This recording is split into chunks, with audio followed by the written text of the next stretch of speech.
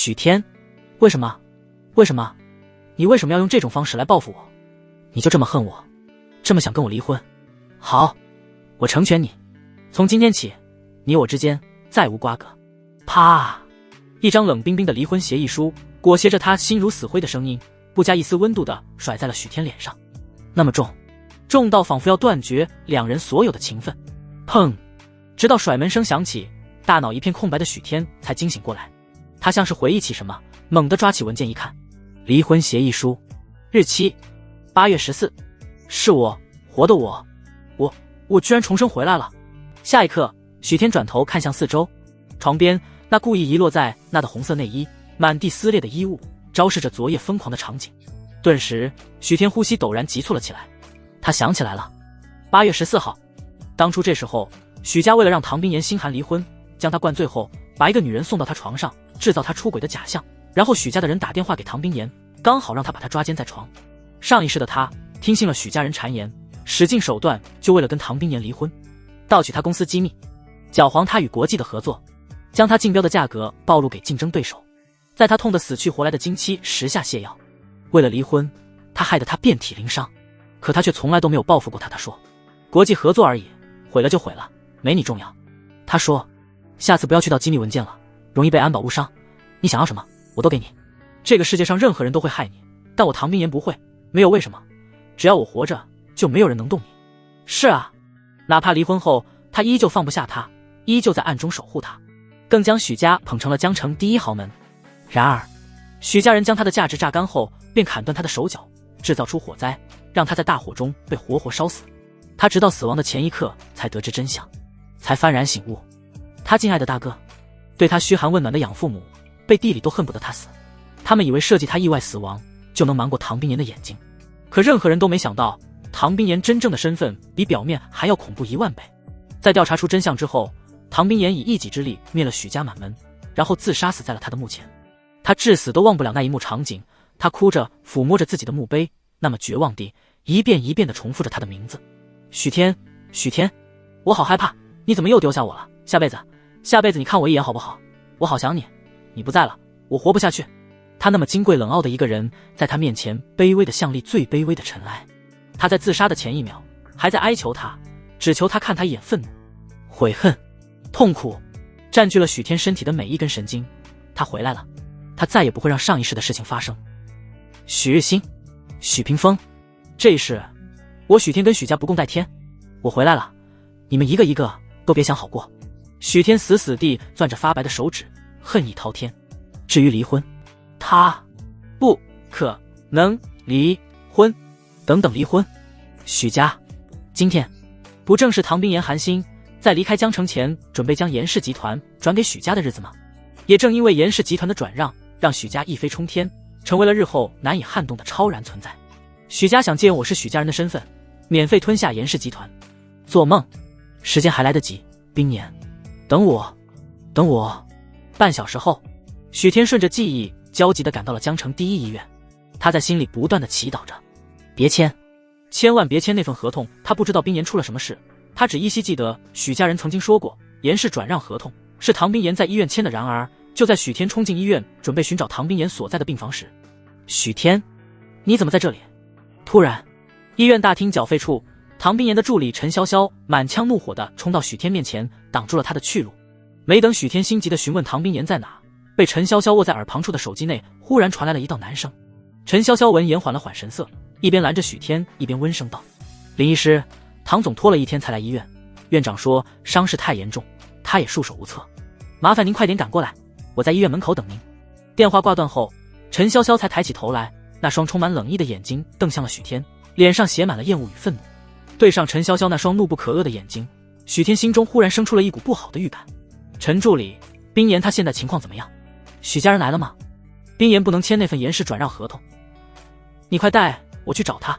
我够了。陈潇潇强忍着心里的怒火，指着医院大门口，一字一字地讽刺道：许天，都到了这时候，你装什么装？唐总情况怎么样？许天，你自己做了什么？你不知道吗？许天闻言面色骤然一白。对了，他记得起来了，昨天晚上许家人为了设计那一场出轨，打电话给远在帝都谈合作的唐冰岩，说他被人打伤了。唐冰岩毫不犹豫丢下合作商，连夜从帝都赶过来江城。结果因为车速太快，在半路中出了车祸。他记得上一世那场车祸挺严重的，唐冰岩因此还留下了案籍。所以昨晚唐冰岩误以为把他抓奸在床，在楼梯道上要他解释的时候，他听了许日新的挑唆，还无情地推了唐冰岩一把。结果那一把直接将出了车祸，还强忍着剧痛的唐冰岩推下了楼。他当场便倒在地上起不来了。可他还以为唐冰岩是在装，是想让他心软。他硬是冷血无情地看着他疼到全身发抖，直至晕迷。他最后笑着问他是不是厌恶他，已经厌恶到可以亲眼看着他死的地步。他回答是。而第二天醒来，唐冰岩就把那张离婚协议书甩在了他脸上。许天不敢想了，他不敢去想那时的唐冰岩心里该有多痛。对不起，我现在就去病房看他，你相信我，我再也不会跟他提离婚这两个字了。许天捏紧手中的离婚协议，心中一阵悔恨。他立即转身便准备去找唐冰岩，可他的话并没有换来陈潇潇的改观，换来的是他的讽刺与冷笑。陈潇潇拦在许天面前吐出的话比以往还要冰冷刺骨。许天，你真的好狠啊，你非要害死唐总才甘心吗？你知道唐总昨天的伤有多严重吗？我今天在检查车的时候，满坐垫全是血。全是血。可他第一时间去的不是医院，而是来找你。他还在傻傻的担心你被打伤严不严重。可是你在干什么？你在跟其他不三不四的女人翻云覆雨。许天，我求你放过他吧，别再伤害他了好吗？他20几年来从来都没有这么卑微过。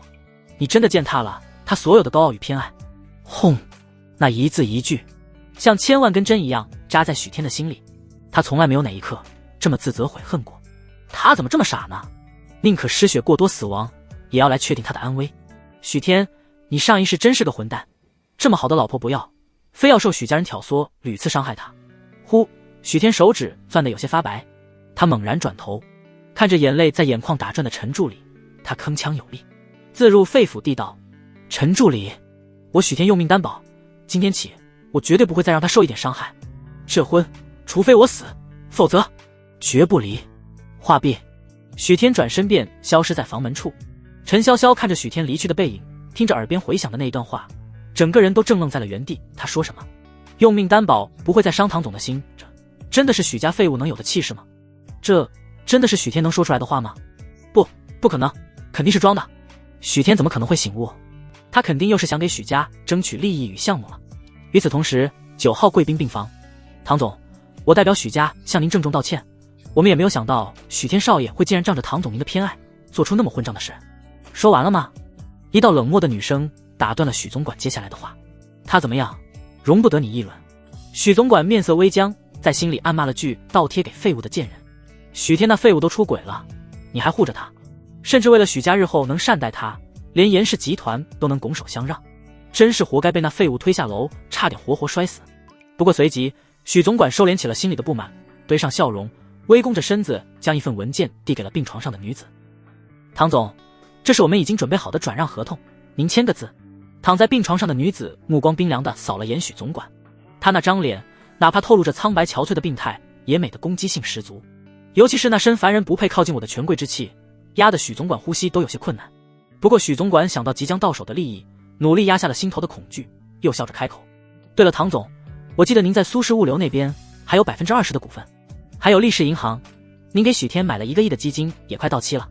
既然您要离开江城了，许天少爷希望您将这些都转给许家，这是合同，您签字就行。唐冰岩的瞳孔里倒映着许总管那得寸进尺的丑陋嘴脸，他虚弱到握着笔的指尖都在颤，那双平静的眼睛审视着笑盈盈的许总管。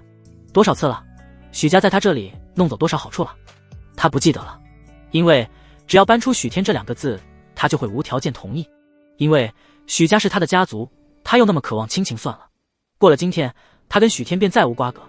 而这些东西本来就是给他的，好，我签。签了这字，什么都结束了，一切都要结束了。唐冰岩指尖微颤，他捏紧笔，就要在转让合同上落下自己的大名。可就在这时，砰！病房门忽然被一股大力推开。许天看着被唐冰岩握在手里的那几份合同，气得呼吸都差点提不上来。他强忍下对许家的憎恨，冷静地看向病床上的女子。瞬间，他眼眶发红，自责到全身都在颤抖。冰岩，右手骨折，膝盖骨裂，背后位置伤上加伤，缝了10几针。他老婆车祸伤得那么严重，前世他竟然会听信许日新这个好大哥的话，觉得他是在装，是想博取他同情。他怎么可以这么混账？你想要的资产，我已经安排好律师转移到你名下了，等办完离婚手续后就可以进行交接。严氏集团也如你所愿转赠给许家，你没必要忍着对我的反感，亲自来确认。你可以走了。唐冰岩没敢抬头去看许天，他怕他多看一眼就会心软的舍不得放他走。他右手微颤的握着笔，佯装镇定的开始签字。然而撕拉撕拉，许天夺过唐冰岩手中的文件，在许总管那一脸鄙夷阴险的目光下，直接撕成了碎片。许总管整个人呆滞了3秒。许天少爷，你疯了？这是严氏集团的转让合同，唐总之前答应过要转给许家的。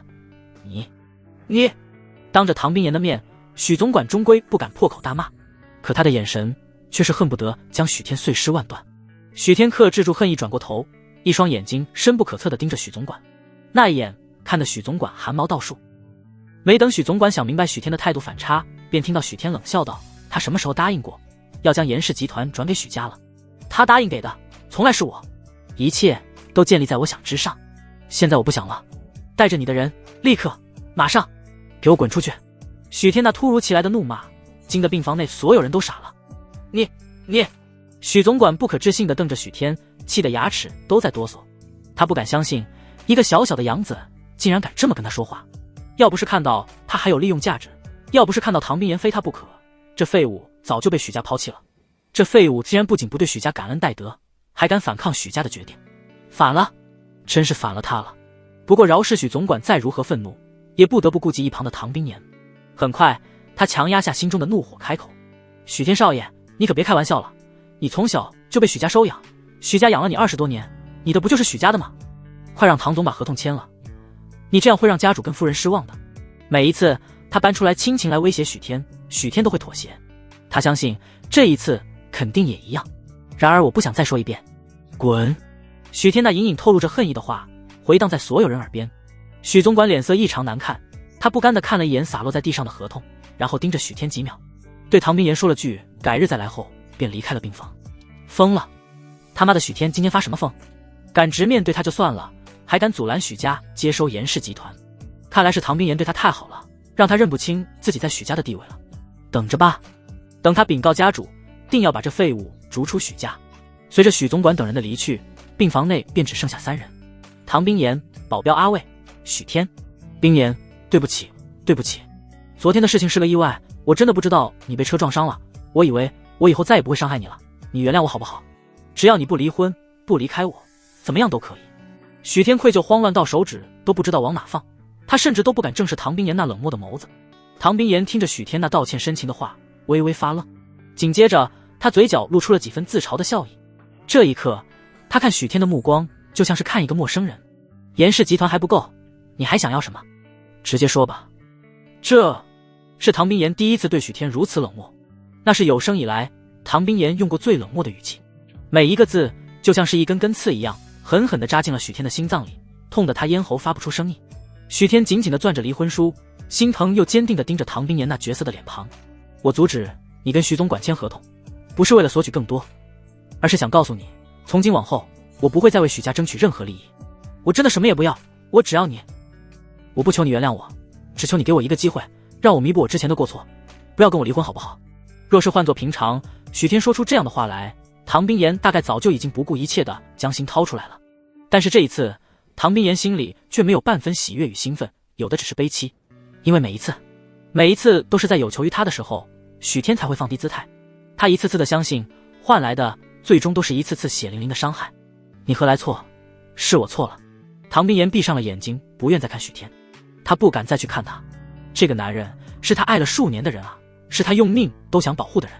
可是昨天他却想要他的命。但是他为什么这么不争气？为什么哪怕昨天晚上他推他下楼，甚至亲眼看着他昏迷致死，他依旧舍不得恨他？有的只是寒心，失望。不过很快唐冰岩收拾好了心情，眸色再次恢复平静。好了，不用说了，既然离婚协议书你带来了，那就签好字交给阿卫吧。你还想要什么？跟阿卫对接，只要我有，我都给你。我累了，签完字你就走吧。说着，唐冰岩看向了旁边的保镖，保镖立即拿出笔挡在了许天面前。许天望着唐冰岩那张苍白的脸，真的好想喊出声。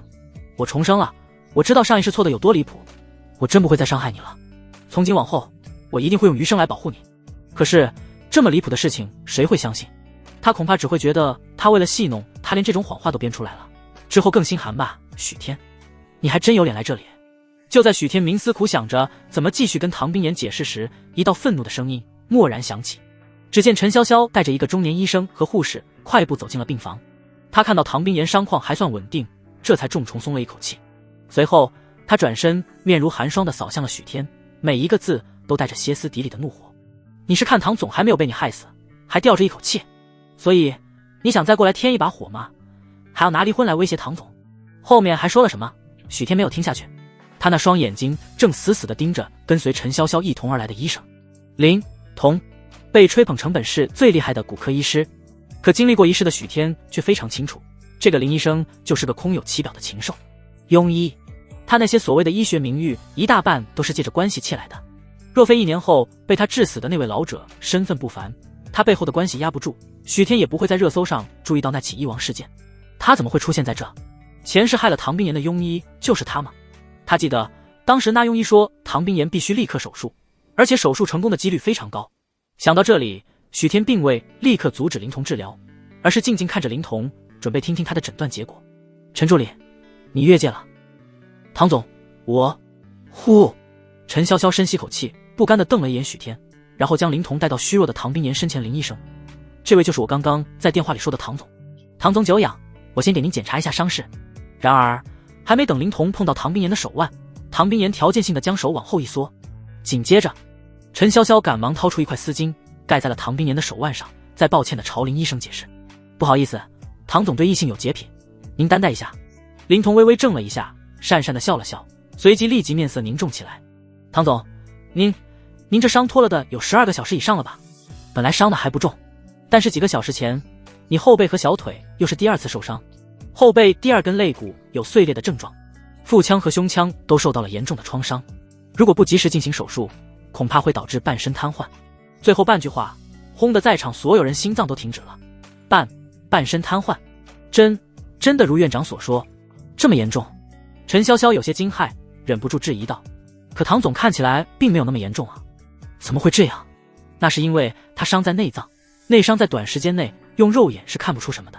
林童看了眼陈潇潇，神情十分木肃，一旦错过了最佳手术时间，恐怕这辈子都只能在轮椅上度过。听着这判决生死的话，陈潇潇跟阿卫2人脸色刷得一片惨白，随即那愤怒的眼神倏然扫看向身体微颤的许天。都是他，要不是他，唐总怎么会伤得这么严重？林童瞧得2人的脸色有些暗暗得意，他可是早便听说唐总身份不凡，今天他展露的这一手医术定然能攀上唐冰岩。这么想着，他轻松笑道，不过你们不用担心，我已经制定了医疗方案，只要唐总配合我们，今晚就可以手术，我有信心保证手术成功率在80%以上。好，麻烦林医生了，还请您赶紧安排手术。陈潇潇已经被半身瘫痪这个词吓到了，几乎毫不犹豫地点头同意，赶紧催着进行手术。唐总放心，这次手术有我在，万无一失。林童喜上眉梢，等手术一成功，他就是唐总的救命恩人，到时候。然而就在陈潇潇准备和林童准备手术事宜的时候，许天猛地抬起头来，脸色阴沉的仿佛要杀人。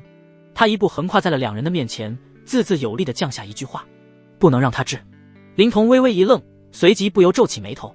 然而没等他开口，陈潇潇直接炸了，不让他治？你就这么迫不及待的想看到唐总半身瘫痪？让开！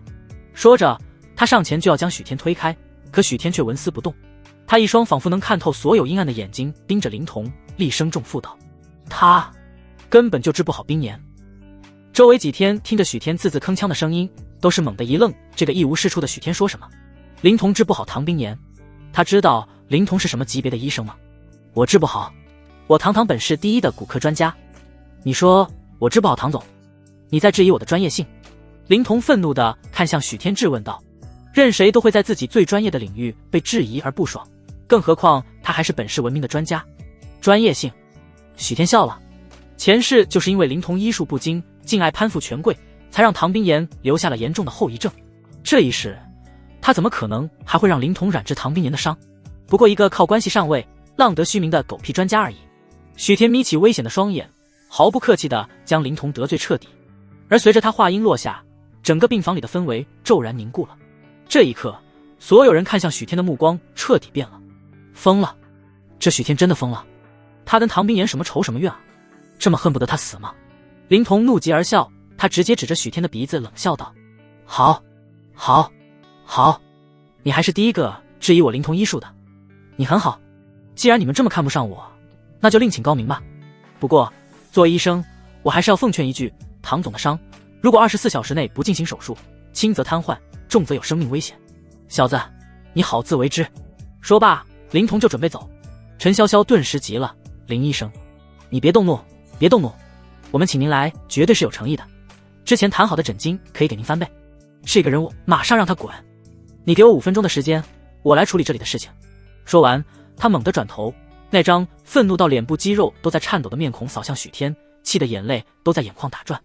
许天，昨天唐总失足摔下楼梯间，你冷眼旁观看着唐总死就算了，现在你还要阻止林医生治疗，你到底还想怎么样？你怎么可以冷血到这种程度？我给你10秒，立刻离开这里，立刻！陈潇潇已经克制不住自己的情绪了，最后一句话接近怒吼。许天知道曾经做的那些错事不配让在场的人相信他，所以他没有再跟陈潇潇多费口舌，而是转头看向了嘴角勾起一丝自嘲与心死的唐冰岩。他心底一颤，语气放柔了几分：冰岩，以前的事情我已经知道错了，我也不求你现在就原谅，我只求你相信我最后一次，相信我，灵童他治不好你，给我1天时间，我一定找来全国最厉害的神医，一定不会让你有事的，就最后一次好不好？唐冰岩那双心如死灰的眼睛就这么静静地看着许天，平静的神情下，心脏早已被数箭穿孔。他看着这个深爱了半辈子的男人，他第一次从他的眼里看到了紧张，看到了担忧与恳求。他怎么会担心他呢？他应该恨不得他早点死，好解除婚姻才对啊！他是疯了吧？竟然还会期待他，能心疼他？相信你，唐总哪一次没有相信你？你的心是黑的吗？你有多无能废物，整个江城都知道。你找来神医，我看你是找来阎王收唐总的命吧。陈潇潇说着，直接拿出手机拨打医院保安的电话。他不想再听许天狡辩什么。然而电话还没拨通，房间内突然撤响起唐冰岩那不容反抗的声音：陈助理，送林医生回去，明天再进行手术。什么？唐总？陈潇潇有些难以置信地看向了唐冰岩，握着手机的手都在颤抖着。他知道唐冰岩有多爱许天，也清楚许天在他心中的地位，可是当年那么睿智无双，冷漠无情，号称商场巾帼的他，现在为了这个混蛋，为了这个废物，竟然连命都不要了吗？哪怕许天曾经无数次的骗他，无数次的伤害他，在生死关头，他依旧选择相信，是吗？你真的要拿命开玩笑吗？陈潇潇心口憋着一股郁气，双目通红的死盯着唐冰岩。唐冰岩又何尝不知道许天的能力，又何尝不清楚他有多讨厌他？可是，他又何曾拒绝过他任何要求？哪怕他从一开始就知道他是在骗他。如果这是你想要的结果，我成全你。去吧，我在这里等你，在你没有回来之前，我不会接受任何治疗的。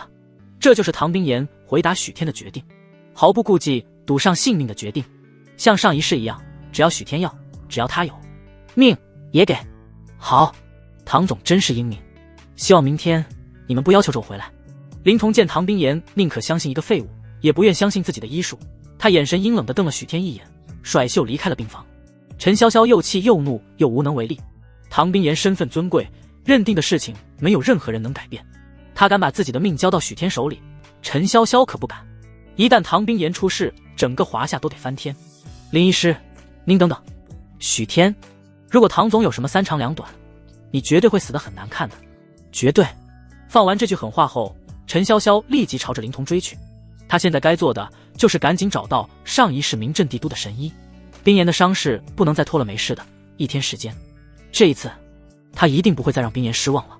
直到许天神情坚定地离开病房，唐冰岩才缓缓睁开眼睛。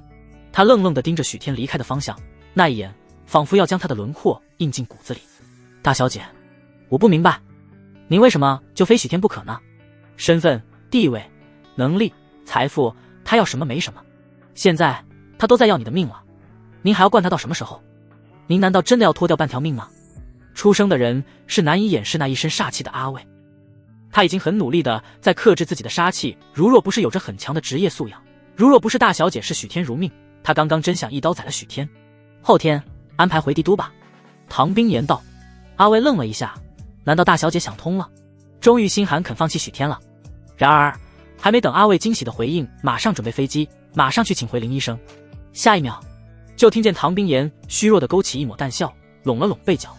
我受伤的事不要告知任何人，不要告诉任何人他的意思是就算他要倒下，也不能倒在有许天的江城，而是要倒在帝都，否则他不在了，家里人会把仇恨撒在许天身上是吗？阿伟愤怒、气愤、憎恨，种种情绪充斥着阿伟的双眼。大小姐就算是死了，还要给许天处理好后事，还怕帝都的人找许天麻烦。可许天呢？许天他在干什么？他在借着大小姐信任，一次一次的想要害死他。许天，你这一次最好别撒谎，如果大小姐真的死了，我就是拼了这条命也不会放过你的。阿伟跟陈助理对自己的不信任，许天并不在乎，他现在满脑子都在回忆神医上一世发生的事情。不知道是不是因为重生的原因，他对前世发生的事情记忆十分深刻。他记得上一世隐于市井的神医最近被大火活活烧死，因为身份的原因还上了热搜，时间好像就是15号。明天几个小时后，许天赶到了江城市长天街的一处小宅院前。小宅十分古朴，木门上方挂着一块黑色的门匾，落着妙手神医4个大字。普通人看到这块门匾恐怕会觉得哗众取宠，可重生一世的许天却清楚，这一块门匾是清朝皇帝亲笔题字赏赐的。张自珍的太爷爷是皇室专用御医，张神医，不管您提什么条件，我都可以满足，还请您救救我儿子，我就那么一个儿子啊！就在许天的眼皮子底下，此时一位看起来非富即贵正在大门前哀求着。许天看到这男人觉得有些眼熟，但一时间又想不起来门前。张自珍小徒弟听到中年男人的哀求，不为所动。我不知道你是怎么找过来这里的，但是我最后说一次，我不管你是什么天大的身份都没用。我师父早在1年前就已经宣布归隐了，他不再接待任何病人。可是中年男子还想要说些什么，迎面而来的便是那重重的一道关门声。他望着那扇紧闭的大门，眼底闪过浓浓的绝望，最后一丝希望就这么没了。院长说还有10天，10天之内找不到医治的人，他儿子必死无疑。老天爷为什么要这么对他？上天都已经夺走他最爱的妻子了，现在连他唯一的儿子也要夺走吗？他就是地位再高又有个屁用，他连儿子都救不了，直到中年男子失魂落魄的离开，许天都没想起在哪见过中年男子。不过他对这人遭拒并不意外，上一世他之所以知道张自珍隐士在江城，是因为一条热搜。明天凌晨5点左右，张自珍被火活活烧死在了这座小宅里。而事情之所以会闹上热搜，完全是因为1年前张自珍致死了一位本就重患的病人。虽然病人家属没有追究责任，但这件意外却成为了张自珍的心病。在那以后，张自珍便从此隐退，再也不医治任何人。在张自珍死后那几天，这件意外事故会被接连扒出。就在网友都指责张自珍是庸医遭了天谴的时候，一条报道突然横空出世。原来1年前那位重患的病人并不是张自珍致死的，而是在张自珍治疗期间，那位病人吃了其他医生开的药，因药物相冲，病人当场死亡。而张自珍地位高，家属又隐瞒此事，敲诈了张自珍几百万后，便大事化小，小事化了。这个致死人的锅自然就背到了张自珍身上。回忆到这里，许天叹了口气，可惜张神医治病救人几10年，却被这种小人误害了，他到死估计都无法释然自己的错误。嘎吱！就在这时，许天身前的大门蓦然被拉开，小徒弟林小目光冷漠地通知道：我师父在1年前已经归隐了，拒不出诊，不要再过来白费力气了。话落，大门砰地被关上。站在门前的许天看着眼前轰然关闭的大门，面上并未露出丝毫愤怒。他知道1年前那场医王事件已经成了张自珍的心病，如果不解开当年的误会，张自珍会出诊才怪。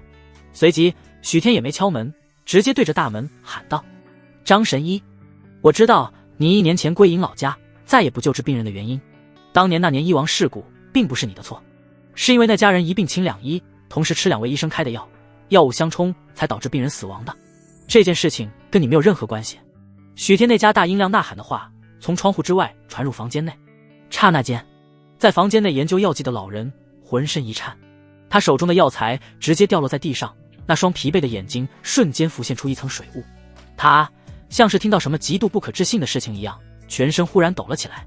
而在柜台后面整理药材的林晓怔了一下，迅速冲到大门处，猛地拉开门。你刚刚说什么？与此同时，诊所里面的小房间传来了一个沙哑而平和的声音：年轻人，你刚刚说1年前的事故跟我没关系。对。张自珍听到许天笃定的语气，缓缓深吸了口气，而后他神色郑重道：不管是不是真的，都多谢提醒，我会找人查清楚的。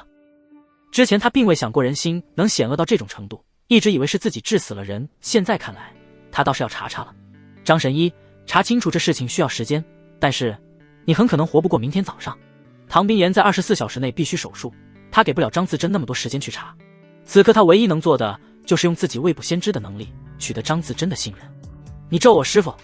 林晓听到许天的话，脸色骤然沉了下来。房间内的张自珍闻言，脸色也是有些难看。刚刚许天的话他都已经信了一半，但此刻听到许天说出他活不过明早这种胡话，他不由自嘲地摇了摇头。果然是他想多了，当年的事情就是他张自珍的错，他怎么还幻想着洗白呢？呵，老人悲凉地摇摇头，就要开口让林晓赶人走。然而就在这时，许天的声音再次响起：张神医，我没开玩笑，如果你不信我，我敢保证你绝对活不过明天早上。如果我这句话是胡说的，我自己活不过明天。字字肯定，铿锵有力。可听到这话的林晓却是勃然大怒，他忽然上前抓着许天的衣领，双眼冒火的怒道：你他妈的在胡说八道什么？我师父好好的怎么会死？你死不死没关系，别咒我师父！林晓一边怒骂着，一边拽着许天的衣领想往大门口拖。嘎吱！也正是此刻，药房的门蓦然被打开，一位出现的七旬老人打断了林晓的动作。放了他，让他说。师父！林晓见到老人，脸色缓和了不少，但他看了一眼许天，还是气愤地道：这人为了请你去治病，竟然诅咒您死，您怎么还让他说？他就是个小人。张自珍警示地看了林晓一眼，然后缓缓摇头，示意林晓不要冲动多话。林晓气得闷哼了一声，也不敢忤逆张自珍，退到了一旁。久仰张神医大名，我是许天。张自珍没有搭话，那双浑浊的眼睛上下打量着许天。很快他眼中露出了些许失望，果然还是太年轻了，看来他刚刚说的那些话只是想引起他的注意罢了。许天，我倒是不曾记得我认识你这号人物。张自珍面上未曾表露出心中的怒气，他盯着许天道：1年前的事情已经过去了，我且不多问，我就问你，你说我活不过明天早上是什么用意？我与你素不相识，你为什么要来我咒我这个年过70的老人？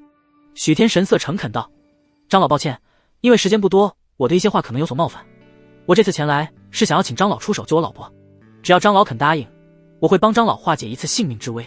就凭你？林晓不屑地瞥了一眼许天，他师父以前不知道帮多少有权有势的人治过病，师父但凡出点危险，不知道有多少人会主动出面帮忙，轮得到他？张自珍听着许天那狂妄自大的话，脸上也没有表露出半分情绪波动，他两眼毫无波澜地看着许天，语气带着一丝不悦地说：我不知道你是怎么找到这里来的，你既然知道我，还知道1年前的事情，想必也了解我的性格。求我治病的人不少，像你这么咒诅我死的还真没一个。不过念在你我相遇也是缘的份上，我给你一个解释的机会。显然张自珍已经动怒了。许天淡然一笑，语气间却是没有丝毫玩笑的意思。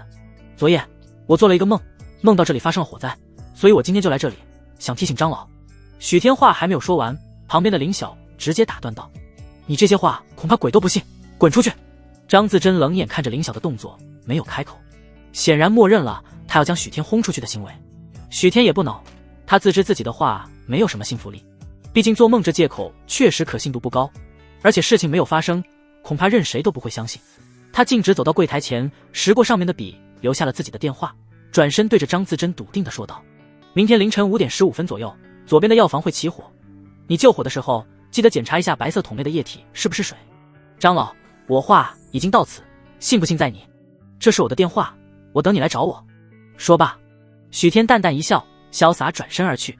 那信誓旦旦的语气，泰然自若的举动，仿佛100%地肯定了火灾一定会发生。而他张自珍如果没有许天的提醒，必然会死于火灾。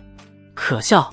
看着张自珍走上前，拿起了许天留下的字条，林晓心里十分愤怒。师父，你刚刚为什么不拦着我？我就应该撕了他的嘴，气死我了！这个小人竟然这么咒你，真以为自己是什么算命大师呢？然而张自珍却扫都没扫纸条上的号码，直接丢进了垃圾桶里。然后他看着浴室就暴躁的徒弟叹息道：好了，没必要跟这种人计较，以后不让他进来就是了。张自珍全然不信的摇摇头，背着手进了药房。什么火灾，一派胡言。凌晨，林晓关上了大门，回到了药房煎药。虽然药房里还有煤气罐，但为了保证药效，保灵堂一直都是用的煤炭煎药。不知道为什么，林晓一走进药房就不自觉想起了许天的话。他白天嘴上虽说不信，但因为许天说的信誓旦旦，还是让他心中不宁。1个小时后，林晓终于煎完药，盖好炉火后，正准备回房去休息。他脑海中又想起了许天的话：我今天晚上不睡了，就守在这个炉子面前，我就不信了。林晓咬了咬牙，干脆就坐在了火炉前，盯着火炉。前半夜的时候，林晓精神很好，可是后半夜凌晨4点钟以后，林晓上下眼皮开始打架，困得不行了。大概到了5点钟左右，林晓就伏在双膝上睡着了过去。林晓并没有察觉到，一股淡淡刺鼻的煤气味缓缓弥漫开来。房子里不知从哪里来了一阵阴风，吹起了火炉里的火星子，落在了窗帘上，瞬间就燃起了火苗。大火一下子烧了起来，浓烟滚滚。睡梦中的林晓迷迷糊糊间就感觉到一阵灼热和呛鼻的烟味，他一下子就惊醒了过来。当他看到房间里燃起了熊熊烈火的时候，整个人都清醒了过来。火，着火了！林晓吓得手忙脚乱，跳到了门口，刚要拿起门口的白桶，他脑海中忽然飞快想起了一句话：记得检查一下白色桶内的液体是不是水。林晓深吸了一口气，打开瓶盖闻了一下，是汽油。林晓顿时手脚一阵冰冷，这是他今天刚去购买的汽油，刚才他一下子慌了神，忘了这茬。那个人没有骗我。林晓心中震撼不已，后背不禁冒出了一阵冷汗。如果没有那个人提醒的话，他刚才可是要用这个来灭火的。呼呼！就在这时，火势再度呼啸而起。林晓也顾不得许天为什么会知道了，他把汽油桶抱了出去，快速接了一桶水。房间里的火势看起来很大，但实际上只是几块窗帘是易燃物品，并没有看起来烧得那么厉害。火苗很快就被扑灭了。不过这间药房也被烧得乌漆八黑的，不成样子。而住在隔壁的张自珍被惊醒了过来，匆匆赶到这边来。他见到药房的情况，那双浑浊的眼睛猛然变色。怎么着火的？就刚才。林晓把整件事情前前后后都说了一遍。说起这一切，林晓自己都感觉到一阵后怕。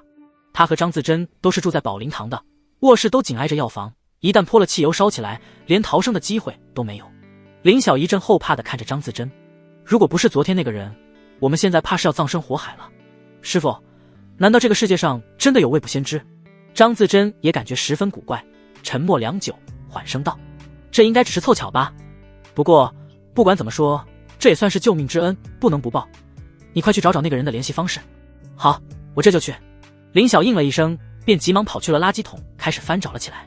另外一边，江城医院，许天提着包了一早上的鸡汤，刚刚来到医院门口，就接到了张自珍的电话。是江城医院，没错。那就麻烦张老亲自跑一趟了。挂断电话，许天长长的呼出了一口气，一直堵在心口的那块石头也算是落地了。张自珍亲自出马，唐冰岩的伤应该不成问题了。许天刚来到唐冰岩病房外的走廊，就见到陈潇潇和保镖阿卫正恳求着林童尽快给唐冰岩手术。很快，陈潇潇就注意到了走过来的许天，他当即柳眉皱起。许天，你不是说要请神医回来吗？我已经请到了，他们在来的路上。许天淡淡道。陈潇潇不屑地冷笑了一声，也懒得跟许天再废话了。许天，你不用再演了，你这么做不就是想要钱吗？阿卫，把钱给他。刷刷刷。陈潇潇话音落下，阿卫转头示意一眼，4个保镖把手里的箱子齐刷刷地打开，顿时一沓一沓鲜红的钞票暴露在了许天面前。许天，只要林医生给唐总手术，唐总很快就能恢复了，只要你同意立即手术，这些钱就都是你的了。许天淡淡扫了那几箱子钞票一眼，眸光没有丝毫波动。我不要钱，不要钱，1000万不够。呵呵，胃口变大了是吧？好好，这里有一张美金支票，你想要多少钱随便填。说着，陈潇潇直接从包包里面拿出了一张支票，啪的一声重重地拍在了许天面前。够了吗？若是换作平时，陈潇潇说什么也不会给许天1分钱，但是现在他也是没有办法了。唐冰岩已经昏迷了，除非是唐冰岩的亲属签字，不然没有人敢给唐冰岩动手术。而唐冰岩的亲人都在帝都，现在能作为亲属签字的唯有许天。许天眉头微皱，连看都没有看一眼支票。他现在也懒得跟陈潇潇说什么了，直接与陈潇潇擦肩而过，径直地朝着贵宾病房走去。许天，你到底还想要什么？能救唐总的人只有灵童医生，唐总现在已经昏迷了，再不做手术，他就支撑不下去了。许天，一日夫700日恩，你的良心真的被狗吃了。陈潇潇又怒又急的声音让许天心底猛然一沉。冰妍昏迷了，他没时间多想，第一时间跑向了唐冰妍的病房。先生，病人情况危险，你现在不能进去。门口的护士拦住了许天。许天透过门上的探视玻璃，见到唐冰妍脸色苍白的躺在床上，虚弱到了极点，连呼吸机都用上了。哪怕是许天不懂医术，也能够看出来唐冰妍现在的状态有多不好。许天，你看到了吧？如果不是你阻拦灵童医生给唐总手术，唐总又怎么会变成现在这样？现在给我把字签了。说着，陈潇潇就要将手术协议输色进许天手里。滚开！陈潇潇被许天周身瞬间散发出的冰寒气势吓得浑身一哆嗦，下意识闭上了嘴。许天没理会陈潇潇，直接走向一边，同时拨通了张自珍的号码。不远处，灵童看着许天朝着他走了过来，嘴角扬起了得意的笑容。许天昨天说的信誓旦旦要找什么神医，当着那么多人的面让他丢面子，现在怎么样？神医没有找着，还是要过来求他。不过现在想要求他动手术可没有那么容易了。这一次他非要许天跪下来求他不可。想到这里，灵童脸上笑容连起，冷笑着瞥向了走来的许天。许天，现在只有我能救唐总，但你现在想求我出手可没有那么容易了。许天闻言脚步一顿，接着他看傻逼一般扫了灵童一眼，而后直接将之无视，从他身边走了过去。灵童看着跟自己擦肩而过的许天，猛地愣在了原地。这什么情况？许天不是过来求他的吗？灵童看着许天的背影，只觉刚刚许天那看向他的一眼像个无形的巴掌，狠狠抽在了他脸上。他眼睛死死盯着许天，近乎一字一顿道：真是巴不得唐冰妍死吗？整个江城没有比我医术更高的专家，以唐冰妍现在的状态，至少能撑到他跟你约定的24小时之后。等我治好了他，我倒要看看他还护不护着你这想要他死的废物。没过多久，张自珍穿着洗到发白的唐衣，带着林晓匆匆赶到了医院。许天当即快步迎了上去。张老，病人在哪？张自珍没有任何废话，直接开门见山道：跟我来。许天直接带着张自珍快步走向了唐冰妍的病房。走廊上，陈潇潇看到张自珍的衣着，不由得皱起了眉头，问道：林医生，你认识他吗？不认识。林童缓缓地摇了摇头，嘴角露出了几分嘲讽的笑容。陈助理，我在江城还算是有几分薄名，不说整个华夏的专家都认识，但市里省里的专家我全不认识。这个人我连见都没有见过。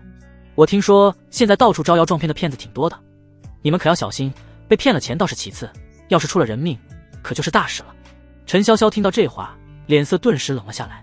他也见过不少医术高明的专家，可张自珍不管是衣着还是外貌，根本就和神医这2个字完全不沾边。这样的人能救唐总，他除非傻了才会信。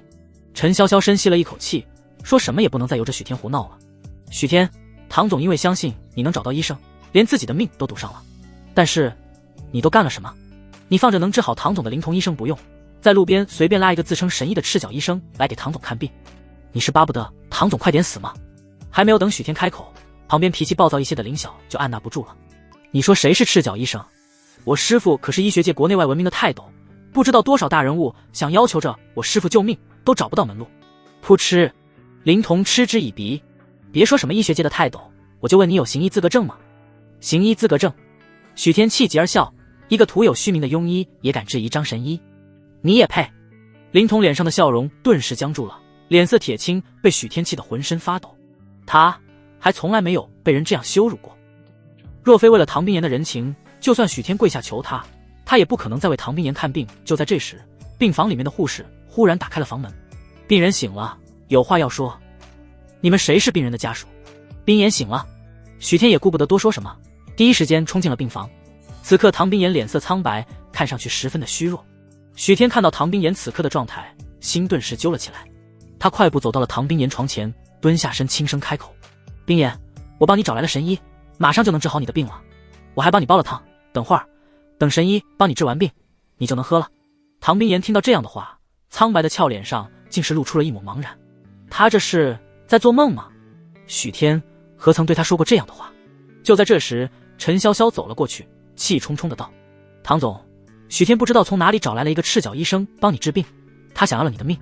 闻言，唐冰妍目光渐渐恢复清明，随之他眸中露出了一抹苦笑。不管是前天许天的冷漠，还是以前的种种，他都有理由相信许天能做出这样的事情。冰言，我这次找来的真的是位神医，他能治好你，相信我。唐总，许天是什么样的人，你应该比我更了解。陈潇潇也连忙道：唐总，我求你了，同意林童医生给你手术吧。现在只有他能救你，只要你同意了，你的身体很快就能恢复了。唐冰言看了一眼陈潇潇，再看了看许天，心中叹息了一声，让他找来的神医给我治吧。陈潇潇和阿卫几人闻言齐刷变了脸色。唐总，不能让他喊来的神医治，您不能拿生命冒险啊！林童医生就在这，只有林童医生能治好您啊！我说过，不管他想要什么，我都会给。唐冰言美眸缓缓睁开，哪怕现在的他一脸病态，也能够让人感受到那股不容置否的决然。没有人能够违背他的意思。唐总，陈潇潇心中苦涩到了极点。许天到底给唐总灌了什么迷魂汤？唐总相信许天的程度，怎么可以到连自己的命都不要的程度？可陈潇潇也知道唐冰言的性格，一旦唐冰言做出的决定，谁也无法再让他改变。就像是当初唐冰言和许天结婚，连唐家的长辈们，唐冰言都敢忤逆，更何况是他。最终，陈潇潇咬了咬牙，也没有再多做无用的劝说。身为唐冰言的助理，他要做的就是贯彻唐冰言的指令，哪怕明知唐冰言的指令是错误的。林医生，跟我出来一下，我有事跟你说。陈潇潇跟林童说了一声，便率先离开了病房。他现在要做的不是劝说，而是补救。林童跟了上去，阿卫犹豫了一下，心里默默地叹息了一声，而后跟着一起离开了。在经过许天身旁的时候，他微微驻足，神色阴寒道：许天，如果唐总有事，你今天走不出江城医院。说罢，阿卫也带着几个保镖离开了病房。许天并没有在意其他人的话，现在的他眼里和心里都只有唐冰言一个。冰言，相信我，你一定会好起来。唐冰言闻言只是笑了笑，没说什么。许天说完便起身给张自珍让出了位置。张老，麻烦了。许先生放心，从望诊看，只是内伤，待我针灸过后不会有太大问题的。张自珍缓声道。许天听到张自珍的话，心绪稳定了不少，因为知道治疗需要绝对的安静。许天犹豫了一瞬后，还是离开了病房。病房外面，陈潇潇和林童一边盯着病房里的情况，一边谈话。林医生，等会儿如果有治疗事故发生，还希望你能够第一时间进行手术抢救。陈潇潇道。林童点了点头。陈助理放心，只要我在，不会让唐总出事的。陈潇潇心这才放下了几分。还好林童医生没被许天那废物气走，只要林童医生在，唐总应该会没事的。这时许天恰好从病房里走了出来。陈潇潇猛地抬头对着他看了过去，他看向许天的眼神恨不得撕了他。许天，你就是一个混蛋，放着能治好唐总的林童医生，不用非要用个庸医。唐总要是出事了，我要你给他陪葬。许天闻言扫向他，如果因为你在这里废话影响了里面的治疗，也没必要继续待在冰言身边了。你……陈潇潇被气得用力攥紧了拳头，随即他看了一眼身旁明明医术超然，却因为许天的阻拦没有用武之地的林童，气得想把许天这成事不足败事有余的废物千刀万剐。而这时病房里面，张自珍已经开始施针了。陈潇潇见林童盯着病房内，也对着里面看了一眼，而后他担忧地皱了皱眉。林医生，你不是说要动手术，针灸能行？陈助理，唐总之前之所以昏迷，就是因为腹部内脏破损，内腹有淤血，阻塞血液循环。说着，林童摇了摇头，单只是依靠针灸，无法将体内的淤血排出，很可能会让病情变得更严重。陈潇潇脸色骤然一变。停下！许天立刻让里面的庸医停下。林童医生，这里只有你能救唐总了，快去救唐总，你快过去代替那个庸医救唐总。许天皱眉，闭嘴。陈潇潇情急之下抬手就要挥开许天冲进病房，然而就在这时，病房内张自珍突然拔出了一根银针，顿时一股黑紫的血液就顺着唐冰言的腹部流了出来，淤血被排出来了。林童双眼蓦然睁大，面上露出了极度的难以置信。怎么可能？唐冰言体内的淤血怎么可能光凭几根银针就能排出来？不对，有人可以用银针做到那种人被称之为国医，但整个华夏国医数量一只手都数得过来，这种级别的存在，就连江城最顶尖的大人物都未必能请到，许天这废物怎么可能请得来？林医生，这是怎么回事？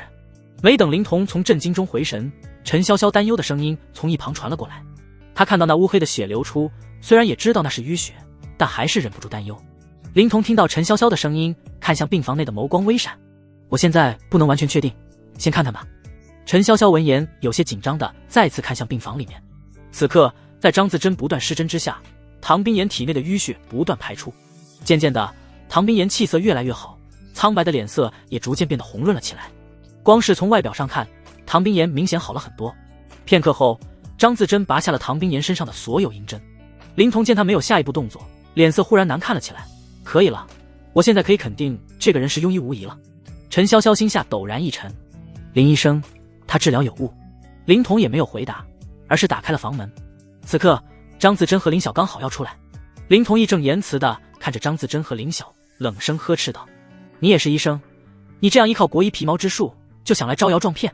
华夏国医正是因为有你们这样的骗子，才会走到今天这样逐渐衰落的地步。”张自珍和林晓都愣了一下。林晓年轻一些，年轻气盛，根本受不住气。他刚要理论几句，但还没有开口，就被张自珍拉住了。张自珍淡淡地看着林童，道：“你说的对，国医博大精深，我确实只是学了一些皮毛而已，不知道你有什么高见。”呵，林童嗤笑一声，高见不敢当，但常识性的东西，但凡学医的都懂。想必你也是知道病人内脏破损，你以为就给病人排出淤血就够了吗？难道不需要缝合内脏？有几分手段就敢自称神医？无耻！你这不是救人，而是在害人。张自珍闻言，那张皱纹斑斑的老脸上古井无波，反而饶有意味地看着林童，问道：“内脏破损必须要缝合，难道不需要吗？”林童讥笑：“如若不缝合，病人出现第二次大出血怎么办？你也大小算半个医者，难道不知道以病人淤血的情况来判定病人内脏损伤程度如何？”这下饶是张自珍再淡然都被气笑了。如你所言，但凡内脏破损少许，便要开膛破肚，这就是对病人负责。无知！张自珍一甩袖子，直接从林童身边走了过去。没等林童反应，张自珍小徒弟林晓看着林童，那目光宛如在看一个白痴。从脉象看，病人内脏的破损程度远没有到需要缝合的地步，否则你觉得他能活到现在？刷！林晓话音落下的瞬间，林童脸色刷得一白。在西医的认知里，绝大多数内脏受伤都需要缝合，但他却忘了，西医的缝合大多是为了保险起见。若是华夏的国医能准确判断内脏受伤程度，伤口细小的话是不需要缝合的。这位许天那废物请来的，竟然真的是华夏的国医。没等林童从震惊中回神，张自珍拿着一张早就写好了的药方交给了许天：“你按照这个药方去给他抓药，如果能找到药方上那2味药材，不出半月便可恢复如初；如果找不到那2味药，就用这2种药材代替，只是效果差了些，恢复时间会更长一些。”陈潇潇闻言当即看向了药方，之后连忙开口：“这2味药帝都本家的药方刚好就有，药方给我吧，本家药方的药质量都比市面上的高很多，我让他们一起送过来。”张自珍微微点头，直接将药方交给了陈潇潇，而后他看向许天笑道：“许先生，这边没事了，我就先回去了，如果许先生有所需要，尽管开口便是。”许天点了点头：“好，我送张老。”说完，许天便送着张自珍2人离开了医院走廊。陈潇潇看着几人离去的背影，犹豫了一下，还是来到了林童面前：“林医生，你看看这药方有没有问题？”相比许天带来的医生，他更相信医术精湛的林童。“好，我看看。”林童带着几分好奇接过了药方。这是……当林童看完方，内心骤然掀起了一阵惊涛骇浪。衡量一个国医是否厉害，除去医疗手段和问诊手段之外，最重要的就是药方了。张自珍这一张药方，哪怕不是国医的林童都能够看得清楚明白，能够感受到这份药方的重量。这绝对不是一个赤脚医生就能够开出来的药方，这绝对是一个国医大手。想想先前他竟然还询问这样一位国医大手有没有行医资格证，林童只觉脸上一阵火辣辣的疼。“林医生，怎么了？”陈潇潇见到林童神色不对，不禁疑惑道：“没事。”林童回过神来，连忙压下了心中所想。虽然张自珍的这张药方非同凡响，但林童也是江城医学界顶尖的专家，他自然不可能在陈潇潇的面前表露出自己技不如人。尤其就是在陈潇潇这样的人面前，他虽然不知道那位唐总具体什么来头，但他却也了解几分。唐冰岩的背景很大，若想搭上这层关系，也必须展露出自己的价值来。只是张自珍这张药方以他的眼光来看，应该是最为完美的，他看不出半点问题。犹豫良久，林童心里暗暗咬牙，做出了决定。而后他面色肃然道：“药方有很大的问题，这几味药材药性相克，如果给唐总服用，会导致病情恶化，必须换药。”“什么？”陈潇潇呼吸陡然一紧。“药性相克会导致病情恶化。”林医生，那现在唐总的病该怎么办？陈潇潇连忙紧张地问道。“我改一下3味药材，这药方便是能治好唐总的良药。林童一边说着，一边从胸口口袋里拿出了圆珠笔，划掉了3味药材，写上了另外几味药材。陈潇潇看着林童沉着稳重的模样，心下顿时安定了下来。而后他心里微微松了一口气，幸亏给林医生看看，不然怕是会出现大问题。还好有林医生在，不然唐总真要被许天找来的那个乞丐庸医害死了。果然，那许天就是个成事不足败事有余的蠢货。林童看到陈潇潇的模样，不由淡淡一笑。他更改的这3味药材，在外行看起来像是更改了许多，可内行一看就知道这3味药材药效相差不多。他此举虽然有些风险，但以他的经验来看，更改这3味药材并不会对药方有太多的影响，问题不是很大。最重要的是，他这样做能够向陈潇潇表明，他的医术远在张自珍之上，最好的展现自己的价值。送张自珍离开的路上，许天和张自珍聊了几句后，张自珍迟疑了一下，仍是忍不住问道：许先生，你昨天能告诉我的那些，真的是因为做了个梦？张自珍并没有怀疑许天放火，原因很简单，诊所的后房没有后门，许天想要放火的话，只有从前门进去。再加上林晓当天晚上就在后房里，许天想要悄然无息的放火，根本就是不可能的。可是许天究竟是怎么知道他们诊所会起火的？要说做梦，他还真不相信。许天淡淡一笑，其实张老也可以理解为我有未卜先知的能力。未卜先知？张自珍愣了一下，这世上真的存在这种科学完全无法解释的能力吗？张自珍没有想明白，也知道许天不愿多说，摇了摇头，也没有再追问。不管许天是怎么知道的，这个恩情张自珍是记下了。许先生有时间可以来诊所坐坐。许天笑了笑，一定。许天送走了张自珍2人以后，刚想要回病房，背后忽然传来了一道清脆的喊声：天哥！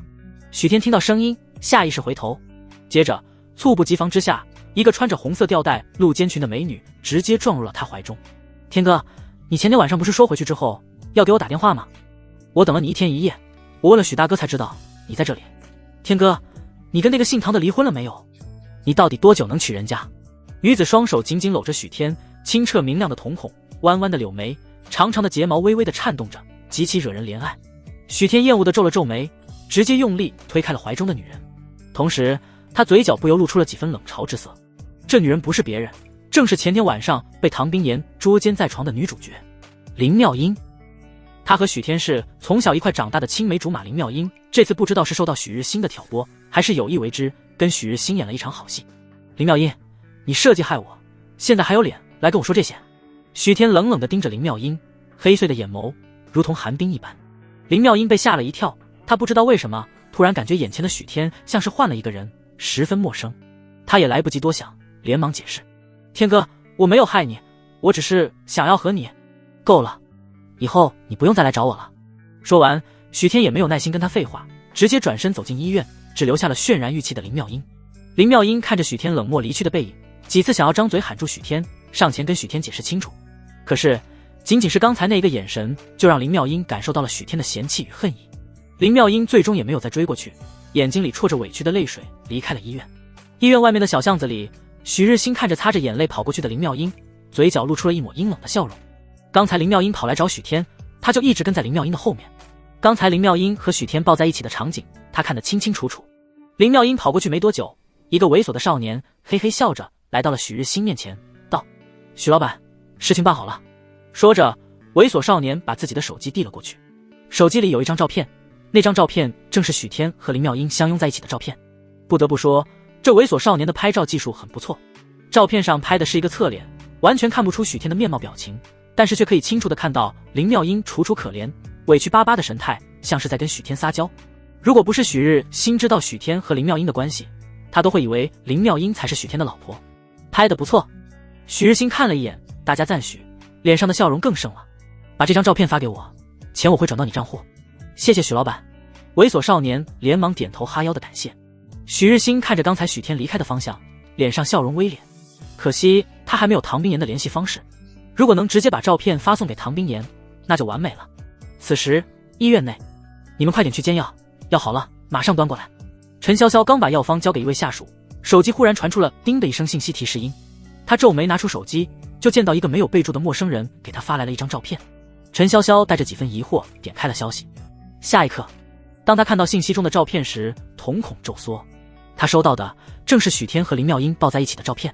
许天，陈潇潇死死地捏着手机，小手控制不住地颤抖着，因为用力太大，他手都捏得有些发白。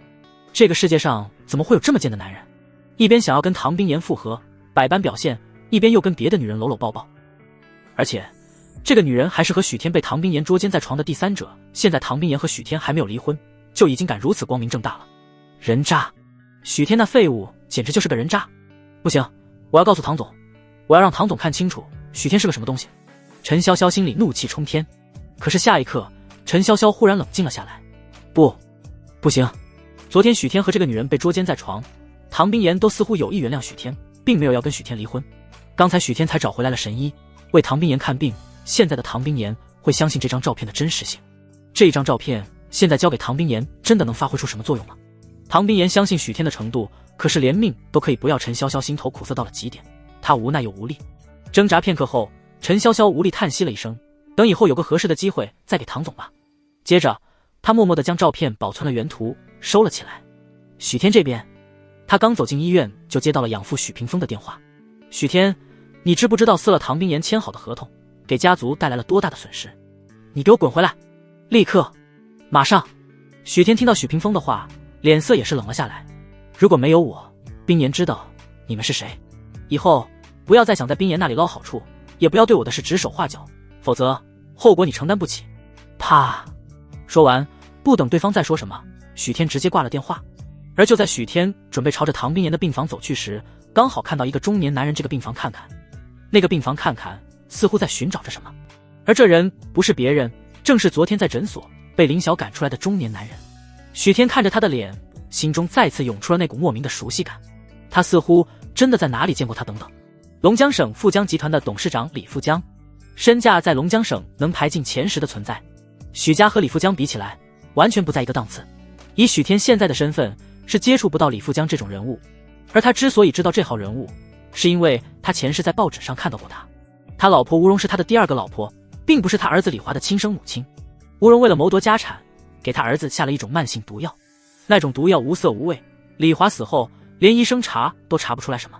但李富江不甘心，花费巨大代价请来了一位国医，最终查出了导致他儿子死亡的毒药，还到处了解药，只是在当时已经迟了。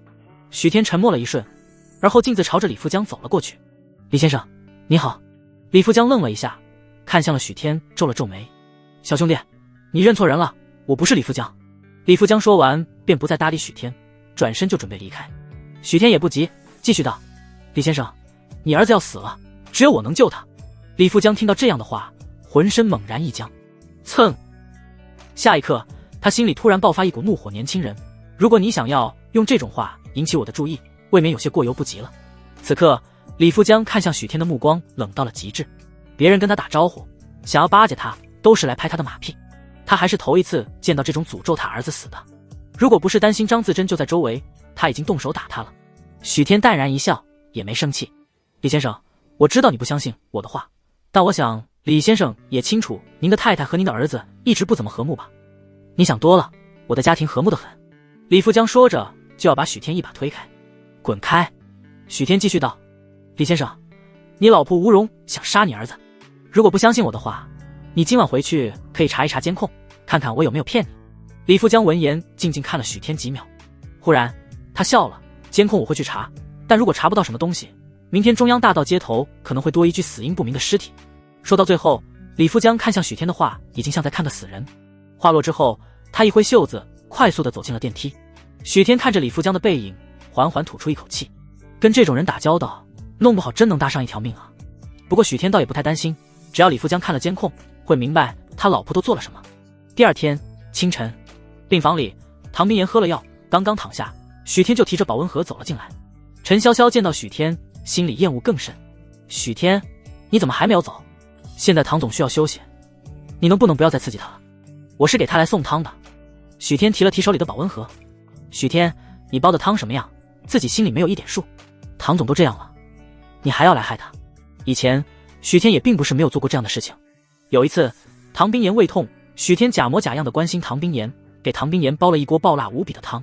但唐冰妍把这些都当做了许天对她的关心，全部照喝不误，最后差点进医院。潇潇，让他把汤端过来吧。唐冰妍开口道。陈潇潇闻言气得不行，他想不明白，唐冰岩在商业圈里号称商业女王，可为什么在许天这里就完全没了在商场的智慧无双、果断决然？可陈潇潇不想在这时候刺激唐冰岩，他有些气恼地朝一旁道：“阿卫，你来试试这汤有没有问题？”阿卫也没有废话，从许天手里拿过了保温盒，打开后倒出了一小碗，一饮而尽。他也算是唐冰岩身边的人了，对于许天以前做的那些荒唐事，基本上全都知道。他原本以为许天这次煲的汤还会像以前一样难喝，可是他刚刚喝下一口，就感觉这鸡汤鲜而不腻，咸淡宜佳。阿卫见许天一脸温和笑容的模样，不禁有些犯嘀咕：“这真的是你煲的汤？”陈潇潇看到阿卫神色古怪，连忙问道：“怎么样，有问题？”“没有。”阿卫神色复杂的摇了摇头。“怎么可能？”陈潇潇不相信自己亲自上前试汤，喝了一小口后也有些意外，这鸡汤难得的好喝，难道他改变战术了？想先感动唐冰岩，再戳他一刀。许天通过两人的神色，也大抵能够猜出两人的心理。他也不跟两人解释什么，端着汤就走到了病床前坐了下来。“冰岩，我喂你喝。”许天柔和地看着唐冰岩，语气十分的温柔。唐冰岩都不禁愣了一下。以前许天每次跟他说话都是冷眼相视，哪里用过这么温和的语气？唐冰岩看了许天几秒后，神色淡漠的点了点头。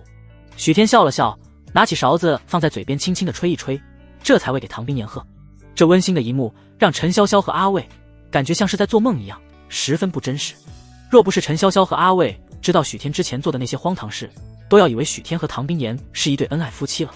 唐冰岩在喝了几口汤后，眼神有些复杂道：“许天，你其实不用这样，我能够给你的已经全部给你了，如果你想要更多，我给不了了。”许天温和一笑，微微摇头：“我不想要什么，我只想你快点康复。”唐冰岩看着许天，眸底映出了一抹明显的情绪波动。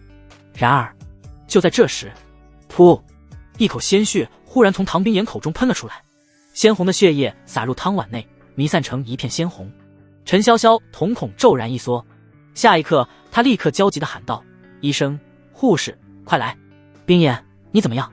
许天也慌了。“滚开！”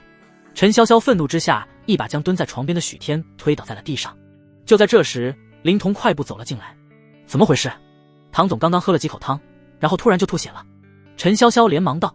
林童闻言心下一颤，不会是他改了3种药材的原因吧？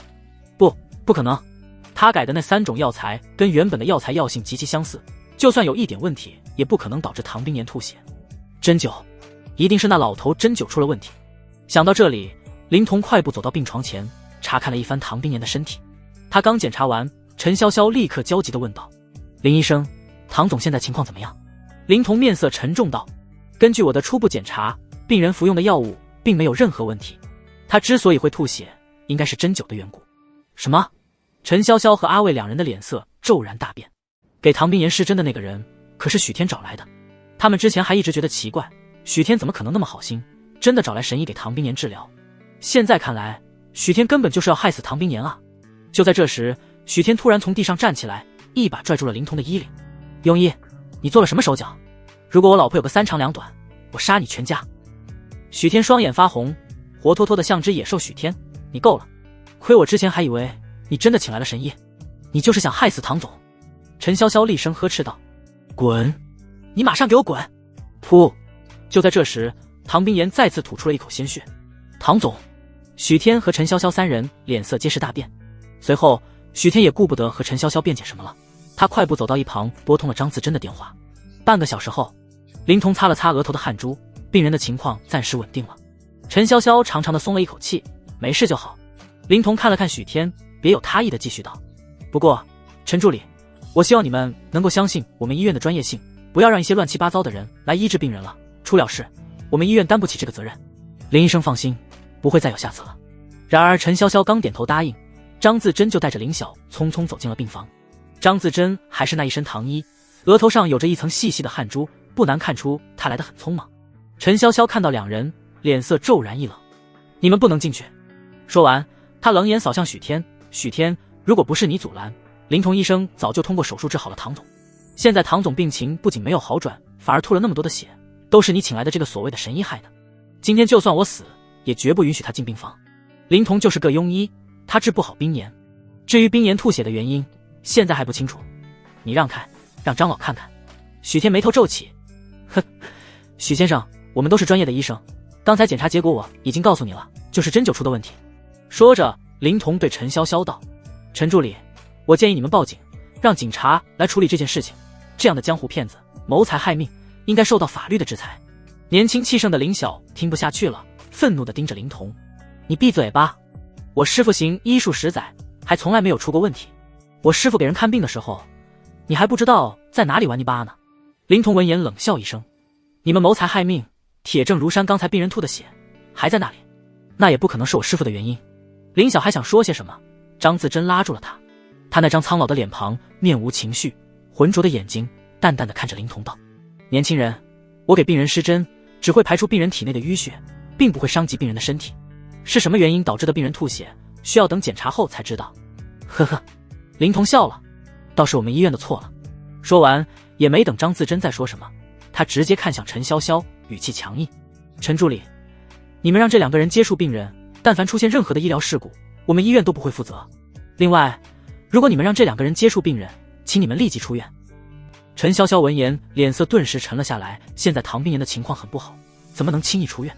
他直接抬手指向张自珍2人，冷声道：“请你们立即离开这里，否则我就报警了。”许天面色有些难看了：“陈潇潇，你闹够了没有？”陈潇潇说他混蛋，骂他，鄙视他，他都可以不计较。毕竟他清楚，在他重生之前，他的的确确是一个不折不扣的混蛋。可是陈潇潇要阻拦张自珍给唐冰岩看病，这一点他绝不退让。呵呵，我胡闹，我没有资格阻拦。陈潇潇怒极反笑：“你这恶人先告状的本事，真是一直都没变啊！许天，不想进局子的话，你跟着他们2个一起滚出去。”许天看到陈潇潇这态度，也彻底火了：“陈潇潇，我在法律上还是冰岩的丈夫，我是他的亲属，我有权利决定让谁给他治疗，都给我让开！”你……陈潇潇听到许天的话，有些气结。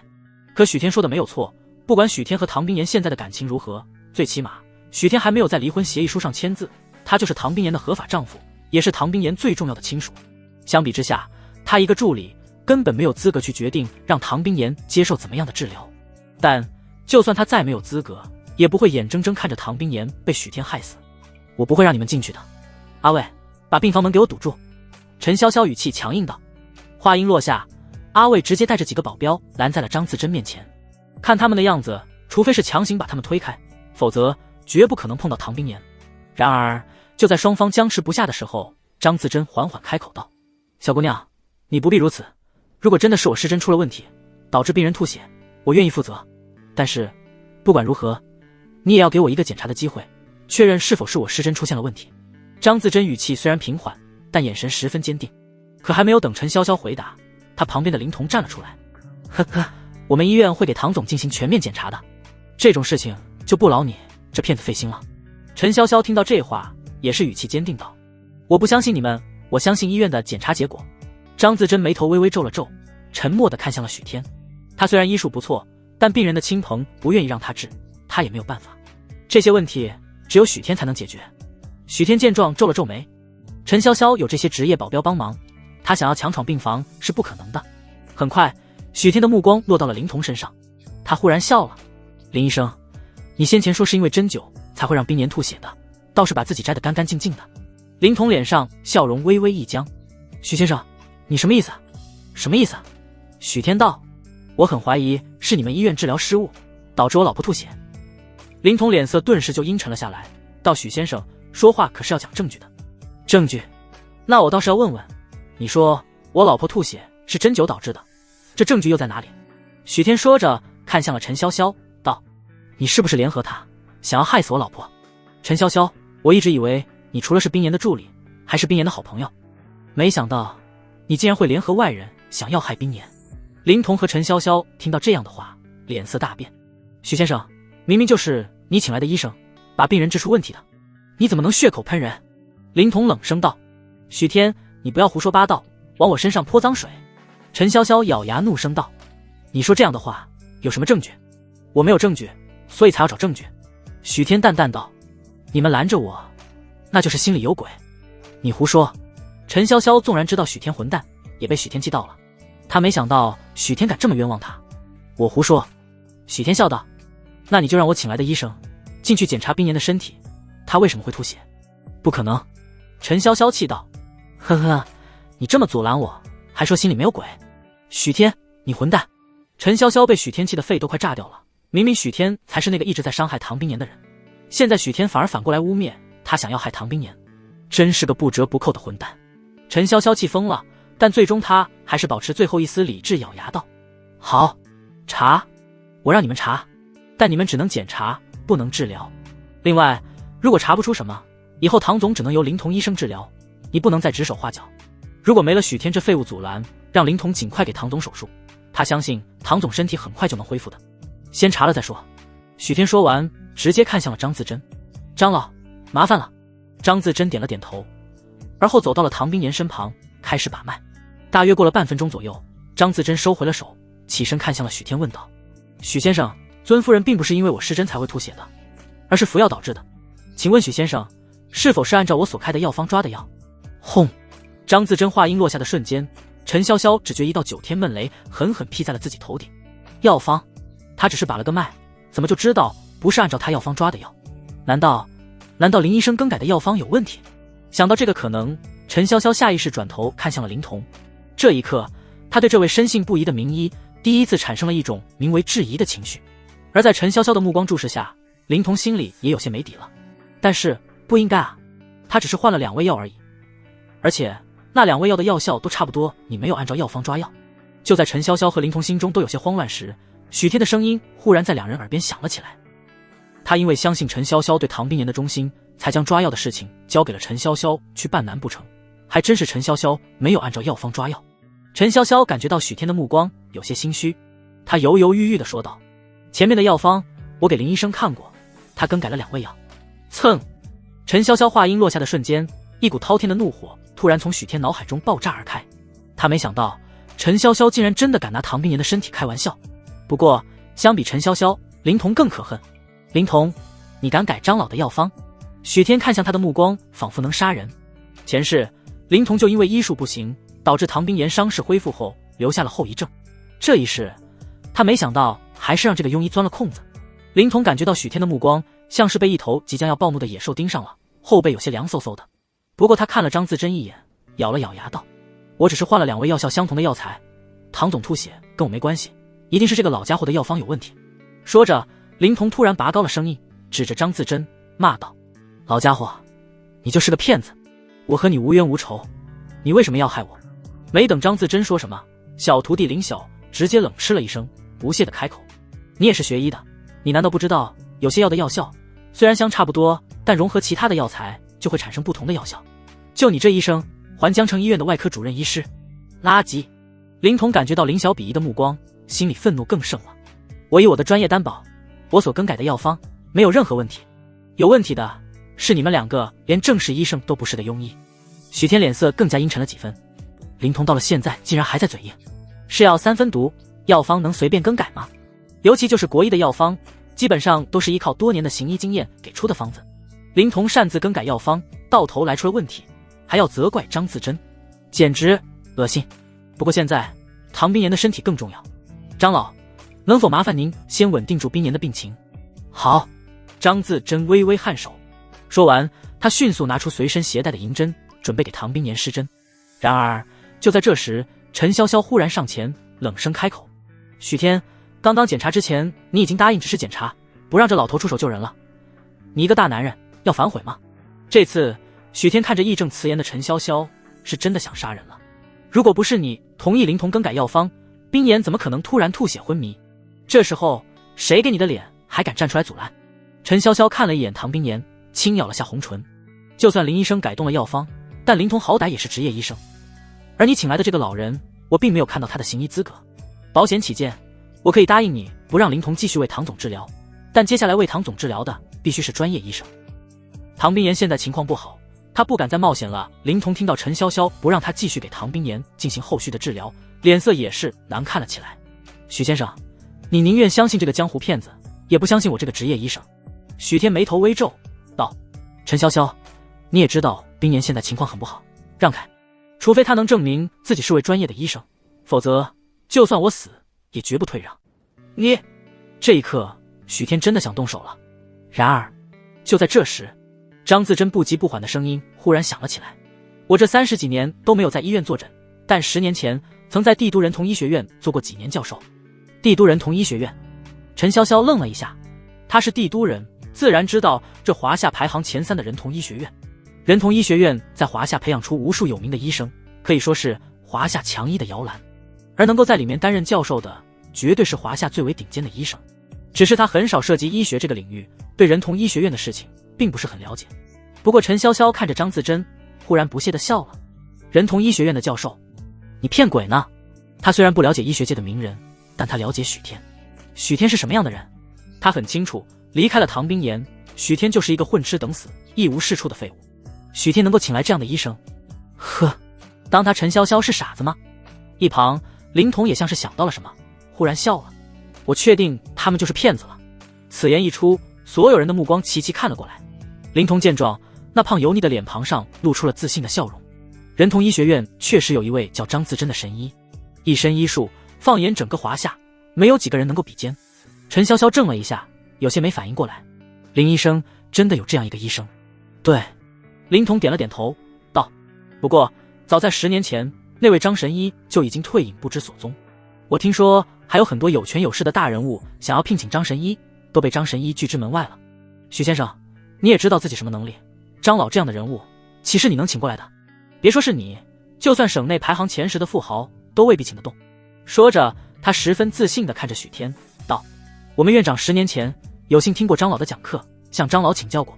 如果你不相信，我可以请我们院长来。现在林童几乎已经确信了，眼前的张自珍就是打着张神医的幌子，到处招摇撞骗。骗子无疑。张自珍眉头一挑，是吗？他并不认识江城医院的院长，因为当年太多人听过他的讲课了。他认识的基本上是华夏顶尖的医生，至于向他请教过问题的，更是数不胜数，甚至很多人他连名字都不知道。然而张自珍挑眉这一举动，在林童眼中就像是张自珍心虚了。林童更加得意了，老骗子，你现在没话说了吧？张自珍淡淡的扫了林童一眼，既然你们院长见过我，就让他来，看看他认不认识我。呵呵，行骗被揭穿了，还要嘴硬，到底是吧？你们这些江湖骗子，真给我们这些职业医生抹黑。你在这里等着别走，我去请院长来揭穿你的真面目。说完，林童冷冷看了张自珍一眼，快步走向了电梯。张自珍也没有拦着，小徒弟林晓嘲讽的轻笑了一声，也没有说话。而陈潇潇见到林童这般自信，再加之他本来就相信林童，现在更加确信了一些张自珍是骗子。他冷冷看了一眼许天，等唐总醒过来，我会把这件事情如实告诉他的。陈潇潇道：记得连同你让林童改药方的事情一起说了。你……陈潇潇被许天淡淡一句话对得想吐血，却是因为这是事实，再憋屈也得打碎牙齿往肚子里咽。大概10分钟左右，林童就带着一个身穿白大褂，头发有些花白，看上去50多岁的医生出了电梯。此人正是江城医院的院长。院长在听林童说有人冒充张自珍行骗的时候，十分愤慨。原因无他，他曾经向张自珍请教过医学上的问题，不管张自珍认不认，他都算张自珍半个学生。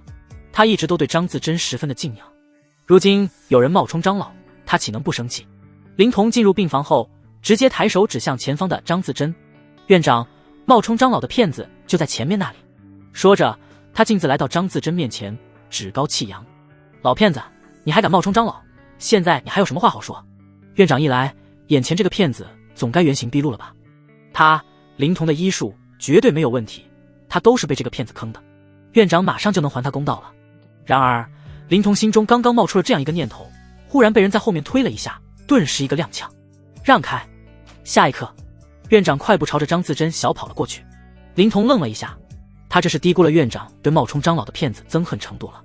看院长的架势，好像是要冲上去打人啊！坏了，院长，不要冲动，不能打人啊！林童大急，连忙追了上去。他恨那个老骗子，可也不敢打人啊，这可是在医院，万一出了事，院长都要吃不了兜着走。然而下一刻，林童看到眼前的一幕，整个人瞬间僵在了原地。只见院长红光满面地跑到了张自珍的面前，眼中闪烁着浓浓的兴奋与激动。张老，真的是您？您还记得我吗？11年前我在帝都人童医学院听过您的课啊，还向您请教过几个医学问题。我没想到您会过来，没能出去迎接，还望您不要见怪。院长激动得有些语无伦次了，手都不知道往哪里放了。这可是真正的当世神医，他心中的偶像啊！就在院长激动的自我介绍时，林童和陈潇潇等人全部傻眼了。这什么情况？足足过了10数秒，林童才缓缓回过神来。只是这一刻，他整个人都有些抖。那骗子真的是张自珍张神医？这也太不真实了。他虽然没有见过张自珍本人，也没有听过张自珍的讲课，但他是一个医生啊，是医生就知道张自珍的名字。他在上学的时候就没少听说过张老，这可是当时医学界神话级别的人物。他做梦都没想到，今天竟然遇到了这位传说中的大人物。可笑的是，他先前竟然怀疑张老是骗子。唰，想到自己之前说过的那些话，林童脸色瞬间一片惨白。他得罪了张老，以后在医学界想要混到更高层次难了。毕竟目前国内医学界不知道有多少人是张老的学生，张自珍随便一句话就能断了他的前途，完了。林童额头冷汗淋漓，心里一片凄然。一旁陈潇潇等人见到这般场景，也是目瞪口呆。眼前这个张自珍是帝都人童医学院的教授，许天竟然认识这样的人物，这废物何德何能请来了这样一位存在？没等陈潇潇声响，院长那暴怒的声音忽然在病房内响彻而起：林童，明天起你就不用来上班了。林童脸色瞬间苍白。院长，他想开口求情，但他话还没有说出口，就被院长打断了。你不用解释。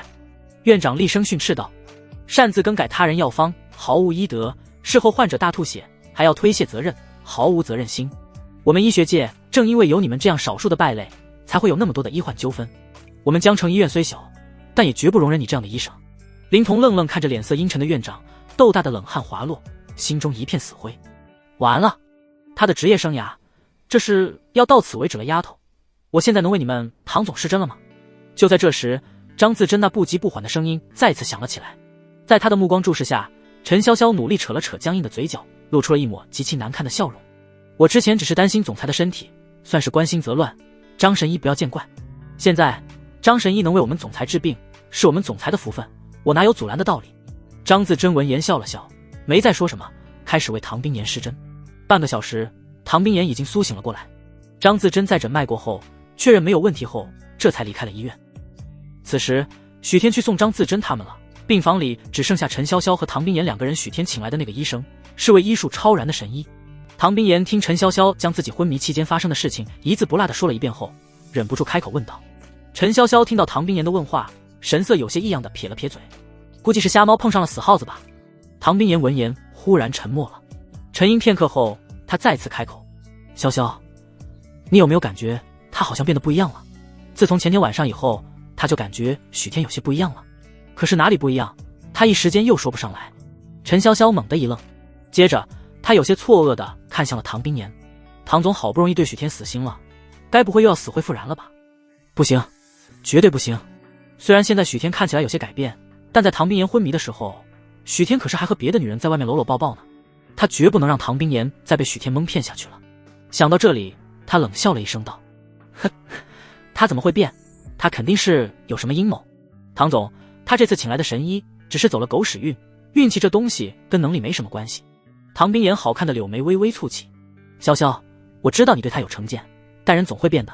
唐总，陈潇潇有些委屈，他真的是为了唐冰岩着想啊。可是唐冰岩没有给他说话的机会，直接打断道：好了，我累了，以后你不要再说这种话了，出去吧。陈潇潇张了张嘴，想要说些什么，但最后什么也没有说出来。现在唐冰岩身上有伤，他也不愿意跟陈潇潇争辩什么。陈潇潇心中叹息了一声，而后走出了病房。而就在他关上病房门时，忽的，他看到前面走廊里一个女人快步走进了厕所里。那个背影有些眼熟，是她。她怎么会来这里？陈潇潇脸色有些难看。那个女人不是别人，正是昨天和许天被捉奸在床的林妙音。她是来找许天的。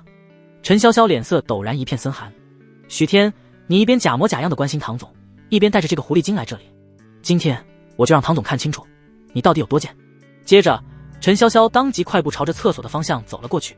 这一层楼是贵宾病房，每个房间都是自带卫生间的，正常来说并没有人会来这里。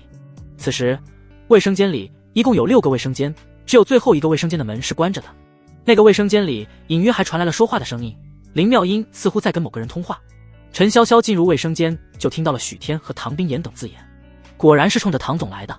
陈潇潇心里有些恼怒，但他还是极力压制着自己的情绪，蹑手蹑脚地走到了卫生间的门外。与此同时，他拿出手机，点开了录音。很快，卫生间里面再次传来了林妙音的声音：“许大哥，我现在真的不知道怎么办了。许天想要谋夺唐冰岩的财产，想要杀他，我好害怕。”什么？陈潇潇浑身一震，脸色骤然一片苍白。他知道许天混蛋，可是他怎么也没想到，许天竟然想害死唐冰岩。为什么？唐冰岩能给他的都给他了，唐家在江城的产业，他也全部留给许天了。许天还想要什么？答案呼之欲出。许天想要更多，甚至想要全部。这也就能够说得通，许天为什么现在不和唐冰岩离婚了。因为唐冰岩一死，在法律上，唐冰岩一切的财产，许天就有权全部继承了。而同时，卫生间里面的林妙音还在和电话那一头说着许天的阴谋，大致内容是许天如何谋害唐冰岩，最后继承唐冰岩的财产。陈潇潇听得气得想杀人，许天就是一个人面兽心的混蛋。大概过了10分钟左右，卫生间里的林妙音挂断了电话。陈潇潇听到动静，连忙往卫生间外面跑去。不过他穿的是高跟鞋，声音很大。谁在外面？卫生间里的林妙音听到了动静，连忙将卫生间的门打开。他只看到外面一个匆匆跑出去的背影。不过林妙音并没有追出去，而是拿起了手机，手机上的电话并没有挂断，而电话上的备注赫然显示着许日新3个字。许大哥，刚才是唐冰岩的助理在外面偷听，他现在应该是去把这些告诉给唐冰岩了。林妙音脸上流露出了几分算计得逞的笑意。妙音，你做得很好，我答应你，只要许天和唐冰岩离婚了，我做主让许天娶你。电话那头传来了许日新的保证。林妙音淡淡一笑，等他们离婚再说吧。随后林妙音也没有和许日新多说，直接挂断了电话。他缓缓抬头，眸中神色不明。天哥，你不要怪我，我不想算计你，我只是太爱你了。总有一天你会知道，这个世界上最爱你的人是我。说着，林妙音眼神逐渐坚定了起来。只要唐冰岩知道这件事情，他们应该很快就会离婚了吧。快乐与此同时，贵宾病房里，唐冰岩半躺坐在床上，面前的手机里传出了林妙音焦虑的声音：许天想要杀唐冰岩，谋夺他的财产，我好害怕啊。许大哥，你劝劝他吧。这个声音或许他一辈子都不会忘记，这就是林妙音的声音。而且手机里还有林妙音和许天相拥在一起的照片。仅仅只是看照片，唐冰岩就能清楚地感受到其中的暧昧。唐冰岩俏面寒霜，眼底的深处流露出了几分绝望之色，嘴角若有若无地露出了几分自嘲。这2天许天做了那么多曾经只有他梦里才能发生的事情，要不是听到这样的录音，看到这些照片，他差点就相信许天了。许天还是没有改变丝毫，他所做的一切还是有目的。我的一切都是你的，只要你开口，难道我会不给吗？唐冰岩有些失神落魄的喃喃自语着，语气中透露出了无尽的失望。唐总，你不用太伤心了，这样的男人不值得你为他伤心。陈潇潇见到唐冰岩这模样，心里也不是滋味。唐冰岩自嘲地轻笑了一声：潇潇，去帮我办理出院手续吧。唐总，你现在身体还没有恢复，不能出院。陈潇潇担忧道。出院？回帝都？陈潇潇张了张嘴，最终没说出什么。虽然唐冰岩那张俏美的脸庞上没有太多的情绪，但他依旧能够感受到唐冰岩的失望和绝望。唐冰岩怎么不失望？怎么不绝望？他深爱到骨子里的男人3番5次的想要害死自己，换作是谁都要绝望吧。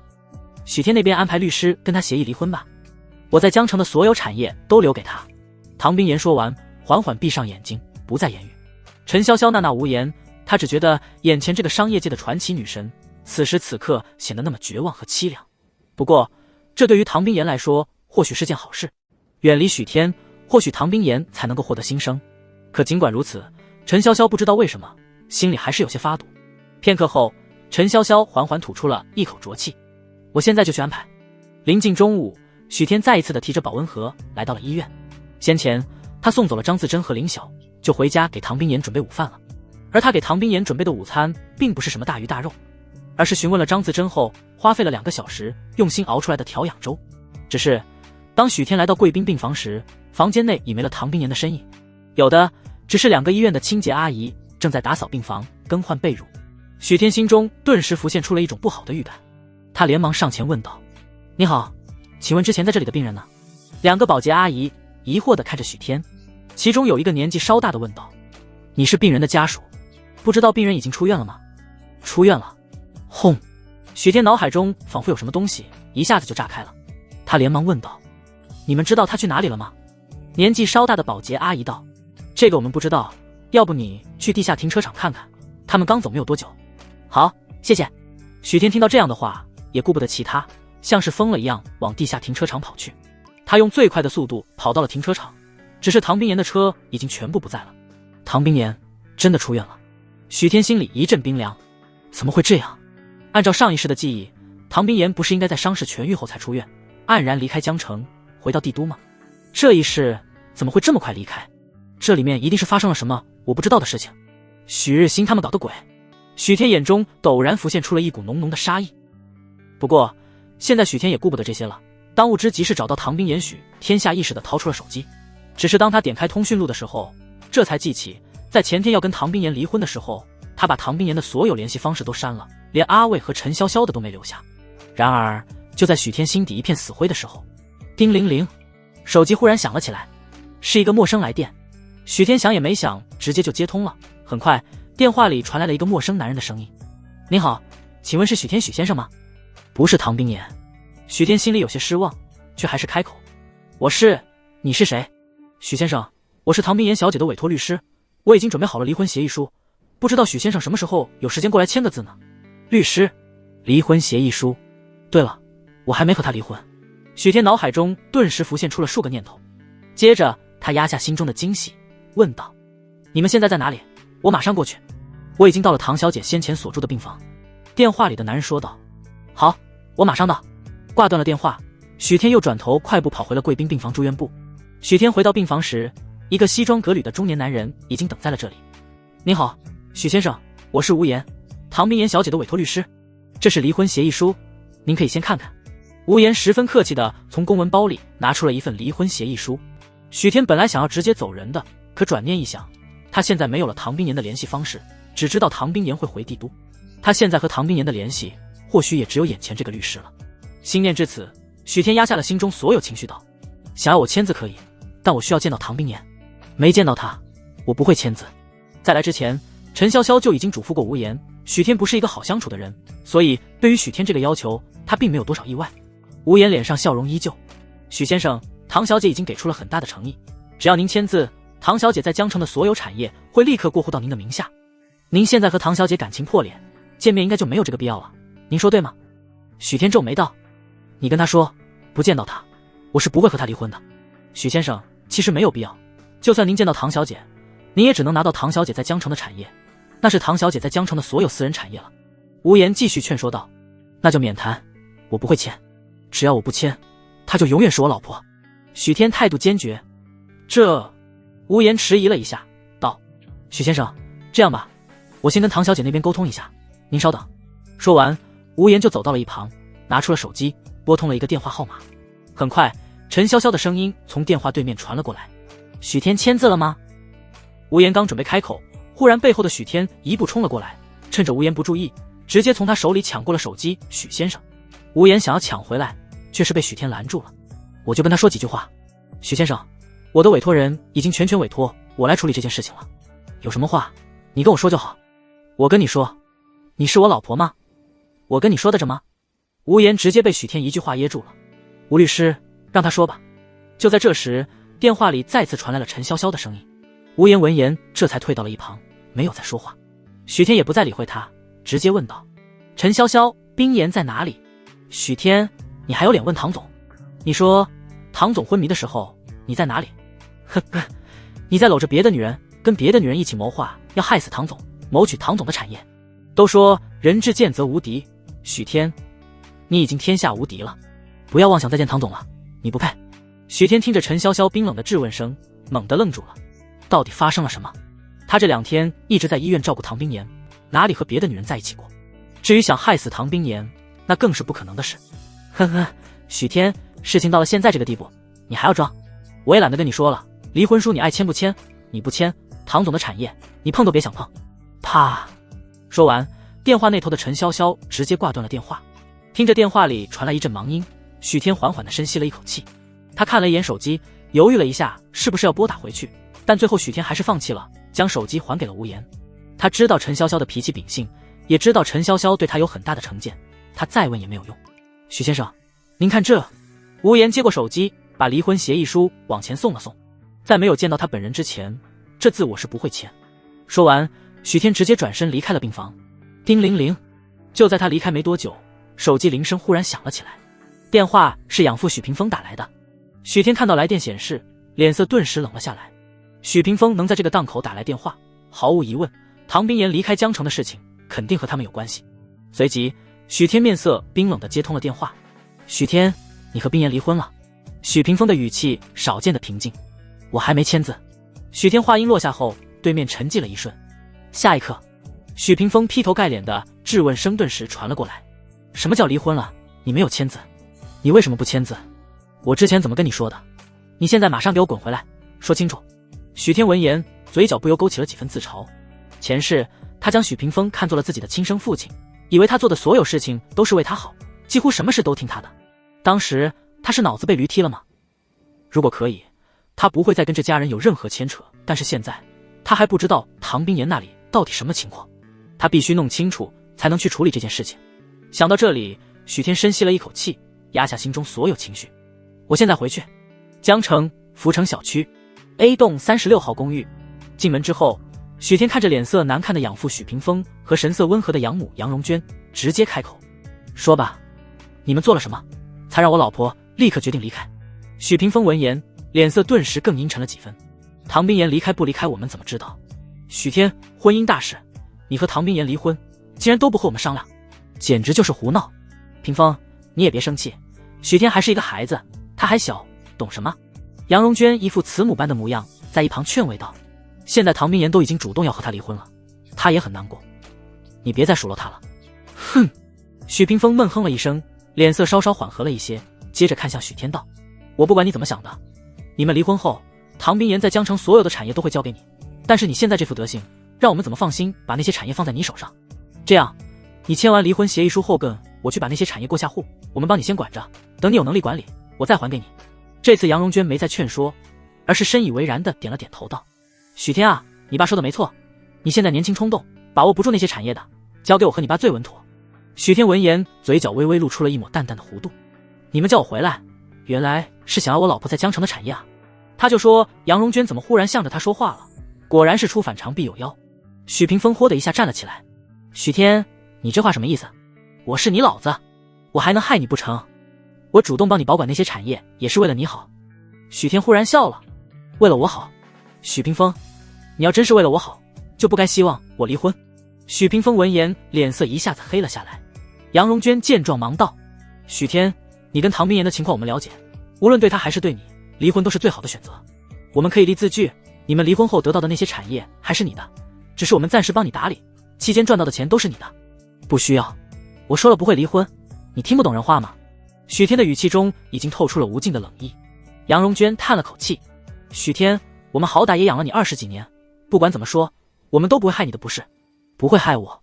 许天忽然笑了：你们所谓的不会害我，就是设计让我老婆和你们亲儿子许日新上床，就是让我和唐冰岩离婚，让许日新娶我老婆，就是拼命盼着我离婚，好夺走我老婆给我的产业。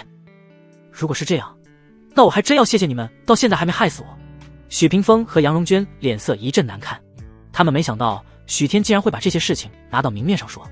没等两人说什么，许天也不想再跟两人废话，再次问出了自己过来的目的。说吧，我老婆是不是你们设计让她离开的？她现在在哪？小兔崽子，唐冰岩离开跟我们能有什么关系？他会离开是因为他一天都不想再看到你，跟他离婚是你唯一能补偿他的事情。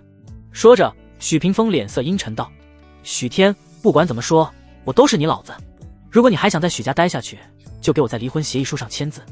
许天笑道：呵，想当我老子？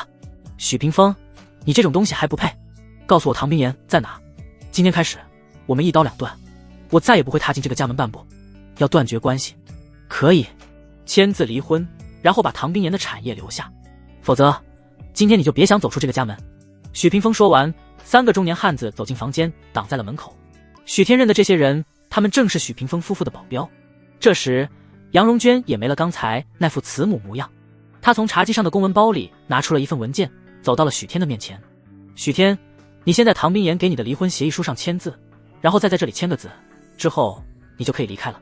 从此往后我们没有任何关系。许天看了一眼文件内容，是一份无偿转让合约。许天冷冷看了一眼许屏风和杨荣娟，签字。呵呵，除非我死，否则你们休想。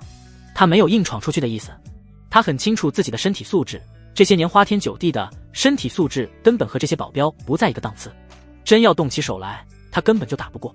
许天的态度让许屏风很不舒服，这一刻他第一次感觉许天不再是那个任由他拿捏的废物了。好，你是我养大的，倒是有我几分血性，只是我倒要看看你能不能硬气到底。说着，许屏风吩咐门外那3个保镖道：收了他的手机，把他给我关到房里，不要给他任何吃的，他什么时候同意签字了，什么时候放他出来。3个保镖听到吩咐，当即把许天围了起来。许天也不反抗，看到保镖摸向自己衣兜，直接拿出手机丢在了桌子上，淡淡的看向了许屏风夫妇道：希望你们不会后悔。说罢，许天便走向了这个家自己的房间。许屏风看到许天刚才淡然的神色，心中没来由生出了一股对许天完全失去了掌控的感觉，这种感觉让他极不舒服。后悔？呵呵，许天，签了字你就是个一无所有的废物，不签字你别想活着离开这里。与此同时，江城高铁站，唐冰岩和阿卫一行正站在入站口处。陈潇潇不在，他要留在了江城处理那些产业过户给许天的后续事宜。此刻唐冰岩已经出院3个小时了，他早就可以离开江城，连高铁票已经改签了3次，可他依旧没有走。之前他见到许天和那个女人的暧昧照片和那段通话录音后，确实一度死心想要离开这里，可是真到了离开的这一刻，唐冰岩心里就像是被刀子扎一样难受。他知道许天是个混蛋，也知道许天不是一个值得托付终身的人，可他就是放不下。哪怕许天伤害了他很多次，他依旧深深喜欢着许天。他不是在等许天会来找他，只是在等许天的消息。只要许天能够给他发一条挽留的消息，他也会毫不犹豫地留下。只是3个小时，整整3个小时了，许天没有给他打过电话，连条信息都没有。随着时间的推移，唐冰岩心中的失望如一粒粒沙，越积越多。这2天，他能清楚地感受到许天的变化，他能感觉得出许天似乎有了回心转意的迹象。只要许天跟他说一句不要走，他会再给许天一个机会，哪怕许天想要他的命。难道这2天是我的错觉吗？唐冰岩看着来来往往的人群，看着一对对情侣，心底却是一片凄凉。唐总，检票快结束了，我们要进站了。旁边的阿卫提醒道。唐冰岩缓缓地吸了一口气，压下心中所有的情绪。他最后还是拿出手机拨打了陈潇潇的电话。他没有许天的电话，前天夜里和他吵架的时候，许天一怒之下换了电话，他通讯录里保存的号码根本就打不通。很快电话就被接通了。唐总，你上车了吗？电话里传来陈潇潇的声音。唐冰岩犹豫了片刻，不答反问道：他来找过你吗？没有。电话那边的陈潇潇回答得很快，几乎没有任何犹豫。唐冰岩听到陈潇潇坚定的话音，顿时沉默了。或许他在许天心里真的不那么重要吧，不，准确的说，或者许天心里从来就没有过他。好，知道了。说完，唐冰岩就挂断了电话。临走前，他回头看了一眼身后这个并不怎么繁华的小城市。回到帝都是他的重生，也是他的新生。离开，放过他，也放过自己。唐冰岩走了。而在电话另外一头，陈潇潇坐在椅子上，像是虚脱了一般。刚才他说许天没有联系过他，没有找过唐冰岩，他说的很果断，但心里感受到了一股沉重的罪恶感。他知道唐冰岩有多喜欢许天，也知道唐冰岩听到他的谎话后心里会有多难受，可是他不得不这么做。唐总，原谅我第一次对你撒了谎，可我做的这一切都是为了你。江省金滨别墅区 A008 栋传来了李富江的声音。啪！贱人，我说怎么冬儿的病越治越差，原来是你在背后搞的鬼。我就这么一个儿子，你怎么敢啊！一个黄发中年妇女被打翻在地，她捂着半边脸，全身上下被打得满是伤痕。这个女人不是别人，正是李富江的老婆吴蓉。前段时间，李富江的儿子李东突然病倒，在短短几天的时间里，李富江请遍了省城所有的名医，都没有治好李东。最后，李富江打听到曾经国内有神医之名的张自珍隐居在江城，便匆匆去了江城。结果他连张自珍的面都没有见到，就被赶了出来。后面又打听到张自珍去了江城医院，他还是去迟了一步。不过在江城医院里，他遇到了许天，许天跟他说是吴蓉下毒谋害李东。原本他只当许天是个神经病，然而眼看着李东的病越治越差，他鬼使神差地查看了一下家里的监控，却发现吴蓉竟然真的在他儿子的饮食里下了毒。说，你给冬儿下了什么毒？李富江一把拎起了吴蓉的衣领，目光冷得仿佛能杀人。他第一个老婆早死，这是他第二个老婆。他一直对吴荣很不错，没想到吴荣竟然会害他儿子。我说了，我没有给他下毒，我给他吃的是药，能治好他的病。吴荣满脸血迹，看向李富江的神色间却没有多少恐惧。呵呵，是药。李富江气急而笑，我早就把你下在冬儿食物里的粉末送去检查了，那是一种慢性毒药，你还要狡辩？我说了，我没下毒，有人要害我。李富江，你被人骗了。他太了解李富江的性格了，只要他不承认下毒了，他不给解药，还有一丝活下来的可能。一旦他承认了，就不可能再有任何生还的可能。你这个毒妇，不说出解药，我今天就打死你。说着，李富江再次抡起拳头打在了吴荣身上。然而无论他怎么打，吴荣依旧死咬着自己没有下毒。就在吴荣被打得奄奄一息时，一个保镖模样的青年匆匆走了进来。他像是没看到地上的吴荣一般，径自走到了李富江面前道：李总，已经打听清楚了，那个人叫许天，是江城许氏公司许屏风夫妇的养子，这是他的电话。保镖说着拿出手机递到了李富江面前。不过我们已经打过几次了，一直都是关机状态，我们的人在江城医院也没找到他，目前不知道许天在哪里。李富江接过手机，还是尝试着拨打了过去。您所拨打的电话已关机。毫无意外的，电话里传出了机械式冰冷的声音。李富江眉头微微皱了皱。你马上去准备一下，我要去江城亲自拜访一下许先生。现在吴荣死不承认下毒，唯一能救李东的只有许天了。好。就在保镖准备领命离开时，李富江像是忽然想到了什么，开口问道：许氏公司是做什么的？江城的事情我不太清楚，不过听说助理小周正好是江城人，而且之前听他提起过许氏集团，他应该清楚些。李富江微微颔首，帮我把他叫过来一下。很快，一个穿着衬衣的青年就走了进来。进门之后，他小心翼翼道：李总，您找我来有什么事吗？小周啊，听说你是江城人，对你们那里的许氏公司熟不熟啊？李富江问道。周少明的眼睛一下子就亮了起来。熟啊，许氏是我们那边还挺有名的房地产公司。李总，我和那个许氏公司现在的老板许日新是同学，我们公司是不是和许氏公司有什么合作？如果有需要，我可以负责沟通。他确实和许日新是同学，以前在学校，许日新就是富二代，他是跟在许日新后面溜须拍马的小弟。如果富江集团和许氏公司有合作，那么他扬眉吐气的时候也就到了。半晌后，周少明脸上带着激动的笑容走出了办公室。李富江在听说他不仅仅是江城人，还和许日新是同学后，马上就把联系许氏公司的事情交给他全权负责。周少明听李富江的口气，似乎有意要结交许家少爷，他自动忽略了许天这个养子，自动把老总李富江要结交的人当成了许日新。回到工位后，周少明马不停蹄地拨通了许日新的电话。现在距离上次同学聚会没过去多久，许日新的电话他还是有的。很快，电话里传来许日新漫不经心的声音：少明啊，怎么忽然想起给我打电话了？有什么重要的事吗？周少明像是没听出许日新话语中那有屁快放，没事滚蛋的意思，笑着开口：新哥，也没什么大事，就是我给你们公司推荐给了我总裁，我们总裁想跟你认识认识。想认识我？电话那头许日新愣了一下，连忙问道：少明，你们集团叫什么？富江集团。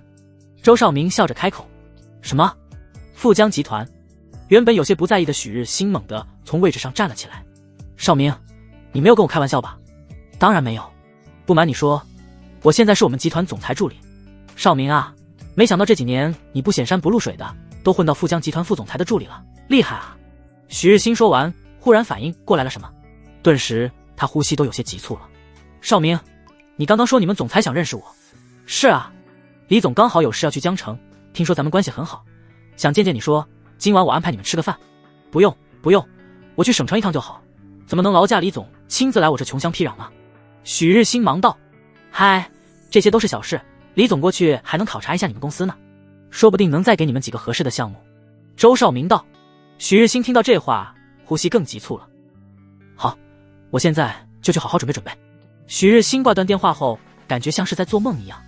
而李富江是什么样的人物？那可是江省财富排行前10的大人物，是他只能仰望的存在。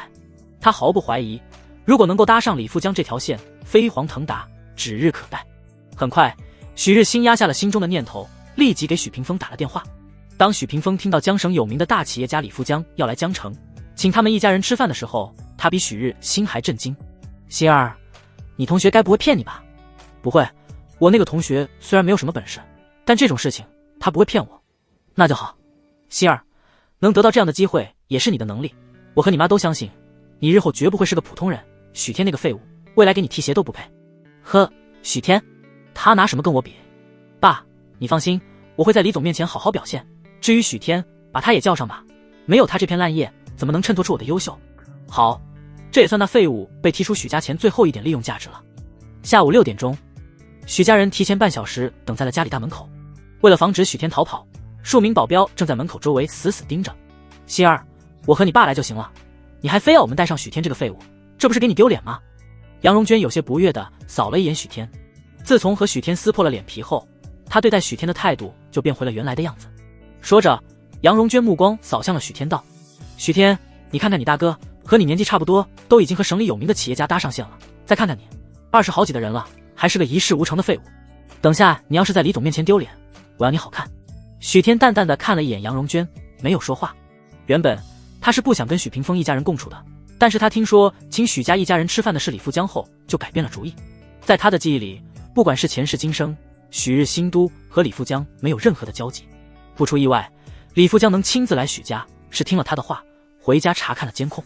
也就是说，这次李富江是来找他的，而只要李富江一来，他就有了和许家对抗的资本。可是一行人左等右等，等了半个多小时后，许日新没有等来李富江他们，倒是等来了周少明的电话。新哥，不好意思，我们在路上车抛锚了，一时半会儿的怕是赶不到了。车抛锚了？许日新眉头微皱。李总没事吧？李总没事，他让我和你说声抱歉，我们到了江城，如果我们到江城的时候还早的话，会过去拜访的。周少明说道。没事没事，我们不着急，你跟李总说一声，如果有需要帮忙的，随时给我打电话。挂完电话后，许日新把李富江的情况跟许屏风夫妇说了一遍。许屏风叹了口气，先上楼吧。就在许天被保镖带上楼时，杨荣娟刚好接到了一个电话。许天隐约听到杨荣娟说到了离婚这个字眼，不禁皱起了眉头。他感觉这个电话和他有关系，然而没等他继续听，就被后面的保镖强行带进了房间。楼下，杨荣娟接完电话后，眉开眼笑的来到了许屏风身旁坐了下来。屏风，那是成了，吴律师已经答应见面了，只要我们过去拿离婚协议书就可以了。许屏风点了点头，他什么时候过来？10分钟后。杨荣娟笑着回道。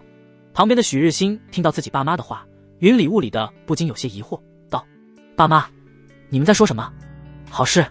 杨荣娟笑道。那许天不是和唐冰岩离婚吗？唐冰岩把自己在江城的所有产业全部留给了许天，许天死活不签离婚协议书，我和你爸就商量着，许天不签字，我们直接跟律师说他同意了，那字我们看看能不能我们来签。许日新恍然大悟，但是杨荣娟虽然说得很好，他总感觉不踏实。妈，许天不同意离婚，这事能行？这事还有什么行不行的？我和你爸也是许天的爸妈，自古以来媒妁之言，婚姻大事哪样不是父母做主，许天不同意也得同意。杨荣娟说道。大约1个小时后，许屏风和杨荣娟在大门外见过唐冰岩的律师后，带着一个文件夹回来了。等待许久的许日新连忙上前问道：爸妈，怎么样了？杨荣娟的脸色有些不太好看。离婚协议书已经拿到了，只要许天在这上面签字，唐冰岩在江城所有的产业马上就可以过户过来。许日新没有太过于意外，这种事情自然是要许天本人来签字的。回来的路上，我和你爸商量过了，既然非要许天签字，那就让许天来签字。杨荣娟板着脸坐在沙发上。今天不管怎么样，都要让许天把字签了。要是许天不签怎么办？许日新有些担忧，他太了解许天了，许天吃软不吃硬，由不得他不签。许屏风目光冷冽，他敢不签，我就让他彻底消失。许日新眉头微微皱起，他能够清楚地感受到许屏风这次是动真格的了。可许日新还是有些担心。沉默几许，许日新道：爸，这要是让唐冰岩知道了，他怕是不会放过我们。心儿，你就是心太软了。许屏风叹息了一声。现在富江集团的李总那么器重你，有他做你的靠山，唐冰岩就算知道又能怎么样？我知道唐冰岩身份来历很神秘，背后有着能量，可李富江就是省油的灯。心儿，无毒不丈夫，男人该狠的时候得狠。心儿，听你爸的吧。杨荣娟也在一旁劝说道。这些年我们许家虽然有些微弱的成就，但这还不够，只有拿到许天手里的产业，你才能有在外面闯出一片天地的资本。许日新闻言沉默了。他不想对许天下死手，不是因为跟许天多年的兄弟之情，而是因为唐冰岩。没办法，唐冰岩就像是一座巍峨大山，给他的压力实在是太大了，有太多次，唐冰岩周身的气息压得他都喘不过气来。可许屏风和杨荣娟说的也没有错，现在李富江有意青睐他，这就是他崛起的机会。许天和唐冰岩必须离婚，他必须要拿到唐冰岩留给许天的产业。心念至此，许日新眼中闪过了一抹冷意。我去叫他下来。说罢，许日新匆匆跑上了2楼。很快，他把许天带了下来。杨荣娟看了一眼许天，把面前的文件夹往前推了推，道：“签字吧。”许天看了一眼，那份文件正是他和唐冰岩的离婚协议书，还有许多份产业转让合约。许天，你和冰岩都已经这样了，爸妈也是为了你好，签了吧。许日新拍了拍许天的肩膀，一副好大哥模样。许天淡淡道：“如果我不签呢？”杨荣娟和许屏风两人的脸色当即阴沉了下来。许天，我们不是在跟你商量，而是在告诉你，今天这个字，你不签也得签。说着，许屏风冷笑道：“我想你也应该知道，华夏每年都有不少人无缘无故失踪，下落不明。你如果不签字，万一哪天失踪了，也说不准。”许天心中猛然一震，他之所以在被许屏风夫妇软禁后，还能有恃无恐地待在这个家里，是因为他有前世的记忆。他很清楚，许屏风夫妇现在还忌惮唐冰岩，不会对他下死手。但他万万没有想到，许屏风夫妇竟然这么快就想杀他了。许天犹豫了片刻，道：“我要考虑一下，能不能给我一点点时间？”“你想拖延时间？”许屏风轻哼了一声：“唐冰岩已经走了，他不会再来找你了。今天你要么签字，我放你离开，要么你就永远留在这个家里吧。”“许天，不要逼我们。”杨荣娟也开口了：“许天，签了吧，只要你签了字，以后我们还是一家人。”许日新道。许天眼眸微微眯起，扫视着眼前这3人，他前世竟然没感觉到这一家人竟然恶心到了这种程度。随着许天的沉默，房间里4人八目相对，氛围凝重到了极点。片刻后，许屏风似乎有些不耐烦了，直接起身朝着许天扑了过去。“心儿，按住他！”许日新闻言在第一时间就反应了过来，他从许天右边冲了过去。许天倒也眼疾手快，连忙从沙发上翻了过去，让许屏风和许日新扑了一个空。随后他没有丝毫停留，立即就朝着自己的房间跑去。他并没有想过要跑出这里，因为他知道这个房子外面有许屏风的保镖。如果往外面跑，他情况一定会比现在更差。现在他只能往自己的房间跑，再想办法。许天虽然看上去有些弱不禁风，但他身手还算灵活，3步跨作2步的就跑回了自己的房间。砰！许天刚把房门关上，许屏风和许日新就追到了门外。砰砰！许天，滚出来！你以为你躲在里面就有用？给我出来！门外许屏风和许日新狂拍房门。许天脸色十分平静，他迅速把房间里的书柜、床铺全部拖到了门口，死死地挡住了房门。许天，你以为你躲在房间里就没事了？门外许屏风冷哼了一声，道：“希儿，你去库房拿汽油，他不是喜欢躲在房间里，我们就烧了这个房子，也省得我们耗费心思处理他了。”许屏风的话音落下后，门外又响起了一阵脚步声，应该是许日新去库房拿汽油了。许天心里咯噔了一下，他的房间在第2楼，所有的窗户都被不锈钢框架焊死了，他根本就出不去。许屏风说的没有错，他现在躲在房间里，只要他们放火烧房子，他必死无疑。很快，汽油的味道飘散开来，弥漫在了整个房间。门外，许日新和许屏风分别拿着一个汽油桶，围着许天的房门外撒着汽油。许天闻着那刺鼻的味道，脑海中不禁回想起了前世被大火活活烧死的场景。许天，你也不要怪我们，要怪就只能怪你自己。唐冰岩的身份那么神秘，你偏偏要作死，不知道借着唐冰岩这棵大树往上爬，这一切都是你自找的。许日新一边倒着汽油，一边嘴里碎碎念叨着：“差不多了，点火。”许屏风很快就倒完了1桶汽油。好，许日新点了点头，直接就掏出了打火机，准备点火。啪！按动打火机的声音格外响亮。房间里的许天在这一个瞬间，清楚地感受到了一股死亡的气息。叮咚！然而，就在这千钧一发之际，门铃声突然响了起来。下一刻，许日新的手机也跟着响起了，是许家保镖打来的。许日新有些疑惑，保镖在这个时候打来电话，但他还是接通了。许总，李总他们来了，现在就在门外。李富江来了。许日新看向了许屏风，脸色微微凝重。他没想到李富江早不来，晚不来，偏偏这个时候来。不急，许天跑不掉，先去见见李富江，让希儿先跟李富江攀上关系，再弄死许天也能更保险一些。许屏风道。许日新闻言点头，好。随即两人放下手中的汽油桶。许屏风将许天的房间锁死，并且吩咐2名保镖盯着后，这才下楼迎接。大门打开时，门外正站着4个男人，李富江站在中间位置，他身后跟着2个西装革履的保镖，周少明在一旁。少明，这位应该就是李总了吧？没等周少明回应，许日新脸上露出了礼貌的笑容，伸出了右手道：“李总，您好。”李富江看了一眼许日新一家人，没有见到许天，眼底闪过了一抹失望之色，神色淡淡的点了点头，没有和许日新握手。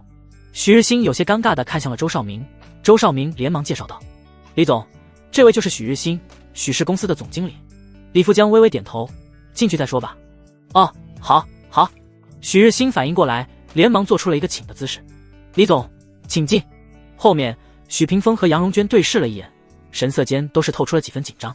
这李总的态度有些不对劲儿啊。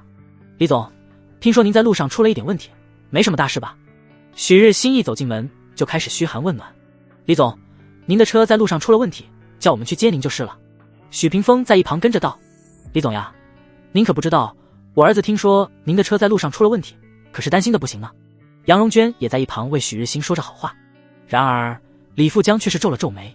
刚才在来的路上，周少明说了许日新一路的好话，他至今还记得在医院时许天那张淡然平静的脸庞，还当许天不错，他大哥和家人也不会差。但是现在看来，倒是他想多了。不过李富江怎么说也算个人物，他并没有将自己的情绪表露出来，随意回应了几句许家人的关心后，他直接开口：“许经理，你弟弟许天在家里吗？”许天？许日新和许屏风夫妇神色都是一愣，一时间竟是有些没反应过来。几乎下意识的，许日新看向李富江问道：“李总，您找那废物做什么？”“废物？”李富江脸色顿时沉了下来。“你们说谁是废物？”许屏风怔了一下，而后像是想到了什么，连忙开口：“李总，您该不会把我那不争气的小儿子当成我大儿子了吧？许天他就是个活了20年至今一事无成的废物，跟许家的合作，您直接跟我这大儿子谈就行。”“是啊，李总，许天那就是个不争气的蠢货，还不配跟您见面。”杨荣娟连忙附和道。许日新不经意般挺直了胸板：“李总，许天就是个什么都不懂的废物，您想跟许氏谈合作的话，直接跟我谈就行。”李富江听到许屏风和杨荣娟对许天的贬低，脸色难看到了极点，再听到许日新这莫名自信的发言，忽然笑了：“跟你谈？你觉得我会为了你们一个小公司的合作专程跑过来一趟？”轰！李富江的话宛如一颗重磅炸弹，直接把许家3人炸懵了。什么意思？李富江不是为了认识许日新过来的，那能是因为什么？许屏风怎么说也能算一家之主，他率先回神，小心地看着李富江问道：“李总，那您这次过来是因为……”“我这次是专程来拜访许天先生的。”许日新和许屏风夫妇脸上的笑容瞬间僵硬，3人都有些不相信自己的耳朵。来拜访许天的李富江是来拜访许天的，并且李富江还称呼许天为先生。李富江不是因为青睐许日新才亲自来家里拜访的吗？不是看中了许日新的能力，为了和许氏公司合作才过来的吗？怎么会是来找许天那废物的？而且许天那废物怎么会认识李富江这样的人物？许天先生在这里吗？能不能让我跟他见一面？没等3人回神，李富江再次开口了。许日新和许屏风夫妇闻言张了张嘴，两人脸色都是有些难看。这一刻，他们忽然觉得自己之前的想法有些可笑。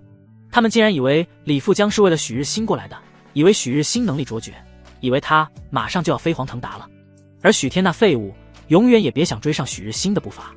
但是此刻，李富江这一遍又一遍关于许天的询问，宛如一个个无形的巴掌，狠狠抽在了他们脸上，让他们有些无地自容。不行吗？李富江见没得到回应，再次开口。3人闻言脸上露出了一丝苦笑。如果是1个小时前，他们还能把许天拉到李富江面前溜溜，利用他在李富江这里弄些好处，但是现在他们刚才可是在逼着许天在离婚协议书上签字啊！如果现在让许天出来，别说好处，李富江不帮着许天对付他们就不错了。李富江见到许日新一家3口的脸色都有些异样，不由皱了皱眉。你们不想让我见他？许屏风犹豫了一下，最终还是开口道：“李总，事情是这样的，许天这2天不在家，要不等过2天他回来了，我再让他亲自去拜访您。”“不在家吗？”李富江神色有些黯然，有些失望地叹息了一声。“许先生如果回来了，麻烦你们联系我一下，这是我的名片。”说罢，李富江把自己的名片留下，就带着周少明3人离开了许家。呼！送走了李富江后，许日新和许屏风夫妇无力地瘫在了沙发上。许日新的脸色有些难看，不知什么时候，他额头上已经冒出了一层细细的冷汗。“爸，许天那废物怎么会认识李富江？我们现在怎么办？要是许天利用李富江报复我们怎么办？”许日新有些害怕了。虽然他到现在都难以接受许天会认识李富江，可事实就摆在面前，他丝毫不用怀疑，以李富江在江省的能量，想要整死他们许家，完全不费吹灰之力。爸妈，我们现在该怎么办？李富江都找到家里来了，我们要是让许天消失了，李富江找我们要人怎么办？许日新有些慌了，他完全不知道李富江和许天的关系到底有多深。许屏风叹了口气，今天我们是动不了许天那野种了，那怎么办？难道就放他走？许日新有些紧张道，我们就这样放他走，他肯定会报复我们的。许屏风想了想道，找他谈谈，现在也只能跟他和解了，他要是不和解怎么办？许日新还是有些担心，他太了解许天了，许天就是一个混不吝的东西，吃软不吃硬，而且还记仇。许屏风眼中闪过了一抹狠厉之色，如果他不和我们和解，今晚我就让他葬身火海。当然这是下之策，不到万不得已他不想用。去找许天谈一谈吧。说罢，许屏风就带着杨荣娟和许日新走上了2楼。此刻许天的房门已经被他从里面反锁住。砰！许天正拿着一张椅子猛烈地砸着窗户，他想要把防盗窗砸坏，可是防盗窗的坚硬出乎他的想象。这时门外忽然传来了一阵脚步声，许天心底微微一沉，刚准备继续砸防盗窗，门外就传来了许屏风的声音。许天，我们刚才只是想要吓唬你，你不签字就不签字吧，我们尊重你的选择。吓唬我？许天听得都有些想笑，连汽油都用上了，这叫吓唬我？门外一阵沉默，良久，杨荣娟又开口了，许天，事情是这样的，前段时间你哥的公司亏了很大一笔钱，缺少流动资金，我们才想要用唐冰岩留给你的产业周转一下。你爸和你哥也确实是心急了一些，但我们是一家人，怎么会忍心烧死你呢？真的只是吓唬你的，你出来吧。许日新也开口道，许天，刚才我和爸确实是情急了一些，我跟你道歉。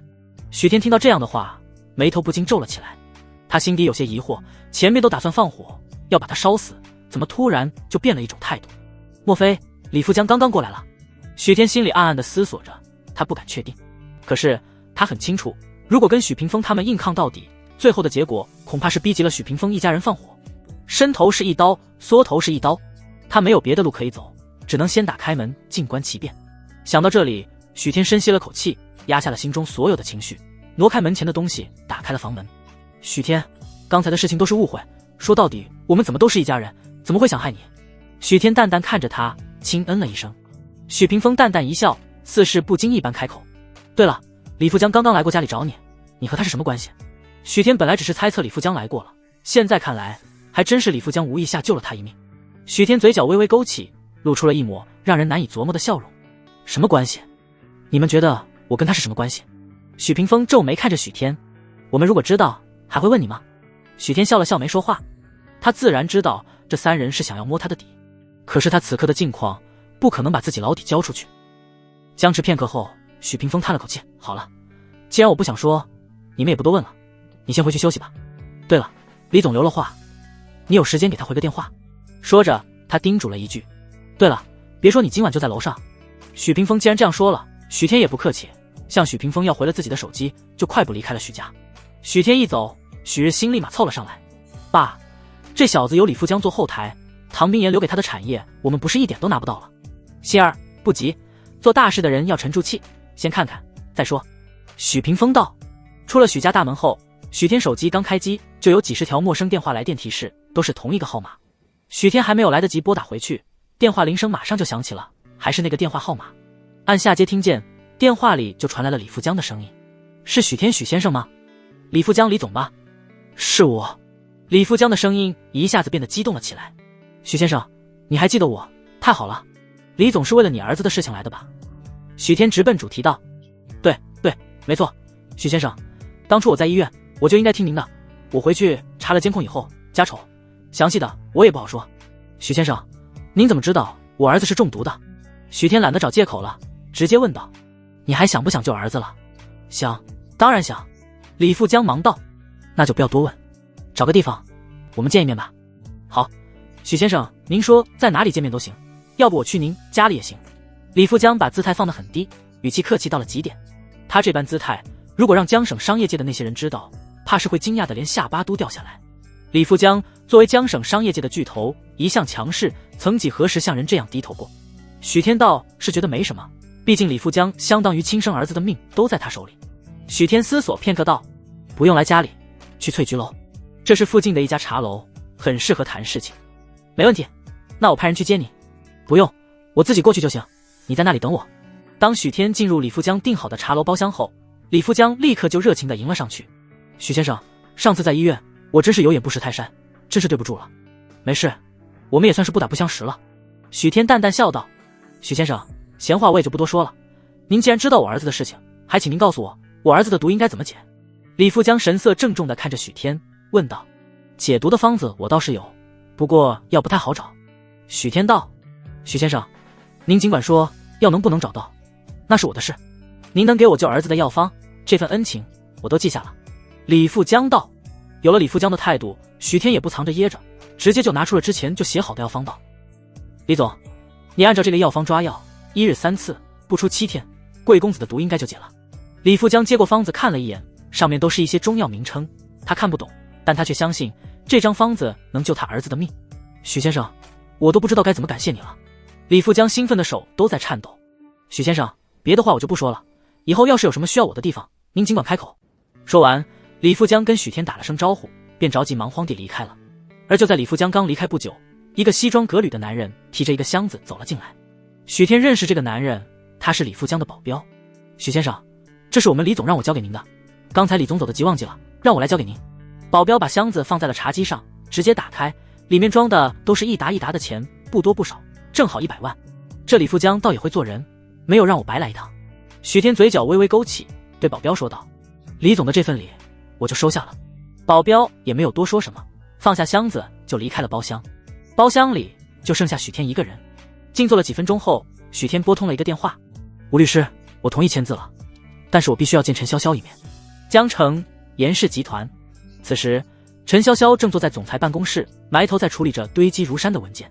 这时一名秘书模样的女子走了进来：“陈助理，前台刚才打电话来，有一位叫许天的先生想要见你。”陈潇潇头也不抬地说道：“让他进来吧。”先前吴岩律师就已经给他打过电话了，许天同意离婚，他现在签署的资料就是有关唐冰岩将严氏转让的事宜。很快许天走进了办公室，陈潇潇抬头看了许天一眼，拿起一份文件推到了许天的面前，道：“这是离婚协议书，你签字以后，这里的一切就都属于你了。签字之前我要见冰岩一面，他现在在哪？”许天直截了当道。陈潇潇柳眉皱起，抬头看向了许天：“就算你见到唐总，他也不能给你更多了，不要贪得无厌。”许天知道陈潇潇对他成见已深，不是一时半会儿能够改变的，所以也不在这个问题上纠缠。他只是再次重复了一遍：“见不到唐冰岩，离婚协议书我就不可能签字。真觉得唐总给你的给少了？”陈潇潇觉得有些可笑。许天，你扪心自问，你觉得就凭你将程许氏公司二公子的身份配得上唐总？你知道唐总能够下嫁给你，他背负着多大的压力吗？我希望你认清现实，不要再纠缠唐总，否则那后果不是你能承担得起的。闻言，许天沉默了。他早就知道唐冰岩的身世和背景没有明面上看起来那么简单，一个能够将几个亿的产业随手交给他的女人，怎么可能普通？而站在他背后给他施加压力的人，怕是有着手眼通天的能力。心念至此，许天缓缓吐出了一口浊气，道：“你说的没错，现在的我确实配不上冰岩，但是我许天总有一天会跟他并肩站在同一个高度。”陈潇潇闻言只觉可笑：“许天，你还真是无知者无畏。”许天没有说话，他看了陈潇潇一眼，知道一时半会是不可能通过他联系上唐冰岩了。而后他默默地转身离开了办公室。出门之后，许天眼神逐渐变得坚定了起来。既然老天给了他重活一世的机会，这一世他必须强大起来。与此同时，帝都市中心一栋金碧辉煌的大厦上镶嵌着一块红色的浮雕，上面写着龙飞凤舞的唐氏2个大字。这栋大厦正是华夏财富排行前10的唐氏集团总部，36层总裁办公室。唐冰岩左臂上绑着绷带，坐在办公桌后面，看着桌上的手机，不知道在想着什么。嗡嗡，忽然手机震动了一下，唐冰岩几乎下意识将手机拿了起来，上面显示出的是吴岩发来的信息：“唐总，许天已经同意离婚。”一行冰冷的句子让唐冰岩的脸色瞬间苍白，愣愣盯着那行字看了不知多久。最终唐冰岩无力地靠在了椅子上，该来的还是来了。许天，你真的这么无情吗？沉默半晌后，不知是不信还是不甘，唐冰岩拿起手机拨通了陈潇潇的电话。很快电话就被接通了。陈潇潇的声音从电话对面传了过来：“唐总。”唐冰岩又沉默了良久，最后缓声问道：“他有没有找过我？”电话那头的陈潇潇一听到这样的话，没有丝毫迟疑道：“唐总，咱们公司的吴秘书上午还看到许天和那个林妙英手挽手的在一起逛街，他哪里有时间来找您？唐总，您不要再对许天心软了，许天就是个渣男，还没有和您离婚，就跟别的女人勾搭在一起，真是狼心狗肺的，他真的不值得让您关心。”我知道了。唐冰岩努力克制住自己的情绪，语气淡漠道。挂断电话后，他唇角勾起了一抹苍白到了极致的笑意。他和许天真的结束了啊？江城医院，林童刚刚做完一台手术回来，就接到了朋友的电话。什么？那个李东好了？真的像许天说的，是中毒了？这怎么可能？你是不是听错了？前天李富江因为儿子中毒的事情，通过他找许天，说许天说他儿子中毒了，能救他儿子。当时他就在李富江面前信誓旦旦地打了包票，说许天根本就不懂医术，不可能救人。可他做梦都没想到，许天给出的方子竟然真的能救人。这一刻，林童像是被人狠狠抽了一巴掌，只感觉脸上一阵火辣辣的疼。不过很快，林童眸底忽然闪过了一抹阴寒的杀意。许天先破坏了我唐冰岩攀上关系，又跟我想结交的李富江搭上了关系。呵呵，许天好，真是好得很。只是你当我林童的东西是那么好抢的吗？同一时间，许天也接到了李富江的电话。许先生，我儿子的情况已经转好，这次真要谢谢你了，以后有什么需要我的，你尽管吩咐，能做到的我一定做到。许天听着电话里传来的李富江兴奋激动的声音，淡淡一笑。既然李总这样说了，那我也不客气，眼下我确实有一件事想求李总帮忙。许先生请说。李富江忙道。说起来，我的事情也是家丑，但事情已经闹到这个地步，我也不怕李总笑话。许天苦涩道。最近我和我老婆闹矛盾，她离家出走了，我希望李总能帮我打听一下她的下落。前一世，许天只知道唐冰岩的背景很强大，并不知道唐冰岩具体什么身份。许天想要让李富江帮他查一查，如果能够查清楚，他心里也好有个底。哈哈，许先生，没想到你这样的人物也有这样的烦恼啊。李富江笑着打趣道。让李总见笑了。哈哈，正常，谁年轻的时候还没和老婆闹过点小矛盾？李富江宽慰了一句，接着问道：不知道贵夫人叫什么名字？唐冰岩。许天说完，还跟李富江说明了唐冰岩这3个字具体是哪3个字。好，我记下了。许先生放心，一有消息我马上通知你。那就麻烦李总了。李富江和许天又寒暄了一阵后，这才挂断电话。而李富江刚刚放下手机，就喊来了自己的秘书。刚刚吩咐完秘书找人打探一下唐冰岩的消息，李富江就问道：你有没有觉得唐冰岩这名字有点耳熟啊？李总，帝都唐氏集团的总裁好像也叫唐冰岩。秘书试探着说道。该不会是他吧？帝都唐氏集团。李富江想了想，微微摇头。许先生是江城人，应该不会认识那种人物，你再往其他方面查查吧。倒不是李富江看不起许天，而是他在调查许天的时候了解过许天的大概过往事迹，按道理来说，许天应该接触不到那种人物。明白了，我这就去办。秘书点了点头，转身便离开了。叮铃铃，许天这边刚挂断电话，马上又有人打来了。看到来电显示上出现的林妙英3个字，许天皱了皱眉头。他本来不想接，但是想了想，还是决定听听这林妙英要做什么。什么事？许天按下接听键，直接语气淡漠道：天哥，你现在在哪呢？林妙英声音有些娇滴滴的。有事就说事。许天忍着对那甜腻声音的反胃道。他真想不明白自己之前为什么会喜欢这样的女人。天哥，你干嘛对人家凶巴巴的？你上次不是说要和人家结婚吗？我已经跟爸妈说了，我爸妈让我来跟你商量一下，看看多久能让双方父母见个面，商量一下彩礼的问题。许天双眼微微眯起。彩礼啊，你想要多少？天哥，我喜欢你是单纯喜欢你这个人，钱这种身外之物你意思一下，看着给个100万就行。许天听到这话差点笑出声来。100万还意思一下？林妙英这是想钱想疯了吗？彩不彩礼的先不说，你能不能先告诉我是什么让你觉得我有100万的？许天饶有兴致地问道。天哥，你不是和那个女人离婚了吗？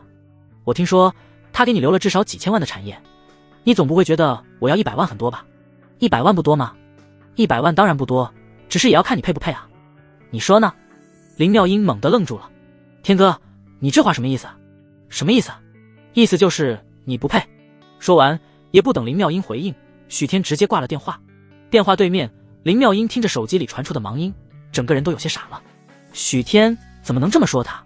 随即他抿了抿红唇，看向刚刚一直看着自己打电话的许日新道：许大哥，许天他说我不配跟他结婚。他之所以会打电话给许天，是许日新找到他让他打的，只是他怎么也没想到，许天不仅没想过跟他结婚，还对他说出了这种侮辱性的话。许日新脸色有些难看，许天不再是以前的许天，现在已经完全脱离了他们的掌控。现在有李富江做许天的靠山，他不敢强逼着许天跟林妙音结婚。你跟他结不了婚，就拿不到唐冰岩留给他的产业。许日新沉吟了几许，眼中闪过了一抹狠厉之色。我们想要拿到我们想要的，除非他死。林妙音脸色微微一白，有些惶恐道：许大哥，你要做什么？你该不会是想要杀人吧？林妙音有些难以置信地说道：只要我们设计得当，有什么不可以？许日新脸上带着几分阴洁的笑容。妙音，只要你肯帮我，事成之后我得到的财产可以分你一半。不，我不要。许大哥，我就当你没有说过这话，我还有事，先回去了。林妙音被许日新吓到了，许日新简直就是疯了。他虽然也贪图许天的钱，但还没有到杀人这一步。许日新看到林妙音的反应并未意外，而是淡笑着开口：妙音，你就不想知道杀了许天我们能拿到多少吗？将近2个亿。你想想看，你如果拿一半，你马上就是亿万富翁。1亿。林妙音浑身一震，满眼震撼地看着许日新。他知道唐冰岩有钱，却没想到他这么有钱，更加没想到他舍得留给许天这么多。这一刻，林妙音已经不敢想唐冰岩的财富多到什么程度了。现在他脑子里只有4个字：亿万富翁。杀了许天就可以拿到1个亿啊！林妙音有些动摇了，他看着许日新，犹豫着开口道：许大哥，你说的是真的？骗你对我有什么好处？如果不是许天有这么多钱，我能花费这么大的心思？许日新笑着问道：怎么样，要不要帮我拿下他？林妙音有些犹豫了，他知道许日新说的很有可能是真的，毕竟许日新在江城也算是小有名气的企业家，如果只是几十上百万，还真不值得他冒这么大的风险。一边是1亿，一边是杀了许天，林妙音的心里挣扎了片刻，最后他咬了咬牙，做出了决定。许大哥，你说我们要怎么办？许日新嘴角微微勾起，我等下会打电话给他，告诉他你生病了，白血病，需要移植骨髓，让他来配对。许大哥，以前许天或许还会来，现在他怎么会？林妙音有些不自信，他从电话里就听得出许天现在对他似乎很厌恶。许日新自信地笑道：我自然有办法让他来，只要你装病帮我就好了。这个倒是没有问题，只是把他骗来，我们也拿不到他的资产吧。放心，只要他来了，我就会安排让他上手术台，并且转让财产的术前通知书我已经准备好了。许日新眼眸微微眯起，眼眸中光芒绽放。只要他签了字，手术台上出现一些意外或者事故，肯定是难以避免的吧。林妙音听到这话，眼眸猛然亮起。许大哥，那你把他喊来吧，我配合你。另一边，许天刚将李富江给他的钱存进银行没多久，就接到了许日新的电话。自从上次的事情以后，他和许日新他们一家人也算是半撕破脸皮了。难道许日新不死心，还想要从他手里拿到唐冰岩留下的产业？许天有些不确定，但还是接通了电话。小天，刚才林叔叔打电话给爸妈，说妙音检查出了白血病，要移植骨髓，你的骨髓刚好跟妙音的匹配，爸妈让你赶紧回家一趟。许日新语气焦急：你快回来吧。许天闻言挑了挑眉，林妙音刚才打电话要跟他结婚呢，这个小时还不到就发病了，而且得的还是白血病，刚好他的骨髓与之匹配合，许家人还不死心啊。许天敢断定许日新又是在打唐冰岩留给他产业的主意。不过许天没有点破，而是缓声道：我这边还有一点事情没有处理完，晚点过去。好，你尽快。许日新似乎真的很急迫。挂断电话后，许天安排了一些东西，确定自己这次不会有危险后，这才打车前往许家。一家人坐下来后，许屏风直奔主题道：许天啊，你大哥也应该跟你说明了情况，妙音那孩子也是从小和你一起长大的，你总不可能见死不救吧？我了解过了，献骨髓对你身体没有任何危害，反而有不少好处。刚才妙音他爸打电话给我，我也是答应了，这事你看怎么样？许天闻言笑，看着眼前这一家人。许屏风的话，他连一个标点符号都不信。前世他死了，林妙音都活得好好的。不过不管许家人有什么的阴谋诡计，许天也不点破，他这次怎么也不能白来。许天沉默了片刻，最终还是点了点头，可以，没有问题。许屏风和许日新闻言，眼中都闪过了一抹激动之色。然而还没等两人高兴，许天再次开口：但是我有个条件。许屏风皱了皱眉：什么条件？许天笑道：也不是什么大事，就是我记得冰岩在结婚的时候给我买过一笔基金作为嫁妆，寄放在了你们那里，那基金还有几天就可以取出来了，我希望你们能过户给我。基金。许屏风夫妇和许日新脸色倏然一僵。当初许天和唐冰岩结婚的时候，唐冰岩确实带过来1亿的嫁妆给许天买了基金，那笔基金的合约是在他和唐冰岩结婚3年后就可以取出来，算算日子还有几天，他就和唐冰岩结婚整整3年了。这笔钱虽然是唐冰岩和许天的，但一直都放在许屏风夫妇手里，等于是许屏风一家人的，这可不是一笔小数目啊。许天，基金放在我们这里不好吗？你还年轻，拿到这么大一笔钱对你没好处，还是要脚踏实地，靠自己闯出一番天地。杨荣娟苦口婆心地说道。是啊，许天，妈说的没错，你有了那钱很容易不思进取的，另外我想你也不希望靠一个女人的钱养活自己下半辈子吧。许天听着许日新情真意切的话音，忽然笑了。他是不想下辈子靠唐冰岩的钱养活，但他更不想唐冰岩的钱被别人占为己有。随即许天淡淡看了3人一眼，你们想要钱也好，为了我好也罢，拿不到钱我不会同意手术。杨荣娟闻言脸色也有些难看。许天，这可是人命关天的大事，基金的事情等做完手术我们再来商量，钱是跑不掉的，人要是不救命就没了。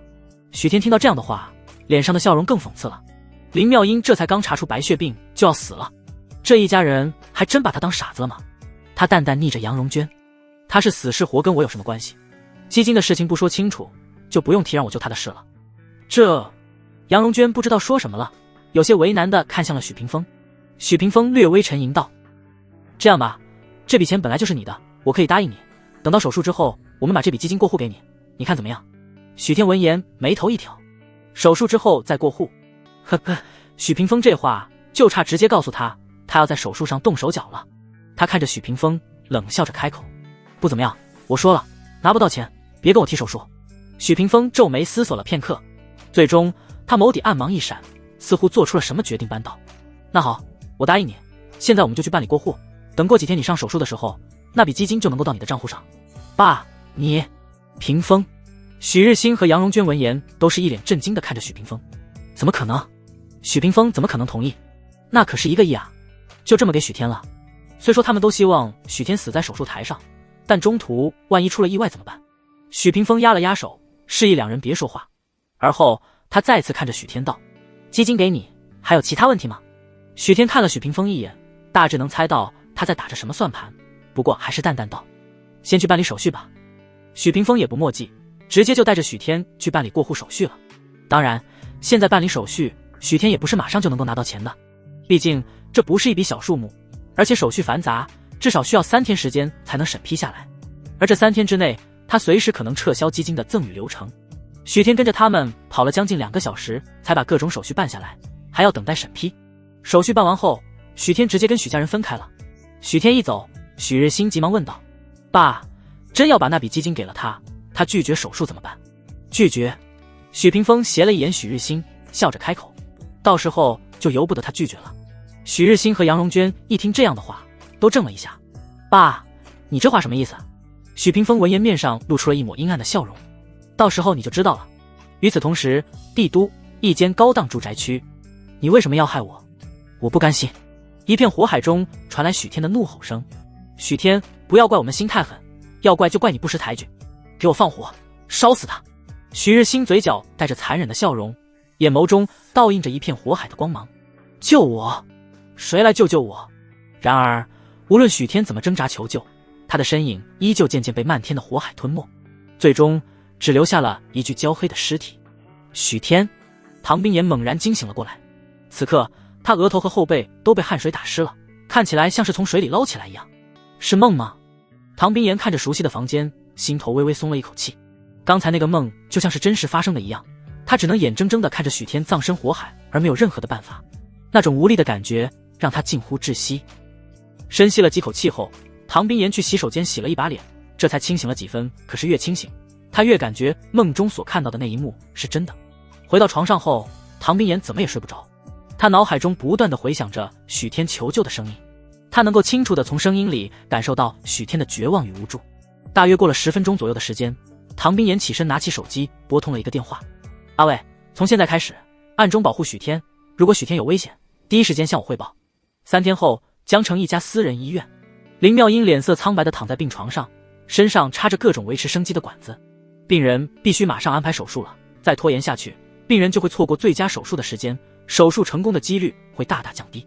林妙英的主治医生神色凝重地看着眼前的许天和许家3人道。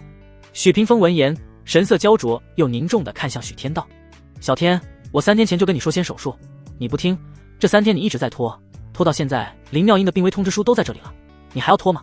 许天淡淡看着眼前的许屏风，面色平静地说出了这3天已经说过了无数次的回答。钱还没有到账，我不会签字。许屏风闻言直接炸了，钱又是钱。许天，现在摆在你面前的可是一条活生生的人命，我已经答应你了，会帮你过户。这3天我们一家人都不是在忙活着这件事情，难道不能先救人再说钱的事？杨荣娟闻言也是叹了口气，劝道：是啊，小天，你就听一次你爸的话，救人要紧。许先生，真的不能再拖了。旁边林妙英的主治医生也是跟着道。许天看着面前这一群人笑了，你们不用道德绑架我，没用。我还是那句话，钱不到账就别想我同意手术。许屏风看着许天一副没得商量的模样，脸色更黑了几分，最终他也只能咬了咬牙。好，我打电话再催一下。说着他看向旁边的医生，把手术同意书拿过来吧。与此同时，病房外面一道身影看到医生取出的手术通知书后匆匆离去。阿卫走到了一个僻静的角落，立刻拨通了唐冰岩的电话。电话响了3声就被接通了，对面传来了唐冰岩冷漠的声音：什么事？唐总，许先生现在已经在林妙英的病房了，他马上要跟林妙英做脊髓更换手术了。3天前他接到唐冰岩的命令之后，就开始关注许天，把许天和林妙英以及许屏风他们一家人的事情调查了个清清楚楚。原本他还不确定许天是不是真的同意手术，但是今天他虽然听不到病房里面的对话，但那医生连手术通知书都拿出来了，总不会有假了。阿卫话音落下后，电话对面忽然沉默了。片刻之后，唐冰岩那冰冷到了极致的声音从电话对面传了过来：许天，为了救那个女人，连命都不要了。这一刻，唐冰岩心中又气又恨，许天竟然真的要为了那个女人要做那么危险的手术。在得知许天最近的动向后，他已经查过了，做骨髓移植的手术风险很大，不仅病人有生命危险，移植骨髓的人也是有很大的风险。一个不慎，轻则对身体造成永久性不可逆转的伤害，重则危及生命。然而就算唐冰岩心中再气，也无法看着许天拿自己的命冒险。最终他深吸了口气，我现在马上就来医院，在我来医院之前，许天要是有任何事，你以后就不要回唐家了。最后一次，他再帮许天最后一次，下次就算许天真要没了命，他也不管了。不知道多少次，唐冰岩再次在心中发出了最后一次帮许天的誓言。话音落下时，唐冰岩也顾不得其他，直接上了楼顶，坐上了因为担心许天一早就准备好的直升机。叮，1小时后，安静的病房里忽然传来了手机收到短信的提示声。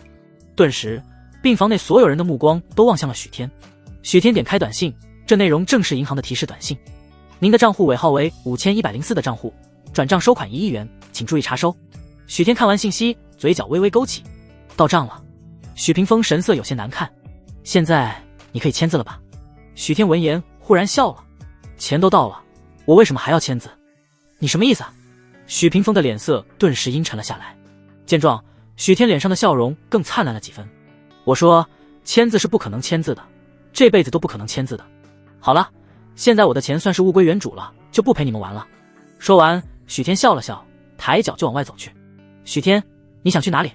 许屏风和许日新连忙拦住了许天的去路，两人脸色阴沉的可怕。许天拿了他们的钱就想要走，门都没有。许天看着拦在自己面前的3人，神色间并未露出了丝毫慌张。你们要做什么？我不签字，你们还能逼着我上手术台？说着，他扫了一眼林妙英的主治医生，就算你们逼着我上了，有医生敢强行给我做这种手术吗？许屏风闻言，脸色阴沉的仿佛能滴出水了。只是忽然他笑了，原本我并不想让林医生冒这个风险，但如果你执意不签字，那也没办法了。说着，许屏风忽然看向了病房门口处。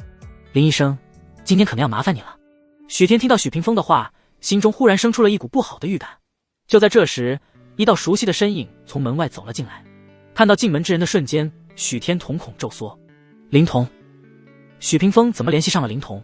他今天之所以有恃无恐，是因为他笃定了，只要自己不签字同意手术，就不可能有医生敢给他手术，因为如果手术途中出了意外，没人担得起这个责任。但是林童不一样，他睚眦必报，为了报复，甚至可以不择手段。现在林童只怕恨极了他。强行手术这种事情，林童做得出来。林童进门后，目光不经意般在许天身上扫过，而后笑看向许屏风道：“不麻烦，治病救人是我身为医生的天职。”林童话落，所有人都微微松了一口气，尤其就是许日新和杨荣娟，眼底深处更是闪烁着兴奋之色。只要许天上了手术台，一定会死在手术台上，然后许天所有的一切都将属于他们。接着许屏风客气地笑了笑：“那林医生，开始手术吧。”许屏风说完，不知何时已经进入病房的2名保镖直接控制住了许天：“你们想要强迫我手术？我没有签手术同意书，如果我在手术途中出了意外，你们都不会有好下场。”林童闻言笑了笑：“不能签字还不能按手印吗？等你死了，谁能确定你是自愿手术还是被迫的？”说完，他直接上前就用一块毛巾捂住了许天的嘴。很快，许天的意识逐渐模糊了起来，隐约间他感觉自己被架进了手术室。接着一道道冷漠而机械式的声音传入了他的耳中：“检查病人身体机能，准备手术。”许天迷迷糊糊间只看到手术室里散白的灯光，林童带着几个医生和护士在手术室里来回奔走。许天想要反抗，但他浑身使不上任何的力气。许天心中有些凄然，没想到重生一世还是逃不过前世的结局吗？他还是要死在许屏风一家人手中。而手术室外，许屏风夫妇和许日新眼中都是闪烁着兴奋的光芒，他们马上就可以拿到许天所有的财产了。只要许天死在手术台上，他们再将许天送到火葬场快速火化，不管是唐冰岩也好，还是李富江也罢，都查不出半点毛病来。然而就在这时，手术室外面的走廊里忽然传来了一阵急匆匆的脚步声。许家3人下意识抬头看去，当看到为首之人时，3人几乎同时呼吸一紧，几乎瞬间傻了。唐冰岩，他不是应该在帝都吗？然而没等许家3人如何震惊，唐冰岩已经带着一众下属风风火火闯进了手术室。你们是什么人？这里是医院，是手术室，你们想要干嘛？手术室内的医生护士见状连忙阻拦：“滚开！”之前去接唐冰岩而离开的阿卫立刻上前挥开了挡路的众人。这一刻他心慌到了极点，因为担心人太多引起怀疑，只有他一个人守在了许天身边。然而他怎么也没想到，自己出去接个人的功夫，许天已经被推进了手术室。今天如果许天有个好歹，唐冰岩绝不会让他有好下场。唐总，手术室的门从里面反锁了。很快，一个阿卫的下属紧张地会报道。阿卫心下一紧，连忙命令：“把门给我撞开。”“是，但需要一点时间。”唐冰岩看着眼前手术室紧闭的大门，周身的气息冷到了极致。他转头看向周围的医护人员，冰冷的声音不带丝毫情感：“让里面的人停止手术，否则他要是出了意外，我让你们所有人跟着陪葬。”周围的医生护士们闻言皆是心脏一颤，然而不知是不是被吓傻了，却是没有任何人动作。许屏风犹豫了一瞬，而后快步走到了唐冰岩面前：“冰岩，许天在里面做手术，你这样强行闯入手术室，万一医生受到惊吓，手术途中出了什么意外，怕是不太好。”唐冰岩冷冷看向许屏风：“你为什么要让许天上手术台？你们不知道这手术有多危险。”许屏风叹了口气，神色心疼又无奈：“是小天自己说和林妙英青梅竹马，不能眼睁睁看着林妙英去死的。今天他是自愿签字的，我们没有强迫他。”他话音落下的瞬间，唐冰岩周身的温度仿佛陡然下降，到至冰点。青梅竹马，呵呵，青梅竹马，好一个青梅竹马！他无论付出多少，哪怕为了许天连命都可以不要，却依旧抵不上青梅竹马这4个字吗？然而饶是唐冰岩心中再气，想到手术室内的许天面临生命危险，还是将怒火压了下来。接着他那宛如极地寒冰般的眸子移到了许屏风身上：“你最好祈祷许天不要有事，否则我不介意给你也安排一台手术。”许屏风心脏陡然一紧，唐冰岩那冰冷的眼神仿佛能够直射他的内心，他能够清楚地感受到唐冰岩不是在跟他开玩笑。与此同时，手术室内，许天迷离之间感受到了上方刺眼的手术灯光，他努力想睁大眼睛看清楚眼前的一切，而在他模糊的目光下，林童拿着手术刀走到了他面前。此刻林童虽然戴着口罩，可恍若间许天却似乎看到了林童拿着手术刀露出了狰狞的笑容。林童低头俯视着他，那目光仿佛在看砧板上一条待宰的鱼。许天，因为你，我丢了2条人脉，甚至丢了工作，也是因为你，我从一个无数人巴结的顶级名医，成为了这破医院的一个小医生。今天你将经历的这一切都是你自找的。话音落下时，灵童握着手术刀的手缓缓挪到了许天已经被掀开的肚子上方。许天感觉到灵童的动作，努力抬手想要挣扎，然而麻醉剂让他无论如何努力都无法动弹分毫。他能做的只是眼睁睁看着那闪烁着森然寒光的刀刃与他的距离越来越近。砰！然而就在这一刻，手术室的大门被猛地推开了助手，阿卫直接带着一众保镖冲了进来。灵童见到唐冰岩，浑身一哆嗦，手术刀都差点掉在许天身上。唐冰岩，这一刻灵童直接傻了，他做梦都没想到，在许屏风口中已经跟许天离婚了的唐冰岩会出现在这里。然而没等他回神，几个保镖已经冲到了他身旁，控制了他的手脚。阿卫看着灵童手中紧握的手术刀和手术台上已经被掀开衣服的许天，惊恐之下身体都在抖。灵童，你他妈找死！话音落下的瞬间，他直接朝着灵童一脚踹了上去。咔嚓！灵童本来就已经50出头了，常年缺乏锻炼，直接被阿卫一脚踹得右腿断裂。剧烈的疼痛让他脸色瞬间一片惨白。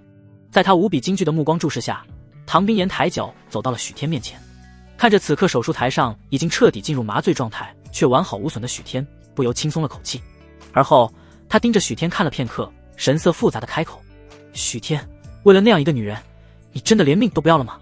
就在这时，阿卫来到了唐冰岩的身旁，问道：唐总，那个医生怎么处理？唐冰岩听到这话，宛如看垃圾般扫了灵童一眼，淡漠的语气不含丝毫情感：拖出去处理掉。是。阿卫点了点头，也不废话，直接吩咐下属拖下去碎尸。灵童闻言瞳孔骤然缩成了针孔大小，极度的惊惧让他近乎失声：不要，杀人要偿命的，不能杀我，你们不能杀我。阿卫只是不屑一笑，而后对保镖们挥了挥手，保镖们当即加快速度把灵童拖了出去。1个小时后，许天被安排进了医院最好的病房。此时许天脸色苍白地躺在床上，他还没有从昏迷中醒过来。唐冰岩正拿着一块手帕轻柔地给许天擦拭着身体。砰！忽然病房门被人猛地推开，刚刚得到这边消息的陈潇潇怒火冲天的直接冲了进来。唐总，许天都为那个女人命都不要了，您为什么还要把她救回来？唐冰岩给许天擦手的动作一顿，他微微抬头，清冷的目光落在陈潇潇身上。你在质问我？陈潇潇呼吸一紧，他语气顿时软了下来。唐总，您清醒一点好不好？许天他心里没有您，现在他一心想跟您离婚，您现在救了他，等他醒过来又会去找那个贱女人，您这么做只会让他把您伤得越来越深。唐冰岩动作继续，不紧不慢道：我不会再让他去找那个女人了，就算他恨我，我也不会让他们再见面。他可以接受许天不喜欢自己，甚至可以接受许天喜欢上别人，但是他接受不了许天为了一个女人伤害自己的身体。即便许天可能恨他，他也绝不会让今天这样的事情再次发生。唐总，您不在的这段时间里，我一直有让人关注许天，我怕您伤心，这些东西我本来不打算给您看的，但是现在我必须让您明白，您做的这一切到底值不值得。说着，陈潇潇拿出手机，点开相册，递给了唐冰岩。唐总，您不要再自欺欺人了，许天不值得您喜欢。唐冰岩没说话，只是低头看向了手机里的照片。这手机里的照片大多数是许天和林妙英拍的，而且十分的亲密。当然，这并不是这段时间的，而是很久以前的。陈潇潇最近一直都在收藏，就是为了等到唐冰岩伤势好了以后，再交给唐冰岩，让唐冰岩对许天彻底死心。在他的心里，不管过去还是现在，许天都没有任何的变化，许天还是那个许天。果然，唐冰岩看到那些照片后沉默了下来，他美眸死死地盯着那些照片，一张张地划过。他虽然没有过多明显的情绪反应，但是从他拿着手机捏得发白的手指来看，他的情绪并没有多么平静。陈潇潇自然也看到了这个细节，他心里不是滋味，但也知道在这个时候不能心软，他必须趁热打铁。陈潇潇咬了咬牙道：唐总，他心里只有林妙英那贱人，压根没有您。您仔细想想，这样的男人真的值得您去爱吗？唐冰岩关闭了手机，够了，不要再说了。然而陈潇潇却根本不愿意放弃，他咬了咬牙，继续道：唐总，不要再自欺欺人了好吗？我知道您一直都明白许天是一个什么样的人，您今天救了他，他不会感激您的，他的心里只有林妙英，您在他的心里连林妙英一根手指都比不上。唐冰岩闻言脸色更难看了几分，他又何尝不知道许天是什么样的人，可许天是，他怎么可能轻易放下？陈潇潇见自己话都说到了这个份上，唐冰岩依旧没有抛下许天的准备。他咬了咬牙，说出了自己不想说却不得不说的话：“唐总，您之前几次问我您离开后，许天有没有找过您？好，我再告诉您一次，没有，他一次都没找过您。另外，他已经同意在离婚协议书签字了，只等我将严氏集团的事情处理好，能让他直接接手，他就会立刻签字。现在他的心里只有林妙英，他一旦在离婚协议书上签字，您留给他的离婚财产会全部转到林妙英名下。”噗！唐冰岩忽然吐出了一口鲜血。唐总，陈潇潇和阿卫神色大变，连忙上前扶起了唐冰岩。然而此刻唐冰岩已经昏了过去。来人，快来人！陈潇潇焦急大喊。他虽然骗了唐冰岩，但那都是为了唐冰岩着想。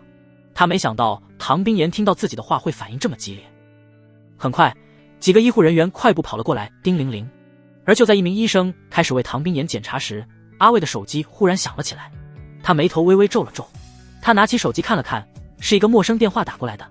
担心是什么重要的电话，他犹豫了一下，最终按下接听键，问道：“喂，您好，您好，请问是唐冰岩小姐的私人保镖阿卫先生吗？”电话那边传来一个中年男人的声音，语气十分的客气：“我是，您有事吗？”阿卫问道。他的手机号码虽然不像唐冰岩一样保密，但一般的人也拿不到他的手机号。阿卫先生，您好，我是江省富江集团的董事长李富江。事情是这样的，我有一个叫许天的朋友，想要我帮忙联系一下唐冰岩唐总，不知道方不方便帮我联系一下。自从上次许天委托李富江帮忙打听唐冰岩的消息后，他就一直都很上心，到处寻找人脉关系，打听唐冰岩的消息。而在整个商圈里面，唐冰岩十分有名气，他倒是打探到了不少有关唐冰岩的消息。比如说3年前，一代商业传奇人物唐冰岩突然嫁给了江省江城一个名不见经传的小人物。直到这时，李富江这才知道许天和唐冰岩是什么关系，这也让李富江更加敬佩许天了。毕竟他可是知道一个有关唐冰岩的桃花新闻。当年华夏有名的帝都四少都曾经是唐冰岩的追求者，无数商界大佬公子追求唐冰岩的更是不在少数，随便挑一个出来，背景都极为强大。而许天作为最终拿下唐冰岩的男人，怎么会普通？为了能跟许天搞好关系，他也是下了血本，找了无数关系，这才打听到了阿卫的联系方式。阿卫听到李富江的话，不由愣了一下，而后他神色有些古怪的看了一眼躺在床上的许天，又看了看昏倒过去的唐冰岩，对电话对面的李富江开口问道：“许天，你说许天在找唐总？许天什么时候找过唐冰岩？不一直都是唐冰岩在找许天？”“是啊，小两口吵嘴闹矛盾都是常事儿，唐总因为这点小事儿就闹失踪，可把许天急得不行，不然他也不会求到我头上。”阿卫听的是有些云里雾里的，他跟着唐冰岩很多年了，唐冰岩和许天的事情他都知道，他着实有些难以相信许天会找唐冰岩。许天是什么时候说要找唐总的？阿卫问道。3年前，许先生救了我儿子一命，让我帮着打听唐总的消息。阿卫猛地一怔，什么？3天前？你没有记错？阿卫有些难以置信。没有记错，我很肯定。李富江说完，迟疑了一下，试探着问道：“怎么了？这里面有什么问题吗？”“没什么，我会把这件事情告诉唐总的，谢谢了。”阿卫道。好的好的，阿卫兄弟，如果在江省以后有什么事情，尽管联系我。李富江和阿卫客套了几句后，这才挂断了电话。阿卫挂断电话后，还是有些没反应过来。以他对许天的了解，哪怕是唐冰岩哪天人间蒸发了，许天也不会去找。但是如果他没找唐冰岩，李富江这样的人物不可能亲自给他打来电话。这么说来，许天竟然会托人到处打听唐冰岩的消息，还真是稀奇。而就在这时，唐冰岩刚好苏醒了过来，他睁开眼睛后还有些没缓过神来。“唐总，您醒了。”陈潇潇顿时狠狠松了口气，面露惊喜道。说完，他小心翼翼地拿起一旁的水，小心翼翼地喂着唐冰岩喝了一口。温水划过喉咙，唐冰岩这才缓过劲来。他看都没看陈潇潇一眼，直接看向阿卫问道：“阿卫，刚才是谁打电话来？”刚才在意识游离之际，他隐约听到阿卫和人通话的时候提到许天和他。阿卫犹豫了一下，看了一眼陈潇潇，最终还是开口道：“唐总，刚才打电话来的是江省富江集团的董事长李富江。”李富江，他倒是知道这个人。3年前他来江省创业的时候，就打听过江省方方面面的事情。这个李富江在江省也算得上是一方人物了。只是唐冰岩记得他在江城的产业和李富江并没有任何的商业往来，李富江联系他做什么？如果是商业上的事情，让他联系公司的人就好了。唐冰岩道。阿卫额头不禁冒出了一层冷汗，连忙解释道：“唐总，他说许天在5天前委托他到处打听您的消息。唐冰岩怔了一下，打听我的消息？没错，李富江好像听许天说你们闹了点小矛盾，听他话的意思，许天似乎还求他帮忙劝和。劝和？没等唐冰岩再说什么，陈潇潇忽然站了出来。阿卫，你胡说什么？此刻他看向阿卫的目光仿佛要砍死他一般。阿卫明知道唐冰岩有多么喜欢许天，还跟唐冰岩说这样的事情，这是希望唐冰岩越陷越深吗？许天这段时间从没找过我，怎么可能托人打听唐总的消息，甚至找人过来劝和？你跟唐总说这些话之前，能不能用脑子想想，这些事情可能是许天能做出来的吗？阿卫听到陈潇潇的指责，下意识将头低了下去。唐冰岩看着陈潇潇这异常激动的模样，目光凝视着他，开口：你在向我汇报之前，还需要想想什么该说，什么不该说。所以许天找过我，但你觉得不该说就没有告诉我，是这样吗？陈潇潇心脏陡然一颤。唐总，怎么可能？我不知道为什么有人打电话给阿卫说许天在找您，但许天真的没来找过我。唐冰岩闻言盯着陈潇潇看了片刻，而后开口：你是我最信任的下属之一，不要辜负我对你的信任。唐总，我陈潇潇发誓，这辈子都不会恶意欺骗你。然而就在陈潇潇话音落下时，一个西装保镖忽然走了进来。唐总，吴律师听说您回江城了，现在来拜访了。吴律师？陈潇潇心脏倏然一紧，他之前叮嘱过吴律师，无论如何都要让许天在离婚协议书上签字。原本他是觉得吴律师一时半会见不到唐冰岩，倒也没想过吴律师这边可能露馅，但他万万没想到唐冰岩竟然忽然来了江城，吴律师会过来拜访。唐冰岩将陈潇潇异样的反应收入眼底，对保镖淡声吩咐道：让他进来吧。是。很快西装笔挺的吴律师就走进了房间，还没有等到吴律师开口，唐冰岩直接开口：吴律师，许天同意离婚了吗？唐总，很抱歉，许先生不同意签字，并且坚持要见您一面。吴律师歉然说道：许天，他想见我。唐冰岩的手指不由自主地出现了几分本能的轻颤。许天在找他？他真的在找他？吴律师看到唐冰岩有些不同寻常的反应，眸底露出了几分疑惑，不过他还是开口道：唐总，许先生的诉求我已经跟陈助理汇报过了，我个人建议离婚之前你们最好先把话说清楚。陈潇潇，陈潇潇一直都在欺骗他。唐冰岩手指倏然攥紧，他猛地转头看向一旁脸色已经有些苍白的陈潇潇，这一刻他声音中透出了一股极致的冷。陈潇潇，你不是说许天这些天一直跟林妙英在一起，根本没有找过我吗？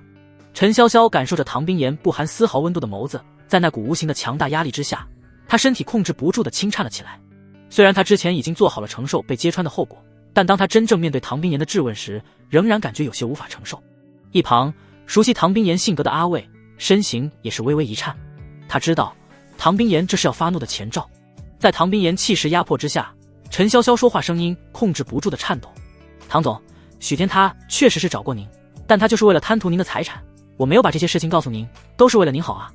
陈潇潇目光诚恳地看着唐冰岩，向唐冰岩解释着。然而还没等陈潇潇说完，唐冰岩突然起身，一把掐住了他的脖子。陈潇潇，你是我最信任的人，但你却骗了我。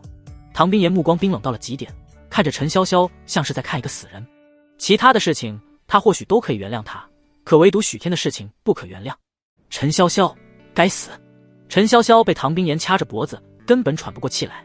他下意识抓住了唐冰岩的手，拼命挣扎了起来。然而无论他怎么用力，都挣不开分毫。他清楚地感觉到唐冰岩的手在不断收紧，唐冰岩是真的想杀了他。窒息和脖子随时可能被掰断的痛苦，让陈潇潇仿佛看到了死亡就在自己眼前。唐总，阿伟原本以为唐冰岩只是想稍微惩罚一下陈潇潇，但此刻他终于意识到了不对，连忙上前阻拦。唐总，陈助理这么做也是为了您着想。许天这些年确实做了很多混账事，陈助理做事方法确实有问题，但他对您的忠心天地可见啊。这些年陈助理兢兢业业，就这一次您就放过他这一次吧。唐冰岩闻言动作一顿，他凝视着陈潇潇几秒，才缓缓松开了手。只是他看向陈潇潇的目光冰冷到不加丝毫感情。不要再有下次。嗨！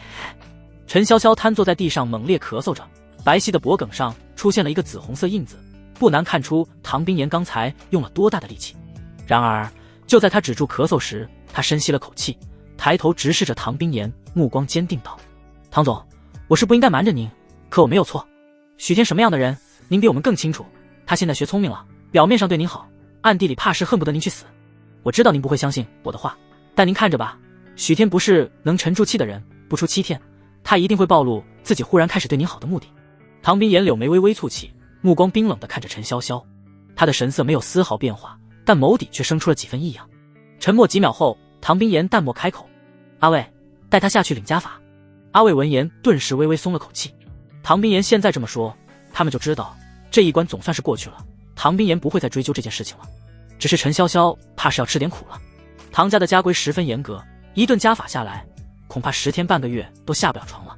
阿卫道：“陈姐，走吧。”陈潇潇微微点头，深深看了唐冰岩一眼后，跟着阿卫走出了房间。此刻他并没有任何伤感的情绪，甚至心中还松了一口气，因为刚才唐冰岩沉默了。以他对唐冰岩的了解，唐冰岩一定是把他的话听进去了。只要唐冰岩相信许天忽然对他好是有目的的，这次的家法他就不算是白受。而在唐冰岩有了防备后，许天想要害唐冰岩也就没那么容易了，这就够了。唐冰岩对他有再造之恩，只要唐冰岩没事，他陈潇潇就算受点罪又如何？陈潇潇和阿卫离开后，吴律师也不敢在房间多待，跟唐冰岩说了一声就离开了房间。很快房间内就只剩下了唐冰岩和床上的许天。忽然躺在床上的许天眼皮微微动了动，下一刻他缓缓地睁开了眼睛，步入眼帘的正好是唐冰岩那张精美绝伦的脸庞。许天愣了一下，喃喃自语道：“我是在做梦吗？”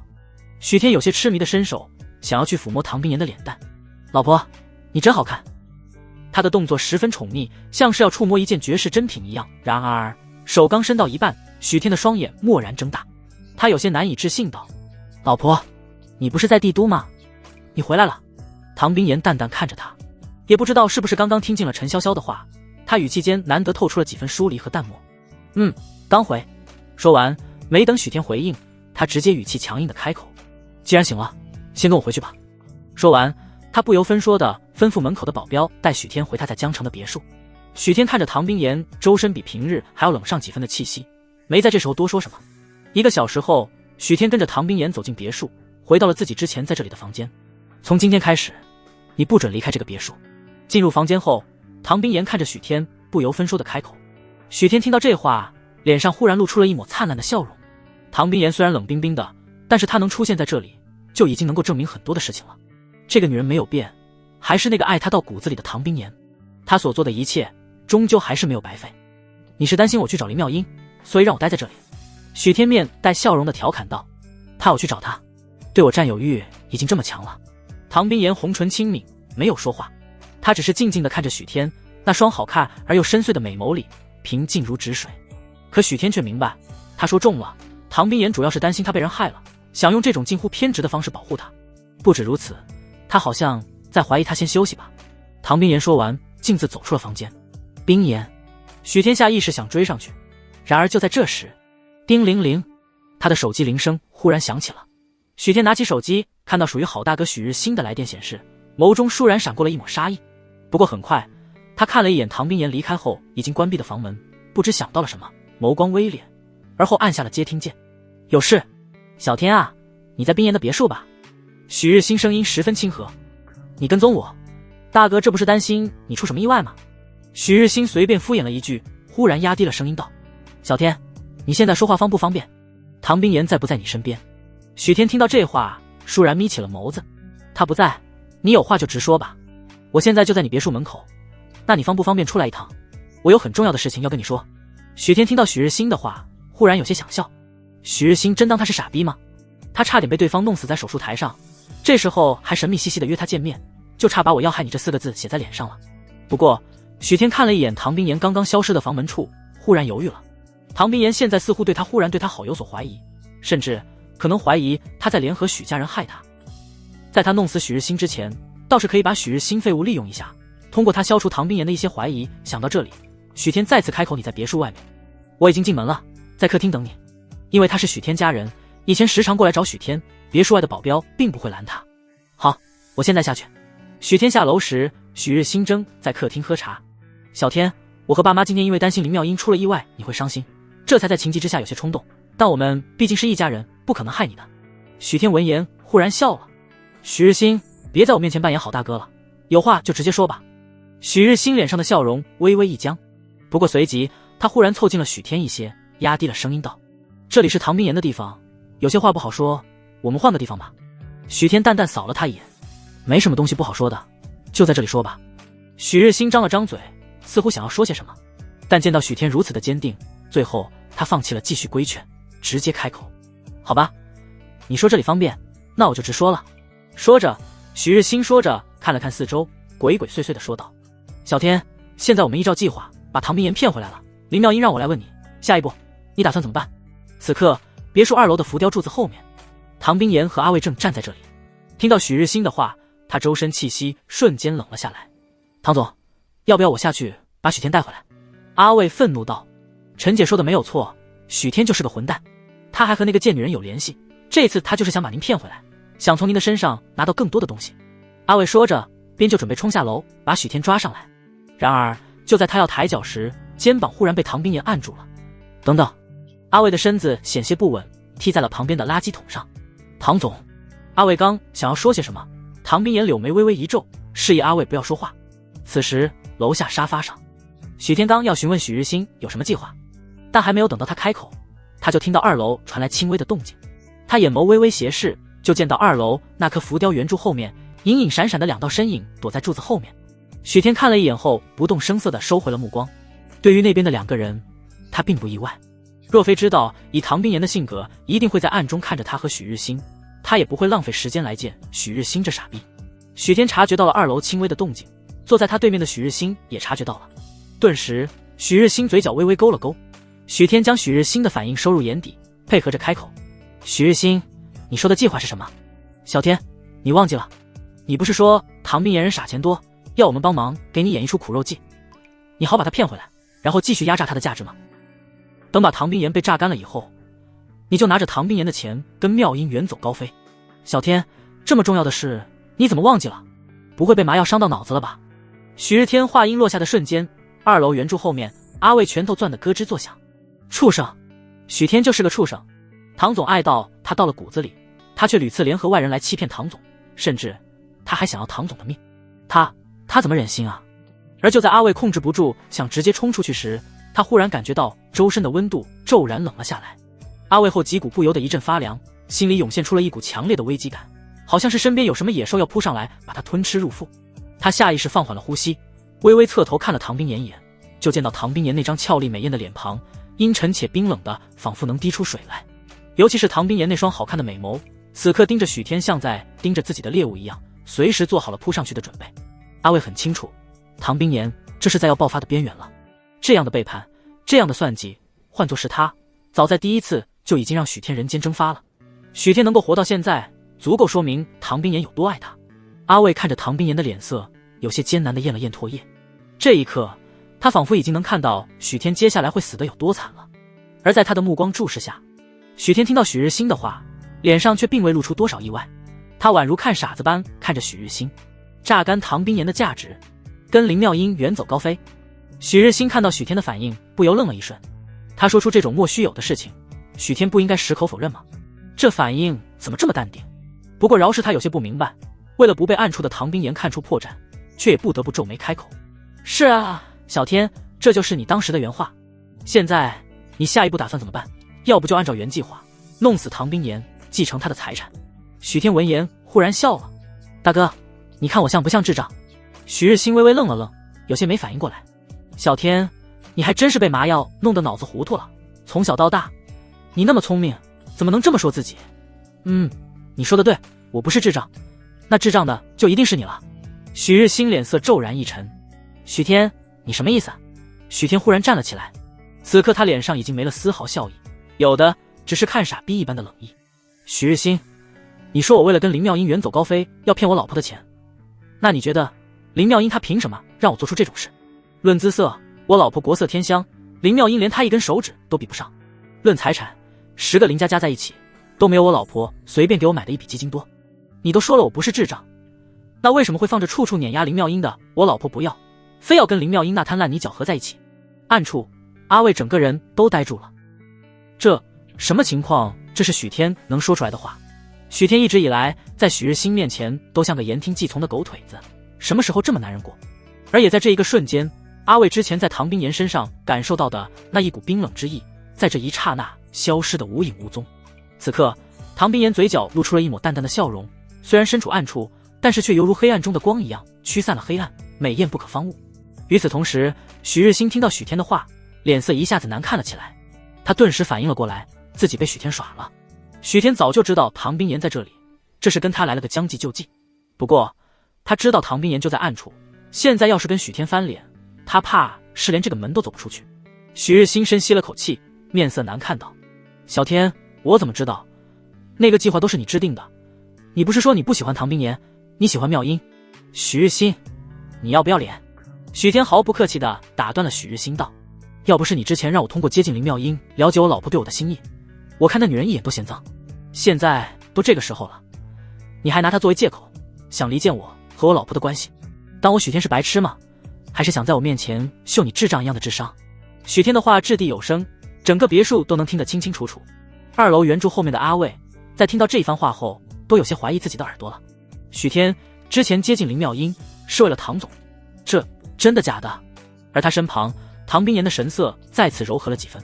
他明白许天说的不一定是事实，但就算是假的，这话也是许天说的，这就够了。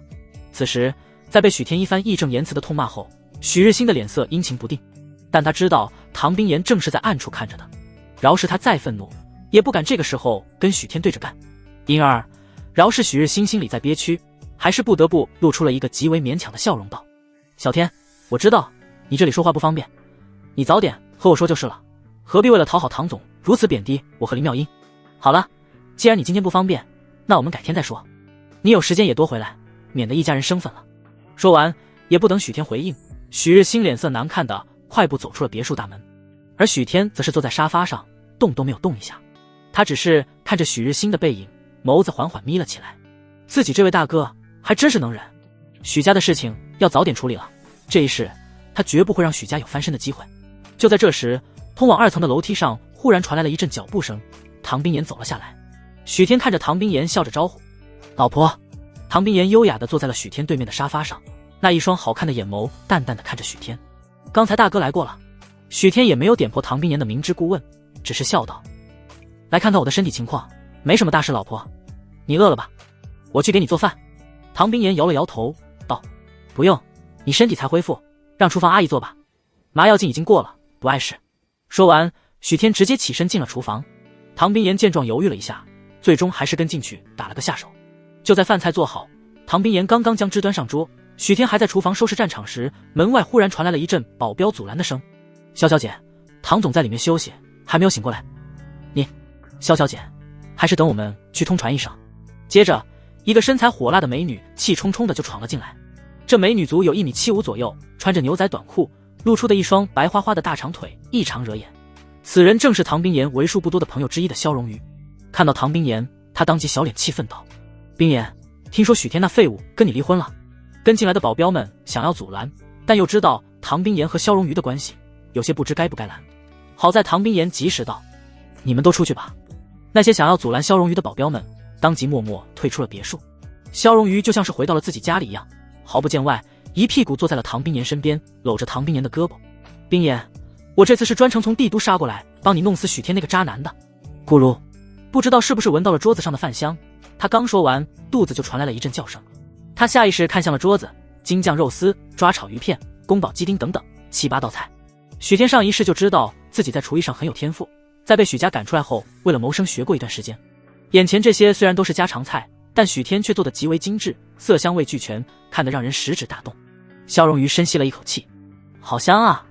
因为几乎是跟唐冰岩穿一条裤子长大的，他也没客气，极为自然地坐下，拿起筷子夹起一些尝了尝。顿时萧荣瑜那双好看的眼睛都亮了起来，好吃。然而就在他准备夹第2口的时候，忽然被唐冰岩按住了手。起来！萧荣瑜怔了一下，冰岩，你什么时候这么小气了？他几乎下意识看向了厨房的方向。当看到厨房内那道男人的背影时，他像是忽然明白了什么。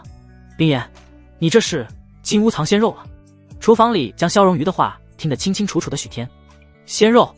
然而没等他有什么反应，萧荣瑜自顾着叹了口气，一副被伤到了的模样道：“哎，果然是男人如手足，姐妹如衣服，有了男人连饭都不让人家吃了。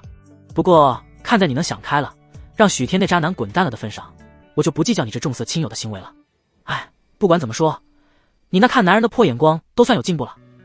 毕竟先不说其他，这位的厨艺就是许天那废物拍马都赶不上的。许天，废物？我也不是说，你早该想开了，凭你的颜值和资本，想泡什么样的小鲜肉没有啊？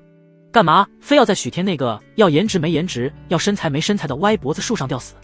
许天，歪脖子树。肖荣瑜说着，小脸上忽然露出了几分促狭之色。冰妍，说说喜欢什么类型的，我再多去给你找几个。许天，他忽然转身，脸色阴沉的仿佛能滴出水来。肖荣瑜，你一个26岁高龄还没个男朋友的老处女，在这给冰妍瞎出什么馊主意？我去。肖荣瑜看到许天的瞬间直接傻了，这谁来告诉他这什么情况？厨房里做饭这么好吃的小鲜肉，竟然是许天这啥也不会的废物人渣。你刚刚说谁没颜值没身材？我颜值高不高你看不出来？至于身材，许天忽然一笑，而后意味深长地看向唐冰妍。我身材好不好冰妍知道，有必要跟你证明吗？肖荣瑜，好吧，他承认说许天颜值不行，多少有点违心。至于身材，他下意识把许天从上到下看了一遍，视线在某个位置停留了一瞬，他小脸控制不住红了一瞬。下一刻意识到自己在许天引导下做了什么，他用力咬了咬牙，这个贱人。然而还没等肖荣瑜如何气，唐冰妍看着一副有他撑腰要气死肖荣瑜的模样，那清冷的绝美容颜上忽然露出了一丝微不可察的笑意。很好。肖荣瑜猛地睁大了眼睛。很好？什么很好？身材很好。完了，冰妍跟这渣男老色配在一起被染黄了。冰妍，你要擦亮眼睛，不能再被这混蛋骗了呀。唐冰妍只是淡淡看了他一眼。伯父叫你回家。肖荣瑜一愣，我爸叫我回家，我怎么不知道？唐冰妍，如果你1分钟后还在这里就知道了。肖荣瑜，冰妍什么意思？这是他爹压根没找他，但冰妍嫌弃他在这里碍眼，要给他老爹打电话勒令他回去。冰妍果然不爱他了，他再也不是冰妍最重要的小可爱了。随即为了不被唐冰妍惊动他家父王，他也只能用看负心汉的眼神深深看了唐冰妍几秒，这才一步3回头的离开了别墅。等肖荣瑜身影彻底在门口消失，许天忽然笑看着唐冰妍开口：冰妍，走吧。正要坐下吃饭的唐冰妍，去哪？许天微微勾唇，楼上，为了感谢你刚刚给我面子，让你看看我身材到底有多好。唐冰妍，吃饭。许天闻言嘴角的笑容更深了几分，虽然他家老婆此刻依旧冷冰冰的，但不知道为什么他就是感觉他在害羞。前世他怎么没发现自家老婆竟然这么可爱？看来以后的日子没事逗逗老婆还是挺有意思的。不过为了避免把老婆逗得炸毛，许天决定今天到此为止，乖乖按照老婆的要求坐下吃饭。吃了几口之后，许天见唐冰妍心情明显不错，状若随意般开口道：老婆，我想回去上班了。唐冰妍动作忽然一顿，回去上班？许天和他结婚以前是在许氏公司上班的，结婚后许家因为他给了公司无数好处，为了讨好他把许天提拔成了公司副总，但始终都只是挂个名。后来因为他一直在给许天生活费，许天不缺那点工资，也就没有再去上班了。如果放在今天之前，许天说要回去上班，唐冰妍虽然更喜欢他在身边陪着自己，也不会强行要求什么，但是现在不行。唐冰妍斩钉截铁的拒绝，这段时间你就待在这里，哪里都不准去。闻言，许天忽然沉默了。他知道唐冰妍不是单纯要软禁他，主要是担心他依旧喜欢着林妙音，为了林妙音做出什么头脑发热的事情。沉默良久，许天缓声解释道：冰妍，看到今天发生的事情，你也应该知道我和许家的关系如何了。我以前不明白你的好，把他们当成了家人，但是我现在醒悟过来，我想要拿回你给他们的一切。唐冰妍柳眉微皱道：这些事情我会去做的，你不用操心。许天叹了口气：老婆，软饭虽然香，但自己的仇亲自报，自己的东西靠自己拿回来才更有意思，不是吗？他清楚地记得前世就在最近这段时间，江城出现了几个巨大的商机，如果他不能抓住这些机会积攒一番实力，怕是这辈子也无法跟唐冰妍站在同一个高度。而不平等的两个人，感情又如何能长久？然而唐冰妍听到许天的话依旧不为所动。如果他们没有伤害你，我可以不管，但他们今天已经对你动手了，我不会放过任何一个要害你的人。许天听到这话，虽然有些无奈，心中却是感受到了一股暖意。不过此刻他也没再说什么，唐冰妍的性格向来说一不二，这时候再纠缠不仅没意义，反而容易让唐冰妍坚定不让他回去上班的心思。深夜，2楼卧室里静悄悄的，唐冰岩睡在床上，许天则是睡在了沙发上。没办法，两个人身上都有伤，还没有恢复。原本唐冰岩是让许天去别的房间睡的，但许天坚持要和唐冰岩睡在一间房，直接睡在了沙发上。不要！卧室里忽然传来了一道惊叫声，许天猛然惊醒。冰岩，怎么了？此刻唐冰岩坐在床上，脸色苍白，气喘吁吁，额头上还有一层细细的汗珠，似乎受到了惊吓。隔壁房间的保姆也很快走了进来。小姐，你又做噩梦了？许天皱眉看向保姆道。又？他经常做噩梦。以前他一直觉得唐冰岩接近自己带着目的，从未跟唐冰岩在一个房间睡过觉，倒是不知道他做噩梦的事情。小姐最近经常做噩梦，很少能睡个安稳觉。保姆解释了一句，就习惯性的走到了床头柜前，从抽屉里取出了一瓶安眠药。最近唐冰岩一直在做同样一个噩梦，梦见许天被活活烧死。这个梦魇让他很长一段时间没有睡好了。这里交给我吧，你先出去。许天从保姆手里拿过了安眠药，保姆也没有多说什么，点了点头便离开了房间。他略微沉吟了一声，还是放下了药瓶道：以后不要吃了，吃多了对身体不好。唐冰岩抬头看着许天没说话。许天看着唐冰岩颇为憔悴的面孔，捋了捋他额前的青丝，笑道：那我给你讲个故事。唐冰岩皱了皱眉：我不是小孩。许天苦笑：好吧，那我们聊聊其他的。唐冰岩没有说话，只是静静地靠在床边，似乎在等许天开口说话。许天也沉默了一会儿，开口：其实我一直有一个疑问，当初你并不了解我，为什么突然想和我结婚？就算是口味独特一点，喜欢我这样的无赖，难道那么大的帝都就没有我这样的人了吗？而且结婚以后我做了那么多伤害你的事情，你也不生气，每次不管我做什么事情都会原谅我。你越是这样，我越是不习惯，所以才会有后面那么多的事情，做出更多伤害你的事情。你可以不用那么惯着我。没等许天继续说下去，唐冰岩忽然道：没惯着。本来还想好好抒发一下情感的许天一下子就卡壳了。他当初之所以不喜欢唐冰岩，就是因为唐冰岩的性格总会把天聊死。两人刚认识的时候，往往是他在说话的时候刚刚做完铺垫，后面想要说的话还没有说出来，就被唐冰岩一句话给堵死了。那时候他无数次差点被唐冰岩憋出那伤来。不过许天倒也习惯了唐冰岩这性子，只是顿了一下，就顺着他的话道：既然没有惯着我，那就让我去上班吧。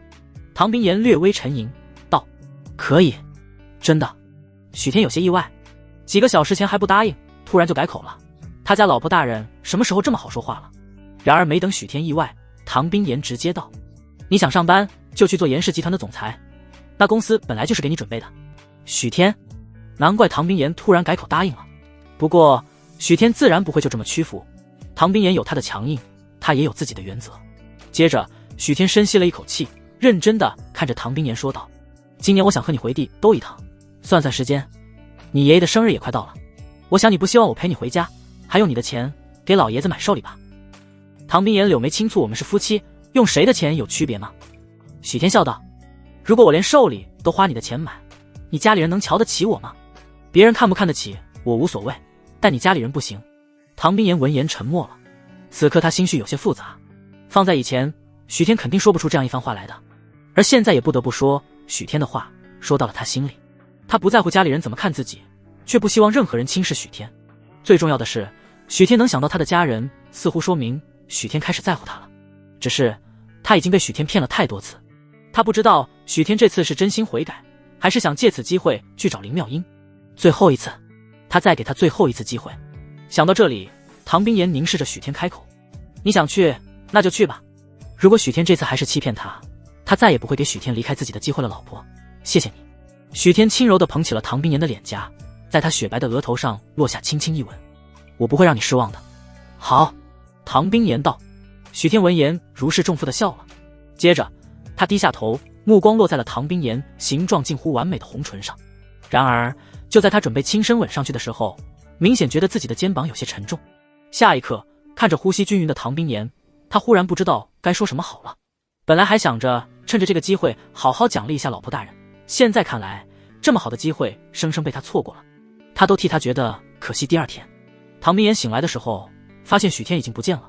唐冰岩皱了皱眉，就见旁边的床头柜上摆着一碗白米粥，碗下压着一张便条，便条上的字迹苍劲而有力。老婆，我去上班了，记得吃早餐。唐冰岩嘴角微微勾起，心情一下子就好了起来。吃完许天给他做的早餐后，唐冰岩拿出了手机，准备联系帝都那边处理一下工作上的事情，一条短信却引起了他的注意。这是一条转款的短信，上面的金额是1亿元整，而转账人正好是许天。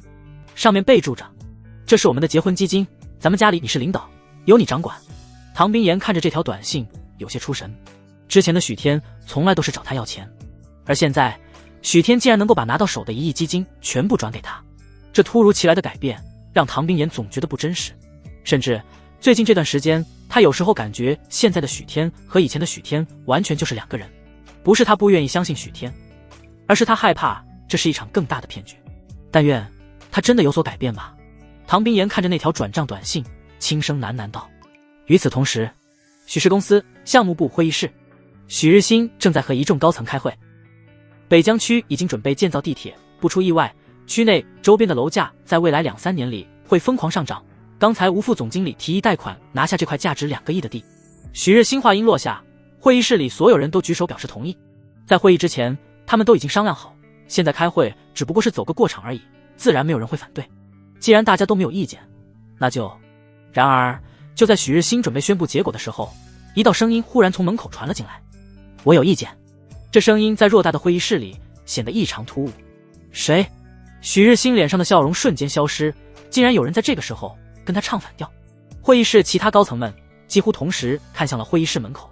下一刻，众人神色不禁一愣：“许天，你这废物怎么来了？你都很久没来公司了吧？你有意见？我们的决策，你凭什么有意见？”会议室里，众人看向许天的眼神都毫不掩饰地流露出了鄙夷之色。在所有人的印象里，许天就是一个没什么能力，却在公司混吃等死的二世祖。许天面对众人的讽刺，只是淡淡一笑：“凭什么有意见？很简单，北疆区那一块楼盘开盘会雪崩。前世许氏集团投资了江北区楼盘，血本无归。如果不是拿到了唐冰岩在江城的所有产业，只怕会面临破产倒闭的命运。”然而，许天话音落下，公司的高层们像是听到了天大的笑话般，脸上都是露出了满满的嘲讽和不屑。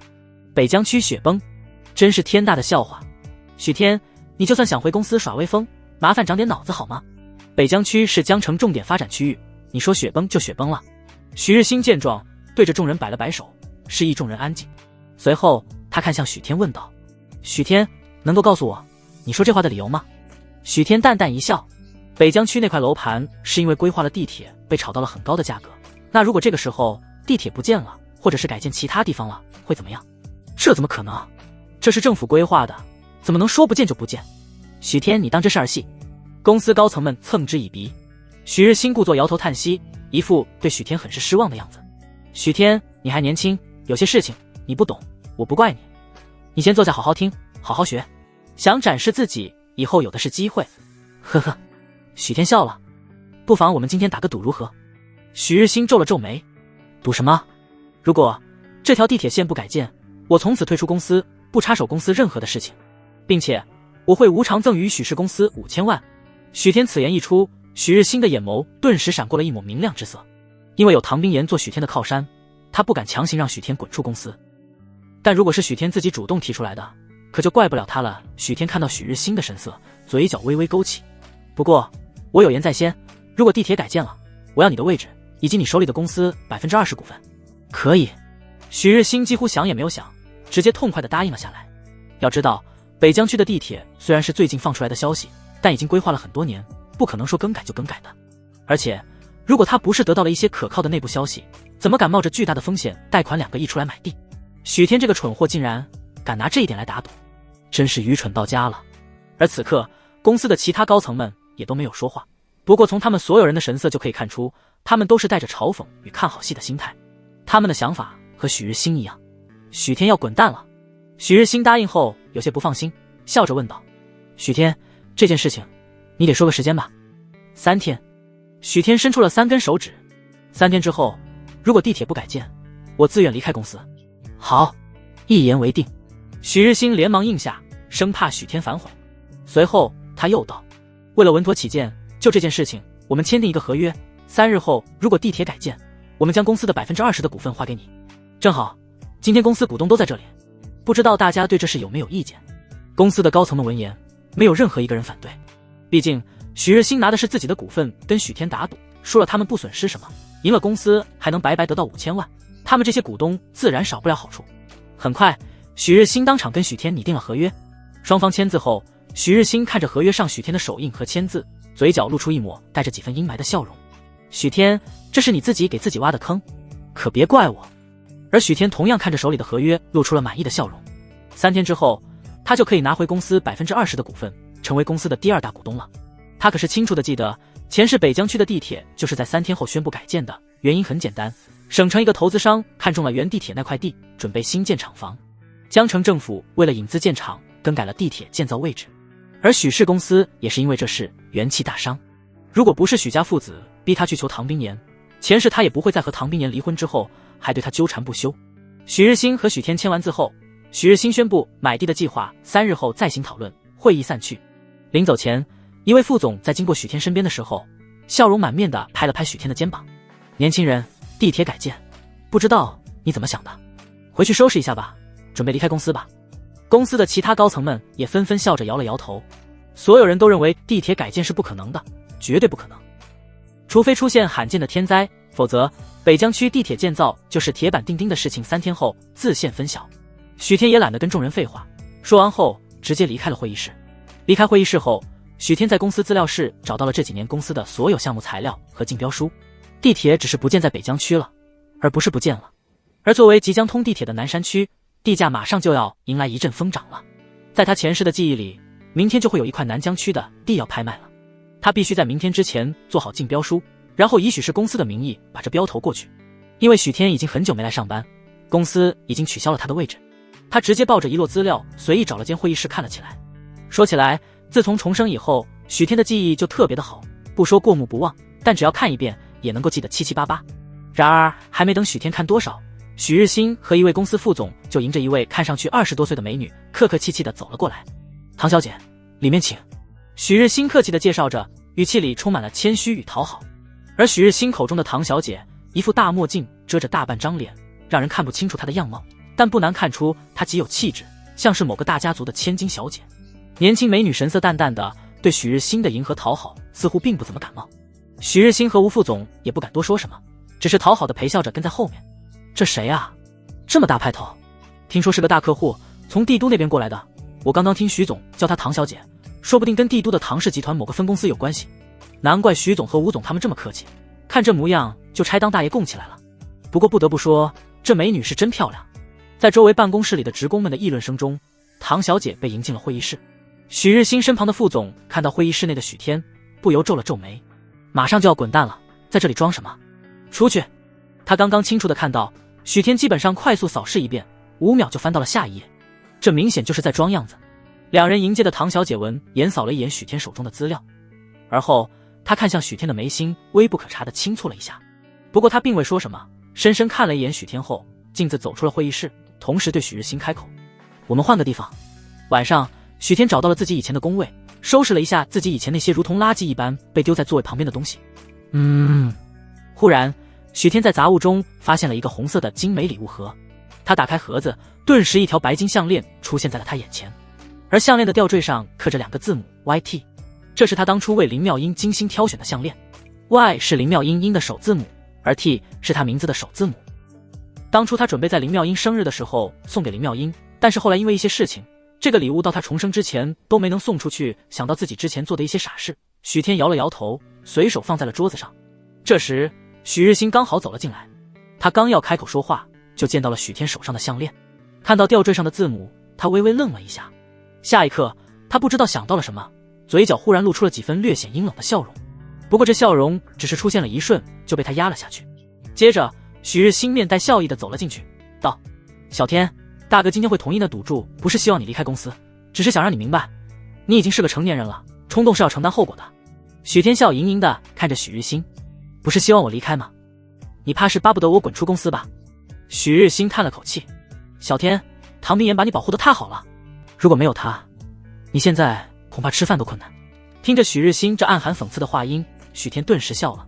我老婆年轻貌美有能力，白天任劳任怨的赚钱养我，晚上就是任我为所欲为的小娇妻，大哥羡慕吗？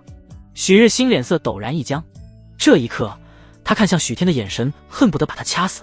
他到现在也想不明白，唐冰岩不仅绝色倾城，还能力卓绝，他想要什么能力没有，怎么就看上了许天这么个干啥啥不行的废物？小天，有些东西拥有了还要能守住才行。希望唐冰岩喜欢你，不是只图一时新鲜吧？说完，许日新直接转身，冷着脸离开了许天的办公室。回到办公室外，许日新第一时间调出了监控。很快，一张许天打开礼物盒的截图被他保存了下来。随后，许日新直接将截图发给了唐冰岩。发完截图后，许日新还发送了一段文字：弟妹，许天今天在公司很努力，还给你准备了礼物。发送完毕后，许日新见到对方已经接收，嘴角微微勾出了一抹弧度。别说，唐冰岩坐在沙发上，双手死死地捏着手机，手指都有些发白了。他的手机屏幕上正显示着一张照片，这张照片正是许日新发给他的。他看着那张照片，看着项链吊坠上的字母，面如寒霜。此刻，整个客厅里仿佛都在他冷到了极点的情绪下，陷入了冰封极地。沉默片刻后，唐冰岩直接找到阿卫的号码打了过去。因为考虑到快到下班时间了，他已经提前派阿卫去许氏公司楼下等着。与此同时，电话接通后，唐冰岩不由分说地命令道：上楼，把他带回来。说完，他直接挂断了电话。此刻，许氏公司楼下，刚刚接完电话的阿卫后背不禁冒出了一阵冷汗。他虽然不知道具体发生了什么事，但从唐冰岩的语气中就听出来了，许天肯定又做了什么蠢事，暴风雨要来了，要出大事了。你们两个跟我上楼，直接带许天回家，快！阿卫不敢想象接下来会发生什么，他现在要做的就是把唐冰岩交代下来的事情做好，不然许天会不会倒霉他不知道，他肯定是要凉了。与此同时，许天不经意般扫了一眼头顶的摄像头，许日新离开时的眼神不对劲，而按照他对这位大哥的了解，不做点什么都对不起他阴险狡诈的性格。只是他神色间没有半点慌乱，而是不紧不慢地拿出手机拍了一张礼品盒的照片给唐冰岩发了过去。发完了照片，许天又编辑了一条短信：老婆，猜猜我给你买了什么？他并没有阻止许日新偷偷做什么，毕竟他知道唐冰岩现在不信任他，而他现在要做的就是通过一些事情让唐冰岩不要轻易相信别人的话，进而没那么轻易怀疑他。别墅里，唐冰岩看着手机上的短信和照片中熟悉的礼物盒，神色有些发怔。那项链，许天要送给他的。细细想想，那项链吊坠上的字母 Y 不一定是英字的首字母，还有可能是言字，只是刚刚他在看到许日新发送过来的照片时，先入为主的就想到这是许天送给林妙英的。不过这倒也不怪他武断，毕竟结婚3年，许天一心扑在林妙英身上，从未送过她礼物，这还是许天第一次主动送她礼物，这让唐冰岩心里涌现出了一种异样的情绪。但是性格使然，他虽然原本冰冷的神色已经完全缓和了下来，却也只是淡淡的回复了许天3个字：不知道。另外一边，许天看到短信后，嘴角不由往上勾了勾。这下不管许日新是不是给唐冰岩发了什么，他的危机都算解除了。随后，许天再次编辑了一条短信发送了过去：等我下班回家。唐冰岩回复得很快，虽然只有1个字，但却让许天嘴角的笑容更深了几分。许天缓缓吐出了一口浊气，心情松快了不少，放下手机，继续收拾东西，准备回家。砰！而就在这个时候，公司的门猛地被从外面推开。许天闻声望去，就见到阿卫带着2个身材魁梧的保镖快步走了进来。许天，唐总让我们来接你回家。阿卫神情冷肃，语气中带着一股不容置疑。许天动作忽然顿了一下，虽然他之前就知道自己应该不会猜错，但阿卫的到来无异于证实了他的猜测。好在他反应机敏，不然先前所做的努力恐怕又要功亏一篑了。接着，许天直接对阿卫点了点头。好，说着，他拿起桌上的礼品盒，就跟着阿卫离开了办公室。而阿卫看到许天手里的礼品盒，大致就猜到了唐冰岩为什么突然让他来接许天回家了，恐怕是许天又要去约会林妙英，连礼物都准备好了。想到这里，他看向许天的脸色更冷了几分。许天，不要把你手里的东西带回去，不要挑战唐总的底线，这是我买给你们唐总的礼物。许天笑了笑道。呵，阿卫冷笑了一声，你把我当傻子，还是把唐总当傻子？许天闻言也没跟阿卫争辩什么，抬脚走向了公司大门。阿卫看着许天仗着唐总的喜欢有恃无恐的模样，恨不得直接砍死他。但想到如果他真敢对许天不客气，万一许天能化解今天的危机，再给唐冰岩吹吹枕边风，他会死得有多惨，最终也只能狠狠压下了弄死许天的冲动。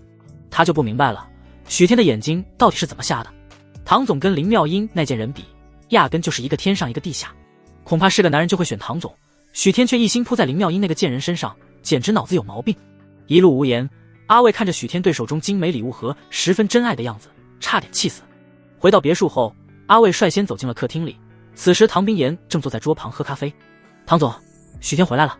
唐冰岩轻嗯了一声，又淡淡吩咐道：“让厨房把晚餐端上来。”阿卫听到这话，猛地一愣。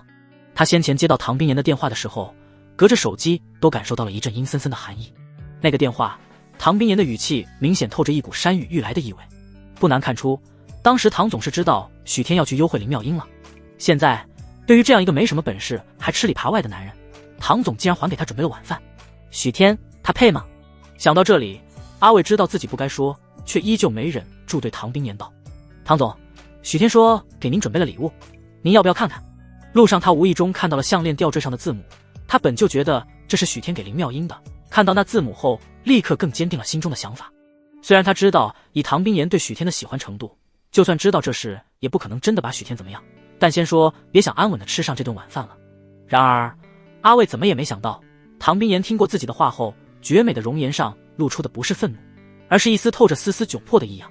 顿时阿卫瞬间懵了，这什么情况？唐总该不会以为许天的礼物是给他准备的吧？他家在商场上冰冷无情杀伐果断的唐总，怎么一到许天面前就智商不在线了？就算不用脑子想，也知道那礼物不可能是给他的好吗？这一刻他忽然有些不想让唐冰岩看到盒子内的项链了。他不知道唐冰岩看到那项链后会有多伤心。后面许天不知何时已经走进了客厅，许天有些不满地扫了阿卫一眼，本来还想给我老婆个惊喜，都被你给破坏了。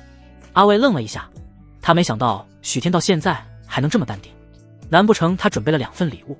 接着在阿卫有些错愕的目光下，许天缓步走到了唐冰岩身前，他也不卖关子，直接打开了礼物盒，顿时跟唐冰岩在许日新发给他的监控截图上一模一样的项链出现在了他眼前。老婆，这是我专门为我们定制的项链，2个字母，刚好是我们名字最后一个字的首字母。阿卫，这一刻他直接傻眼了，还能这样？刚刚他一心想着 Y 是英字的首字母，却没想到也是盐的。但是直到现在他都不相信那礼物许天一开始就是要送给林妙音的。许天什么时候这么心机了？许天自然不会理会阿卫的心理活动，他笑看着唐冰岩开口：“老婆，喜欢吗？”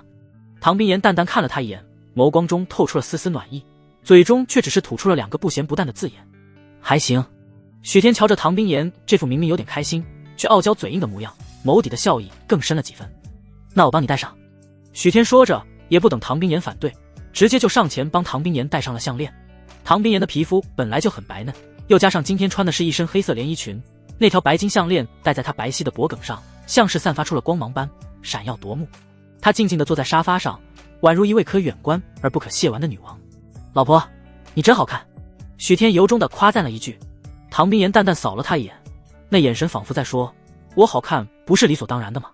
许天见状，几乎下意识凑上去在唐冰岩红唇上亲了一下。唐冰岩怔了一下，下一刻他几乎下意识准备开始回应，然而还没等他开始动作，许天已经跟他分开了。老婆，你还没有吃饭吧？我去做。唐冰岩先不说饭他已经让阿姨做好了，就说现在吃饭是重点吗？但不等唐冰岩说什么，许天已经像只占到了便宜的猫般溜进了厨房。唐冰岩。次日，许天把做好的购买南山区地皮的标书给唐冰岩看了一遍，在唐冰岩帮忙改了几个错误后投了出去。3天后，许天一大早就告别了唐冰岩，直接朝着许氏公司而去。这3天许天并没有去公司，而是一直学习以及陪唐冰岩。只是虽然许天知道唐冰岩应该不会拒绝，但他并没有主动跟唐冰岩更进一步。现在他和唐冰岩之间还有些嫌隙，在不能确定给唐冰岩足够的信任和安全感之前，他不打算跟唐冰岩真正发生什么。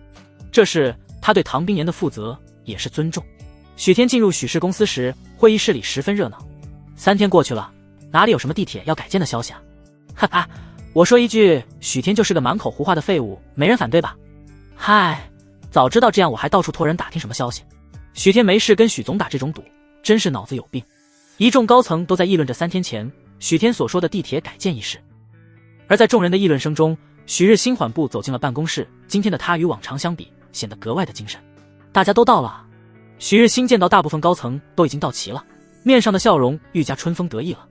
许天今天就要滚出公司了，他也算解除了一个心头大患。许总好。许总，许天那个混账东西去哪了？是啊，许总，许天今天怎么没有跟您一起来啊？许日新听着众人迫不及待的话音，面上的笑容更深了几分。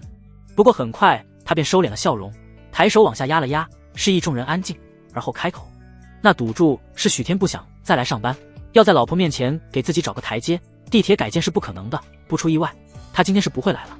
众高层闻言都是猛地一愣，不会来了？许天说不来就不来了，就算不来也该为自己胡乱造谣给我们个交代吧。公司高层们听到许日新的话，都是对许天的行为十分不爽，他们不少人都为了这件事情担惊受怕了3天。现在许天说不来就不来了，他们哪里能说不追究就不追究？许日新见状笑道：好了，各位，这件事情也就到此为止，许天也已经不会再来公司了，他得到了他应有的惩罚，以后不会来公司捣乱了。然而许日新话音刚刚落下，会议室门口忽然响起了一道所有人意料之外的声音：谁说我不来了？我这不是来了吗？许天。公司的高层们听到这熟悉的声音，不约而同地看向了门口。在众人的目光注视下，许天缓步走进了会议室，他脸上洋溢着灿烂的笑容，对众人打招呼道：各位早上好。混账东西，你还敢过来？许天，你不是说地铁会改建吗？到现在可都没有半点要改建的消息，今天你必须给我们一个交代。许天看着众人咄咄逼人的模样，也不生气，笑盈盈地拉出了一把椅子，惬意地坐了下来。许日新见会议室里的情况有些不好，当即走到了许天身前，皱眉道：小天，今天早上我不是已经给你发过短信了，你怎么还来公司？怎么，我不能来吗？许天瞥了一眼许日新，许日新脸色一僵，随之无奈地叹了口气：小天，我不让你来也是为了你好，地铁不可能改建，而你提出的那可笑的赌注让他们担惊受怕了3天，你继续待在这里，公司的人不会让你好过的。许天看着又在扮演好大哥形象的许日新，不屑地笑了一声：今天还有1天时间，急什么？然而众高层看着许天一副有恃无恐的模样，心头的怒火更成了几分。许天，这么耍我们有意思吗？现在你必须给我一个交代，不然我们和你没完。许日新见状，再次面色诚恳地对许天劝道：小天，你跟我打赌只是想找个不来公司上班的借口而已，我会跟唐冰岩好好说说，在大哥这里你就不用演戏了。然而就在这个时候，身材火辣穿着职业西装的许日新秘书匆匆走进了会议室。许日新看着他异样的神色，心中忽然生出了一股不好的预感。李秘书走到他身旁后，立刻凑到了他耳边小声道：许总，刚才江城新闻发布消息，地铁改道了。许日新双眼蓦然睁大：你说什么？顿时闹哄哄的会议室顿时安静了下来，所有人同时看向了许日新。许日新这才反应过来自己失态了，然而还没等他说话搪塞过去，李秘书已经再次重复了一遍刚刚的话：许总，刚才江城新闻发布消息，地铁真的要改建了。此话一出，整个会议室瞬间炸锅了。什么？改建了？地铁真的改建了？这怎么可能？李助理，你不是在骗我们吧？李秘书听到众人的质疑，那张娇美的脸庞有些不太好看。真的已经改建了，你们在浏览器上随便一搜就可以搜到了，快查查。接着众高层纷纷拿出手机开始搜索江城新闻，下一刻他们就看到了已经置顶的头版头条：江城地铁改到南山区，5分钟前发布的消息。顿时整个会议室陷入了一片落针可闻的寂静，所有人都难以置信地看着手机上的信息，甚至还有人以为自己眼花了，不住地多刷新了几次新闻，这才确认新闻确实是真的，真的改建了。这怎么可能？真被许天说中了。众高层像是看鬼一样的看着许天，眼神中充满了震惊与不敢置信，而脸色最为难看的还是许日新。此刻他脸色阴沉到了极点，他做梦都没想到竟然真的被许天说中了。只是许日新不相信这是巧合，这里面一定是许天做了什么。对了，许日新不知道想起了什么，再次打开手机查看江城新闻，接着他就看到地铁改建的原因，竟然是因为帝都一位投资商看中了北疆区那块地，这才改建的。帝都投资商唐冰岩，许日新顿时就将这一切联想到了一起。他知道唐冰岩在帝都有很大的背景和身份，却做梦都没想到能强到让地铁改建。不过此刻唐冰岩如何对他来说不重要，重要的是现在地铁改建，许天就能拿到公司 20% 的股权，成为公司的第2大股东。想到这里，许日新被气得浑身发抖。他以为许天会跟他打赌，只是想找个借口不来上班，却没想到是一早得知了唐冰岩要投资的消息。许天把他坑了，而且还把他的智商按在地上摩擦。这一刻他近乎被怒火击垮了理智，在众人面前的好大哥人设都不想维持了。他想痛骂许天吃软饭不要脸。可话到了嘴边，他忽然又咽了下去，因为他忽然想到，现在把唐冰岩的身份背景透露出来，对他并没有好处。公司这些高层知道了许天身后的唐冰岩，怕是会立刻许天鞍前马后的拍马屁。那还有他许日新什么事？不能说，哪怕他猜到了，也绝不能说半个字。然而，让许日新没有想到的是，他担心的事情很快还是发生了。公司的高层们逐渐从震撼中回过神来，反应了过来。许天说中了地铁改建，不会有这妖巧的吧？许天一说就能说中？许天未卜先知，这不可能。许天之所以在3天前敢这么跟我们说地铁会改建，只有一种可能，许天早就知道了地铁要改建。许氏公司的高层们都不是傻子，相反他们都是聪明人，不然做不到许氏公司高层的位置。不少人立刻就反应了过来，许天之所以知道，最有可能的是因为许天上面有人，而且能量极大，最起码也是省里的关系。想到这里，不少高层都不禁倒吸了一口冷气，顿时不少人都有些慌了。能够让地铁改建，那财富怕是多到了他们难以想象的程度。如果许天要报复的话，恐怕只要动动手指就能让他人间蒸发吧。而旁边的许日新听到那些高层们的议论声，脸色更加难看了，但是他现在什么也不敢说。不过他却知道，从今天开始，从这件事情以后，许氏公司怕就不是他一个人的了。许天，不，许总，您早就已经知道地铁要改建的事情了。一个公司高层小心翼翼地看着许天，试探着问道。公司高层们闻言，不约而同地看向了许天，心都提到了嗓子眼。许天将众人的神色尽收眼底，他正愁不知道该怎么解释自己是怎么知道地铁会改建的，没想到这些人自己脑补了出来，也正好省事。许天并没有回答那名高层的问题，只是给那个人一个意味深长的笑容，便转移话题道：现在我拿公司20%的股份，不知道大家还有没有问题？高层们见到许天不愿意多说，皆是心神一凛，看来他们80%是跟他们猜的差不多。许天，上面有人，在场的人谁都不是傻子，想明白了这一切后，谁还敢不同意？许总，我没问题，我也没有意见，全听许总的。整个公司的高层们全部同意许天拿20%的股份，尤其就是那些股东们格外热情，很快就商量出了一套股权分配的方案出来，当场重新签订了合约。自此，许天正式成为许氏公司的第2大股东。也正是从这一刻开始，许氏公司有了2个许总，一个许总是许日新，而另一个许总自然就是许天。虽然许天占有的股份比许日新要低上几个点，但因为高层们知道了许天背后有人，他在许氏公司的地位一点也不比许日新低。许日新亲眼看着许天成为许氏公司的第2大股东，脸色铁青无比。不行，照这样下去，许天还不爬到他头上，他绝不允许这种事情发生。当天中午，许天没什么事，直接回家再给唐冰岩准备午饭了。而就在这时，他突然接到了许日新的电话：小天，快来江城医院，妙音出事了。电话那边传来许日新焦急万分的声音，十分急切。许天眉头微皱，什么事？妙音知道他跟你没有可能了，一时间接受不了，割脉自杀了，现在正在抢救，医院血浆不够了。你也知道他血型毕竟稀有，只有你的血型跟他匹配，如果你不想后悔一辈子，就赶紧来医院救他。许天闻言笑了，上次是白血病，这次连割腕自杀都用上了。许日新还真把他当傻逼了。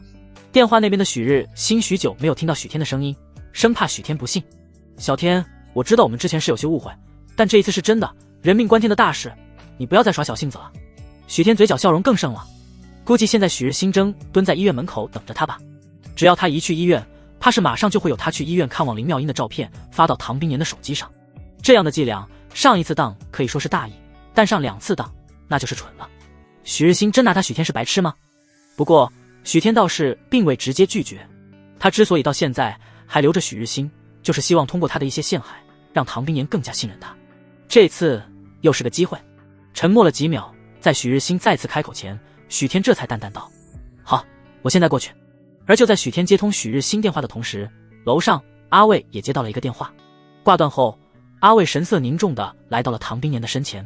唐总，刚才得到消息，林妙音在医院醒来后，听说许天跟您回家了，一时想不开，割腕自杀了，现在正在医院抢救。自从上次医院和礼物的事情后，唐冰岩就一直派阿卫盯着林妙音，所以林妙音一出事，阿卫第一时间就收到了消息。知道了，唐冰岩淡淡的回了一句，他并不在乎林妙音的死活，他在乎的是许天的态度。阿卫张了张嘴，想要提醒唐冰岩什么，而就在这个时候，许天忽然走了过来。老婆，有点急事要出去一趟，你让阿姨随便弄点吃的吧。似乎真的有很着急的事情，许天跟唐冰岩打了一声招呼，连衣服都没有来得及换，就离开了别墅。而在许天转身的那一瞬间，唐冰岩的脸色立即冰冷了下来。唐冰岩那双黑有如黑洞一般的眸子更加的幽暗，眼眸深处更是涌动着寒冰之意。他身后的阿卫身子控制不住地颤了颤，许天去找林妙音。他这边前脚收到消息，后脚许天就要离开，这绝对不是巧合。许天100%是去找林妙音了。阿卫看着此刻周身气息有些恐怖的唐冰岩，额头不住地冒冷汗。他颤声询问道：“唐总，要我去把他带回来吗？”唐冰岩没有说话，眼眸中的冷意如潮水般散去，缓缓合上了双眸。整个客厅顿时寂静了下来。阿卫的心底却涌现出了一阵胆战心惊之感。这一次，唐冰岩的怒火比以往更盛。许天完了，这次真的完了。说实话，在这一刻，阿卫甚至有些怀念这一周的日子。尽管他还是不相信许天，认为许天在欺骗唐冰岩，但是这几天真的很宁静。阿卫从心底也能看出来，唐冰岩这段时间活得很开心，他也真诚的希望许天能够回心转意，好好跟唐总过日子。可是许天终究还是狗改不了吃屎。另外一边，许天走出了别墅区，在路边打了个车，去江城医院。许天坐上车就报出了地址，司机也没有犹豫，一脚油门就朝着江城医院开去。半小时后，许天在江城医院下车，径直走进了江城医院。许天，我就知道你会来的。躲在医院门口花坛后面的许日新亲眼看着许天走进了医院，当即拿出手机给唐冰岩发送了一条短信：弟妹，我刚才听说林妙音割腕自杀，来医院探望，见到许天也来医院了，是他生病了吗？许日新当然不会傻乎乎直截了当的告诉唐冰岩，许天是来找林妙音的，只要他提到许天和林妙音就好。至于剩下的，唐冰岩自己就明白了，根本不需要他多说什么。许日新相信唐冰岩看到这条短信后一定会来医院，最好到时候看到许天和林妙音在一起，那么他之前做了那么多的事情，或许就可以在这一刻爆发了。然而让许日新万万没有想到的是，许天走进医院后并没有走进去，而是在医院门口的透明玻璃门站了一会儿，默默地注视着许日新的一切举动。许天嘴角微微勾起：许日新，你真拿我当傻子来耍吗？此时别墅内，唐冰岩微闭着双眼，似乎在等待着什么。叮铃铃，很快，安静的客厅里，阿卫的手机铃声忽然响起，异常刺耳。阿卫被吓了一个哆嗦。唐冰岩虽然没有说话，但他却能够清楚地感受到唐冰岩现在的心情有多差。他生怕触怒唐冰岩，连忙接通了电话。随后他用手掌拦着手机，低声在一旁接电话。挂断电话后，阿卫的脸色有些惊疑不定。他犹犹豫豫地来到了唐冰岩身后，似乎有话要说，又似乎不太敢说。最后阿卫终于鼓足了勇气道：唐总，许天。阿卫话还没有说完，茶桌上唐冰岩的手机震动了一下，显示着许日新发来的短信。唐冰岩扫了一眼短信的内容，瞬间那双黑碎的眼眸仿佛要凝结成冰了。阿卫也看到了短信的内容，瞬间就捂住了自己的嘴巴，不敢吭声。客厅里顷刻陷入了死一般的沉寂。这样的寂静不知道持续了多久。唐冰岩拿起了手机，拨通了许天的电话：你在哪？老婆，我在江城医院，这边刚好来了一个名医。电话那边的许天想要解释什么，可还没有等到他说完，唐冰岩红唇轻启，冷冰冰的声音传出：回来。不容置否的声音落下，唐冰岩不给许天任何解释的机会，便挂断了电话。他去了江城医院。唐冰岩忽然转头，冰冷的眸子扫向了阿卫。阿卫猛地一个机灵，连忙道：在那边的人刚才是那么说的，去查他见了谁。唐冰岩冰冷到没有半丝感情的声音再次传出。阿卫一听，不敢多说半句，早就被唐冰岩这冰冷气息压抑得喘不过来气。他像是逃一样的跑出了别墅。大概过了半个小时，许天回到别墅，刚走进客厅，就见到面如寒霜的唐冰岩正坐在沙发上等着他。从唐冰岩的脸色还有客厅里凝重的氛围，许天就能够清楚地感受到唐冰岩现在的情绪和心情已经降到了冰点。许天摸了摸鼻子，走了过去：老婆，这个你按时吃，能很大程度放松心情，帮助睡眠。说着，许天将手里配置好的中药包放在了茶桌上。然而唐冰岩却连看都没有看一眼。直到现在，许天还在骗他。许天，我说过，这是我给你的最后一次机会，你以后不用去公司了。唐冰岩幽冷的目光直视许天，不难看出唐冰岩是真的动了怒火。老婆，出什么事了？许天故作茫然地问道。唐冰岩直接冷声打断道：从今天开始，你不准离开这里。说完，唐冰岩便径直起身离开了别墅。而在唐冰岩走出后，别墅的大门立即被锁上了。不难看出，唐冰岩这次是动真格的，要把许天关在这里。寂静的别墅里，许天环顾着空无一人的别墅，不禁苦笑。被老婆幽禁，这算不算家暴？许天自顾自地笑了笑，也没有闲着，而是走到厨房，找到了一个煎药的砂锅，替唐冰岩煎药。另外一边，唐冰岩在旁边别墅旁边的房间里，那双好看的眼眸微微泛红，充满了冰冷之意。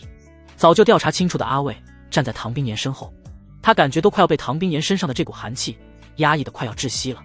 阿卫现在心里很乱，他在犹豫那件事情要不要说。他真的不想说，可是看着唐冰岩这般模样，他真的不知道唐冰岩会做出什么事情来。以前许天虽然也做过不少混蛋事，哪怕是许天那次被捉奸在床，唐冰岩也没有像今天这样生过气犹豫良久。阿卫实在是忍不住了，他强迫自己冷静了下来，快速地组织好语言开口。唐总，刚才许天确实没有回公司，确实是去江城医院了，他去见了一个刚从外省会诊回来的老中医。继续。唐冰岩目光猛然转向了阿卫，嘴中吐出了冰冷的2个字。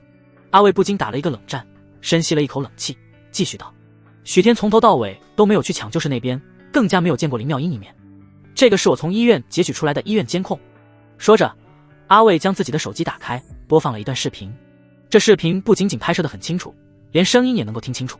视频里面背景是医院的诊室，坐班的大夫是一名年过50的老大夫了。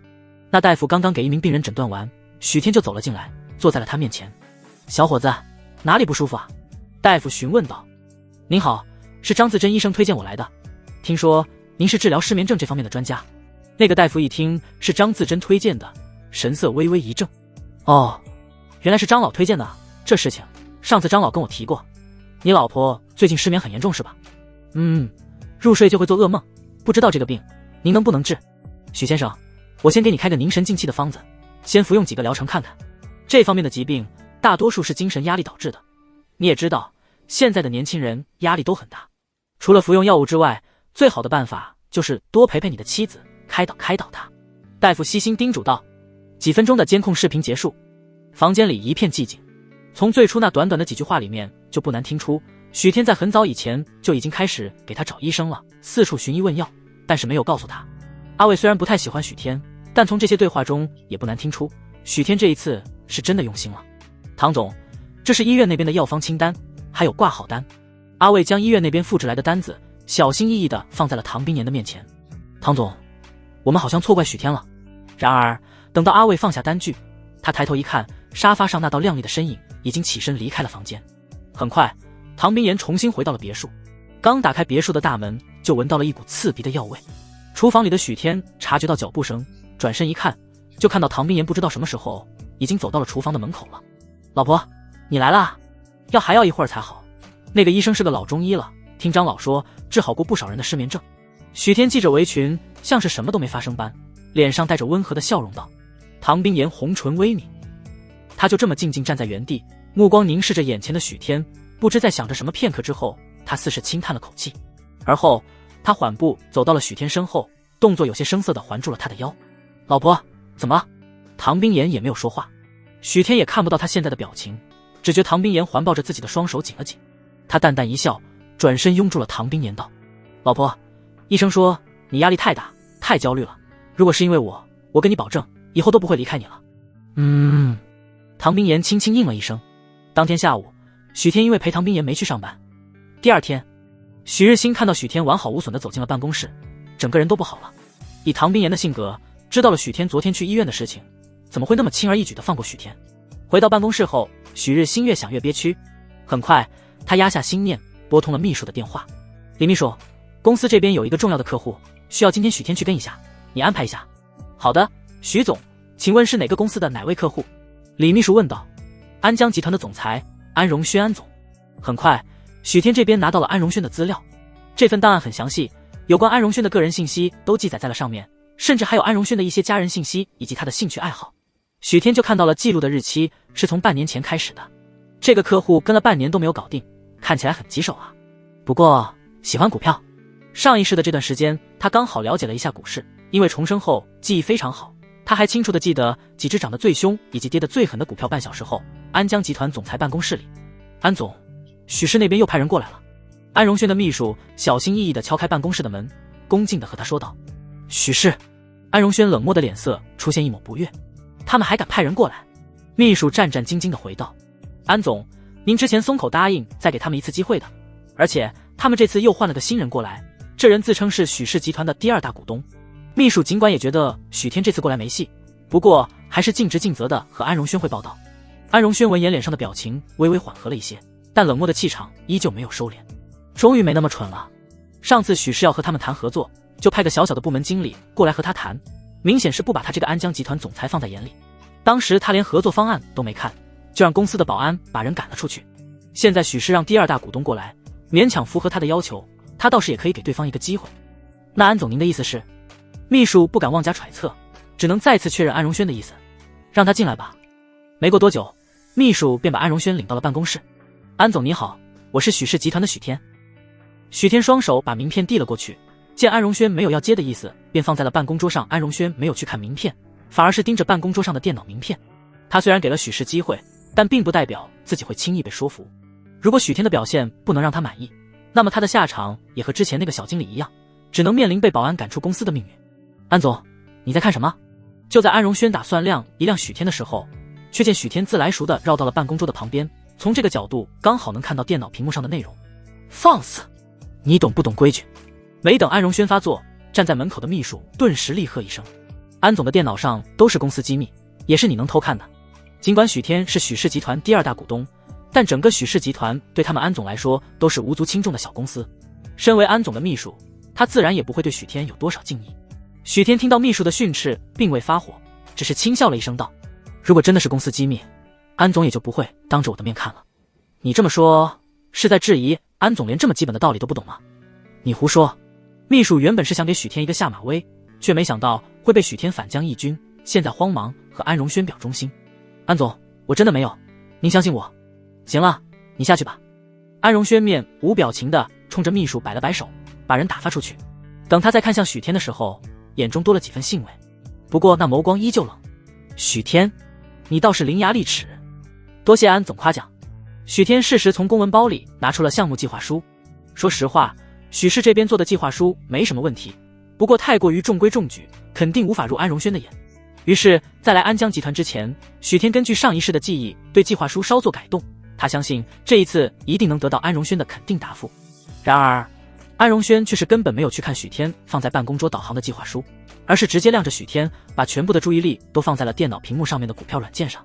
前段时间他买了一只股票，让他净赚了3000万，现在他准备用流动资金再投几千万进去。但就在这个时候，一旁安静充当背景板的许天再一次开口：安总，这只股票不能再买了，而且还在手中的那部分最好也尽早抛出去。安荣轩操作鼠标的手指一顿，拧眉看向许天，理由：再过几个小时，这个公司会爆出惊天丑闻，股价直接跌停，未来几个月都不会再有起色。许天记得这只股票虽然一直被投资者看好，但是因为这个公司的老板因为嫖娼被抓上了社会版头条，导致公司股价一蹶不振。安荣轩闻言忽然笑了：你怎么知道他们公司会爆出丑闻？别告诉我你还兼职八卦记者。很显然他并不相信许天的话。他在购买这只股票的时候提前做过调查，没发现那家公司有任何问题。安总，我知道你不相信，但是我们可以打个赌。许天重新拿起了桌上的计划书。如果今天5点之前这只股票没有跌，就算你赢和贵公司的合作，我们许氏在计划书的基础上再让利3个点。但是如果这只股票真如我说直接跌停，我希望安总能够以正常价格跟我们签合同。你的算盘打得倒是好。安荣轩冷笑道：这么一来，无论打赌输赢，都能让我和你们许氏合作。你以为我看不出来？竟然被你看出来了。许天佯装懊恼，但表情上却没有多少可惜，仿佛这一切早在他的预料之中。安荣轩见状挑了挑眉，随后他看着许天笑了笑：那我就给你一次机会，如果你输了，那即便是跟我们安江集团合作，也要损失几千万，许氏公司你做得了主？当然。许天淡然一笑：不过我不会输。说完，许天直接把计划书放下，转身向总裁办公室外面走去，边走边说道：我还有事就先回公司了，安总，我等你好消息。呵呵，不自量力。安荣轩被气笑了，又看向电脑屏幕上的股票软件，他看中的那只股票一路飘红，涨势大好。我还真不信这只股票今天会跌停。半晌后，就在他打算再追加几百股的时候，秘书匆匆忙忙地敲门走了进来。安总，不好了。怎么了？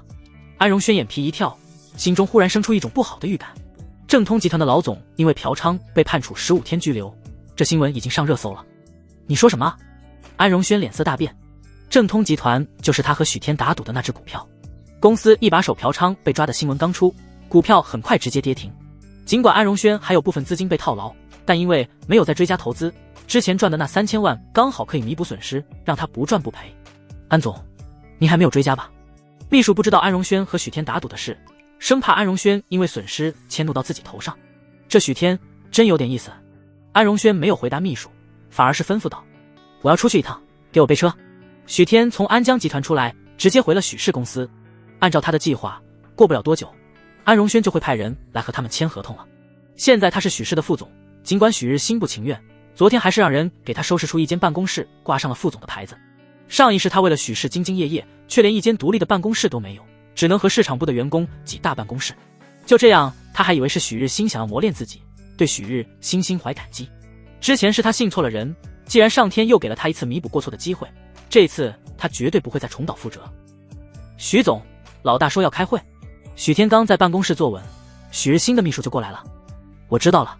许天把许日新的秘书打发走之后，又把已经起草好的合同打印出来放进文件夹里，这才起身去了会议室。当他走进会议室的时候，发现公司的股东和各部门高层都到了。在众人的目光注视下，许天只是不动声色地找了个空位坐下。这阵仗还真有点3堂会审的架势。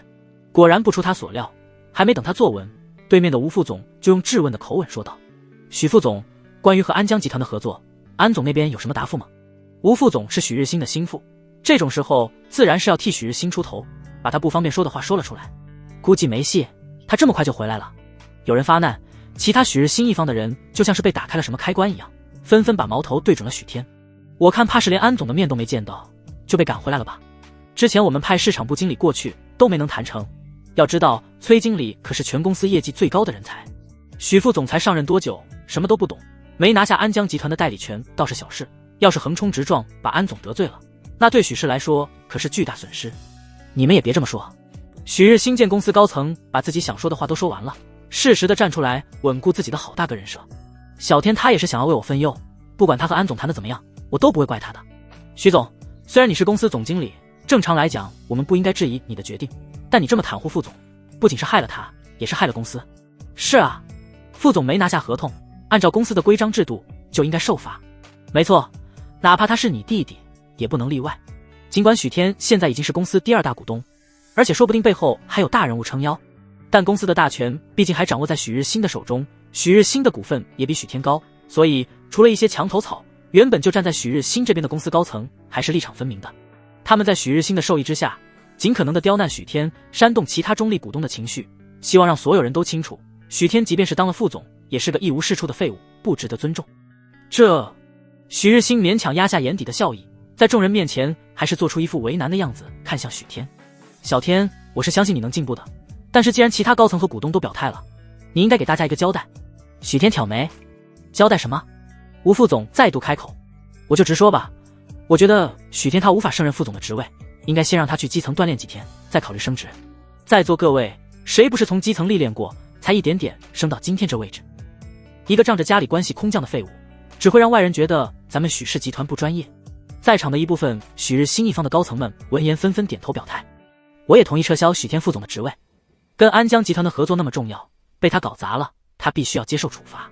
许天才上任就搞砸了这么重要的合作，要是让他继续当副总，怕用不了多久公司就要倒闭了。许天全程淡漠地听着这些人对自己的讨伐，直到会议室里群情激愤，恨不得立刻把他赶出公司，他才重重地拍了一下桌面。谁说我搞砸了和安江集团的合作？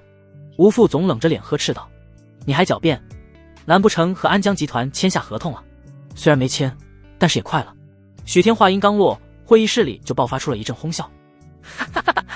谁给你的勇气说出的这种话？没谈成就是没谈成，还找什么借口啊？难不成安总还会后悔主动过来找你签合同？要是安总真的跟你签合同，我就当着全公司的人下跪给你道歉。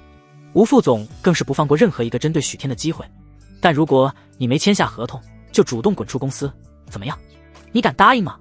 敢，有什么不敢的？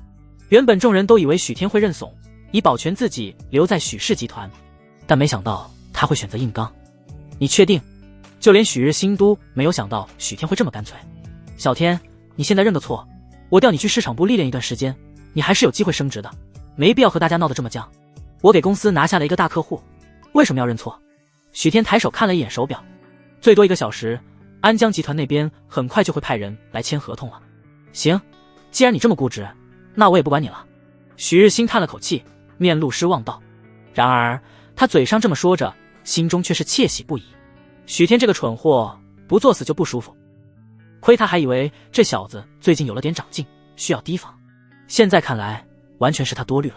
就凭许天这副烂泥扶不上墙的德行，许氏集团和唐冰岩早晚都会毁在他手上，而许天这个手下败将就等着跪在他脚下，像一条狗一样摇尾乞怜吧。吴副总冲着门口的助理招了招手，来人，去联系安江集团那边，既然副总你一意孤行，我们也不给你留面子了。然而就在这个时候，助理却在接到了一个电话之后脸色大变。许总，安江集团的安总到了。什么？在场众人听到助理的话瞬间大惊，谁都没想到高高在上的安荣轩会亲自过来。快去迎接安总。许日新连忙开口，说完他立刻起身向外走去。然而没等他走出会议室，就见一个气场极强的冷艳美女带着一众保镖从外面走了进来。会议室众人见到来人，皆是倒吸了一口凉气，连呼吸的速度都自动减缓了几分。传闻中的安荣轩有着绝色容颜，却也是一朵冷面的霸王花，让无数对他有意思的男人屡屡经受打击，一蹶不振。今天他们见了安荣轩，只能说这女人真是名不虚传，无论是样貌还是气场，都让在场的众人瞬间拜服，连大气都不敢喘。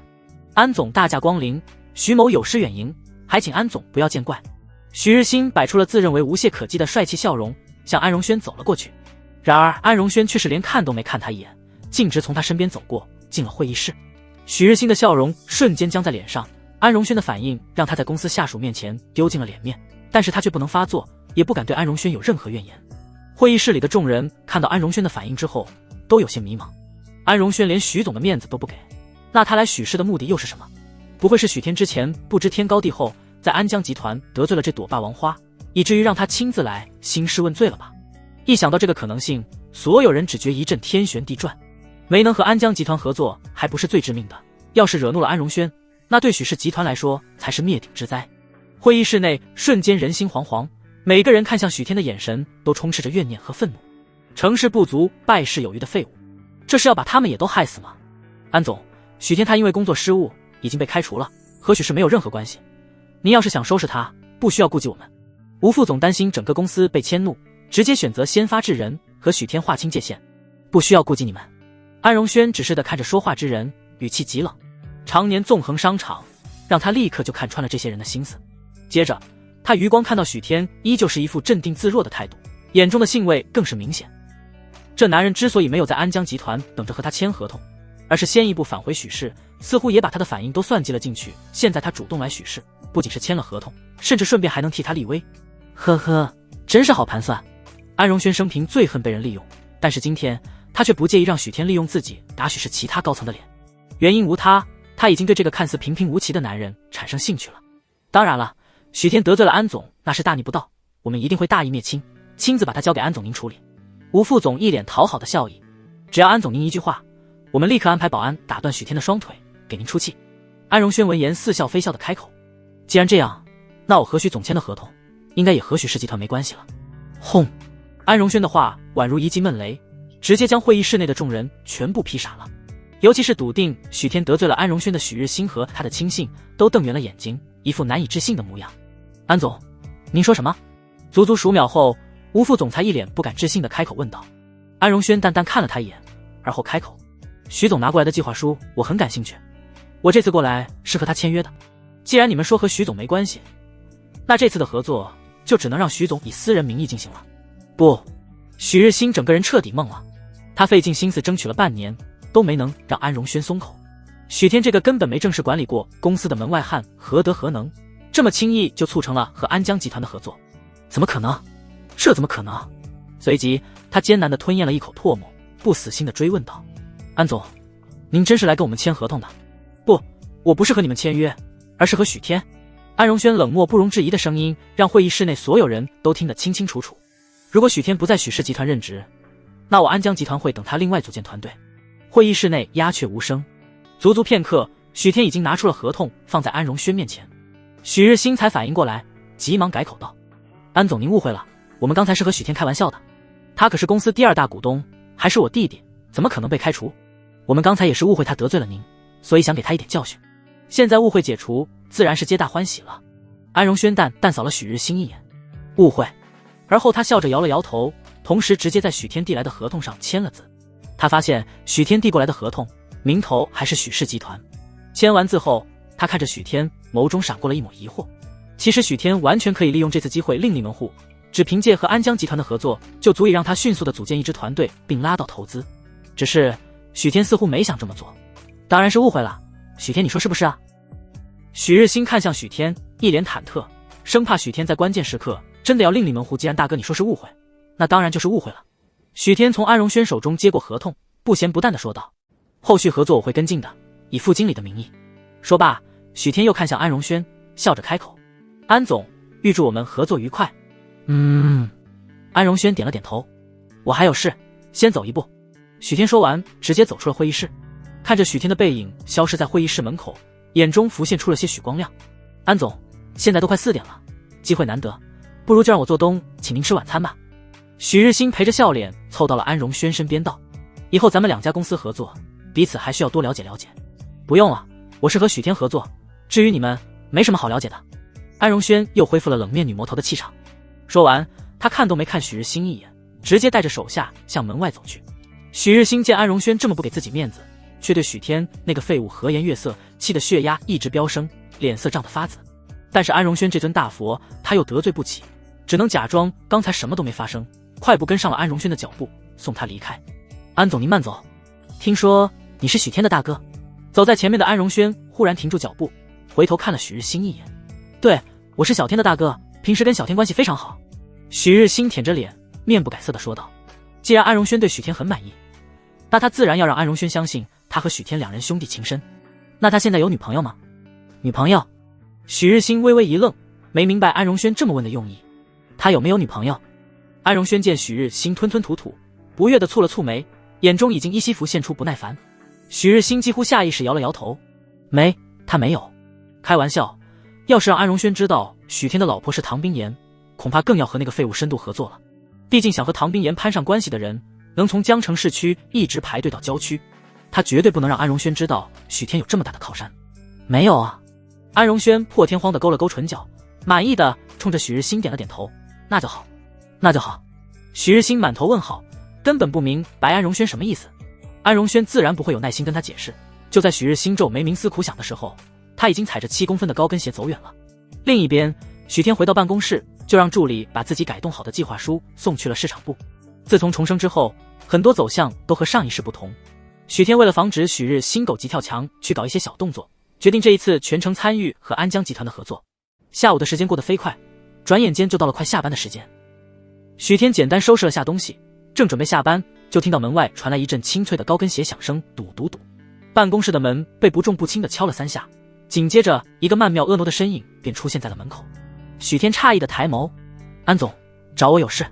安荣轩能亲自过来和他签合同，就说明之前的赌局是自己赢了，因此他现在面对安荣轩没什么压力。“你在正通集团安插了眼线？”“没有。”许天摇头。“那你怎么知道他们的一把手嫖娼，而且还被抓了？”安荣轩好奇地问道。“难不成你有未卜先知的能力？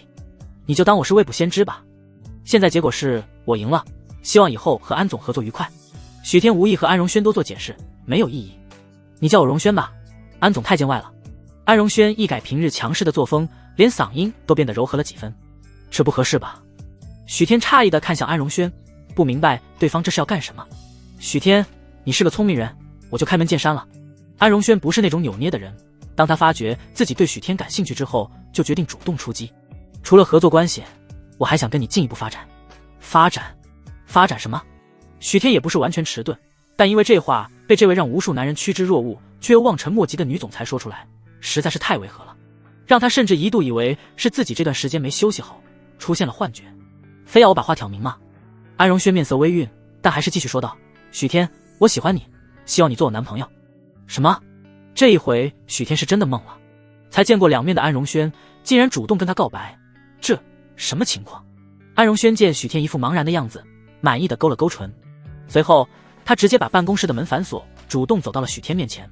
大家都是成年人，而且都是单身，没什么不可能的。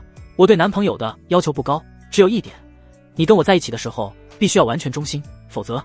等等。许天连忙推开想要靠过来的安荣轩。谁说我是单身的？我已经有老婆了。他现在好不容易在唐冰岩那里挽回了一点好感，可不想因为外面的烂桃花再一次让两人的关系跌入谷底。这女人别搞她啊！安荣轩听到许天的话，脸色骤然一冷。你就算不想跟我在一起，也不需要找这种烂借口。我调查过了，你目前还是单身。安荣轩是生气的，平时都是那些男人跟在他身边殷勤讨好，他从来没有主动追过人。生平第一次放下身段主动和告白，竟然还被拒绝了。原本他应该立刻止损，但是心中的挑战欲又让他不甘心这么放弃。你调查过我？许天心下了然，之前他恨不得跟唐冰岩撇清关系，更是把结婚的事瞒得严严实实，除了许家和唐家以及唐冰岩的那几个亲信，很少有人知道他已经是有妇之夫。安荣轩没调查出来，还以为他是单身，也实属正常。但是他必须尽快解除这个误会，毕竟他在重生的那一刻开始就决定了这辈子一定要好好和他过日子，弥补上一世的过错。更何况凭唐冰岩的占有欲，要是让他误会自己还和其他女人有牵扯，他明天能不能出得了别墅大门还得另说。最主要的是他受点气没关系，要是让他家老婆气坏了，身体就不好了。想到这里，许天意神色郑重地对安荣轩说道：安总，那你可能没查清楚，我确实已经有老婆了，不过因为我和我老婆都很低调，所以并没有刻意公开过我们的关系。你低调？安荣轩嗤笑了一声，他才不相信许天的说辞，低调到连自己的大哥都不知道他结婚，这种烂借口谁会信？许天，你就算是拒绝我，也要想个合理点的借口吧。你当我安荣轩是什么人，可以随便被你欺骗吗？安荣轩是真的有点生气了，换做其他男人，恐怕在他表白说出口的那一刻就会忙不迭的点头同意了，但偏偏许天做出这种宠辱不惊的反应，还用自己已有家室这种谎言拒绝了他，这让他感觉自尊受到了挑衅，直接激发了他的胜负欲，就更没那么轻易放弃了。我没骗你，我是真有老婆。许天非常无奈，要不等有机会，我和我老婆一起做东，请你吃顿饭，也算是预祝我们合作顺利。等他把唐冰岩带来和安荣轩见面，对方怎么也应该相信了吧？就是不知道唐冰岩愿不愿意配合，毕竟唐冰岩每天的日程安排都非常满，这种毫无意义的请客吃饭，大概都会被他划为浪费时间的行列里。带你老婆来见我。安荣轩的表情中闪过一抹古怪的神情，随即他点了点头。行，如果你真的能让我见到你老婆，我就相信你，以后也不会再纠缠。安荣轩再怎么主动，也有自己的骄傲，他的自尊和原则让他做不出当第三者这种事。但是他还真不信许天有老婆。许天见安荣轩点头，想了想道：好，我今天晚上回去问问我老婆什么时候有时间。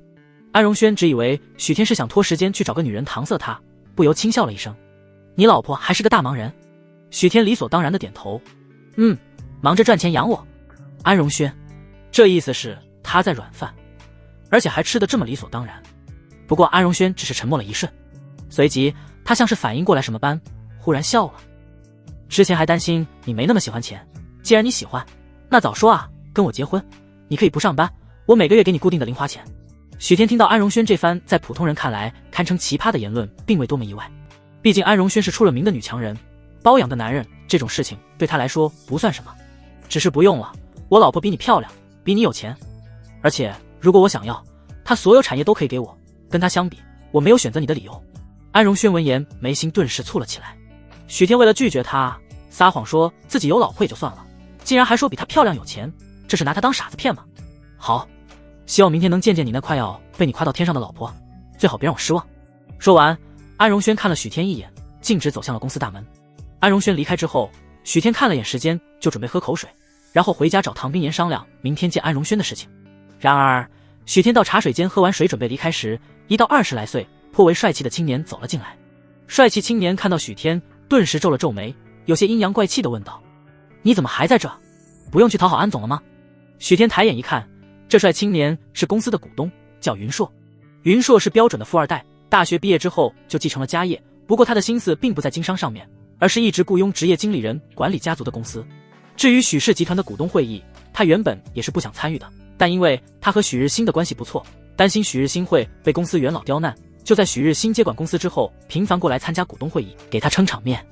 但按照许天上一世的记忆，云硕信任许日新，把许日新当成小兄弟，但实际上现在这个时间，许日新却已经给他戴了一顶巨大的绿帽子。后来也是因为得知许日新抢了他心爱的女人，抑郁而钟许天收回思绪，眼神中闪过一抹变化莫测的神色。他和云硕没什么交集，也不想和他交恶，于是解释道：“我和安总也只是商业上的合作。”呵呵，商业合作。云硕上下打量着许天，神情轻蔑：“别装了，刚才安荣轩跟你说的话我都听到了。”会议结束之后，云硕无意间听到了安荣轩和许天告白，他顿时明白了为什么许日新筹备半年都没拿下的订单会被许天用半天时间搞定。这直接让他将许天让安荣轩跟他们签合同的原因归结为许天耍阴招去勾引了安荣轩。其实如果只要云硕再多点耐心，就能听到许天之后拒绝安荣轩的话，但他听到安荣轩表白，就认定了许天为了拿到安江集团的订单不择手段，怒气冲冲地跑到了总经理办公室，把这个消息告诉了许日新。现在他更是替许日新打抱不平，明明许日新那么有能力，却快被用这种下作手段签到合同的许天爬到头上了。阿硕，估计是误会吧。在云硕身后走进茶水间的许日新替许天说话道：“我相信小天不是这样的人，他不会为了合作订单不择手段搞潜规则，这笔订单一定是小天靠本事拿到的。”原本云硕的话说得很隐晦，但许日新却是直接点破了许天是为了拿到安江集团的合同才去勾引安荣轩，这么一来反而像是坐实了他的罪名。日新，你别再偏袒他了，他一个整日游手好闲，从来不肯好好工作的废物，哪有本事签下价值几百万的订单？我知道他是你弟弟，但你不能一直这么纵容他，否则好好的公司都要被他搞得乌烟瘴气了。要是让竞争对手知道许天为了订单去勾引安总，咱们许氏集团好不容易积攒下来的口碑就要毁于一旦了。眼下已经快到下班时间，公司内的员工们无心工作，很多人都选择来茶水间摸鱼。他们早就得到了许天拿下安江集团合作项目的消息，都惊讶于原本什么都不懂的废物许天短时间之内竟然会有如此变化。但此刻员工们听到了许日新的话，这才恍然大悟，原来许天为了拿到安江集团的合作项目，竟然恬不知耻的去勾引了安荣轩。商场中潜规则屡见不鲜，但身为一个男人，而且还是公司第二大股东，竟然做出这种事。果然这许天一直没变，依旧上不得台面。阿硕，我觉得你真的误会小天了。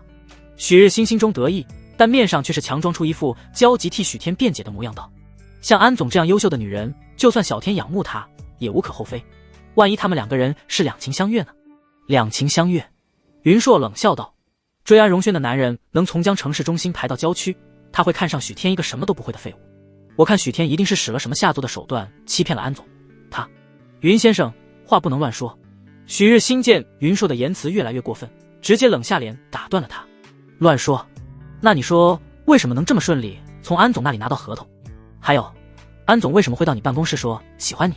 砰！云硕的话像是一记重磅炸弹，让周围围观的员工们瞬间炸开。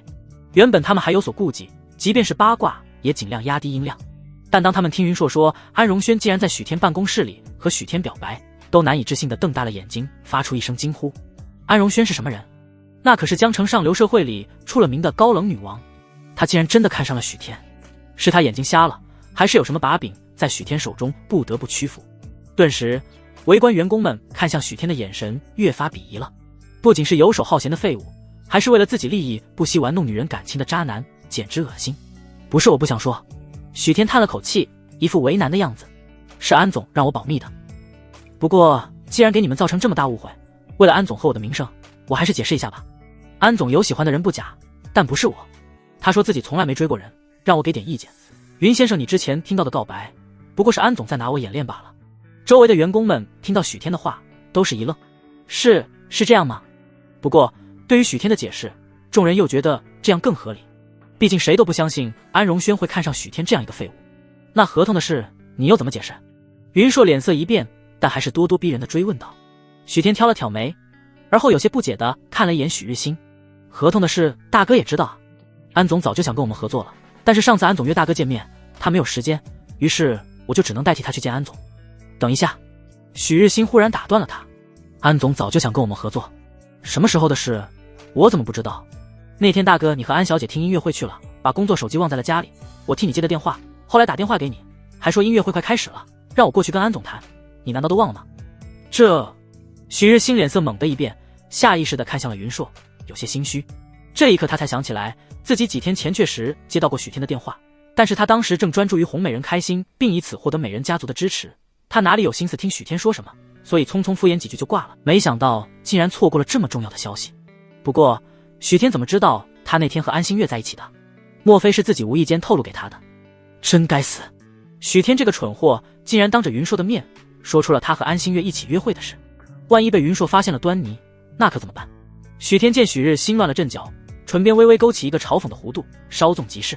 别看许日新平时和云硕称兄道弟，但实际上他却在背后和云硕青梅竹马的未婚妻安心月勾搭在一起。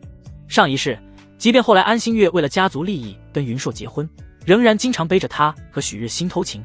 云硕就是因为太信任许日新，最后被他害得一无所有，从衣食无忧的富二代沦落成住出租屋的无业游民。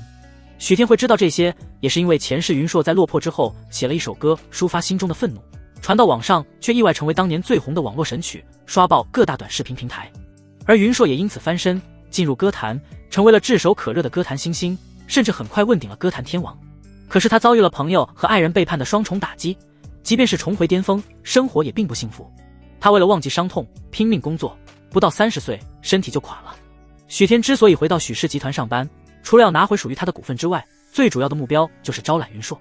随着时代更替，传统行业的发展空间一再被压缩，所以他明白自己想站在唐冰岩身边，就不能死守许家的这些产业，必须要创新而未来是自媒体的天下，那些第一批试水的人更是赚得盆满钵满。他已经有了初步的打算，又得知云硕的才华，自然不想错过这个机会。缓和和云硕的关系就是第一步。果不其然，云硕在听许天提到音乐会和安小姐的时候，两道剑眉顿时就皱了起来。他没有心思再追究安荣轩和许天告白的事，而是双眸紧紧盯着许天追问道：你说的音乐会是不是月初在江城大剧院举行的音乐会？是俄国著名的卡萨乐团？对，云总你也喜欢听古典音乐吗？许天佯装惊讶。我听说这场音乐会的票很难买，不过以你的身份弄到 VIP 的席位应该不难吧？当然不难。云硕攥紧了拳头，眼中喷出了愤怒的火光。那你口中的安小姐是不是安心月？是啊，她是我大哥的大学校友。原来你也认识安小姐？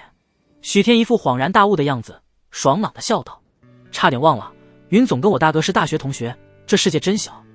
安小姐不是云总的未婚妻吗？旁边一个小员工惊讶出声，很快就被身边的人捂住了嘴。云硕很喜欢安心月，平时在公司里也没少秀恩爱，哪怕是小职员都知道两人已经订婚了。现在许日新竟然和自己好朋友的未婚妻单独去听音乐会，这怎么说都有些不合适。员工们看向许日新，眼中的神情由敬重变成了质疑。他们的许总不会真的是挖兄弟墙角的渣男吧？许日新，这是怎么回事？云硕脸色阴沉的可怕。他当然记得那次的音乐会，他为了讨安心月欢心，特意托人买到2张 VIP 门票，但是安心月却说自己有个学音乐的闺蜜特别想看这场演出，因为没买到票失望了很久。云硕对古典音乐没什么兴趣，听安心月这么说，便把2张票都给了他。他这段时间其实一直都怀疑安心月是不是和其他男人勾搭在一起了，不过没有证据，他也不想妄加揣测。但看音乐会这事太奇怪了，就算许日新真的想看，没理由不来找他这个朋友，而是去找他未婚妻。随即云硕又想到了一件事，就在音乐会当晚，安心月回来之后带回了一个礼物盒，说是闺蜜因为门票送给她的回礼，那条作为回礼的手链她一直戴着。原本云硕以为真的是闺蜜送的礼物，也没在意，哪怕安心月从来不带自己送的饰品，他也一直觉得是自己品味不好，安心月不喜欢。现在看来，这条手链根本就不是什么闺蜜送的。阿硕，你误会了，事情不是你想的那样。许日新原本是想看许天的笑话，没想到会引火烧身，恨不得上去给许天一拳泄愤。可是眼下当务之急是消除云硕的怀疑，许日新也只能硬着头皮解释到云硕，这真的是个误会，是安心月说闺蜜临时放她鸽子，所以才打电话给我，让我陪她去看音乐会的。云硕脸色顿时更冷了几分。这么说，你是承认那天跟新月听音乐会的人是你了，对吧？他之前就在想，为什么安心月和闺蜜去听音乐会还要花心思做美容、烫头发，衣服配饰也都是精心挑选过的。他和安心月从小一起长大，青梅竹马，他很了解她，平时和闺蜜出门连妆都懒得化。不过那一次反常，他也只当是因为去听音乐会，安心月想要打扮的隆重点。但是刚才他听说原来陪安心月一起听音乐会的人是许日新，一直以来的疑惑顿时就有了答案。不是，我是新月，他。许日新一时语塞，不知道该如何解释。新月，云硕眼角眉稍尽是冷意。你叫的倒是亲切。呵呵，许日新，你和我大学4年同学，明知道我和安心月青梅竹马，双方见过家长有了婚约，你却在背后勾搭我的女人。不，阿硕，你是真的误会了。许日新已经感觉到了周围员工们异样的眼神，他明白今天不说清楚，自己在公司的名声怕是要一落千丈了。很快，他努力稳下心神，神色真诚地看向云硕道：“阿硕，我之所以赴约，其实是想要和安小姐解释清楚，我想让她好好跟你在一起。”哦，是吗？云硕愤怒地掏出手机，找出了一张音乐会当天晚上安心月发在朋友圈的项链照片，冷声问道：“你精心准备了礼物，就是为了拒绝她？这条手链她到现在都戴着，你又怎么解释？”我……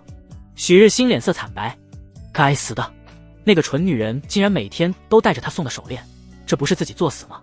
他之前明明叮嘱过不要那么高调的，原来许总还给云总的未婚妻送了手链。围观员工大吃一惊，云硕的未婚妻怎么这样？我从来不会随便收男人手链的，也不可能天天戴着，除非是有好感的男人。云硕未婚妻家庭条件肯定不差，她不是贪图钱财的捞女，那收礼物的原因只有一个，她喜欢许总啊。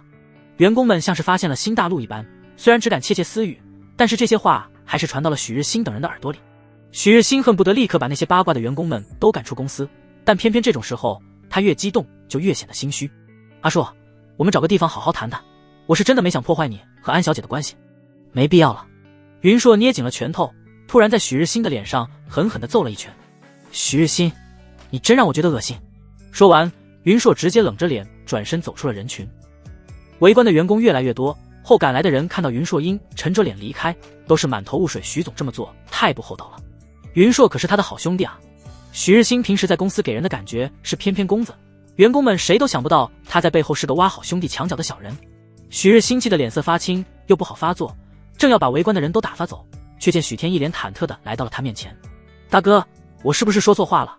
许日新唇角微抽，但这么多人看着，他好大哥的人设不能崩，因而他只能强压下心头的怒火，嘴角扯出了一抹难看的笑意道：“跟你没关系，都是阿硕误会了，我会找机会跟他解释清楚的。”许天闻言露出了一副如释重负的神情。我也觉得这是误会，大哥怎么会喜欢好兄弟的未婚妻呢？就算喜欢，应该也只是憋在心里，不可能做挖墙脚这么恶心的事。许日新，这个蠢货。不过他不想让这个谣言在公司里传播，还是笑着看向周围的员工们开口：“我不喜欢安心月，我那天过去赴约也是想跟他说清楚，让他跟阿硕好好在一起，送他礼物是对音乐会门票的回礼，因为我听说那张门票很贵，没想到阿硕误会了，才闹成这样。”这就对了。许天恍然大悟，我刚才听云总的控诉就觉得奇怪，他一定误会了，你怎么可能喜欢云总的未婚妻呢？你喜欢的女人明明就是女强人类型的，毕竟你的梦想跟我一样。行了，到下班时间了，小天你收拾一下早点回家吧，妈知道你最近辛苦，特意给你炖了排骨。许日新见许天越说越不对劲，连忙打断了他，同时他又看向了不远处看戏的员工们，冷声道：“下班了，都想留下来加班吗？”员工们立刻作鸟兽散。许天看着许日新气急败坏的身影，不动声色地挑了挑眉。尽管这些风言风语无法撼动许日新在公司的地位，但也会影响公司员工对他的看法。对于一个工作能力尚可的掌权者，员工不会过多计较他的德行。不过等到众人发现许日新的才能也并没有那么出众的时候，便会开始翻旧账，从他身上挑出各种毛病来证明他德不配位。而且经过今天的事，云硕肯定是无法心无芥蒂的给许日新撑腰了，那么也就是说他在股东大会上的敌人又多了一个。尽管云硕对他的好感还是负数，但他相信以后一定会有机会取得对方的信任。下班之后，许天自然不会听从许日新的话回许家，他现在之所以没有报复，只不过是因为时机还不成熟。得知自己重生的那一刻，许天便发誓一定要把许家欠自己的全部都讨回来。但是在回别墅之前，许天却是特意绕到了商业街，排了1个小时的队，买了2盒玫瑰饼。而就在许天排队的时候，砰，哐啷，许日新正是在办公室里大发脾气，把能砸的东西都砸得稀巴烂才肯罢休。许天这个王八蛋竟然敢算计他！如果不是许天那一番话，云硕也不会跟他产生嫌隙，员工们更不会听信那些流言。尽管许天表现出一副无辜的样子，但他就是觉得许天是故意的。愤怒之下，许日新想到之前云硕撞见安荣轩和许天告白，心中有了计算，脸上也露出了一抹冷笑。然后他当即拿出手机发了一条消息出去：“弟妹，今天有个女老板和我弟弟表白了，虽然那个女老板的条件根本不能跟你相提并论，不过架不住对方热情主动，我弟弟性格单纯又涉世未深，我担心他一时招架不住会犯错，你多看着他点吧。”哼，许天乱说话让云硕和他决裂，那他自己也别想过得太舒坦。江城，唐家别墅，唐冰岩坐在沙发上，周身散发着阴郁冰冷的气息。唐总，您……阿伟察言观色，立刻就明白肯定是许天那个渣男又闯祸了。不过就在他正要开口的时候，突然听到别墅玄关处传来一阵声响。老婆，我回来了。许天刚一进门，就发现阿伟脸上明显是恨不得杀了他的表情。他怔了一下，下一刻就猜到应该是许日新又找他家老婆告状了。顿时，许天快走2步来到沙发旁边，把手中的点心盒子放在了茶几上，蹲在唐冰岩的身边正色道：老婆，我有件事要跟你汇报。与其让他家老婆因为小人的谗言对自己失望，还不如自己主动坦白。所谓坦白从宽，就是这个道理。唐冰岩面无表情地盯着许天。什么事？许日新的消息对他的影响还是很大的。就在刚才，他差一点脱口而出，让许天以后不要再去公司了。但是看到下班后准时回家的许天，不知道为什么他又打消了这个念头。他能感受到这段时间许天的改变，又更怕这些都是许天想要摆脱他的手段。唐冰岩心中苦笑，没想到自己也会有如此如履薄冰的时候。那就再给他一次机会吧。要是许天真的经不住诱惑想到这里，唐冰岩美丽的眼眸之中各种复杂的情绪翻涌起伏。最终他在心中叹了口气，算了，到时再说吧。老婆，今天我代表许氏去谈业务，碰到了个女客户，合同谈完之后，她竟然说喜欢我。许天的表情很是一言难尽。我直接拒绝他说我有老婆了。我说老婆是我见过的最好看的美女，甚至比流量明星还要好看100倍。他竟然不相信。老婆，难道我看起来这么不像有个天仙老婆的男人吗？唐冰岩，他没想到许天竟然会主动坦白，惊讶之余，对于许天这一通彩虹屁，一时间不知道该说什么了。而许天却像是没察觉到唐冰岩复杂的表情一样，继续说道：为了让他相信，我就说可以带我老婆去和他见面。老婆，明天你有事吗？要是没事的话，能不能陪我去见见那个女客户，好让她心服口服。一旁阿卫目瞪口呆地看着许天，让唐总去见女客户，这是要干什么？一天不惹唐总生气，他就不舒服。然而就在阿卫已经做好了唐冰岩发火的准备时，却见他们家唐总非但没有生气，反而是有些意外地问道：你想让我跟你一起去见他？对啊。许天点点头，不过随即他又极为善解人意地补充道：不过我知道你平时很忙，要是你没时间，我就去回绝他，反正我都解释清楚了，我是有家室的男人，他爱信不信吧，大不了明天几点？唐冰岩直接打断了许天。6点行吗？许天微微一愣，随即立刻补充道：就去你喜欢的那家西餐厅。你竟然记得？唐冰岩有些失神，他原本以为那么讨厌他不会关注他的喜好，更不会记得这家西餐厅对他们的意义。老婆大人的喜好当然要记好啊。其实他是有些心虚的，他潜意识无时无刻都在想着如何摆脱唐冰岩的纠缠，根本不记得他的喜好。他之所以记得这家西餐厅，也是因为上辈子离婚之后，唐冰岩屡次把见面的地点选在了那里。随即许天笑着拿起茶几上的点心盒：老婆，这是我特意给你买的玫瑰饼，你尝尝看。站在一旁的阿卫抖掉了满身的鸡皮疙瘩，这个渣男从哪里学的这么肉麻？还有，他难道不知道唐总平时不喜欢吃甜食吗？然而就在阿卫打算过去替唐冰岩处理掉那一盒点心的时候，就见唐冰岩拿起了一块玫瑰饼放在唇边轻咬了一口。好吃吗？许天一脸期待。好吃。唐冰岩点了点头，用金贵优雅的姿态吃完了一整块玫瑰饼。阿卫，爱情竟然能让人失去味觉。他第一次觉得自己站在这里竟然有些多余。第二天一大早，许天便给安荣轩打电话约了晚上见面的时间和地点。安荣轩原本以为许天会拖时间找好扮演自己假老婆的人选，却没想到他这么快发来了邀请，自然欣然接受。他还真是好奇，许天找来的比他漂亮还有钱的女人究竟是什么样子。安荣轩带着好奇，提前半小时就来到了圣罗兰西餐厅。5点50的时候，许天走进了店里。安总，你来的这么早啊？许天坐在了安荣轩的对面，笑着开口道：我下午出来谈生意，碰巧离这家餐厅比较近。安荣轩扬眉盯着许天，问道：你老婆呢？我告诉她6点到，应该快了。许天看了一眼手表，又补充道：不过我老婆工作忙，有可能晚一会儿才到。算了吧，许天，这样的借口骗不了我。安荣轩像是已经拆穿了许天一般，轻笑了开口：你等一会儿是不是还要说你老婆加班，今天不能过来了？原本安荣轩就不相信许天真的有老婆，此刻见他独自前来，就更加肯定了自己的猜想。你为了拒绝我，不惜说出这种离谱的谎话，难道我就真的这么不堪，让你连了解一下的兴趣都没有？说话时，安荣轩的脸色已经沉了下来。他从来不是会死缠烂打的人，但这回他是真生气了，气许天用这种方式来敷衍他。不是，我是真的有老婆。许天觉得自己比窦娥还冤，他都把日理万机的唐冰岩约出来了，安荣轩为什么还不肯相信？安荣轩冷哼了一声，你就继续编吧。说完，安荣轩没再说话，只是静静等着许天所谓的老婆到来。几分钟后，安荣轩抬手看了一眼手表，然后把表面对着许天问道：现在已经6点了，你老婆呢？我打电话问问。就在许天从外套口袋里拿出手机准备打电话的时候，手机铃声先一步响了起来。是阿卫。如果没有唐冰岩的吩咐，阿卫从来不会主动联系他。难道唐冰岩真的有事走不开？许天看着来电显示，揉了揉眉心，这下误会大了。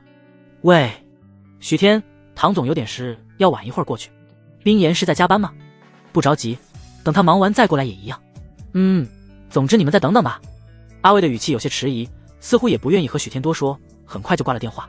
许天指了指自己的手机，和安荣轩说道：不巧，我老婆真的有事，但是你放心，她很快就会过来的。没关系，我等她，多晚我都等。安荣轩像是为了堵住许天所有退路一般，笑着和他说道：就算他加班，半夜12点之前也能下班了吧？要是他通宵，我也能等他，反正这家餐厅是通宵营业的。我们慢慢等，总会等到他。不过前提是……安荣轩双手支撑着餐桌，探出身子凑近许天：你真的有一个老婆？当然。许天完全不慌。过了1个小时，唐冰岩还是没有来。许天知道唐冰岩忙，不忍心打电话催他，但阿卫却再一次打来了电话：许天，唐总这边还需要一些时间。他还在忙吗？没关系。许天也没细想，说了一声便挂断了电话。但是安荣轩脸上却露出了果然不出所料的表情，有些得意地勾了勾唇角。他也不想立刻拆穿许天的把戏，只是顺着他的话说道：我也不着急，咱们可以一直等下去。于是两人坐在西餐厅里又等了将近1个小时。此时已经过了晚餐时间，西餐厅里的客人逐渐减少，但唐冰岩依旧没有出现，又等了2个多小时。阿卫打来的电话再一次响起，许天迅速接通电话，听到对面阿卫的语气似乎颇有些心惊胆战的意味。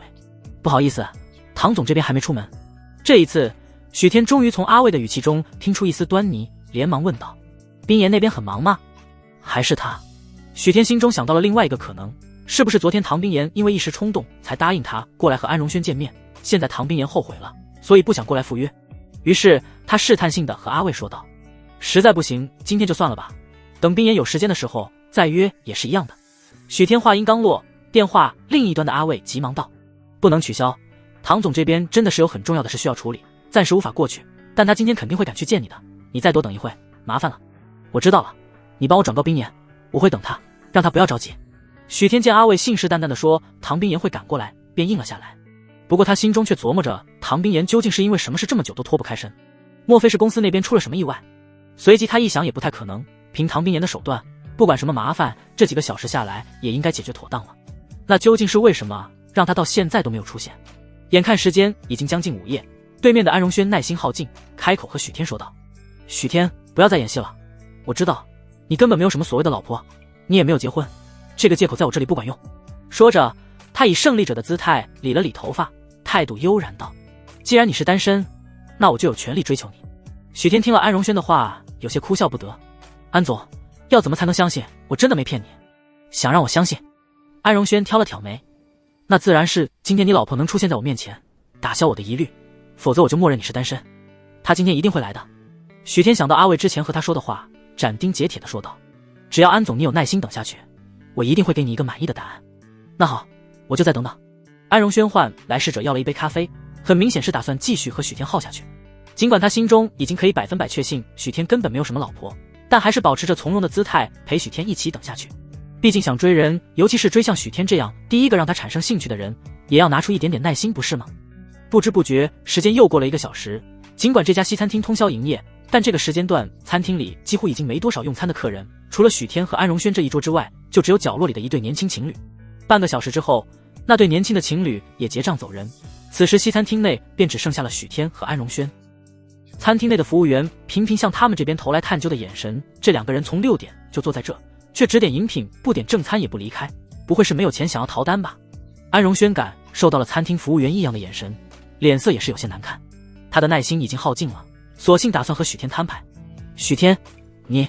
然而就在安荣轩刚开口时，忽然听到西餐厅门口响起一阵清脆的风铃声，紧接着一道极度曼妙的身影从外面走了进来。安荣轩下意识地看向门口的方向，只一眼便让他浑身僵硬，惊讶地瞪大了眼睛。只见进来的女人小脸不施粉黛，如羊脂玉般的肌肤在夜晚灯光的照耀下散发出白釉一般的细腻光泽，美得惊心动魄。她穿着一身米白色职业套装，明明是简单没有任何复杂装饰的打扮，却依旧无法掩盖女人那如璀璨星河般让人无法移开视线的气场。安荣轩脑中忽然就冒出了许天曾经说过的话：我老婆比你漂亮，比你有钱。原本安荣轩是不相信的，但现在看到向自己走来的年轻女人，他明明已经感受到极强的危机感，却依然舍不得移开眼神。哪怕这女人应该是他的情敌，但安荣轩仍然不得不承认，她比自己漂亮。最主要的是，这个女人的气场，即便是久经商场的他也自愧不如。你就是？安荣轩不由自主地起身看向进来的年轻女人，而就在他刚开口的时候，许天已经迅速地迎了过去。老婆，你终于来了。他亲昵地拉住唐冰岩的手臂，回到了安荣轩的面前。安总，给你介绍一下，这就是我老婆唐冰岩，现在你总该相信我没有骗你了吧？安荣轩神色复杂地打量着面前两人亲密的举动。说实话，当看到唐冰岩的第一眼，他甚至有些不死心，心中暗想这个女人会不会是许天找来和他演戏的演员。但随即又一想，像唐冰岩这样的女人又怎会甘愿配合演戏？她会出现在这里只有一个可能，那就是这两个人确确实实是情侣关系。你好。唐冰岩淡漠地看着安荣轩，打招呼的时候只是微微颔首，一副拒人千里之外的模样。你好，我叫安荣轩。这样的唐冰岩给了安荣轩极大的压力，让他立刻打消了刨根问底的冲动。老婆，是不是公司那边临时有事？许天拉着唐冰岩坐下，又招呼服务生上来一杯温水。他当着安荣轩的面试了试水温，然后才递到唐冰岩的面前。你先喝点水。唐冰岩微微垂眸，他听到许天的询问之后，眼中浮现出些许不自然的神情，但等他再抬起头的时候，一切又恢复如常。我都和阿伟说过了，如果你实在抽不开身，可以改天另外约时间的。许天心疼地捏了捏唐冰岩的肩膀。不过我已经提前点好了套餐，你先喝点温水暖暖胃，然后再吃东西，否则很容易不舒服。坐在对面的安荣轩眼睁睁地看着许天对唐冰岩嘘寒问暖，小脸上的神色极为复杂。他感觉自己就不应该坐在这里。等到菜都上齐之后，这顿饭更是让他食不知味，只是匆匆吃了几口之后，便借口有事提前离席。许天看着安荣轩狼狈的背影，也稍稍松了口气。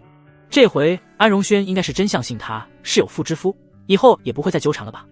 老婆。许天熟练地把自己盘子里的牛排切成刚好入口的程度，和唐冰岩面前的盘子交换。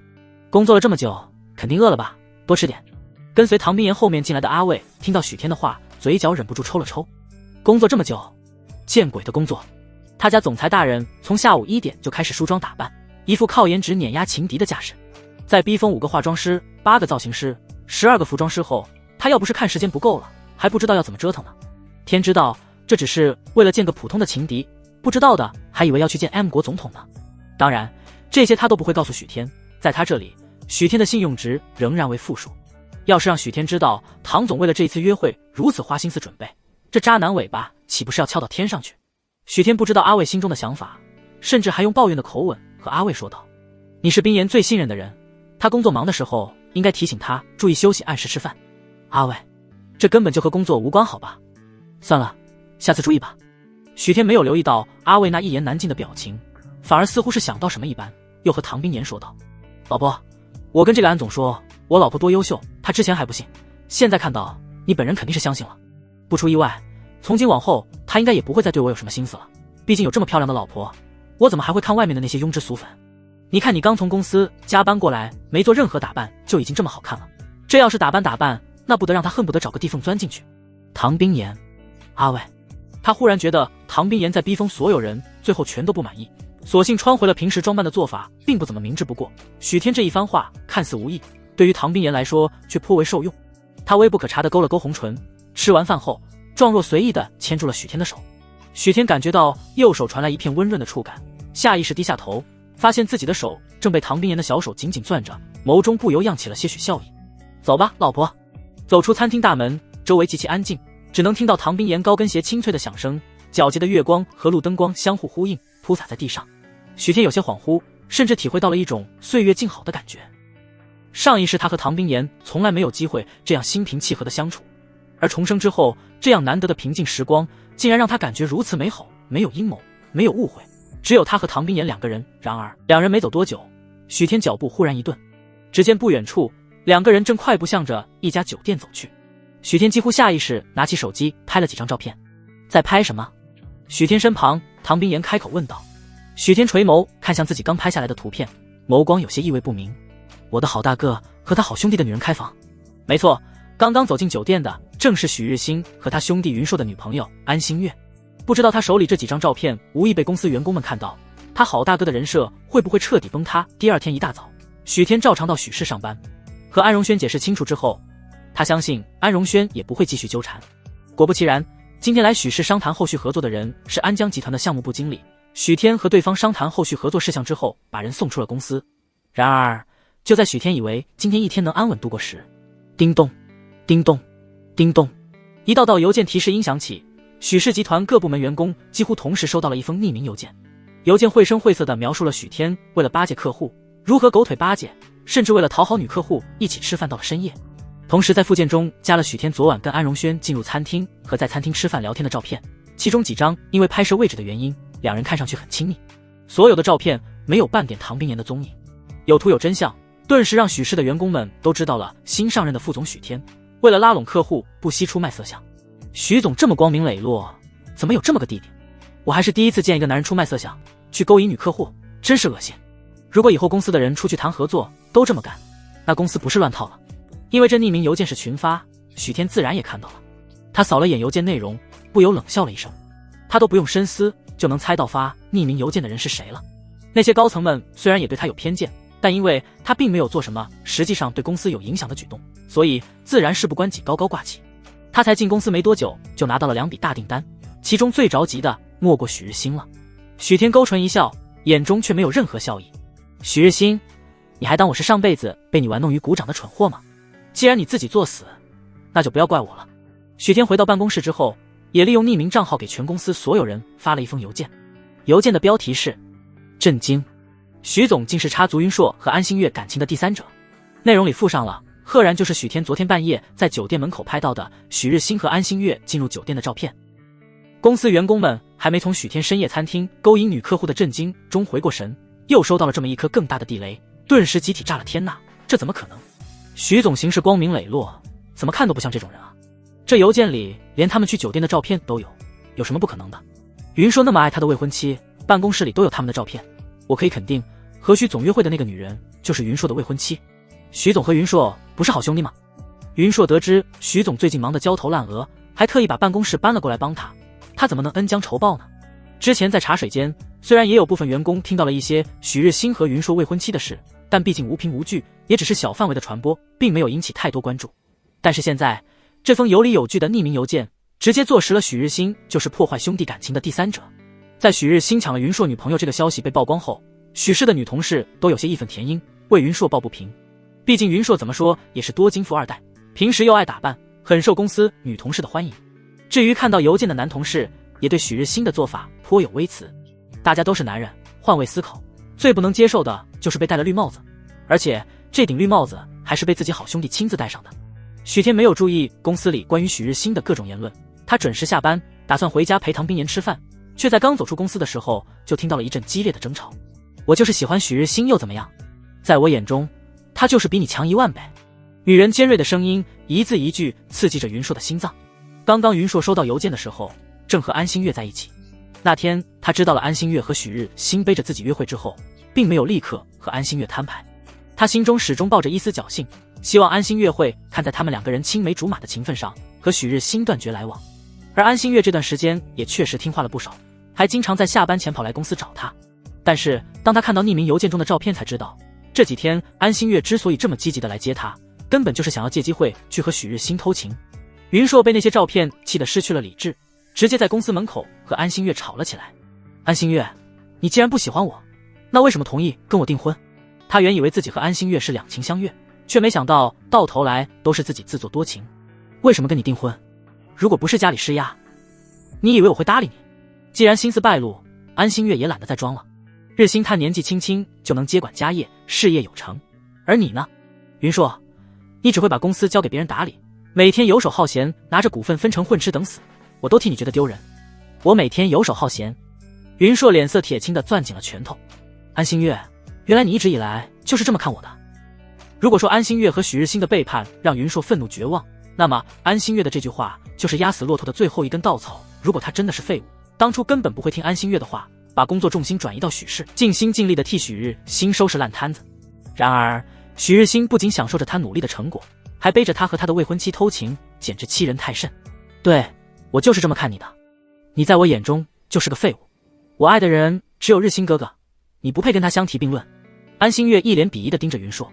所以如果你不想事情闹得太难看，那就识相点，主动去跟我爸妈说解除婚约吧。说完之后，安心月再未看云硕一眼，头也不回地离开了。安心月听到自己心爱的女人如此侮辱自己，云硕牙眦欲裂地怒吼一声，想要追上去。就在这时，路口突然冲出来一辆疾驰的 SUV， 司机没想到会有人冲出马路，眼下已经来不及刹车。云硕也是大吃一惊，不过下一刻他忽然有些释然了，甚至自暴自弃地想着干脆直接被车撞死，一了百了，就什么烦恼都没有了。然而就在这千钧一发之际，云硕的身后突然出现一个身影，迅速抓住了他的胳膊，把他拽了回来。因为惯性，两人一起跌倒在了地上。找死啊！ SUV 从两人身边经过的时候，司机从车窗探出脑袋，骂骂咧咧道：真晦气。意料之中的剧痛并没有出现，云硕睁开眼睛看清自己身边的人，猛地一愣，怎么是你？下一刻他像是反应过来什么，脸色顿时冷了下来。许天，你是来看我笑话的吗？云总，我好心救你，你别是非不分好吧。许天从地上爬起来，拍了拍身上的土，之后把手伸向了云硕。云硕脸色依旧难看，他皱着眉把许天伸过来的手推开，咬牙撑着地面站了起来。你好心。云硕冷哼了一声，为了合同和女客户潜规则，你跟许日新一样，都不是什么好东西。算了，你说什么就是什么吧，我不跟你计较。许天也不在乎云硕对自己的偏见，他救云硕是出于本能，并没有像因此要让云硕知恩图报。但是他这副无所谓的态度反而更加激怒了云硕。连你也看不起我？你们凭什么看不起我？许天闻言挑了挑眉，而后他淡笑着看向云硕，要想让别人看得起自己，总要拿出点成绩不是？说着，他的声音透出了几分蛊惑的意味。云总，你想不想逆境翻盘？你什么意思啊？云硕警惕地盯着许天，像是一只领地被侵犯了的松鼠。我这算什么逆境？不过就是一个女人，小爷我身价千万，还怕没有女人喜欢我吗？许天摊了摊手，你能这么想最好了。然而许天淡然的样子让云硕更加愤怒了。姓许的，你是不是也看不起我，觉得我是靠着家里混吃等死的败家子？许天依旧淡淡看着他，我怎么看你的不重要，重要的是你想不想让背叛你的人付出代价？你想让我做什么？你不是许日新的弟弟吗？云硕有些警惕，你是他派过来套我话的。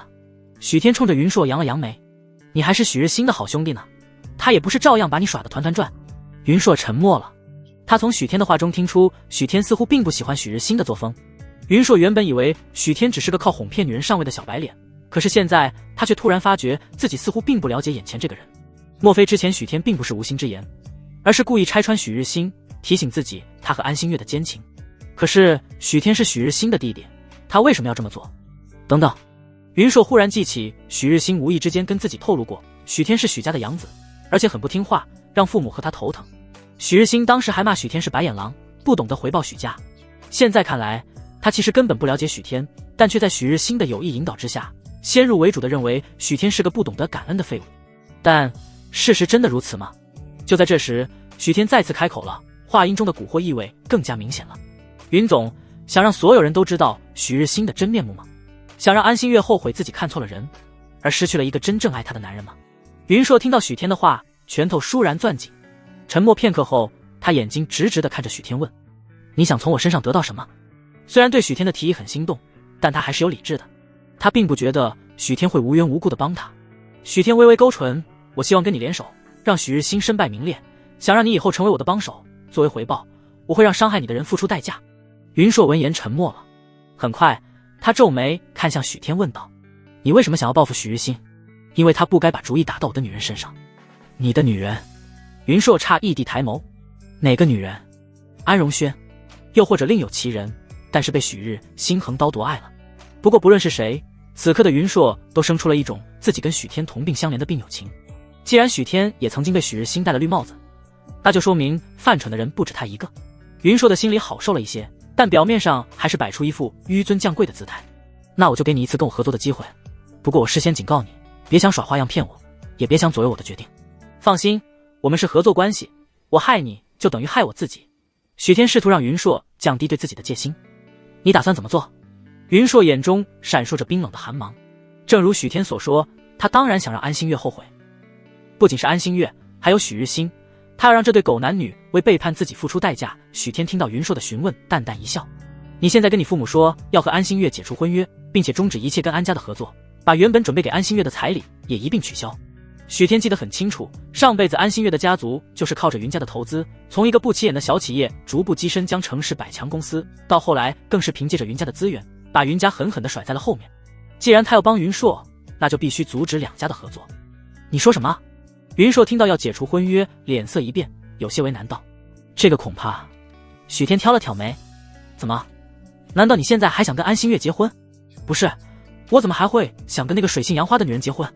云硕否认道，我之所以和安心月订婚，除了我们是青梅竹马的原因，还有一部分是我们两家公司之间有项目合作，双方知根知底，再加上利益的纠缠，云硕和安心月订婚是顺理成章的事，也可以说是商业联姻。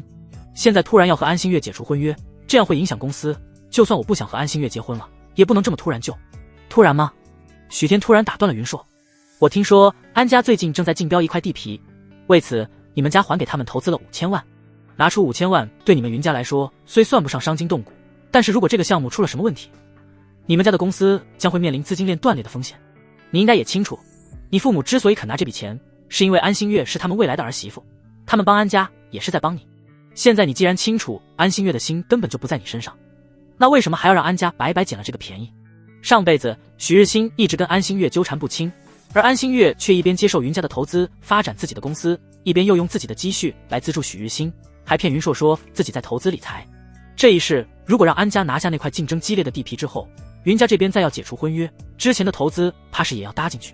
云硕沉思了好一会儿，最终叹了口气，拿出手机。那我先给我爸打个电话探探口风吧。我爸妈都很满意安心月，如果我突然跟他们说要解除婚约，估计他们还会反过来骂我，觉得是我在外面沾花惹草，始乱终弃，对不起安心月。你要是觉得不好开口，那我替你说。许天冲着云硕的手机伸出了手。你……云硕迟疑道，你能行吗？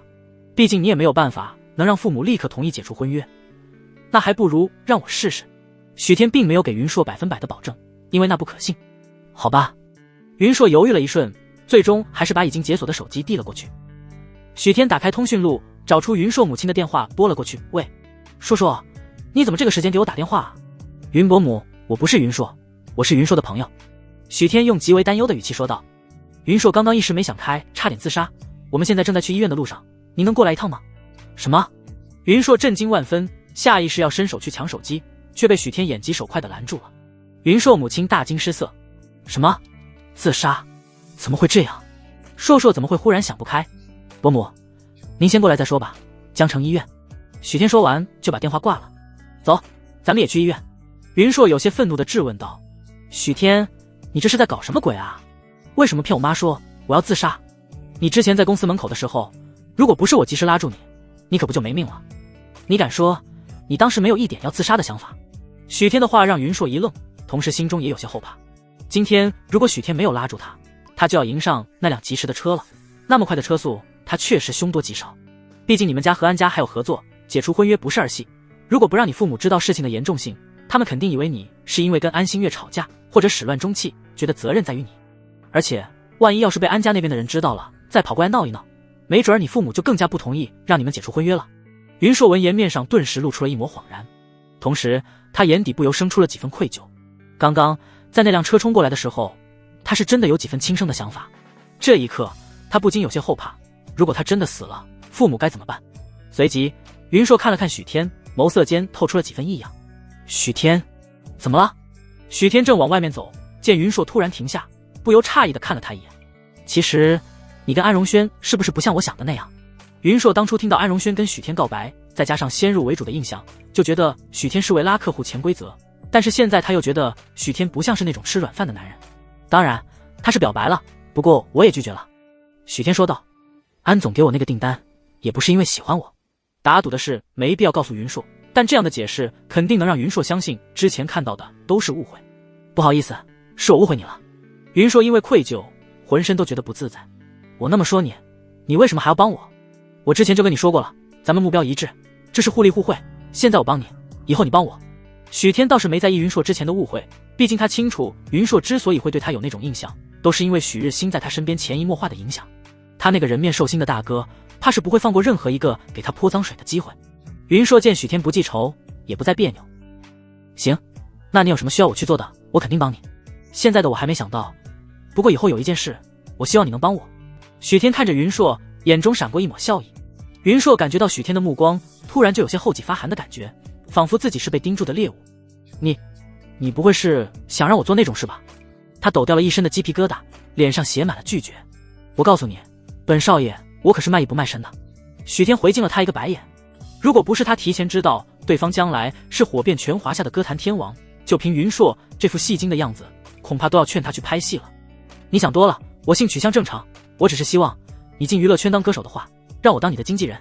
重生的这几天里，许天也给未来的自己做了规划。许氏集团这些实业项目的投资，他虽然可以凭借上一世的技艺继续经营，但是和那些枯燥的项目相比，他觉得娱乐圈更有挑战，也更对他的胃口。最重要的是，唐家旗下最赚钱的产业就是娱乐业，他想要得到唐冰岩家人的认可，自然要在娱乐圈做出一些成绩。当然，为了不把自己的隐私曝光在所有人面前，他不想自己出道，而是想做经纪人。而云硕就是他的第一个目标。这位可是未来的天王巨星，趁早搞好关系，对他有百利而无一害。你怎么知道我想当歌手？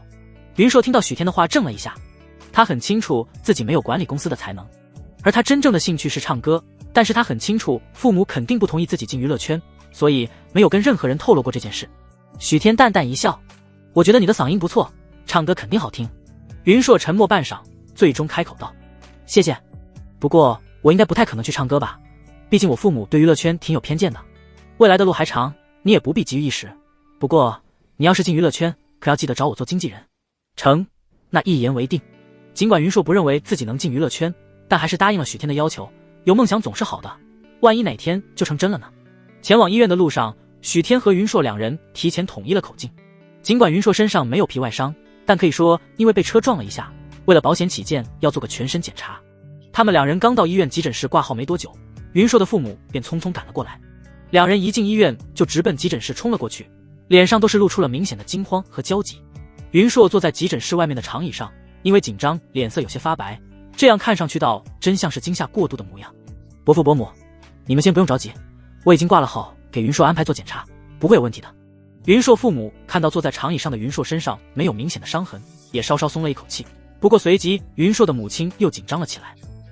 硕硕，到底怎么回事？好端端的怎么会突然想自杀呢？云硕面对父母的关心，就像刚才和许天事先商定好的一样，低头沉默不语。这副伤心颓废的模样，更是让他的父母心急如焚。伯父伯母，这事儿还真不能怪云硕。许天适时开口道。云硕也是被安心月伤得太厉害，所以一时没想开采。被安心月伤得太厉害，云父皱着眉头问道，到底发生了什么事？安心月到底做了什么，竟然会让他儿子生出了轻生的念头？许天叹了口气，他和安小姐以及许日新产生了一些矛盾。云父微微一怔，随即眉头皱得更紧了。阿硕，你是不是和新月吵架了？还有许日新是怎么回事？他不是你好兄弟吗？你和他们两个人同时吵架了？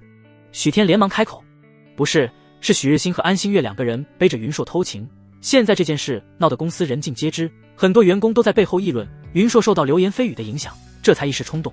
胡闹！云父脸色骤然一变，云母皱了皱眉，这怎么可能呢？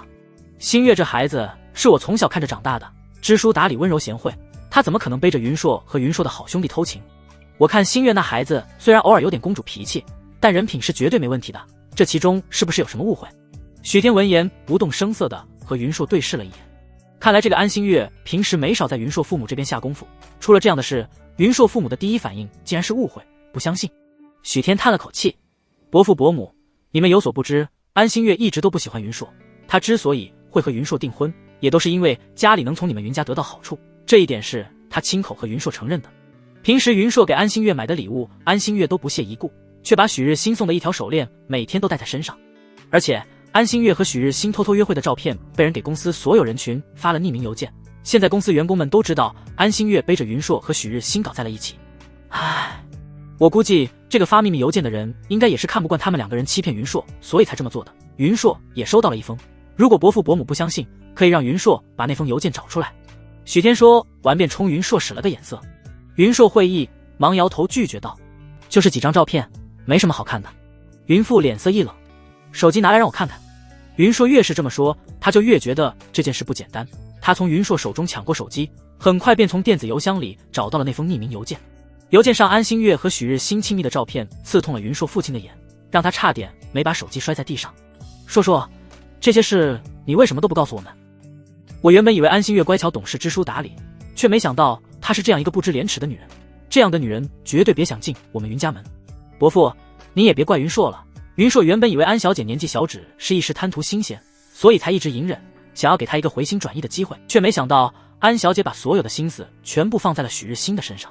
之前她说看音乐会，云硕特意托了朋友费了不少心思给她弄到的 VIP 门票，转手就被她送给了许日新。连我这个外人都看不下去了，一直劝云硕和安心月解除婚约，但云硕却仍然想不开，想要再给安心月一个机会。伯父伯母，你们也赶快劝劝她吧。阿硕，你这孩子怎么这么死脑筋？云父一副恨铁不成钢的模样。你这样的条件，难道还怕找不到好女人结婚吗？为什么要执意勉强和一个不喜欢你的女人在一起？可是现在我们2家已经定下了婚约，而且还有合作。云硕一脸为难的模样。什么合作不合作的？难不成为了合作，我们就要娶一个水性杨花的女人进门吗？阿硕，这件事你就别管了，我一定会替你讨回公道的。云硕皱眉。那咱们2家的合作，这个你放心，之前我打算投资安家的款项还没有到账，我现在立刻通知财务终止付款，这笔钱我就算是捐给希望工程也不会再投给安家，他们不配。说着，云硕的父亲直接拿出手机打给了自己秘书，而云硕的母亲则是一脸感激的拉住了许天的手。你也是硕硕的朋友吧？多亏了有你开导他，否则我们家硕硕真的出了什么事，那这个家也就散了。伯母，我叫许天，是云硕的朋友，您不用担心，这段时间我会多陪陪他，不让他胡思乱想。我们家硕硕有你这样的朋友真是难得，那就麻烦你了，改天有空来家里坐坐，我给你做几个拿手菜。云硕的母亲是真的感激许天。同样是朋友，许日新做出背叛云硕抢云硕未婚妻的事，而许天却能在云硕情绪不好的时候加以安慰，着实是没有对比就没有伤害。妈，这一次还真多亏了许天，如果不是他及时拉住我，我恐怕……云硕叹了口气，我现在也想清楚了，与其为了一个不在乎我的女人自怨自艾，不如努力工作，让安心月后悔她的选择。阿硕，你能这么快想通真是太好了。云父很是欣慰，取消婚约的事不用你操心，我会出面解决的。随后直到2人亲眼看见云硕进了检查室接受检查，又等到检查报告出来一切正常之后才准备离开。临走之前，云硕的母亲还不放心地劝道：硕硕，要不这2天你回家住吧。他就是担心自家儿子因为安心月的事受打击想不开。不用了，我打算让许天陪我住2天。那也好，你们年轻人更聊得来。许天，那我们家硕硕就拜托你了。等到1步3回头的云硕母亲被云硕父亲拉走之后，云硕和许天2人也走出了医院。许天，我没发现你还挺有演戏天赋的。云硕长长的舒了口气。许天淡淡一笑，把云硕的车钥匙扔给云硕。走吧。去哪？云硕不明所以的问道。计划第2步，给你改一改造型。改造型？云硕低头看了一眼自己这一身西装领带的打扮，反问道：我这一身西装不够正式吗？正式，可太正式了。许天看着云硕不开窍的样子，不由得摇了摇头。客观来讲，云硕的皮肤很白，长相身材都不错，但他觉得女孩子都喜欢成熟的男人，为了让安心月多注意自己，明明才20多岁，正值青春风华，却把自己打扮得老气横秋，死板又木讷。他至今记得前世云硕一次舞台公演，做了一个金色偏分钟卷发，穿了一身纯白休闲装，加上他青春干净的气质，直接轰动全场，甚至因为粉丝们过于激动，差点出现骚乱。现在的云硕比当时还年轻，弄个那样的发型和穿着，颜值只会比前世那时候更高。人都是视觉生物，他就不信安心月看到这样的云硕不会动心。很快，许天带云硕到商场挑了几家休闲风的店铺，让导购替云硕搭配了几套衣服，当然颜色是一水的白色。云硕皮肤本就白得没什么瑕疵，穿上一身纯白休闲装后，站在试衣镜前还真有些让人眼前一亮的感觉。穿这身出现在公司，会不会显得有点太轻浮了？云硕习惯了古板的黑色西装，忽然变成白色休闲装着时有些不适应。不会，你信不信我把你现在的照片传到公司群里，会让你收获大批的迷妹？还是别了。许天闻言一笑，随即他像是忽然想到了什么般开口。对了，说到公司员工，你知不知道人事部经理容颜喜欢你？云硕先是一愣，然后反问道：你从哪听说的？多少能感觉到。云硕沉默片刻，然后点了点头。我承认他确实对我有意思，而且在上大学的时候也向我表白过，不过我那时候只喜欢安心月，所以就直接拒绝了，还让他以后不要来找我。许天笑着道：其实我觉得容颜这人还挺不错的，你有他联系方式吧？给他打个电话，约他一起出来吃顿饭吧。许天上辈子根本不经常来许氏集团，自然也察觉不到容颜对云硕的感情。不过前世他却听说了一件大事。云硕在和安心月结婚的第4年，云硕忽然死了。不久后，容颜开车撞死了安心月的事情上了江城新闻，而容颜那么做的目的就是知道了云硕被安心月害死，为云硕报仇。现在他听云硕这话的意思，容颜已经喜欢了云硕4、5年了，即便几年前已经被拒绝，在大学毕业之后，为了能够有机会多看云硕几眼，还特意来许氏集团工作。他这人是挺不错的，不过我现在已经没心思谈感情了，而且我也不喜欢他。他刚失恋就立刻打电话约容颜出来，这样的渣男作风他着实无法接受。只是让你请他吃顿饭，也没让你和他立刻私定终身。许天知道云硕的顾虑，笑着出言劝导：更何况这也是给你们2个人一次机会，你之前拒绝他是因为心思全在安心月身上，而且你也不了解他，现在既然你已经和安心月分手了，自然也应该看看你身边其他优秀的女人。万一你了解他之后发现自己之前只是眼下，容颜才是最适合你的女人，如果因为你的顾虑而退缩，岂不是错过了一段好姻缘？而且你不是一直想报复安心月吗？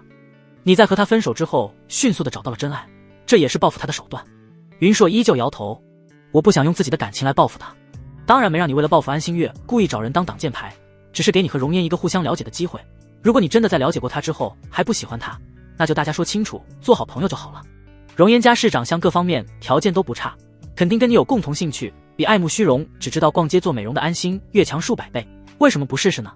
上一世为了云硕连命都不要的女孩子，他不希望2人这一世也是惨然收场。那好吧，不过我只是把他约出来吃顿饭，最多算交个朋友。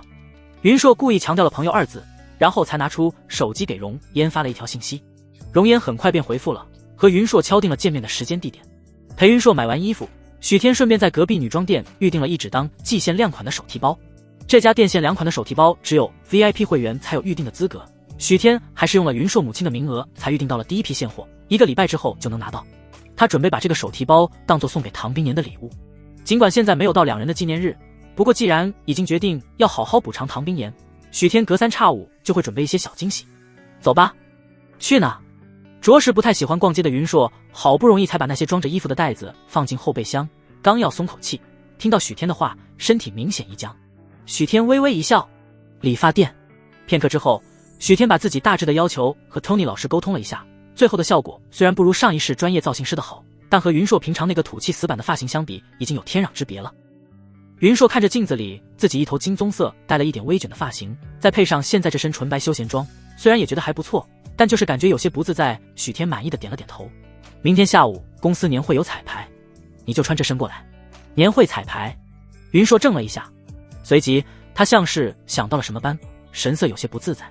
原本他明天的确要去参加年会彩排的，毕竟有安心月的节目，但现在明天可是年会前最后一次审查，你必须到场。另外，我让你过去不是让你当观众的。说完，许天从口袋里拿出一张写有乐谱和歌词的纸。他前世学过乐曲，这是他按照前世的记忆写出来的，而这歌是云硕经受打击落魄之后写出来的，然后在机缘巧合之下一夜爆红。这是什么？云硕接过纸张，惊愕地瞪大了眼睛。这曲子是你写的？不是。许天找了个借口，是我从一位天才词曲家手中买来的。这曲子写得太好了，能介绍那位词曲作家给我认识吗？云硕激动地攥着手中的纸张，双眼放光。这写的也太好了，甚至不知道为什么他竟然感觉在这曲子上找到了自己的痕迹。难道作曲的人跟他有着什么奇妙的缘分？这个恐怕不行，对方把这首歌卖给我的条件就是要求我对他的身份保密。你也知道艺术家嘛，多少都有些奇怪的习惯。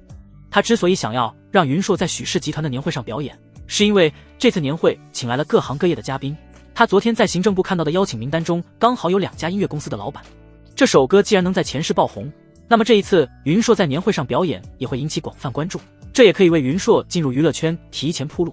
经过安心月这件事，他相信云硕的父母应该心生后怕，不会对云硕有过多的要求。如果云硕在兼顾打理家族公司之余想要进入娱乐圈唱歌，云硕父母应该并不会强烈反对。许天把自己的想法告诉云硕之后，云硕也激动起来。能够成为歌手一直是他的梦想，他想有朝一日能够站在舞台上唱自己创作的歌曲。原本以为这将永远是一个梦想无法实现，却没想到机会来得这么突然。好，我现在先回去研究一下这首歌。说完，云硕以最快的速度转身离开了。这首歌他真的太喜欢了。回去之后，云硕把歌词和曲谱中不和谐的地方稍作更改，而后熬夜练歌到了凌晨。第二天下午，他准时来到了公司的排练大厅。那男生好帅啊，公司外聘过来的工作人员吗？你们才注意到，我早就看到了。什么工作人员？那是云总好吗？天哪，他竟然是云总，怎么跟换了个人似的？云总竟然这么帅。这2天云硕可谓是公司八卦的中心人物，原本很多女职员对云硕都有些同情，但是现在众人看到云硕焕然一新的装束，都是惊讶的捂住了嘴。此刻的云硕俨然变成了众位女职员心中高富帅的标杆。哎，我之前真是瞎了眼，竟然还觉得徐总比云总还帅。看来云总之前就是不打扮，这打扮起来进娱乐圈都绰绰有余了。不远处，正在和工作人员确认音响效果的年轻女人听到门口的骚动，不由得厌烦地皱了皱眉。云硕也来了，我都把话说得那么明白了，他还要来缠着我吗？这是连男人最后那点自尊都不要了吗？这女人正是安心月。她虽然不是许氏的职员，但之前为了让许日新多注意她一些，为许氏年会精心准备了一个节目。只是她没想到云硕这废物竟然阴魂不散，因为有他的节目还特意过来看彩排。想到这里，安心月有些不耐烦地回过头看向门口的方向，却瞬间呆愣在了原地。那个穿着一身干净的白色休闲装，但笑着和员工们打招呼的韩系青年是谁？云硕不应该是个整日穿的老气横秋、古板又无趣的男人吗？可此时在门口的男人跟他印象中简直天壤之别。此刻的云硕像是韩剧里走出来的男主角一般，举手投足之间都散发着令人无法移开视线的魅力。安心月甚至偷偷用手掐了掐自己的手指，以为自己出现了幻觉。这怎么可能？云硕怎么会在短短时间之内有如此脱胎换骨的变化？而此刻周围的议论还在继续，怎么看都是云总更好看啊，安心月为什么会放着云总不要选择徐总呢？其实徐总长得也算周正，不过和云总一比就差太远了。天哪，真想把之前云总的那些西装都烧掉，穿上之后跟卖保险的一样，他这样休闲的打扮也好看太多了。其实如果论身份背景，也是云总更优秀吧。徐总只有咱们这家公司，云总可是在很多上市集团都有股份的。他来咱们公司也只是因为兄弟情分，帮忙给徐总撑腰罢了。结果徐总还不领情，背地里和云总的未婚妻勾勾搭搭，实在太过分了。就在这时，许日新刚好从大厅外走了进来，将员工们的话全部听入了耳中的他，脸色阴沉的仿佛能杀人。他重重的咳了一声，强烈的愤怒让他顾不得维持自己的人设，直接冲着众人喊道：让你们过来是来排练的，谁在闲聊就都给我出去。员工们听到许日新的呵斥，纷纷闭上了嘴。许日新看到云硕之后，强压下了心中的嫉妒，挤出一丝微笑。云硕，这2天你没来公司，我跟你联系你也没回复，是不是遇到什么事了？你知不知道我有多担心你？他一副坦荡的样子，丝毫没有做了亏心事的愧疚，他对云硕的感情是记恨大于感激的。尽管云硕平时一直以兄弟的身份照顾他，但他总觉得自己被云硕身上那种与生自来的高贵感压得喘不过气，仿佛云硕对他的好都是高高在上的施舍。云硕在大学中走到哪里都是风云人物，随手可以呼风唤雨，而他跟在云硕身边就像是小跟班一样。尽管大学毕业步入社会之后，他掌管了家族的公司有了实权，而云硕却拿着股份整日游手好闲，口碑也一落千丈，但那种从骨子里形成的自卑还是让许日新在各方面都想把云硕狠狠地踩在脚下。于是他给云硕出主意，让云硕在股东和安心月面前表现成熟稳重的一面，同时告诉云硕女人们都喜欢安全可靠的男友，让他不要过多干涉安心月的生活，给他足够的私人空间。他确实得逞了，看着云硕的未婚妻每天追在自己身后嘘寒问暖，许日新有种说不出的得意。原本他以为这样的得意还要持续很久，却没想到许天无意中的一句话曝光了他和安心月之间的关系。云硕看到许日新这副装腔作势的姿态，恨不得把中午吃的饭都吐出来。不劳许总惦记，许总日理万机，还是多关心一下你该关心的事吧。许日新没想到云硕竟然一点面子不给自己，脸色顿时一僵。一旁安心月也从对云硕这身扮相的经验中回过了神，接着他看向云硕的目光中，除了嫌弃，更多了几分得意。云硕忽然换了身打扮，还能是为了什么？不过是为了吸引他，让他回心转意。但是很快，他缓缓皱紧了眉，看着云硕开口：“云硕，你别再胡搅蛮缠了。是我不喜欢你，要跟你分手，跟日新没有任何关系。你把一切的过错都迁怒在他的头上，还算个男人吗？”如果云硕过来跟他说几句好话，他或许还真能给他一点机会。但云硕现在这么不给许日新面子，和当众打他的脸有什么区别？迁怒。云硕闻言冷笑道：“我今天是过来参加年会彩排的，还真没有那么多时间因为无关紧要的人浪费时间。”你参加年会彩排？安心月眼中闪过一丝愕然，他怎么不知道云硕也要参加年会彩排？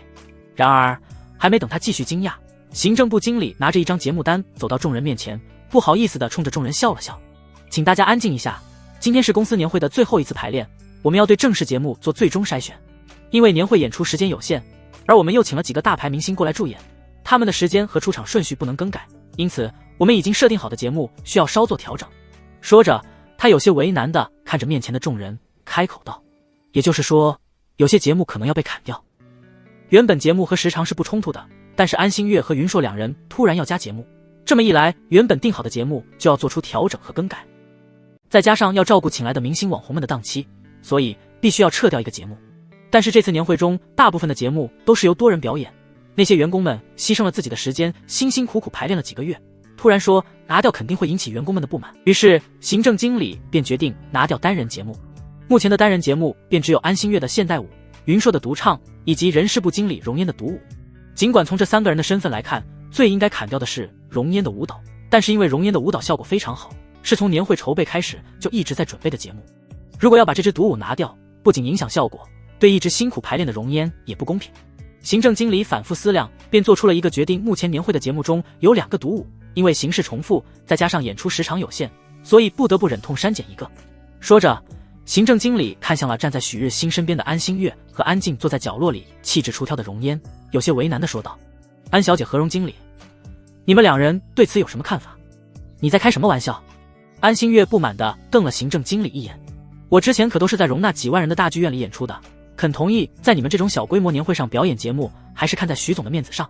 现在你们说撤就要撤。”行政经理无奈地苦笑了一声：“安小姐，您的节目确实非常精彩，但是因为之前年会的节目都已经提前安排好了，您这突然提出要表演一个节目，而且还是10分钟的独舞，确实有点……正常来讲，独舞的时间在5-6分钟左右刚好，但因为安心月和许日新的关系，行政经理有些话不好直接说。既然你们两人表演的都是独舞，那不如就先各自表演一下，让大家投票表决哪个节目应该留下。”“什么？”安心月直接心态爆炸：“我能给你们表演就已经是你们的荣幸了，现在还轮到你们决定我要不要演了，谁给你们的脸？够了，你少说2句。”许日新终于忍不住了，他直接看向安心月开口：“我觉得小天这个提议不错，既然你们2个的节目太过于相似，不如就比一比，选一个最好的出来，展示我们许氏集团真正的风采。月新，你也觉得我应该跟他比？”安心月震惊地瞪大了眼睛，眼眶中泛起了委屈的泪花。许日新在员工面前竟然不给他面子，让他和一个第一线的员工比赛，这和当着众人的面打他的脸又有什么区别？不想比就直接把你的名额让出来。许日新表现出一副大公无私的模样，试图在公司员工们面前挽回一些好感。他很清楚，如果云硕没有突然要加一个节目，自然也不会有现在这出闹剧。但他现在已经和云硕产生了矛盾，就算是为了自己的利益，也不想再和云硕有什么正面冲突。至少在众人面前，他要表现出一副还想要和云硕缓和关系的态度。于是他直接一锤定音地说道：“其他人都不反对吧？让安心月和容颜经理各自表演，最后结果由大家投票来选出可以在年会上表演的节目。”“我没意见。”容颜冷冷地看了安心月一眼，回道：“他一直喜欢云硕，对安心月这个情敌自然没有好感。如果安心月真的是云硕的良配，他自然会默默地祝福这2个人，放弃对云硕的感情。但安心月明明已经和云硕订婚，却偷偷背着云硕和许日新勾搭在一起，这让原本已经只想默默多看云硕几眼的容烟心中又生出一丝希望。容烟想到了昨天云硕给自己发的信息，下意识地抬头看向了云硕的方向。云硕感受到了容烟灼热的视线，有些不自然地轻咳了一声，冲他做了个加油的手势。容烟脸颊一热，连忙低下头去，心跳却是越来越快。“既然大家都没意见，那你们2个就准备一下开始比赛吧。”许日新说完，完全无视了安心月哀怨的眼神，转身带着宋秘书走到台下坐好，俨然一副评委的模样。许天也把站在原地的云硕拉走，在许日新的身后找了个位置坐了下来。另一边，安心月和容嫣两人也走进了试衣间换衣服。安心月趾高气扬地看着容嫣：“你不是我的对手，现在主动放弃，还能不让自己把脸丢尽？”容嫣轻笑了道：“究竟谁赢还不一定呢。”他的话另有所指，不管是这场比赛也好，还是云硕也好，他都势在必得。那我们走着瞧。安心月不屑地冷笑了一声，自信满满，觉得自己不可能输给容嫣，凭他的实力，哪怕是公正的比赛都完全吊打容嫣，更何况今天还有许日新在场，所有的优势全是他的。他就这样自信满满地上了台。不得不说，安心月确实有舞蹈基础，而且他那种嚣张跋扈的气场在现实中虽然有些不讨人喜欢，但在舞台上却是气场十足，能把自己的优势发挥到淋漓尽致。一段节奏欢快的舞蹈结束之后，台下响起了热烈的掌声。之前许氏公司的员工们对安心月还有些偏见，但看了他的舞蹈之后，不得不说安心月确实有骄傲的资本。一舞结束，安心月得意洋洋地轻轻扯起裙摆，做了个公主礼，然后像是已经得胜的孔雀一样，高昂着骄傲的头颅向台下走去，直接坐在了许日新身边的空位上。这让不少员工们的心思都开始动摇。安心月再怎么讨厌，毕竟都是他们公司老大的绯闻女友，更何况安心月的舞台表演力确实无可挑剔。这让原本以为安心月只想作秀的员工们改变了原本的偏见，心中的天平也渐渐向他倾斜。容嫣换好了舞蹈服出场的时候，台下的员工们还沉浸在安心月曼妙的舞姿中无法回神。容嫣也是从小学习舞蹈，参加过不少比赛，原本像这样的场合她当然是不会紧张的，可是容嫣站在台上，感受着台下众人的目光正注视着自己，这其中也包括云硕的。怎么办？她开始紧张了。伴奏音乐响起，容嫣本能地拿出了舞者的专业素养，但是她的心却乱了。云硕平时都不过来参观彩排的，为什么今天会过来？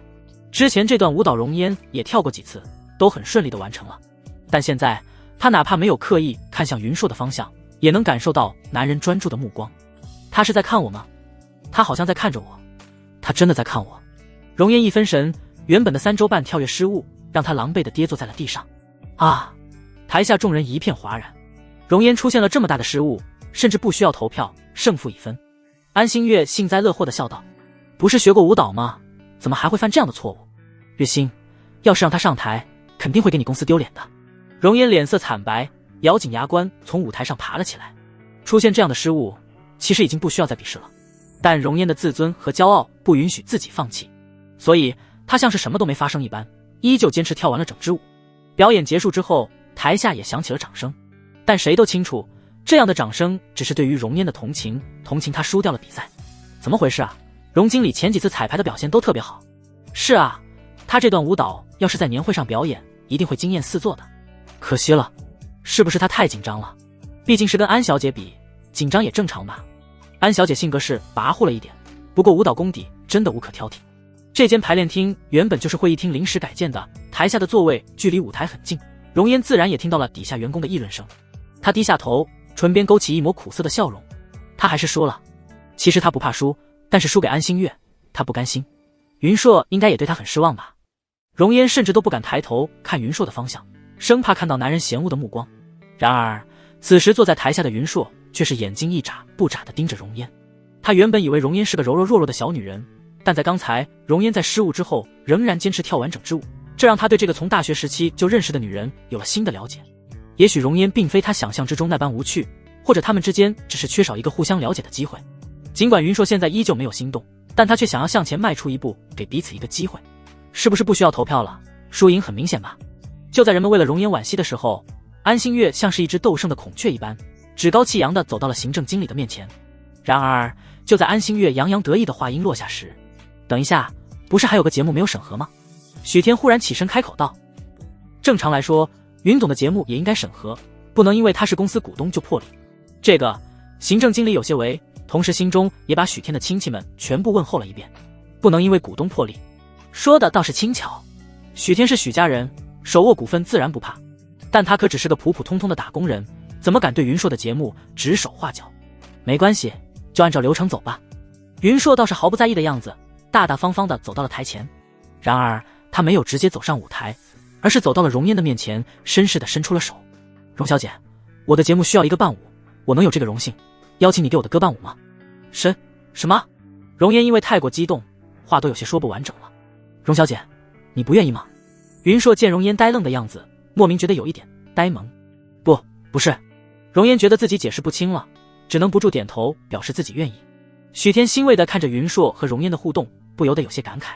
原本他也是想建议云硕邀请容颜一起表演的，没想到云硕已经无师自通了。对于这么明显的进步，他这个媒人很是欣慰，率先带头鼓掌。接下来由我为大家演唱一首歌《落雪》。云硕对着容颜做了个请的手势，同时拿着麦克风走到了台上。很快伴奏声响起，云硕带着磁性的声音敲击震撼着台下观众们的耳膜。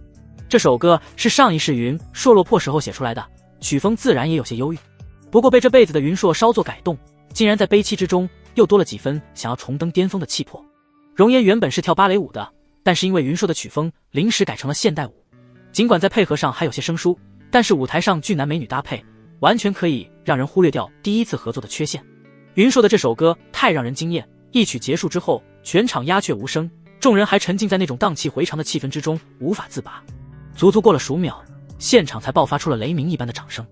云总这首歌真是唱得太好了，容经理伴舞也恰到好处，这个节目一定要在年会上表演，肯定会惊艳那些公司请来的嘉宾的。既然容经理的独舞没有选上，那不如就给云总伴舞吧，感觉容经理和云总很般配啊。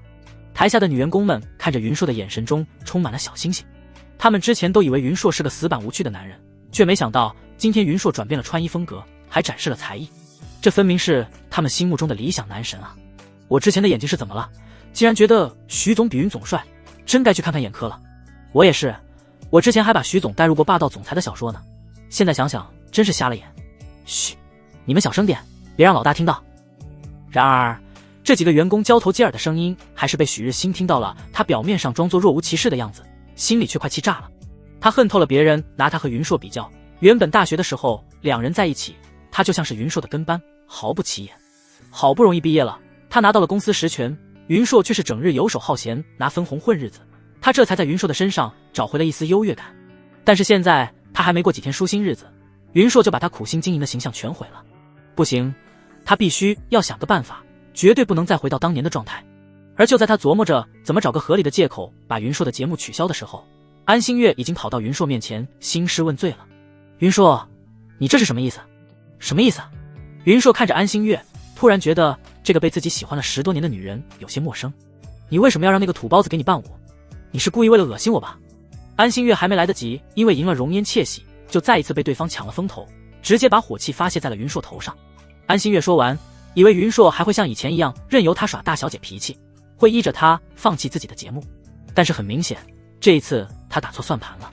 安心月，别给自己脸上贴金了，我让容颜给我伴舞是因为他合适，至于你，既然已经选择了许日新，我就祝你们天长地久，一辈子不分开，别再去祸害别人。云硕之前喜欢安心月，纵容着他的无理取闹，但是现在他已经看穿了这个女人的真面目，自然不会再跟个傻逼一样迁就她。说罢，云硕也懒得再搭理气急败坏的安心月，直接来到已经换下了舞蹈服的容颜身边。还记得我们今天晚上的约会吧？记得。容颜耳垂发红，这还是云硕第一次邀请她吃饭，原本她打算彩排完请2个小时，嫁去美容院做个造型再赴约的。那下班之后，我在地下停车场等你。好。容颜在心中默默叹了口气，自己最狼狈的样子已经被云硕看到了，在临时抱佛脚换造型也无济于事。不过云硕为什么会突然约他出去吃饭？不会是想要和自己说清楚，让自己以后离他远点吧？云硕还什么都没说，容颜心中已经脑补出了自己被拒绝的经过，像是被抢走了心爱胡萝卜的兔子，垂头丧气的离开了。许天，你有没有觉得容颜有些不对劲？云硕盯着容颜的背影若有所思，这个你只能自己去问他了。许天多少能猜到容颜的心理活动，不过他不打算跟云硕解释太多，毕竟谈恋爱是2个人之间的事，他如果过多干涉，反而是适得其反。那晚上的约会，你跟我一起去吗？云硕有些紧张，如果许天跟他一起去，他倒也不会手足无措。别看云硕是个富二代，但是在感情方面却纯情得很。除了安心月，他还从来没有和其他的女孩子约会过。许天不禁感叹，安心月究竟是什么眼神啊？放着珍珠不要，却偏偏把一颗许日星那颗鱼眼珠当成珍宝。你去约会，我跟着算怎么回事？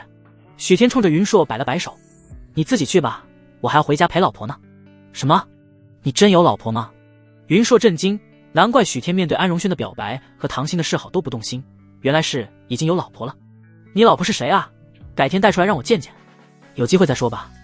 许天含糊道，他清楚唐冰岩不喜欢乱七八糟的聚会，上一次能跟他去见安荣轩已经算是很给他面子了。我先回家了，有什么事电话联系。这2天唐冰岩很忙，每天加班，回家的时间比他还晚。于是许天打算今天提前下班，去超市买点食材，亲自给唐冰岩做晚餐。许天从超市里买了很多新鲜食材，同时又去江城市有名的网红点心店买了1盒桂花糕。上次的玫瑰饼似乎有点太甜了，许天这次换了一个稍微清淡点的口味。就在他把车子停好，拎着大包小包的食材走进别墅的时候，却发现别墅里静悄悄的，一点声音都没有。平时即便是唐冰岩不回家，别墅里也有值班的保安和佣人，但是从许天回来之后，就一个人影都没看到。莫非是冰岩给家里的佣人放假了？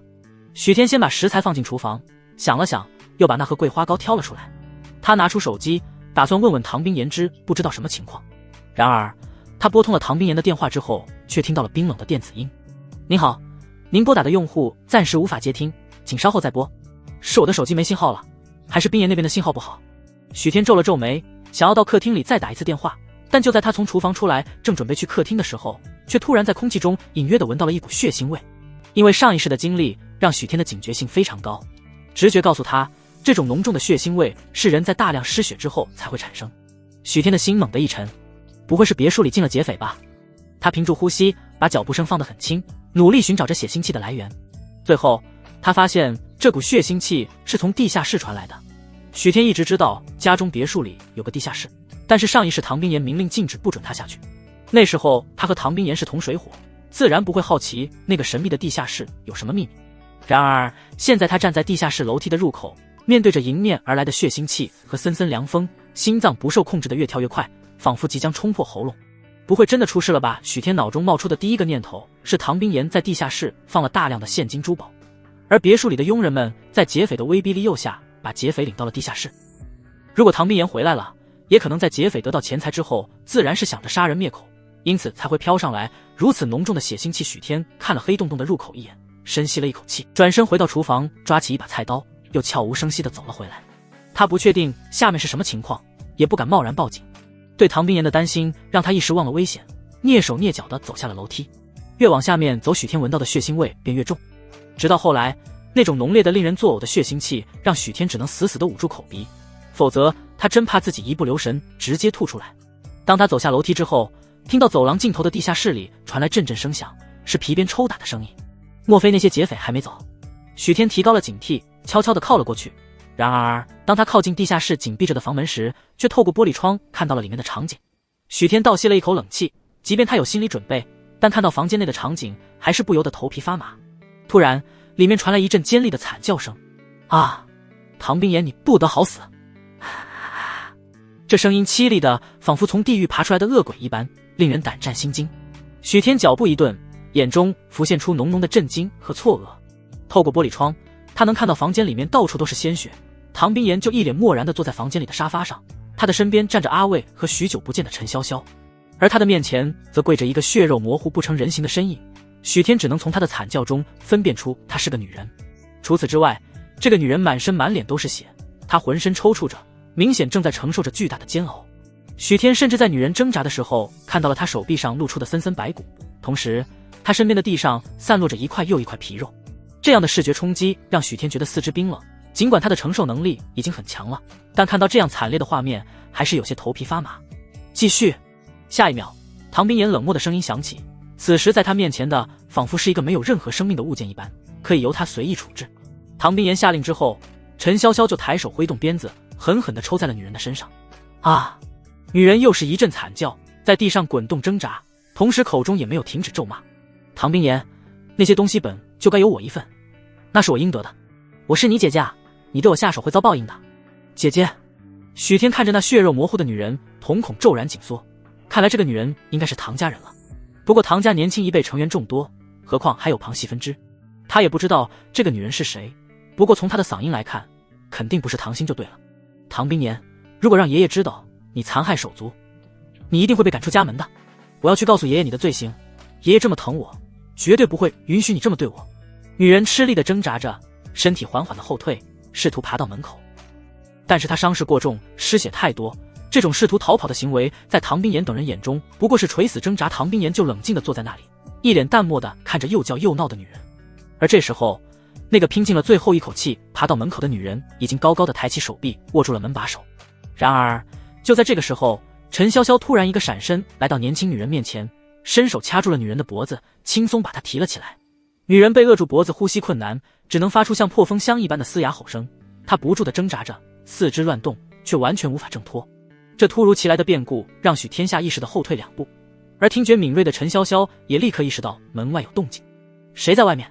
许天听到声音，身体下意识僵了一瞬，不过随即他轻叹了口气，缓缓抬手打开了地下室的房门。许天、阿卫和陈潇潇两人看到许天，呼吸陡然一紧。糟了，许天，你怎么回来的这么早？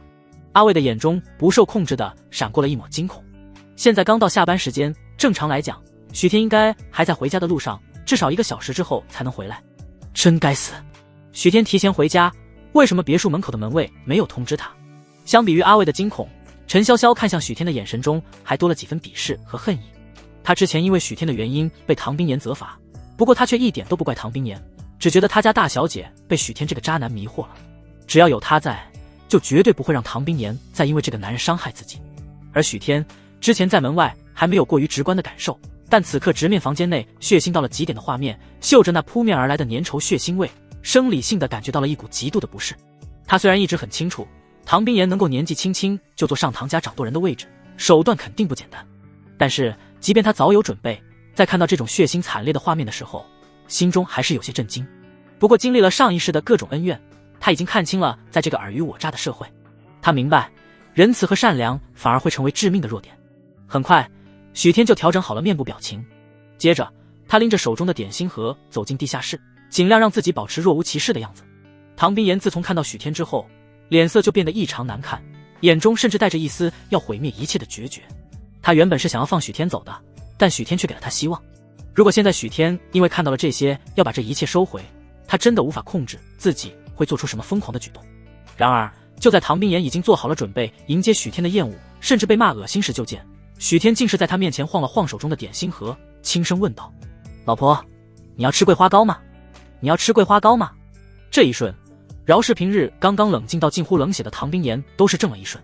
下一刻他忽然抬头看向许天，他没想到自己竟然没有在许天脸上看到任何憎恨和畏惧。渐渐的，唐冰岩眼底的冰雪似乎有融化的迹象。老婆，许天见唐冰岩不答话，轻声提醒道：桂花糕放久了就不好吃了。一旁目睹了这一切的阿卫忍不住扶额，真是个蠢货，也不看看这是什么场合，竟然还问大小姐吃不吃桂花糕，现在是吃桂花糕的时候吗？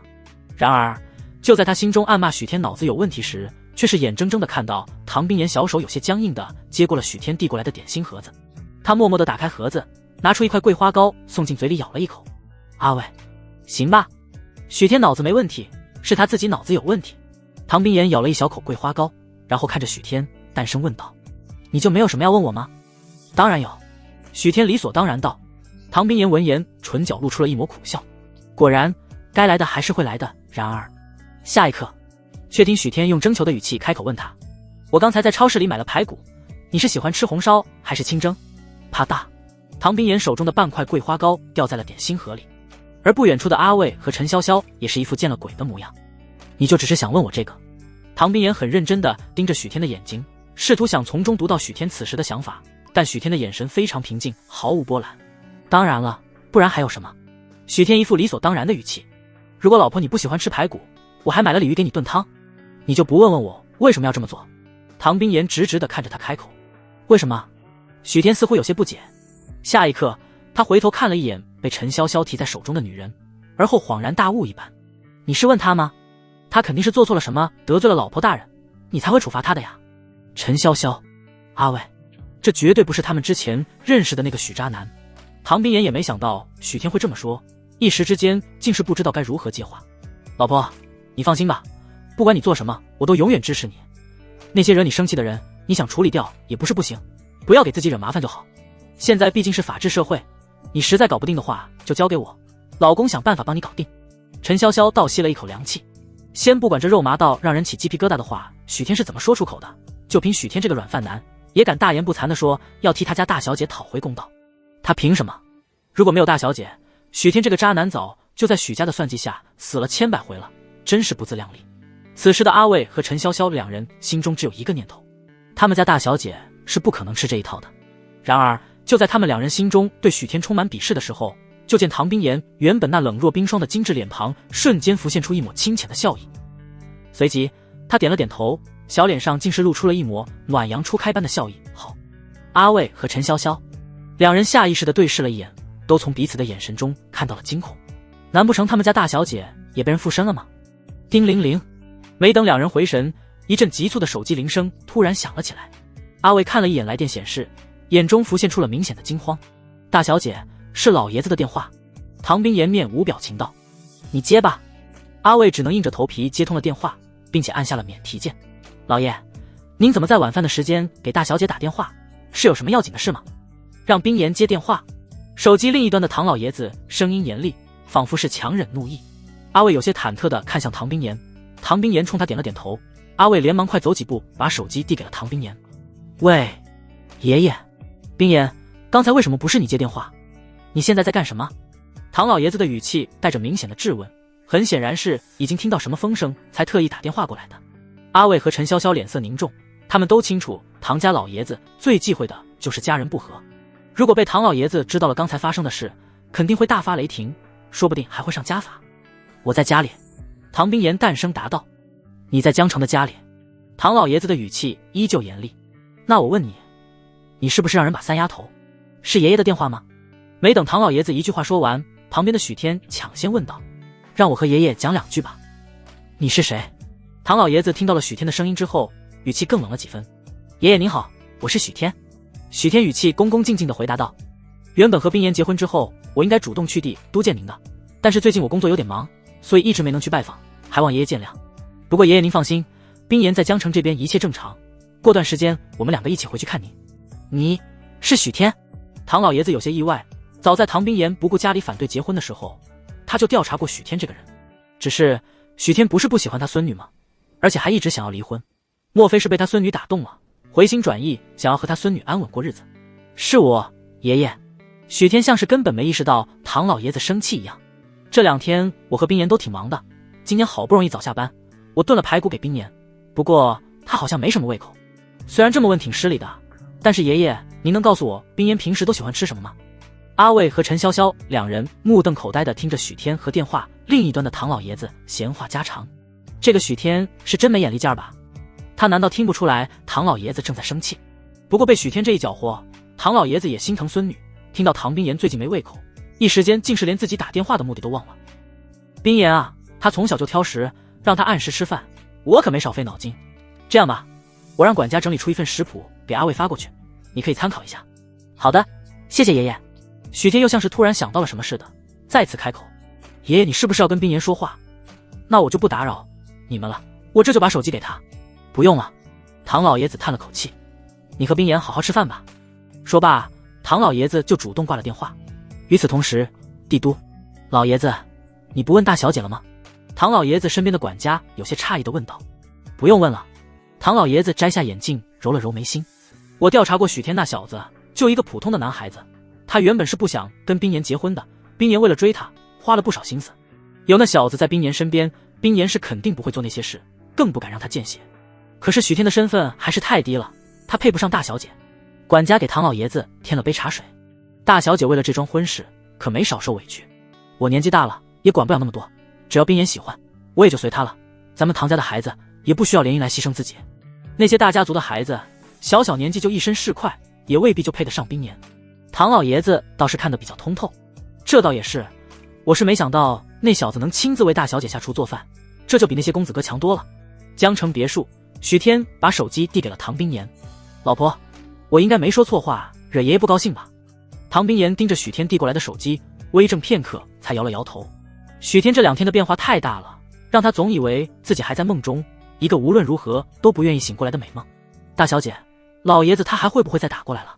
阿卫小心翼翼地开口。他还是不太相信这件事就这么翻篇了。他觉得说不定唐老爷子是不想在许天这个外人面前质问大小姐，想要秋后算账。应该不会了。唐冰岩淡淡道。他了解爷爷的性格，之前爷爷肯定是调查过许天，也清楚凭自己对许天的在意程度，绝对不可能在许天面前使用那些手段。所以许天在场，对他来说就根本不需要任何解释。老婆，那咱们快点上去吧，这里还挺冷的。许天冲着唐冰岩伸出手，走吧，我给你做饭吃，你先上楼去泡个澡，等饭好了我叫你。下次这些脏活累活你让阿伟他们做就行了。你怎么能到这种地方来？许天，你怎么和大小姐说话呢？大小姐做什么还轮不到你过问吧？陈潇潇看到许天这副样子，简直是气不打一处来。他算哪根葱啊，也敢跟大小姐指手画脚。阿伟无奈地拽了拽陈潇潇，你就少说2句吧，还想被关禁闭？许天这明显是在讨好他们总裁，怎么到陈潇潇这就变成了指手画脚？也难怪这个女人单身了20多年都找不到男朋友。我说错了吗？你不会也被这个渣？陈潇潇还有些不服气，但看到唐冰岩毫无感情的冰冷眼神，又把已经到嘴边的话吞了回去。大小姐，徐手，你们先上去吧，这里交给我们就行了。阿伟连忙打开地下室房间的门，空气流通，原本房间里浓重的血腥气也淡了不少。陈潇潇气结，狠狠地瞪了阿伟一眼。他才被关禁闭几天，就连阿伟都倒戈了，还叫渣男徐少，他配吗？陈潇潇因为唐冰岩隐瞒了许天的消息，所以被关了禁闭，自然也没发现许天这几天每天下班都按时回家，并且对唐冰岩嘘寒问暖的样子。但这些阿伟都看在眼里。他虽然不相信什么浪子回头金不换，但现在既然许天想跟大小姐好好过日子，大小姐也不计前嫌，他觉得自己没有资格也没有理由反对。不过他看陈潇潇对许天还是敌意满满的样子，就估计他没那么快想通。想不通也就算了，阿伟只希望他别再自作聪明的忤逆大小姐的意思了。他还没活够，可不想3天2头跟着受罚。半夜，唐冰岩卧室，火铺天盖地的大火吞没了一切，唐冰岩甚至都能感受到火焰炙烤皮肤的灼热温度。在这一片大火之中，许天的身影一点点在他视线中消失，最后完全被火焰吞没。不！唐冰岩大吼一声，从床上弹了起来，他捂住胸口处心脏的位置，像是一尾脱水的鱼，大口地呼吸着新鲜空气，心脏毫无规律地跳动着，让他有种不断下坠的感觉。唐冰岩痛苦地咬紧牙关，试图抑制身体的剧烈颤抖。啪的一声，房间的灯被打开，他下意识眯起眼睛，挡住头顶上倾泻而下的暖白色灯光。就在这时，一个身影从门口跑了过来，直接把他搂在了怀里。唐冰岩有片刻的怔忡，但熟悉的气息却让他迅速平复了心绪。老婆，是不是又做噩梦了？许天和唐冰岩还在分房睡，之前他打算在唐冰岩的主卧沙发上睡，但唐冰岩觉得这样休息不好，于是干脆就让别墅里的佣人在隔壁收拾出了一个房间。其实许天是想跟唐冰岩一起睡的，不过他又觉得一下子进展太快，所以想要等一个合适的时机，让唐冰岩完全信任自己的时候，再让两人的关系更进一步。但是今天晚上他却有些心神不宁，刚才他迷迷糊糊才有些睡意，就听到了隔壁传来的惊呼，于是他想都没想，第一时间冲到了唐冰岩的房间。果不其然，他看到唐冰岩的样子，就知道他的睡眠焦虑症又发作了。我没事。唐冰岩被许天抱在怀里，身体有些僵硬。真没事。许天见唐冰岩明明脸色惨白，却还要逞强的样子，有些心疼。你要是害怕，我可以陪你一起睡。许天话音刚落，就感觉到怀中的身体僵了一瞬。许天微微勾唇，把唐冰岩搂得更紧了一些。你就没有什么想要问我吗？唐冰岩沉默了几秒，稍稍推开了许天，抬头目光直视着他。有些事他早晚要面对，与其整日担心许天因为那些事厌恶自己，还不如直接摊牌。不过既然当初他提出离婚的时候许天不肯走，那么即便是许天认为他冷血，认为他是恶魔，他也不会再放手了。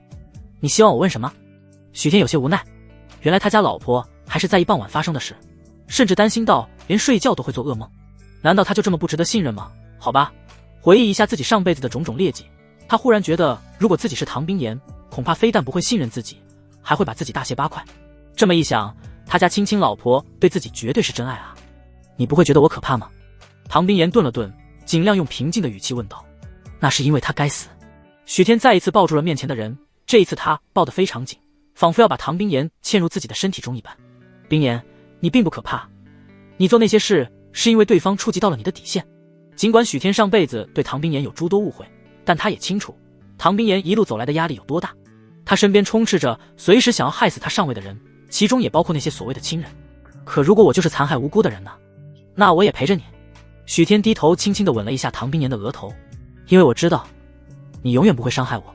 唐冰岩盯着许天半晌，黑眸中的冰雪渐渐开始融化，他目光直视着许天，语气平静的可怕。许天，你不要骗我。不会的，冰岩。许天柔声说道，我再也不会骗你了。尽管你可能无法立刻相信我，但我会让你看到我的诚意。我想要跟你在一起好好过日子。唐冰言轻嗯了一声，只是美眸依旧黑沉如墨。许天，如果你还在骗我的话，我希望你有把握能骗我一辈子。与此同时，江城市中心一家美容会馆 VIP 包房，安心月和3个姐妹正在接受着美容师的服务。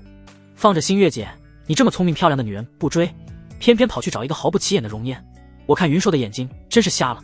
他那就是追不到我们心月，想找个心月的代替品，只是这代替品找的真是不怎么样。一个姐妹说话的同时，像是忽然想到了什么般，看向安心月道：心月，我记得你们家跟云家还有合作，你跟云硕闹成这样，那合作不会出问题吧？安心月闻言不屑地轻哼了一声，云硕找别的女人不过是为了气气我们2家合作这种大事上，他不敢乱来。也是，他找容烟不过是跟你耍耍欲擒故纵的手段，除非他真不想跟你有任何可能了，否则不可能敢在你们2家的合作上动手脚。安心月闻言，脸上的神情越发得意了几分。然而就在他要继续和好姐妹们吐槽时，旁边的手机忽然响了起来。安心月看了一眼来电显示，连忙冲其他人比了个噤声的手势。我奶奶打来的电话。那心月你快接吧，我们不出声。安心月拿起手机走到了包厢里间的房间，声音轻柔的开口问道：喂，奶奶，您怎么这么晚给我打电话？因为现在安家的大权还掌握在安老太太的手中，所以安心月对奶奶的态度相当恭敬。心月啊，奶奶问你一件事。手机另一端传来了一个有些苍老但依旧威严十足的声音。为什么云家的那笔资金还没有转过来？什么？云家的资金没有转过来？安心月诧异地皱了皱眉。他们不是答应今天银行开门就转账吗？云家那边说他们的账户出了点问题，部分现金被冻结了，要等1周才能把钱转过来。安心月听到老太太的话，心头的怒火顿时涌了上来。云硕他们家到底在搞什么呀？之前早就谈好的合作，他们怎么能在关键时候掉链子？安老太太很显然也对云家的做法非常不满。不过像她这样经历过大风大浪的人，思考问题总是会全面一点。心月啊，你跟奶奶说实话，最近是不是跟云硕吵架了？没吵架呀。安心月有些心虚，却还是故作平静道：我跟他挺好的。你这个孩子在云硕面前别总耍大小姐脾气，云家的条件不比咱们家差，他也是娇生惯养的大少爷，你成天让他追在你后面使唤，总有一天他也会不耐烦的。听奶奶的话，你把身段放一放，主动给他买点礼物或者做顿饭，让他知道你对他上心，咱们2家的合作自然也就顺利一些。奶奶，为什么要我去讨好他啊？我又不是他的保姆，还要给他做饭，凭什么啊？而且奶奶，我之前就和家里说过了，我有心上人了，和云硕只不过是出于利益的家族联姻，您怎么能……住口！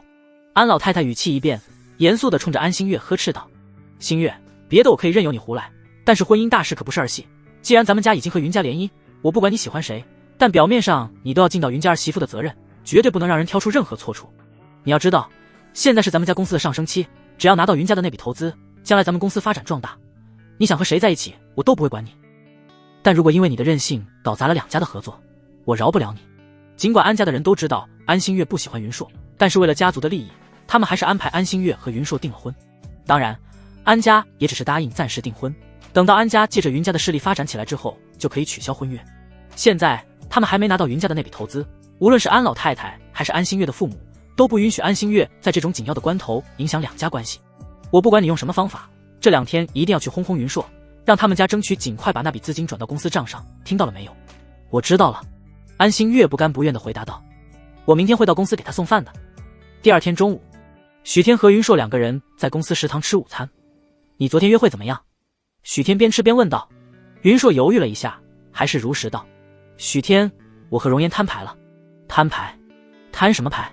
就是我告诉他约他出来吃饭是你的意思，我之所以约他，主要是想利用他来气气安心月，然后我和他道歉了，我觉得我不应该利用他，并且跟他说我现在还没有立刻进入下一段感情的准备，我和他可以暂时先当朋友。许天没想到云硕竟然这么坦诚的把他们的计划跟容颜全盘托出，这不是祝孤生的节奏吗？不过现在云硕既然已经跟容颜摊牌了，而容颜还能同意暂时和他当朋友，就说明对方也不在意。算了，你和他如果真的不能成，做个朋友也挺好的，毕竟这是云硕的私事，许天也不会过多干涉。云硕叹了口气，其实我觉得容颜这个人不错，我之前因为担心安心月吃醋，所以和他在一起之后就删掉了所有女性朋友的联系方式，也包括容颜的。其实想想，大学的时候我和容颜在同一个社团相处还不错，至少当朋友的话我并不反感。你也不要有太大压力。许天安慰他。云硕微微点头。还有一件事，昨天我爸告诉我，他们以公司账户被冻结为理由，没有给安家的公司汇款，而且他已经开始着手收回2家一起合作项目的资金，安家那边暂时没有察觉。公司的事你父亲亲自出马，肯定万无一失。不过，然而就在许天刚要叮嘱云硕小心安家近期动向的时候，突然看到一个熟悉的身影走了过来，是安心月。许天立刻噤声，继续埋头吃饭。而经过了昨天当众和云硕吵架的尴尬，今天的安心月却像是什么都没发生一样，趾高气扬地来到云硕身边的位置上坐了下来。云硕，你在吃午饭啊？真巧，我让人给你订了5星级酒店的营养餐。说着，他就指挥身后的2个保镖把一个个餐盒摆在了桌子上。云硕抬眼看了一下那几道菜，没有一样是他喜欢吃的，倒基本是许日新喜欢吃的很快。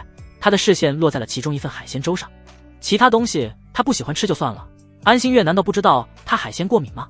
安心月没有注意到云硕的表情，反而还像是一副施舍的样子和云硕说道：云硕，你看我特地给你带了午餐，之前的事是我不好，你就别生气了，我这人脾气比较直，一向都是这个性格，你不应该已经习惯了吗？把我给你带的饭吃了，我就当你原谅我了。许天忍不住放下筷子，抬头看向坐在自己对面的女人。安心月的脑回路着实让人琢磨不透，他从来没有见过有人是这样道歉的，今天也真是让他大开眼界了。其实他很清楚，安心月这次肯主动向云硕低头，想来是安家那边给了他压力，所以他才不情不愿地过来认错。只可惜这个大小姐平时被云硕迁就，早就已经习惯了，在她的字典中根本没有和云硕道歉认错的词条，所以即便迫于压力不得不低头，也依旧做足了姿态，摆出一副高高在上的大小姐模样。如果是平常的云硕，或许还会吃安心月这一套，选择原谅她。但现在云硕已经看清楚了安心月的真面目，对这个女人恨之入骨，自然不会再对她心软。果然不出许天所料，云硕直接推开了面前的海鲜粥，语气冰冷地说道：安心月，我们之前在一起那么久，难道你不清楚我对海鲜过敏吗？安心月怔了一下，你海鲜过敏吗？该死的，云硕什么时候跟他说过他海鲜过敏？而且他哪有时间去记云硕喜欢吃什么不喜欢吃什么？现在周围这么多人，云硕就算海鲜过敏，为什么要说出来？他都低声下气来道歉了，他一定要当着众人的面让他丢脸吗？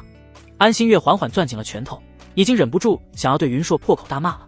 但他一想到昨天奶奶在电话里的叮嘱，深吸了几口气，又勉强压下火气，挤出一次笑容说道：可能是我忘了，不过我买了很多菜，你不能喝海鲜粥，还可以吃其他的菜。你带来的这些菜基本上都是许日新喜欢吃的东西。云硕唇边勾起一个冷笑：安心月，你确定是来给我送饭的，而不是给许日新送？给我送的饭没有我喜欢吃的，倒全是许日新喜欢吃的，这道歉还真是有诚意啊。安心月闻言脸色更沉了几分：我之前让人给你送过这些东西，我记得你明明吃得很开心啊。云硕，这次确实是我不对，别闹了好吗？云硕闻言自嘲地笑了笑，眼神之中尽是嘲讽。他之前吃得很开心，哼，那是因为安心月很少派人给他送饭，偶尔一次他就感动得不行。别说是他不爱吃的菜了，恐怕就是馊饭剩菜他也会毫不犹豫地吞下去。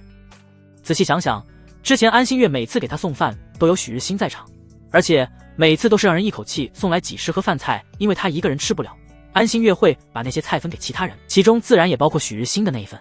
现在看来，安心月已经是算计好了，给他送饭只不过是一个幌子，最主要的目的是用那些饭菜来讨好许日新。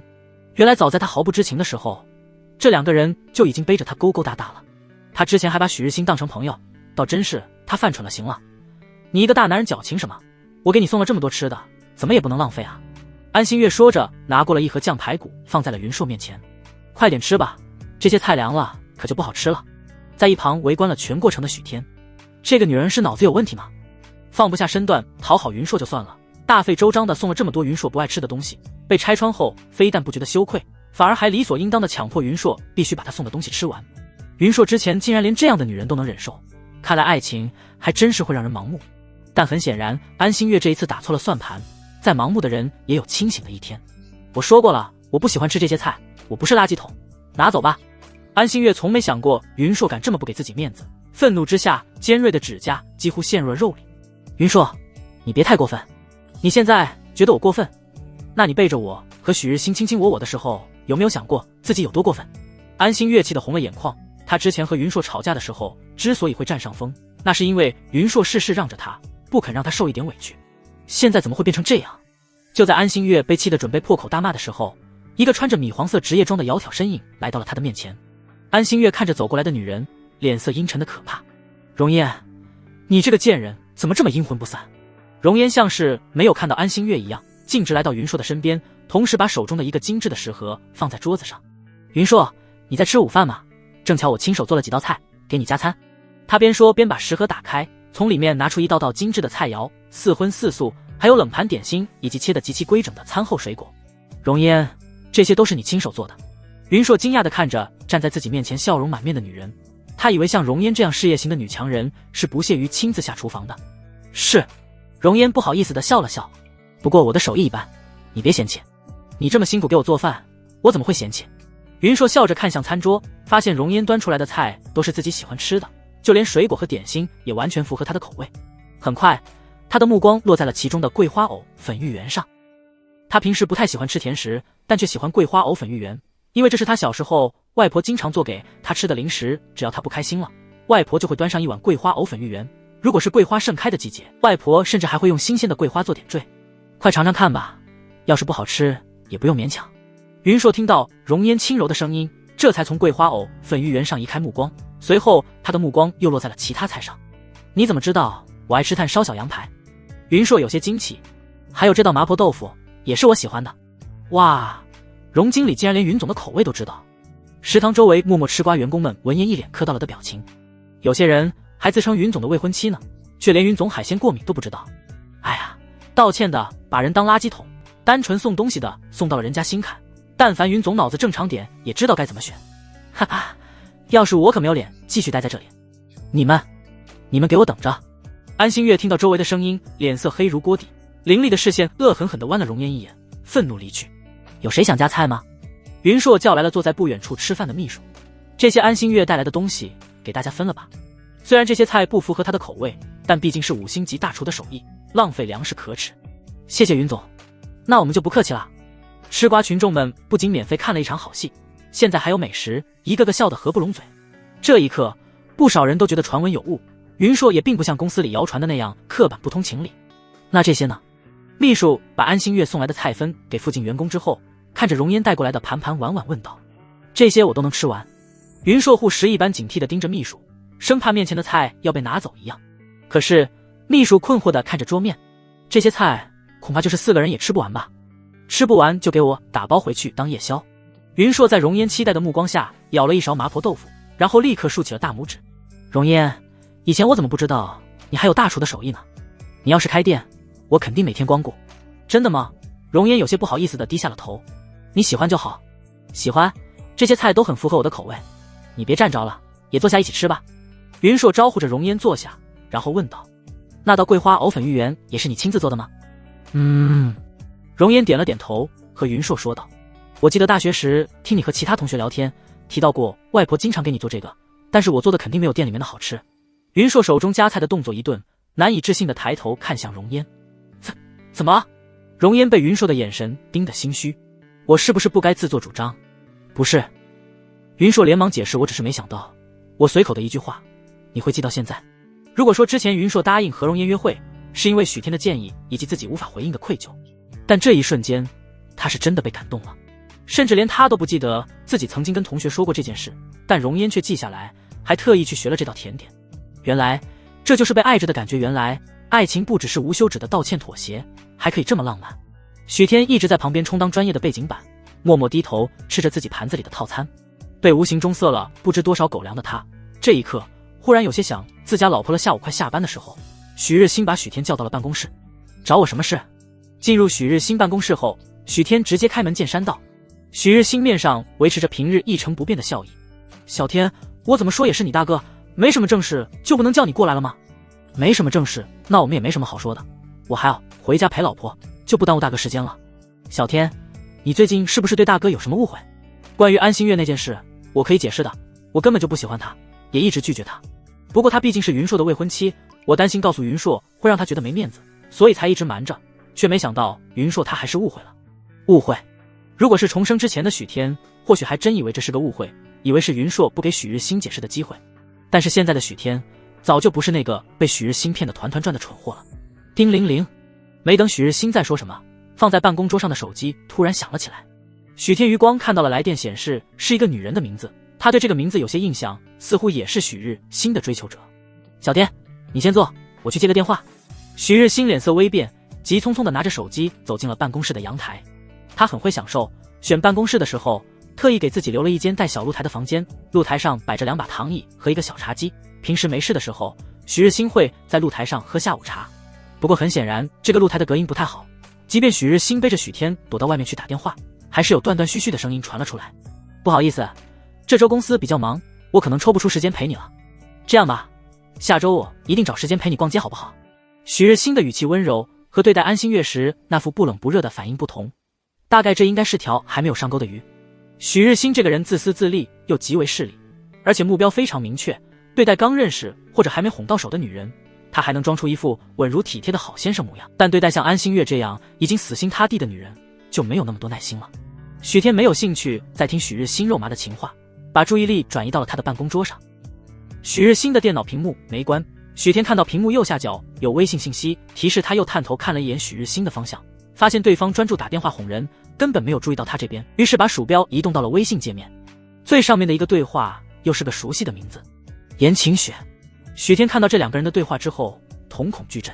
这个名字许天永远无法忘记，上辈子在他落魄的时候，是这个女人自称是他姐姐，几次3番对他施以援手，最后更是为了救他死于非命。那个时候许天就非常好奇言情雪的身份，想知道对方为什么豁出性命也要救自己。只可惜他当时的状况也是自身难保，根本没能力去调查。那上辈子言情雪为什么要帮自己？许天心情有些沉重，匆匆关掉了微信界面，装作若无其事的样子，等许日新回来，又随便敷衍几句之后，找了个借口离开了。这样沉重的情绪一直维持到了回家。唐冰岩很快便发现了他的反常，关切地问道：“你怎么了？”冰岩。许天深吸了口气，抬头对唐冰岩说道：“你知道我是许家的养子吧？发生了什么？”唐冰岩那双冰冷的美目中忽然浮现出了些许复杂的情绪。没有，我只是突然很想知道自己的身世。我的亲生父母还活着吗？我还有没有其他的亲人？回家的路上，许天想了很多。言情雪自称是他姐，又那么不计代价的帮他，难道真的是他的亲人？毕竟他上辈子的朋友很少，而能够把他看得比自己生命还重要的人，除了唐冰岩之外，就只有言情雪了。如果说唐冰岩是因为爱，那言情雪又是为了什么？你有我还不够吗？唐冰岩强势地扳过许天的下巴，逼迫他正视自己。过去的事没必要再追究，你只要记住，你是许天，是我老公就够了。我不是这个意思啊。许天以为唐冰岩占有欲太强，只能哭笑不得的解释，我只是觉得或许我的家人也在找我。唐冰岩沉默不语，捏着他下巴的手微微用力，在许天的皮肤上留下了一道印子。许天见唐冰岩的情绪有些不对，于是改口道：“好了好了，既然老婆你不让查，那我就不查了。”唐冰岩这不放心让他和别人来往的性格，跟上一世也一模一样。上一世唐冰岩不喜欢许家的其他人，总想让他脱离许家。当时许天觉得唐冰岩冷血无情，想要离间他和家人的关系。现在想想，恐怕唐冰岩早就看出许日新他们对自己不怀好意了。老婆，我都答应不查了，你笑一笑好不好？他见唐冰岩的脸色依旧冰冷，忍不住抬手摸了摸他的脸。老婆，你还是笑起来好看。这样，唐冰岩面无表情勾起嘴角，扯出一个僵硬的弧度。许天，你开心就好。不过不得不说，虽然僵硬，但还是该死的好看。他盯着唐冰岩那张美到令人窒息的脸，又想到了一个让自己困惑了很久的问题：像唐冰岩这样才貌双全，20多岁就已经坐拥千亿财产的人，为什么会看上自己？老婆，你为什么要对我这么好啊？许天以坐在沙发上的姿势环住了唐冰岩的腰，他明显感觉到怀中人的身体僵硬了一瞬，坏心思让他忍不住在他的腰上捏了一把。唐冰岩的身体更加僵硬，仿佛已经在许天的怀里变成了一座冰雕。我会一直对你好。沉默良久，唐冰岩才缓缓开口：那作为回报，我也会一直对你好。许天趁唐冰岩不注意，飞快地仰头在他的红唇上亲了一口，然后若无其事地起身伸了个懒腰。好饿，老婆，我去做饭了，你晚上想吃什么？唇边温热的触感还没褪去，唐冰岩有些发愣地看着许天的背影，直到他走进厨房才回过神来。如果每天都能这样，似乎也挺好。他的脸上不自觉地浮现出一抹浅到常人察觉不到的笑意，也快步走向了厨房。第二天午休，许天和云硕两人正要去食堂吃饭，突然看到一群女员工急匆匆地冲向了电梯，脸上还带着兴奋的神情。出什么事了？你们要干什么去？许天拉住了一个女员工问道。副总，云总。女员工看到许天和云硕两人之后，表情有些扭曲，支支吾吾地答道：“没什么，我们只是要去散步。”说完，他直接头也不回地跑走了。绝对有问题！许天和云硕对视了一眼，十分默契地转身向高层专用电梯走去。很快，他们就来到了公司一层大厅。老大呢？有人通知老大吗？大门口已经围了很多人，正在指着外面的方向兴致勃勃地谈论着。据说全球限量100台，安小姐还真是厉害啊！要是有人肯送我这么拉风的跑车，我肯定当场带她去民政局领证。银白色的跑车，我还是第一次见，太炫了！今天也算开眼了。许天顺着人群的方向看去，发现公司外面停着一辆银灰色的跑车，而一身吊带短裙的安心月则像是车模一样站在跑车的前面，手中拿着一个精致的丝绒盒子，看样子里面应该是车钥匙。老大出来了，老大来了！这时候人群突然默契地让出了一条路，西装革履的许日新快速从里面走了出来。安小姐，你怎么来了？许日新看到安心月之后，先是露出了惊讶的神情，随即皱起了眉头。你是来找云硕的吗？日新，我是来找你的。安心月双眼饱含爱意地走到了许日新的面前，把手中的盒子递了过来。你之前不是提到过特别喜欢这台跑车吗？我托朋友替你买到了。他像献宝一样，一脸期待地看着许日新，等待着许日新的夸奖。日新，我喜欢你，从见到你的第一眼开始，心中就只有你了。既然你也没有女朋友，为什么不跟我试试呢？似乎是为了报复云硕昨天不给他面子，也可能是已经不满足于只和许日新维持暧昧关系了。他要做许日新的正牌女友，他要让云硕后悔昨天那么对他，跑到他面前跟他赔罪，求他原谅，求他复合。表白了，表白了！天哪，美女用限量版跑车跟我表白，是个男人都会激动的要晕过去吧。安心月如此高调的告白，不仅引来了许氏集团员工们的围观，同时也吸引了很多路人。许日新表面上维持着温文尔雅的样子，心中却是把安心月这个蠢货骂了1000万遍。现在他们的绯闻已经闹得沸沸扬扬了，安心月还非要这么高调，真是个蠢货。许日新可不想背负撬兄弟墙角的恶名，但是这台限量版的跑车确实是他梦寐以求的。许日新在得知这款全球限量的跑车发售的时候，就托朋友打听到了，不过最后还是没有拿到名额。现在安心月要把这辆车送给他，他自然没有不收的道理。不过嘛，也不能就这么收下，还要找个冠冕堂皇的理由，而且也绝对不能当着众人的面答应和安心月在一起。这要是传出去，他还怎么维持单身贵公子的人设？安小姐，你的心意我心领了，我之前只是随口一提，却没想到你能这么上心，我真的很感动。许日新装模作样的接过了安心月手中的盒子，状若无意的提高了音量。稍后我会转账给你的。日新，你没必要给我转账啊，咱们两个人什么关系，没必要斤斤计较。安心月看到许日新收了车钥匙，以为他答应了自己，脸上的笑容更加灿烂。那我现在算不算你？安小姐，这里人太多了，咱们上去谈吧。许日新说着，也不等安心月回应，就转身向公司里面走去。安心月没办法，也只能快步跟上。许日新哄女人的手段确实高明，当着众人的面，他收了礼物，却承诺给安心月转账，即便以后被别有用心的人提起，他也可以借口是朋友之间的帮忙。而且他也没有公开承认安心月是自己的女朋友，所以如果以后他想甩了安心月，也可以推脱都是安心月一厢情愿。他什么都没答应，什么都没承诺，自然就清清白白了。至于转账吗？他太了解安心月了，安心月爱他爱得死去活来，是不可能收他的钱的。这是告白成功了吗？男主角答应了没有啊？许日新和安心月一前一后离开，让外面的围观路人一脸懵。应该答应了吧？被这么漂亮的女人告白还不答应，那不是不识抬举吗？未必，我看那个男的来头也不简单，没听到有人叫他老大吗？说不定是个大老板呢。大老板和富家千金，这是绝配啊！啧。人群之中的许天听到路人的议论，忍不住摇头。这个安心月还真是热衷于作死。云家那边延迟打款，安家肯定是叮嘱过安心月要讨好云硕，否则安心月不会特意到公司给云硕送饭。但是这安心月平时习惯了当公主，因为云硕没给她面子，继续做她的舔狗，为了报复，竟然高调的在公司门口和许日新表白。有这么个败家女，安家的公司也成不了气候。和许天一起下楼的云硕只是匆匆看了一眼外面发生了什么，便转身上了楼。许天没有跟上去，这种时候他需要给云硕一些单独的空间。不过他相信云硕能想通，只是任谁想到自己苦苦追求5、6年的女人在自己面前跟其他男人表白，心里也不会舒服。接下来的几天，安心月因为许日新没有明确拒绝自己，俨然已经把自己当成许日新的正牌女友，更是以老板娘的身份对公司的员工们指手画脚。云硕完全把安心月当成了透明人，即便在公司看到，也从来没主动打过招呼。这天下午，许天正在云硕的办公室喝下午茶。叮铃铃，忽然云硕的手机响了起来，是我爸打过来的。云硕看了一眼来电显示，应该是安家竞争的那个项目有结果了。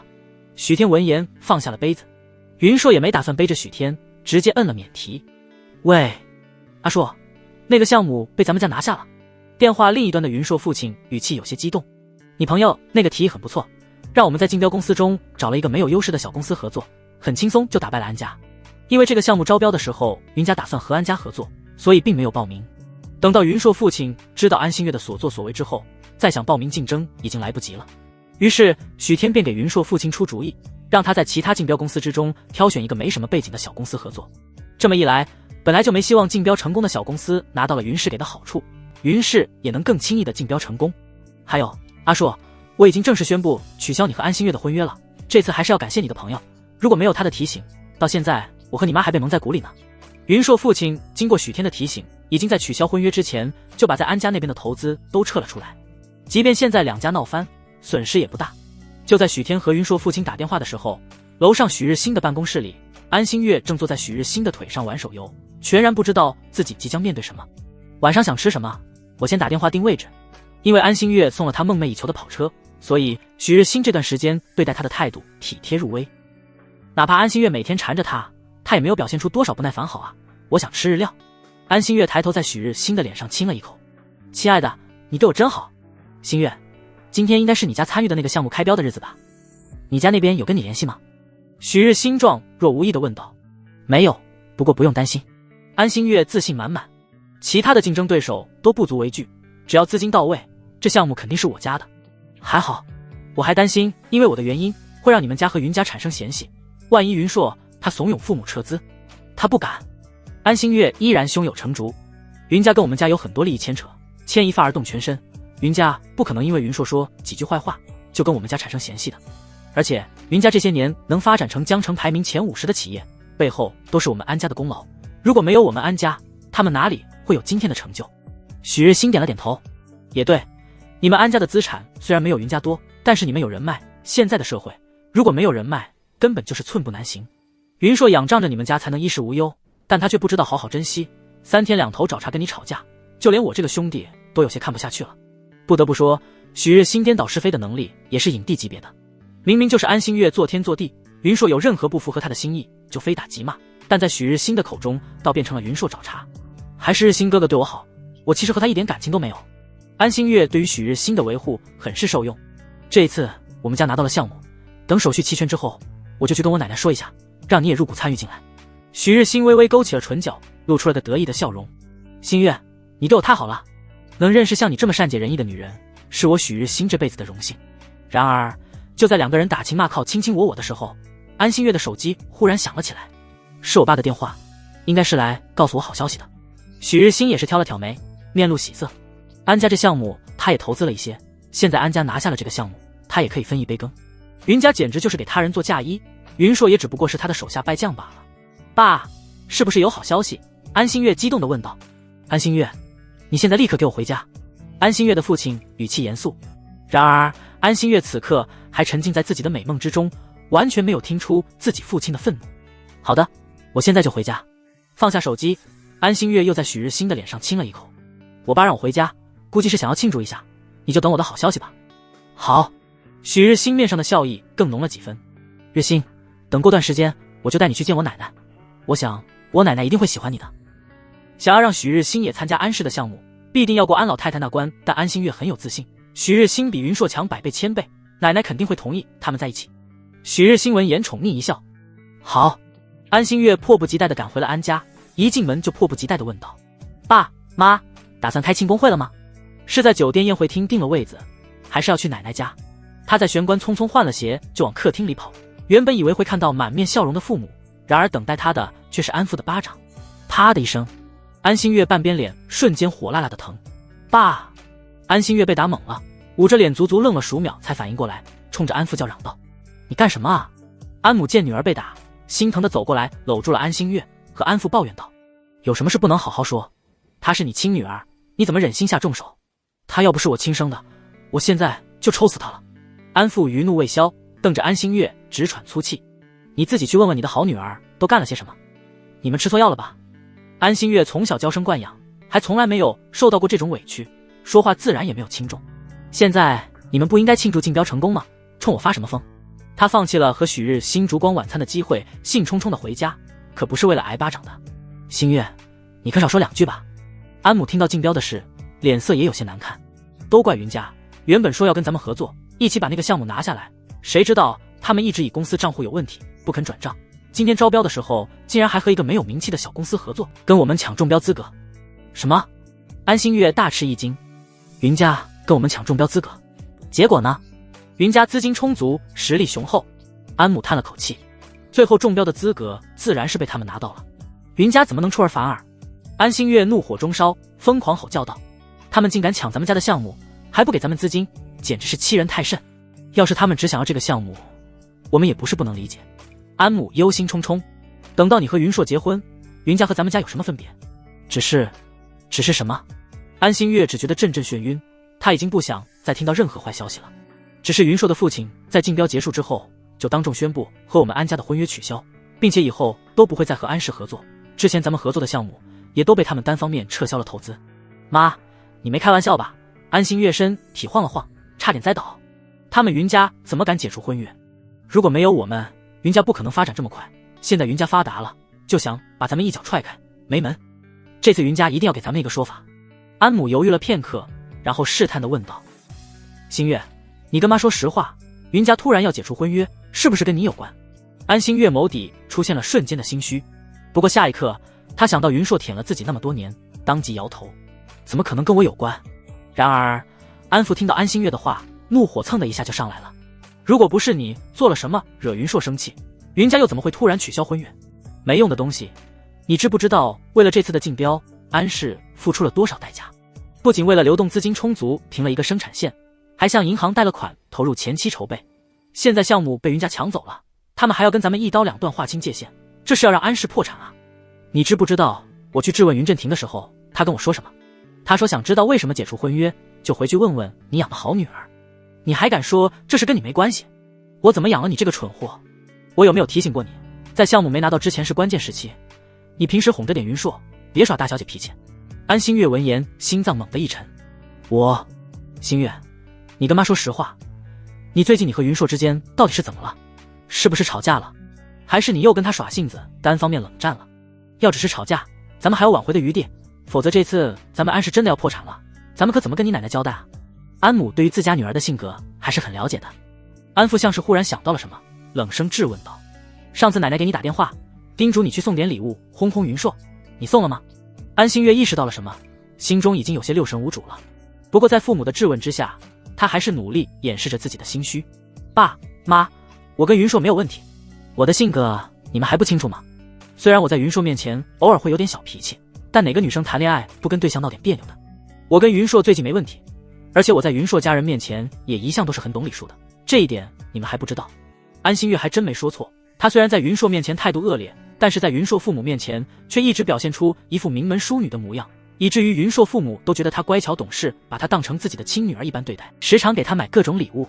如果不是许天想办法让云硕的父亲云振廷看清安星月的真面目，恐怕云家的人还都以为是云硕欺负了安星月。你在云家人那边确实一向表现不错，那云振廷为什么突然对你有这么大意见？谁知道呢？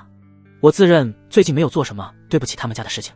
爸妈，我看是云家觉得云氏是大公司了，看不上咱们，想要巴结江城市的其他大家族了。这可不能怪我啊，我也是受害者。安父原本还有疑虑，但是见安星月如此理直气壮，也开始动摇了。而安母则是完全相信了安星月的话，心疼地摸了摸安星月刚刚被打肿的脸。星月啊，这次让你受委屈了。孩子他爸，星月最近跟云硕明明就是好好的，却被云振廷说的跟我们家星月做了什么对不起他们家的事情一样。我看这次真是他们故意找茬，想利用完我们就一脚踹开。云振廷，你真当我们安家是好欺负的吗？安父狠狠地一拍茶几，我们安家一直兢兢业业地辅助云氏，如今你们却过河拆桥，简直欺人太甚。安星月见父母都站在自己这边，忐忑不安的心也重新落回肚子里。幸亏他懂得做表面功夫，平时在云家父母面前表现出一副乖巧懂事的模样，让他们对自己赞不绝口。而云硕那个蠢货也一直在父母面前维护自己，所以云家那边对他这个未来儿媳妇是相当满意的。只不过很快他又蹙了蹙眉，为什么云振廷会突然对他不满，还要解除婚约？他相信云硕那个舔狗爱他爱得死去活来，哪怕明知道自己不喜欢他，也会死皮赖脸的缠着自己，不会解除婚约，更不可能和父母说自己的坏话。而他当众给许日新送跑车，高调表白，只会让云硕产生危机感。为了不让自己离开，他应该变本加厉的对自己好才对。毕竟之前云硕之所以换了穿衣风格，故意在他面前和容嫣那种上不得台面的女人来往，不都是为了欲擒故纵，希望引起他的关注吗？在安心月心中，云硕就像是他养的一条狗，任由他召之即来，挥之即去，而且还无条件护主，永远不会背叛他。可是现在云家那边为什么会撤销投资，还公然宣布取消婚约？安心月烦躁地抓了抓头发，真该死，肯定又是云硕。云硕想要用这种激进的方式让他产生危机感，心甘情愿地和他结婚，简直太卑鄙了。想到这里，安心月脸色骤然冷了下来。云硕想用这种恶心的方式追回他，简直做梦。随后他看向父亲道：爸，现在项目没拿到，您想想办法。事到如今，我还能有什么办法？安父没好气地说道：既然现在项目已经被云家抢走了，我们要想保住公司，也只能让云家同意拉咱们入伙，尽可能挽回损失。如果云家那边肯同意，我们两家的关系尚且还有修复的可能，但如果云振廷那个老狐狸真要一意孤行跟咱们撕破脸，我也只能向同行业的其他人宣扬一下他们云家过河拆桥的丑陋嘴脸了。只要把云家的名声搞臭，我看以后哪家公司还敢跟他们合作，哪个家族还敢把女儿嫁过去。安心月闻言，心中当即有了底气。爸，就这么做，绝对不能任由着云家骑到咱们头上。哎，心月啊，我原本以为云硕是个可以托付终身的男人，却没想到他们家这么卑鄙。是啊，月儿，这段时间让你一直讨好云家，真是辛苦你了。安心月听着父母的安慰，终于松了口气。第二天一大早，安心月辗转几个地方，最终在一家咖啡馆找到了正跟许天在一起的云硕。他直接怒气冲冲地走到了云硕面前。云硕，我给你脸了是吧？没想到你是这种忘恩负义的小人。你现在有了新欢，就要把我甩了，跟我解除婚约是吧？这门婚事是我们两家定下的，你凭什么单方面解除？你们云家拿到了大项目，就想要把我们踢开，背着我们吃独食，想都别想。安心月气的五官都扭曲了，丝毫没有名门淑女的仪态，伸出手指指着云硕破口大骂，频频引来周围其他顾客的瞩目。云硕面对安心月泼妇一般蛮不讲理的指责，连眉头都没眨一下，反而面无表情地端起面前的咖啡杯。你找我就是为了说这些，不然呢？安心月见云硕是这副无所谓的态度，更是火冒三丈。那个项目应该是我们安家的，你抢了我家的项目，难道不应该给我个说法吗？这回就连许天都被安心月这副胡搅蛮缠的嘴脸震惊到了。他原本以为若论不要脸，没人能比得上许日新，现在看来，这安心月简直更加青出于蓝啊！也难怪这两人臭味相投，在某种意义上，两人简直绝配。安心月，你说我忘恩负义？云硕冷笑了一声，心中却只剩下了凄凉。这就是他想要捧在手心里爱护的女人啊！他之前真的是瞎了眼。他眼睛直视着安心月，缓缓开口道：是谁说婚约是双方家长定下来的，根本就不能作数？又是谁说根本就不喜欢我？如果不是迫于家中压力，连看都不会看我一眼。现在我要解除婚约，你不应该高兴才对吗？安心月被噎得无法反驳，怨恨地瞪了云硕一眼，恶狠狠地警告道：云硕，你别跟我扯这些没用的，总之婚约不能解除。我命令你现在立刻给你爸打电话，让他把拿到的项目共享出来，跟我们安氏一起开发。之后如果你执意要解除婚约也不是不行，但是你必须要给我青春损失费，以后所有相关的项目必须无条件让给安氏。如果你按照我说的做，我还能原谅你，继续跟你做朋友，否则我会恨你一辈子，跟你老死不相往来。安心月亮出了自己的底牌，他知道云硕有多爱自己，根本就无法接受和他彻底断交。最近这段时间，云硕之所以这么折腾，不过是想要让他回心转意，包括找了容嫣那个上不得台面的女人，也只不过是为了气他，让他吃醋罢了。所以他这次过来找云硕，是有着10分把握他会妥协，就像以前一样，只要他一生气，用绝交来威胁云硕，云硕就会像一条狗一样跪在自己面前摇尾乞怜。然而这一次，安心月没想到自己打错算盘了。云硕看着安心月狰狞的五官和无耻的嘴脸，忽然觉得像做梦一样。自己之前为什么会这么爱安心月？为什么呢？他一直觉得安心月只是有些大小姐脾气，他可以包容。但现在他终于发现，安心月并不只是脾气坏，就连那颗心也是黑的。安心月，我以前真是瞎了眼，才会看上你。你说什么？安心月瞪圆了眼睛。你给我再说一遍。我说，我后悔了，我之前在你这种人身上付出感情。说完，云硕便起身向咖啡馆外面走去。云硕，你什么意思？你给我站住！安心月气得直跺脚，但云硕却是头也不回地离开了。他收获了咖啡厅里一众顾客异样的眼神，觉得丢人，也低着头飞快跑了出去。在这一刻，他还以为云硕是在欲擒故纵，他会在门口故意停留等他追出来，就像之前一样。只不过这一次，门外已经没有人等他了。因为云硕家族拿下的招标的项目还在走流程，最终的结果并没有公示，所以除了相关人员知道内情之外，其他人都不清楚具体情况。因为安新月之前一直炫耀自家公司在这次招标中十拿九稳，以至于许氏集团上下的员工都以为安氏拿下了这个项目，在公司里遇到安新月的时候，总要上前奉承几句。但安新月却没有心思享受那些员工们的吹捧了。他这几天来许氏找许日新的时候，总是走神，对待许日新的态度也不似之前那般亲热。许日新自然察觉到了安新月的反常，默默猜测是不是因为云硕这几天的变化让安新月动摇了。他担心，因为现在安家拿下了大项目，眼看着就要跻身江城50强企业行列，变得心高气傲，看不上他这个小企业的总经理了。即便许日新从来没想让安新月转正成为自己的结婚人选，但即将到手的好处他可绝对不能放过。安新月可是答应他，一旦安氏拿到这个项目就拉他一起入伙开发的，在这种紧要关头，他不允许自己和安新月之间的关系出任何差错。于是许日新又开始对安新月嘘寒问暖，态度也变得比以前还要温和，甚至还主动约安新月出去看电影。就在两人买了电影票准备入场的时候，安新月接到了奶奶的电话。安新月避开许日新，悄悄走到了一边。喂，奶奶，公司那边的事怎么样了？新月啊，云家那边实在是太不像话了。手机听筒中传来了安老太太气急败坏的声音，他们根本不肯跟咱家和解，云振廷那个混账东西竟然敢不接我的电话。我怎么说也是他的长辈，他却连我的面子都不给。云家明明只要起草一份合作协议就能解决安氏的困难，但他们偏偏选择袖手旁观，这是要把咱们往绝路上逼啊！那老家伙真的一点都不顾念旧情。安新月也怒了，果然有其父必有其子，他们一家都不是什么好东西。云家如此不仁不义，我是绝对不会善罢甘休的。安老太太已经被愤怒和绝望冲昏了头脑。云振廷以为不见我就能高枕无忧了，他做梦。我就要让所有人都看清楚他们云家的丑陋嘴脸，让他们在江城商界再也抬不起头。奶奶，你要干什么？新月你放心，奶奶这次去给你讨回公道。安老太太胸有成竹，我让所有人都知道云硕是个见异思迁的东西。奶奶，您先别冲动，有什么计划咱们一起商量。安新月话还没说完，安老太太就已经挂了电话。或许是安新月狰狞的表情实在有点吓人，许日新犹豫了片刻才走了过来。新月，电影就要开场了，你这是怎么了？是不是云硕又打电话骚扰你了？没有，日新你别多想，我没事。安新月脸色惨白地摇了摇头，心中却有些忐忑不安。云家那边是怎么回事？云硕不是想欲擒故纵，逼他回心转意吗？怎么还没有主动去他们家道歉？既然不是他，那咱们赶紧进去吧。许日新以为云硕又来缠着安新月，让安新月摇摆不定，于是一把搂住了安新月的腰，带着她向影厅走去。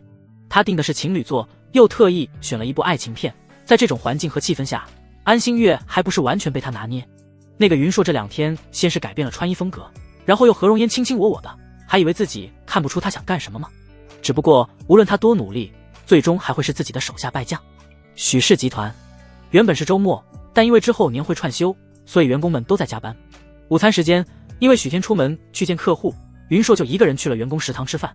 同样过来吃饭的员工看到云硕一个人，纷纷小声议论道：云总今天还来加班，老大都没来。老大忙着约会呢，云总这个单身狗可不就得加班吗？这么看来，传闻是真的，老大和安新月成了。那还能有假吗？我之前亲眼看到安新月拿跑车车钥匙跟老大表白呢。可是不是说安新月是云总未婚妻吗？什么未婚妻？安新月可从来没承认过，估计是云总一厢情愿吧。许日新自然不允许公司有不利于自己的谣言，就让安新月澄清自己和云硕根本就没有婚约。安新月被许日新的温柔态度冲昏了头脑，又因为许氏跟云家没什么业务往来，就在路过茶水间的时候假意打电话，实则撇清和云硕的关系，说两人根本就没有婚约，都是云硕一厢情愿，死皮赖脸缠着他。当事人都表态了，那些围观的吃瓜群众自然又转变了立场。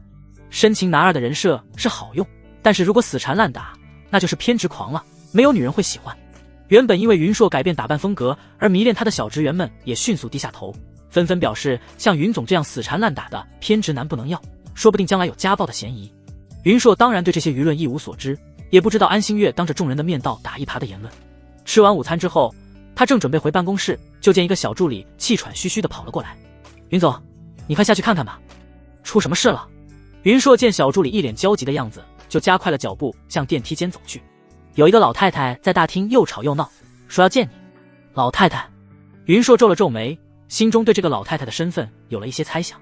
等到电梯到了1楼，云硕刚走出去，就听到大厅内传来一声又一声尖利刺耳的苍老声音：云硕呢？让他给我滚出来！今天见不到云硕，我就把你们公司砸了。云硕看向大厅的方向，只见一个头发发白的矮个子老太太正在撒泼，摆放在前台的2个花瓶已经被他砸得粉碎。前台妹子战战兢兢地站在老太太旁边，眼泪汪汪，脸上还有明显的手指印。怎么不叫保安？云硕冷声质问身边的助理。他说他是安氏集团的掌权人。小助理为难地说道，尽管2个公司之间没有业务往来，但他也不敢得罪这位大人物啊。算了，我去处理。云硕强忍着怒火，快步走了过去。他在楼上听到是个老太太闹事的时候，就猜测会不会是安心月的奶奶，却没想到安家人真的这么没下线，竟然跑到公司来闹事。别闹了！云硕的声音让大厅恢复了片刻的安静，却又很快点燃了另一颗炸弹的引线。云硕，你总算肯露面了。安老太太看到云硕，激动地扑过来，冲着他又踢又打。你这个小畜生，我们安家把新月交给你，不是让你糟蹋的。现在你们云家发达了，就要始乱终弃了。我今天就要让大家都知道你这负心汉的丑陋嘴脸。安老太太，请你自重。云硕虽然愤怒，但他的教养不允许自己对一个老太太动手，只能尽可能躲避安老太太的攻击。即便是这样，他的脸颊还是被安老太太的指甲划出了一道血痕。你这个背信弃义的人渣！安老太太余光瞥见围观的人越来越多，嗓门更大了。当初是谁像条狗一样缠着我们家新月，说要娶她做老婆的？凭你的条件根本配不上我们新月，我们家看你老实可靠，才让你和新月订婚的。可你倒好，现在家里公司发达了，就翻脸不认人，想要去高攀豪门千金。你真当我们安家的人都是傻子吗？任由你占便宜不吭声吗？我当初真是瞎了眼，怎么就答应了你和新月的婚事？安老太太不由分说，指着云硕破口大骂，狠狠地出了口恶气之后，又装出一副柔弱的模样，试图博取围观者的同情。如果不是你用花言巧语欺骗新月，让新月死心塌地地跟着你，我也不会把我的孙女往火坑里送啊！你们云家就是看我们好欺负，玩弄我孙女的感情，还想把安氏所有的价值榨干在一脚踹开。我今天就要当着众人的面揭穿你的真面目，让大家看看你和你们云家人多恶心。云硕听着安老太太中气十足的骂声，甚至一时间都忘了脸上伤痕的疼痛。这还是那个和蔼慈祥的安家老太太吗？她过年过节的时候都会带着礼物亲自去安家看望安老太太，那时候安老太太还对她赞不绝口，待她像亲孙子一样疼爱有加。而此时她面前的老太太简直就像个颠倒是非、面目可憎的疯婆子。而且听这意思，安家从来都没把她当成安心月的良配，到头来都是她一厢情愿死缠烂打。呵呵，云硕自嘲地笑了笑，原来他的感情在安家人的眼中一文不值。这一瞬间，云硕竟然有些心灰意冷。他曾经真的是把安老太太当家人的，哪怕是得知安心月背着自己和自己的好兄弟勾搭在一起，他也并没有因此迁怒于安家其他人，还准备把安老太太当成自己的长辈一样孝敬，却没想到到头来自己只得到了无情的嘲讽和咒骂。你这是什么表情？怎么弄得跟我冤枉了你似的？别以为我不知道，你早就背着新月跟外面的小贱人一起鬼混在一起了。你已经跟新月订婚了，还不安分在外面偷吃，最后怂恿云振廷撕毁跟安氏的合约，把我们的项目都抢走，让我们破产。你真是比陈世美还狠毒啊！就在老太太话音落下时，得知楼下有人闹事的许天也匆匆赶到。他听到安老太太那些恶毒的咒骂，当即愤怒地走入围观人群。你这老太太在胡说八道什么？云总怎么可能和安心月有婚约？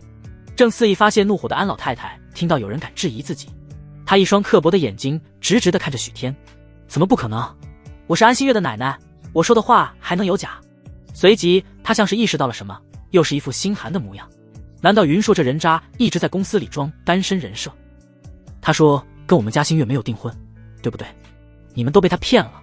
他和我家孙女从小青梅竹马，刚满18岁的时候我们两家就订了婚，跟我们两家关系好的家族都知道他俩早就在一起了。我孙女一直想要嫁进云家相夫教子，平时对云硕和他家人也是百依百顺，却没想到云家翻脸不认人，说取消婚约就取消婚约。大家给我评评理，我家孙女18岁就跟云硕在一起了，现在云家发展好了，云硕就翻脸不认人，想要始乱终弃，把我孙女踹开，这凭什么啊？云硕，你今天一定要给我们安家一个说法，否则我跟你没完。安老太太这一番话让在场围观的人皆是目瞪口呆。什么？安心月竟然真的是云硕的未婚妻？不过这老太太是不是被气糊涂了？怎么开始胡言乱语了？他竟然说安心月一心想要跟云硕结婚，这简直是天大的笑话。安老太太原本以为围观人群会跟自己一起声讨云硕，却没有听到意料中的骂声，忍不住好奇地向周围扫视了一眼。他立刻就发现这些围观群众的眼神不对，但是他又不清楚究竟发生了什么。许天冷笑了一声，再次开口道：你为了污蔑云总，连这么离谱的谎言都编得出来。安心月可是我大哥许日新的女人，是我未来大嫂，她怎么可能跟云总有婚约？胡说八道！安老太太见许天一而再再而三地质疑自己，顿时火冒三丈。你又是个什么东西？我孙女怎么可能是你大嫂？你要是再乱说话，我就撕烂你的嘴！你这老太太讲不讲理？安心月是我大哥许日新的女朋友，这件事全公司的人都知道，你现在跑来我哥的公司大闹，还污蔑他是第三者，有没有想过后果？安老太太听到这话顿时傻眼了，她只知道云硕在许氏集团上班，头脑一热就亲自过来找云硕算账了。现在仔细回想一下，她听安心月说过，云硕好像是在自己朋友的公司上班，而且还有股份。她张了张口，有些恍惚地看向云硕，在看到云硕脸上的伤痕之后，忽然有些心虚地别过头去。这到底是怎么回事？许天的话让围观群众恍然大悟，同时也弄清楚了事情的原委。那个刚才被安老太太打了一巴掌的前台妹子快步走了过来。你真的是安心月的奶奶？那你怎么会不知道安心月根本就不喜欢云总？之前安心月还说婚约都是云总一厢情愿，两家根本就没定下来。而且1周之前，安心月在公司门口高调跟我们老大表白，还送了他一辆跑车做定情信物。你胡扯！安老太太震怒，无论如何也不肯相信。你们都是一伙的，云硕给了你们多少好处，让你帮他撒这种谎？我们才没撒谎。前台妹子不甘示弱地继续说道，安心月告白那天是工作日，公司很多员工都看到了，有人还拍了小视频呢。没错，之前云硕得知安心月和我们徐总背着他去酒店开房，还和安心月大吵一架。我们原本以为是徐总抢了好兄弟的女朋友，但安心月亲自出来辟谣，说只喜欢我们徐总，跟云硕一点关系都没有，和云总没有婚约，是你孙女亲口说的话。她要是不想说，应该没人逼她吧。原本因为安心月的解释以及对许日新人品的信任，公司的员工们都以为安心月真的和云硕没有关系，只是云硕单方面追求安心月。但是刚才安老太太的那番话直接坐实了安心月在说谎。安心月明明和云硕已经订了婚，还背着云硕跟他的好兄弟去开房。员工们震惊过后都像是发现了新大陆一样窃窃私语。天哪，咱们徐总竟然真的是个男小三！我也没想到徐总会是这样的人，他和云总是好兄弟，云总还是因为要帮他来公司上班的，他怎么能这样呢？就算他是我的老板，我也要骂，第三者都会遭报应的。对了，你们听说没有，之前安心月一直到处吹嘘的大项目，安家根本就没拿到。我要是云家，也不可能再继续和他们合作了。我还听说安家原本就是靠着云家才赚了点钱，他们参与的项目大部分都是云家投资，如果没有云家，安家根本什么项目都得不到。那安心月还敢劈腿，他奶奶还敢来公司闹事，从来没见过这么不要脸的一家人。周围的议论声越来越大，这些人根本就没有避讳安老太太。安老太太听到那些对自家的讽刺和咒骂，气得脸色惨白，浑身颤抖。她今天斗志昂扬的来许氏，是为了给安心月和安家讨公道，并且让云家身败名裂的，却没想到这么一闹，非但没有给自己带来任何好处，反而还让她得知了云家要解除婚约的真正原因。安心月根本就没告诉她，是她甩了云硕，还当众否认了和云硕的婚约，这简直是在众人面前狠狠地抽她的脸。许天站在人群里看热闹，余光时不时瞥向公司门口的方向。他刚才给许日新发了条微信，并没有直接说安老太太过来闹事，而是找了个借口说公司来了大客户要和他们合作。许天知道以许日新的个性，肯定会以最快的速度赶回来，生怕他把客户抢走。果不其然，正在和安心月看电影的许日新收到许天的微信之后，就匆匆地赶了过来。许天见他进门，便直接从人群之中冲了过去，拉住了许日新的胳膊。大哥，你总算回来了，这个老太太跑来咱们公司闹事，把客户都给吓跑了，她还说你是第三者，怎么劝都劝不住，实在不行咱们就报警吧。一瞬间，公司大厅里的人都看向了一脸茫然的许日新，同时也看到了亲昵挽着许日新手臂的安心月。许天的话看似在打抱不平，实则是让在场所有人都发觉了许日新的存在。副总到了这个时候还护着他哥哥，脑子没事吧？安心月的奶奶都承认安心月和云总订过婚了，许总不就是第三者吗？这个安心月还真不要脸，口口声声说跟云总没有关系，是云总死缠烂打，实际上却处处占着云家的好处。现在安家因为得罪了云家都快关门大吉了，他却还有心思来公司缠着徐总和徐总约会，真是刷新下限啊。许日新意识到发生了什么，连忙甩开了安心月的手。到底发生了什么？安心月的奶奶为什么会来他的公司闹事？而且安家公司就快倒闭了，这又是怎么回事？安家不是刚刚拿到了一个大项目吗？但是他刚才听到员工们议论，似乎是云家抢了安家的项目，而且几乎把安家逼入即将破产的绝境。这怎么可能呢？明明刚才看电影的时候，安心月还信誓旦旦地和他保证，一旦和云家那边签了合同，立刻就拉他入伙的。已经到嘴边的鸭子，怎么就飞了？许日新经常听安心月和自己说安氏集团有多厉害，云家不敢和他们撕破脸，但现实却狠狠地给了他一巴掌，让他清醒了过来。安心月根本就是在骗他，或许是安心月平时出手阔绰，让他以为安家实力雄厚，现在想想，安家或许根本就没有他想象中的那般有底气，否则又怎么会因为一个项目就陷入破产危机？该死的，安心月这个贱人竟然敢给他开空头支票。许日新原本就对安心月没有多少感情，之前肯和他暧昧，一是因为想要报复云硕，二是想从安家捞点好处。如果他早知道安家虚有其表，还不如把精力放在其他女人身上，比如秦风实业的秦宇彬，手中至少有公司60%的股份，在公司里说一不二。最近秦风实业也拿到一个大项目，只可惜他为了打压云硕，又因为安心月的承诺，最近把心思都放在了他的身上，错过了几次和秦宇彬的约会。可惜，真是太可惜了。许日新听到了许多不堪入耳的指责，气得脸发青。因为这该死的安家老太太，她在公司好不容易树立起来的威望就此毁于一旦。她太清楚这些员工的作风了，哪怕他们因为她的身份不敢对她指手画脚，但背后肯定会免不了指指点点。最重要的是，万一引起其他股东不满意，集体逼宫让她下台，恐怕就连她爸也保不住她。安心月看到许日新愤怒的脸色苍白，又气又急地冲到了安老太太身边，冲着她吼道：“奶奶，你在闹什么？这里是公司，是你闹事的地方吗？你还敢跟我吼？你告诉我，他们说的都是不是真的？你真的背着云硕和别的野男人勾搭在一起了？”安老太太说完，犀利的眼神看向了许日新。如果眼神能杀人，恐怕此时的许日新早就被千刀万剐了。奶奶，你不会好好说话吗？日新才不是什么野男人，我回家再跟你解释。安老太太心中最后的期望也破灭了，见安心月这副想要息事宁人的态度，她哪里还能不明白自家的孙女真的跟这个叫许日新的男人有关系？安老太太一想到自己没弄清事实缘由，就跑来许氏大闹，甚至还挠破了云硕的脸，此刻恨不得找个地缝钻进去。她活了这么多年，还从没这么丢人过。但说出去的话就像是泼出去的水，安老太太自知无法挽回，便把所有的怒火都发泄在了许日新的头上。她以最快的速度来到了许日新的面前，拽住了他的衣领，高声骂道：“年纪轻轻的干什么不好，非要当小三破坏人家感情，你要不要脸？”许日新百口莫辩，只能苍白无力的解释：“这是个误会，老太太你听我解释。”“你有什么好解释的？我孙女和云硕两人原本感情很好，如果不是你勾引我孙女，她会跟你在一起。云硕的家族可是江城50强企业，他怎么会看得上你这种三流公司的小老板？一定是你用花言巧语哄骗我孙女，像你这种小白脸我见得多了，不就是想吃软饭吗？”“呸！不要脸！奶奶，你在胡说八道什么啊？跟日新没有关系，他没有缠着我，是我喜欢他。”安心月心疼许日新，跑过来拽住安老太太的胳膊，把她往旁边拖拽。许日新幽默风趣，又有上进心，比只会混吃等死的云硕好10000倍。我就算是跟着日新吃苦，也不想嫁给云硕。你给我闭嘴！安老太太听了安心月的话，差点没气晕过去。你别在这里给我丢人现眼了，赶紧给云硕道歉，并且保证以后会跟云硕好好过日子。如果再跟这种软饭男有任何来往，否则我就把今天的事闹得人尽皆知，让所有人都知道这男人是个吃软饭的小白脸。安心月见许日新脸色铁青，一副摇摇欲坠的样子，心疼的眼眶都红了。他当即梗着脖子和安老太太吼道：“奶奶，你凭什么让我道歉？你以为云硕就多专一吗？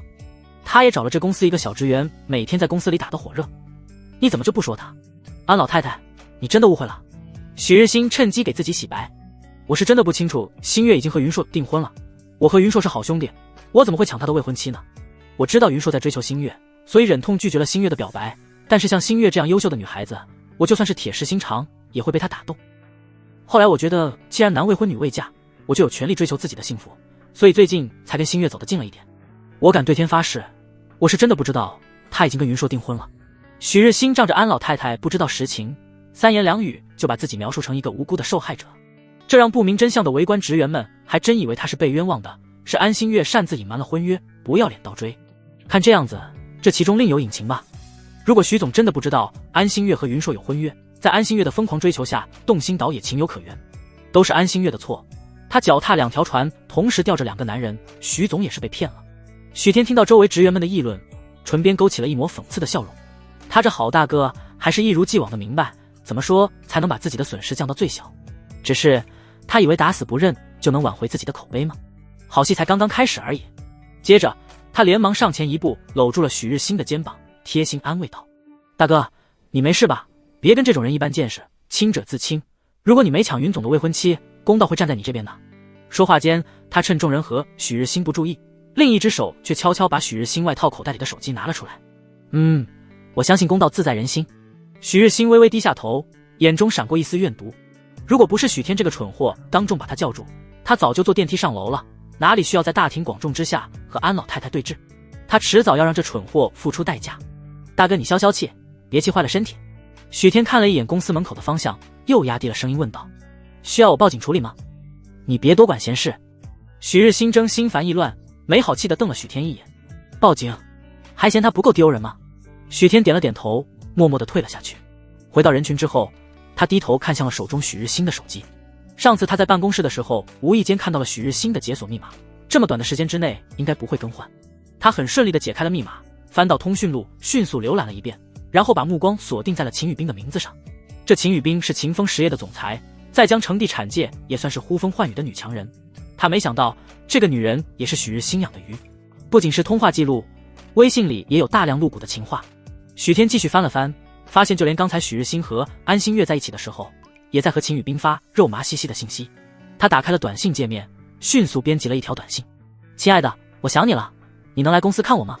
看到短信发送成功之后，许天迅速删除了短信，随后又找机会把手机放回了许日新的口袋里。整个过程，许日新的注意力全在安老太太和安心月的身上，根本没心思在意他。许天发完短信之后，发现人群之中的舆论风向已经彻底逆转。许日新平时在公司的时候很会收买人心，极力为自己塑造温柔体贴、幽默风趣的好老板形象。即便是他和安心月的事曝光之后，也依旧有一大批的支持者。现在他们听信许日新的解释，都觉得他是被安心月这个脚踏两条船的女人骗了。一部分女员工心痛的咒骂安心月不要脸，而另一部分则是骂安老太太管教不严，甚至还有人骂云硕，觉得他身为许日新的好兄弟，没有主动让位，成全自己的好兄弟和心上人。仿佛在这个混乱的三角关系之中，只有许日新是最无辜的受害者。云硕冷漠地看着许日新惺惺作态的样子，只觉得一阵恶心。他下意识就要转身离开，却被许天拦住了去路。先别走，看戏也要看完全场吧。许天压低了声音和云硕说道。全场？云硕愣了愣，不知道许天葫芦里卖的什么药，即便是证据确凿都能被许日新洗白，他实在想不出还有什么办法能让这对狗男女自食其果。我说过会让安心月会后悔的。然而没等云硕开口询问什么，安心月忽然怒气冲冲地跑了过来。云硕，你就是个懦夫，你现在看到我和日新丢脸，你很得意是不是？今天他颜面尽失，不敢对老太太做什么，只能把所有的怒火都发泄在了云硕的头上。跟在安心月身旁的许日新也是叹了口气。云硕，你是我的好兄弟，我们之间出现了很多误会，请你相信我，我没有做对不起你的事情，希望你不要再跟新月和他家人的项目上使绊子了。不得不说，许日新的确厉害，轻描淡写的一句话，不仅将自己和安心月苟合说成了误会，更是暗示了云硕为了报复无所不用其极。日新，你不需要这么卑微。安心月心疼极了，咱们如果真的有错，也是没有及时看清楚他的真面目。说完，他直接冷眼扫向了云硕。云硕，你处心积虑算计我，算计日新，心肠歹毒，你会遭报应的。许天简直叹为观止，怎么能有人无耻到这种程度，颠倒是非，倒打一耙？奶奶，我没做错，根本不需要跟云硕这种渣男道歉，他们云家要撕破脸就撕好了，我不怕他。看着身边的许日新，安心月心中生出一种为了爱情可以牺牲一切的自豪感。罗密欧和朱丽叶，梁山伯与祝英台，他们之间的爱情不也是不被祝福的吗？但即便是那样，也不妨碍他们彼此坚定地选择对方。日新，就算与全世界为敌，我也一定不会妥协。你是我见过的最优秀的男人，跟你在一起，我不后悔。安心月直接把自己当成了玛丽苏电视剧中的悲情女主角，不管周围的吃瓜群众有没有感动，她却是被自己感动得热泪盈眶，死死地抱住了许日新，一副要和他共同进退的模样。然而自信满满的安心月没等来许日新生死相随的回应，却等来了一个响亮的耳光。一个穿着深灰色职业套装的干练女人忽然冲入人群，一手拽着安心月的头发，把她从许日新的身上扯下来，另一手狠狠地打在了安心月的脸上。啊！安心月被打得惨叫一声，她看向忽然出现的女人，尖声叫道：哪来的疯婆子，你凭什么打我？打你是轻的。灰衣女人蔑视地看着头发散乱、脸上还带着五指印的安心月，愤怒地骂道：你这个不要脸的贱女人，要是再敢缠着我男朋友，我就扒了你的皮。你男朋友？你在胡说八道些什么？安心月难以置信地瞪大了眼睛，打量着自己面前的女人，又转头求助地看向许日新。日新，你认识这个疯婆子吗？雨冰，你怎么来了？许日新脸色骤然一变，额头上直冒冷汗。他没想到秦雨冰会突然来公司找他，为了不让自己脚踏两条船的行为败露，只能慌忙地把秦雨冰拉到一边。雨冰，你先走吧，过后我会给你解释的。我不走，这个不要脸的女人竟然还缠着你。今天我要是不给她点颜色看看，她就认不清自己的身份。秦雨冰是知道安心月的，有一次他和许日新约会，无意间看到安心月给许日新发衣着暴露的照片。当时许日新解释是安心月一直缠着自己拒绝了几次都不管用，很是苦恼。当时他有提出亲自出面替许日新解决，不过对方说自己可以搞定，再加上之后确实也没再发现安心月骚扰许日新，秦雨冰渐渐就把这个女人忘了。这2天秦雨冰因为许日新的冷落，原本心中就有所怀疑。刚才收到许日新的短信之后，他大喜过望，想都没想就放下工作，开车来了许氏。可是秦雨冰没想到，他刚进公司就看到了安心月像是没有骨头一样粘在许日新身上。看到安心月当着众人的面缠着自家男朋友，他立刻被愤怒冲昏了头脑，直接冲上去给了安心月一个耳光。在他看来，一定是许日新拒绝了安心月，安心月不甘心，所以才带着人来公司闹事。他身为许日新的正牌女友，这个时候自然要出面替许日新分忧。安心月，你怎么这么不要脸？不勾引别人的男人就活不下去是不是？秦雨冰把许日新拉到了自己身后，以正房的姿态站在安心月面前。我男朋友都警告过你了，让你不要再缠着他，你却非要死缠烂打，喜欢当小三是不是？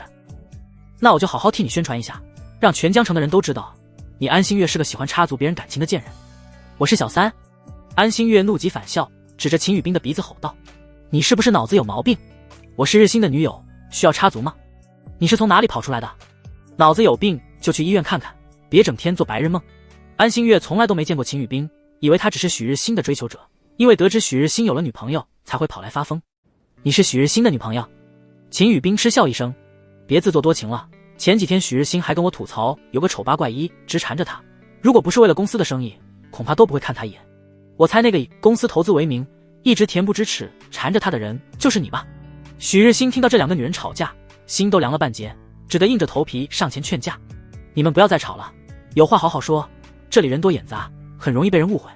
秦雨冰和安心月也都是要面子的人，如果不是被惹急了，又怎么会像泼妇一样当着众人的面大打出手？所以他们听了许日新的话之后，情绪都所有缓和。或许这其中真的有什么误会呢？秦雨冰深吸了口气，把视线从安心月身上移开。他担心自己坚持在这里大吵大闹，许日新会不会嫌弃他？安心月依旧虎视眈眈地盯着秦雨冰，不过也没了吵架的气势。在他看来，这女人一定是追求他男人不成，恼羞成怒，想给他们泼脏水。他要是在外面继续和他吵，可不就合了这个贱女人的心意？一旁，许天见安心月和秦雨冰偃旗息鼓，眼神中浮现出一道暗芒。许日新想要息事宁人，这不可能。今天他必定要让在场所有人看清这个小人的真面目。他上前一步，一副为许日新打抱不平的样子。安心月，我一直以为你跟我大哥是真心相爱的，没想到原来只是你自作多情，一直缠着他。你再这么做，已经严重影响到我大哥的生活了。安心月原本想要息事宁人，但见许天也出来质疑自己，顿时就炸了。许天，你这个废物再乱说话，我就让人打断你的腿。别以为你仗着日新纵容你，我就不敢把你怎么样。俗话说长嫂如母，那我就是你的长辈，你再胡说八道，我就替日新做主，把你赶出许家。许日新刚松了口气，心脏还没落回原位，又提了起来。他看着想要和许天对骂几百回合的安心月，太阳穴的青筋都爆起来了。许天这个成事不足败事有余的废物。秦雨冰见安心月都自称许天的大嫂了，自然也不甘示弱。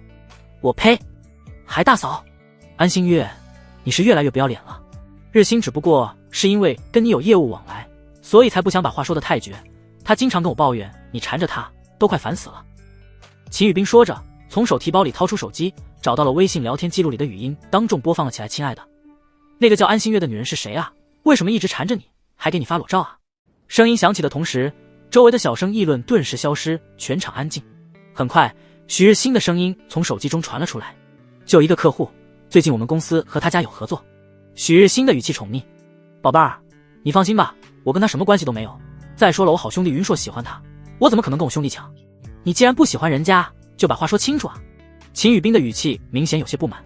我也想，不过大家还要合作，要是把话说得太绝，以后见面太尴尬。许日新继续好脾气地解释道：等这个合作结束，我就和他没有交集了。你是不知道，这些天他一直缠着我，我都快要烦死了。要不是为了合作，我巴不得能离他多远离多远。那你知道告诉安心月，你有女朋友不就好了？语音中的秦宇彬有些沉不住气，迫不及待想要宣示主权。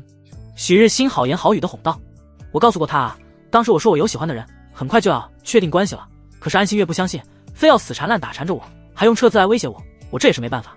亲爱的，我知道你委屈，不过这个项目对我很重要，安心月我是真的得罪不起，等这个项目结束之后，我就不跟他合作了，好不好？那好吧，等这个项目结束了，你立刻断掉和那女人的一切往来，我介绍几个工程给你。秦宇彬顿了顿，又继续说道：不过这件人也太不要脸，明知道你有女朋友还缠着你，看来我应该找几个闺蜜好好去教训教训她，都是在同一个圈子混的。既然安心月不讲规矩，也不能怪我以大欺小了。你别去找她麻烦，安心月虽然烦人，但她毕竟是我兄弟未婚妻，你要是真去教训她，她又哭又闹的，我也没办法跟我兄弟交代啊。你放心，我心中只有你一个，安心月那种姿色平平又没什么本事的女人，怎么能跟你比呢？那好吧，不过这个周末你得出来陪我。秦宇彬彻底被许日新哄好了，这一段话听得周围众人目瞪口呆。如果不是许日新上前抢过秦宇彬手中的手机，接下来恐怕还有更加露骨的调情。秦宇彬，你为什么要把咱们两人私下里的对话放给外人听？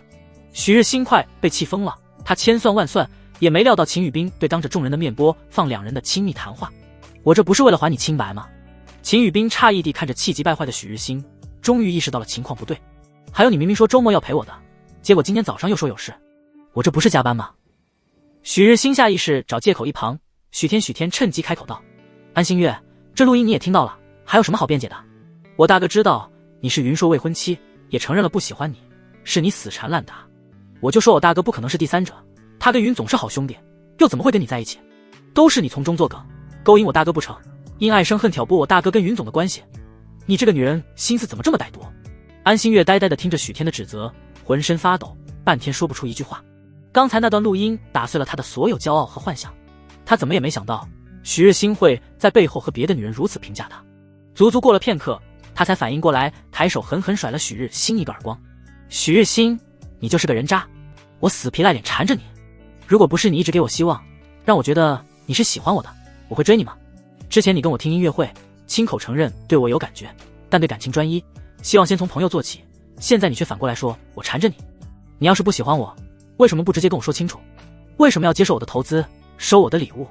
安心月边说边从外套口袋里甩出2张电影票。你既然这么不情愿，为什么不陪你女朋友约会，而是跟我去看场情侣电影？电影票掉在地上，秦宇彬一个箭步冲过去，弯腰把它捡了起来。情侣座，还真的是情侣座。一向以女强人姿态示人的秦宇彬眼眶通红，眼角也有了泪痕。你不是说要加班吗？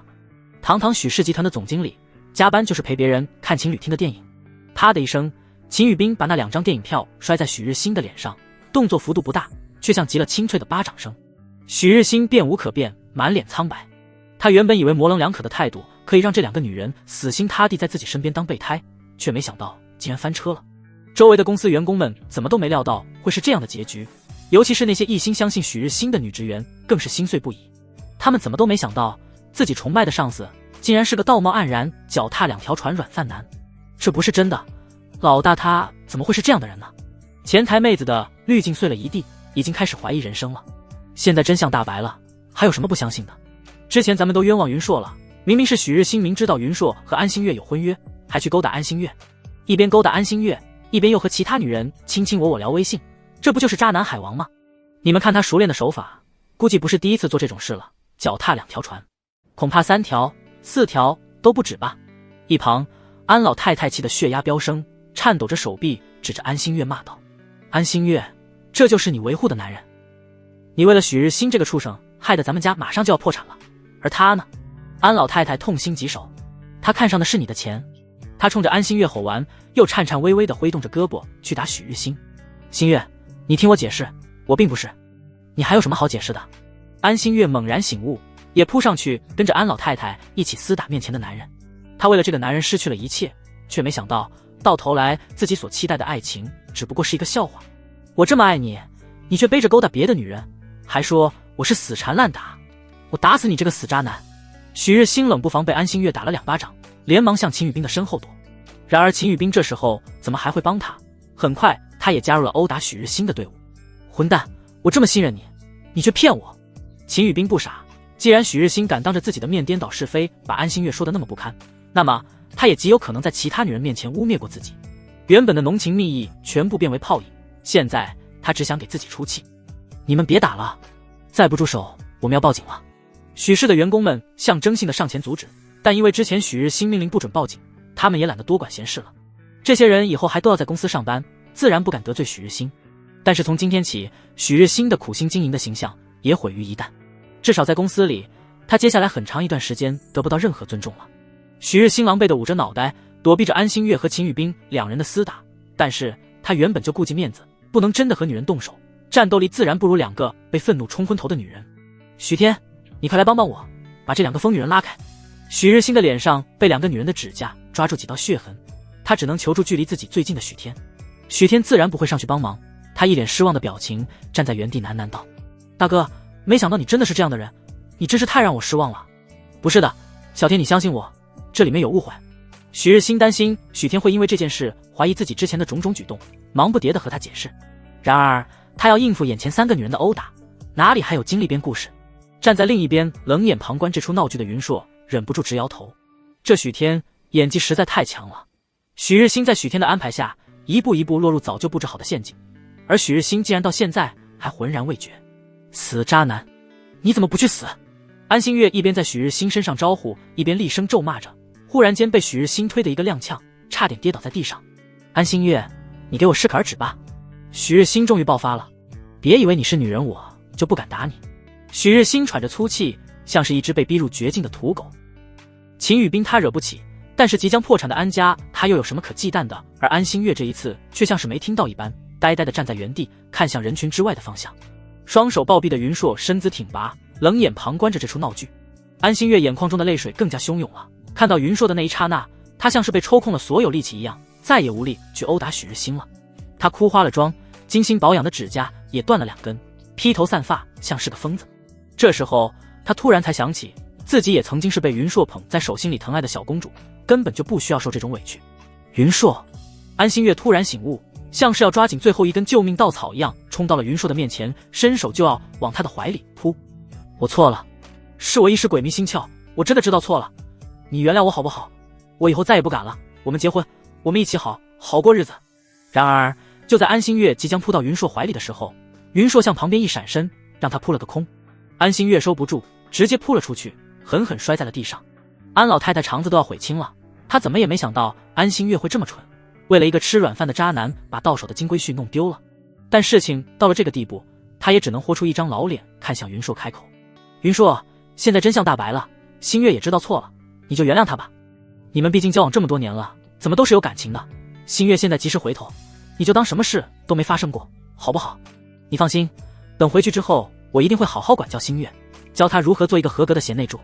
我敢保证，从今以后，我孙女一定会踏踏实实的跟你过日子，绝对不会再3心2意。现在你父亲那边正在气头上，我也能够理解。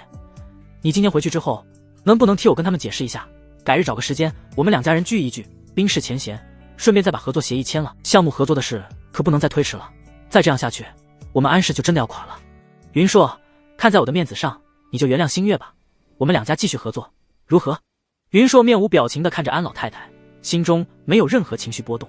等到安老太太说完了，一脸期待地盯着自己，她才开口道：看在你的面子上，不好意思，安老太太，你在我这里已经没有面子了，而且我从来不过问家里公司的事，关于项目合作，你还是亲自去找我父亲谈吧。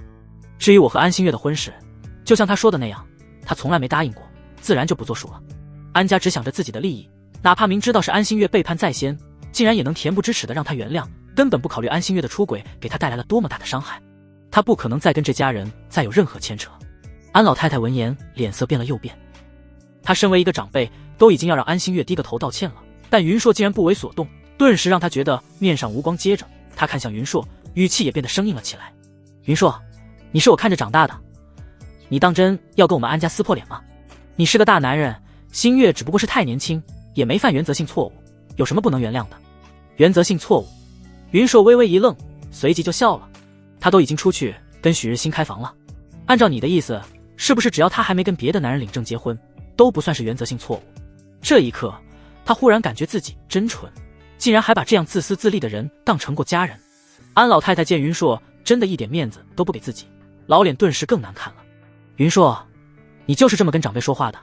然而没等他继续发难，一道冰冷的声音忽然从人群外传了过来。阿硕，你脸上的伤是怎么回事？声音响起的同时，公司外面走进来一行人，为首的正是云硕的父亲云振庭。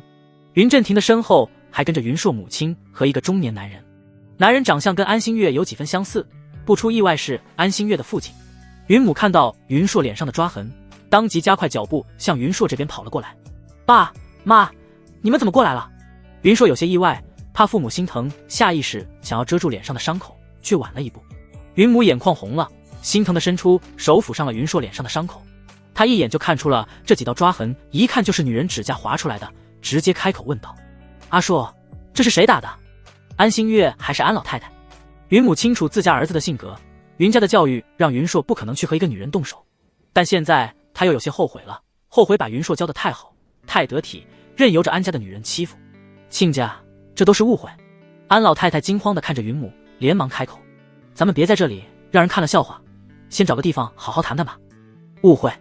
云母直接上前把云硕挡在了身前，她看向安老太太的目光前所未有的冷。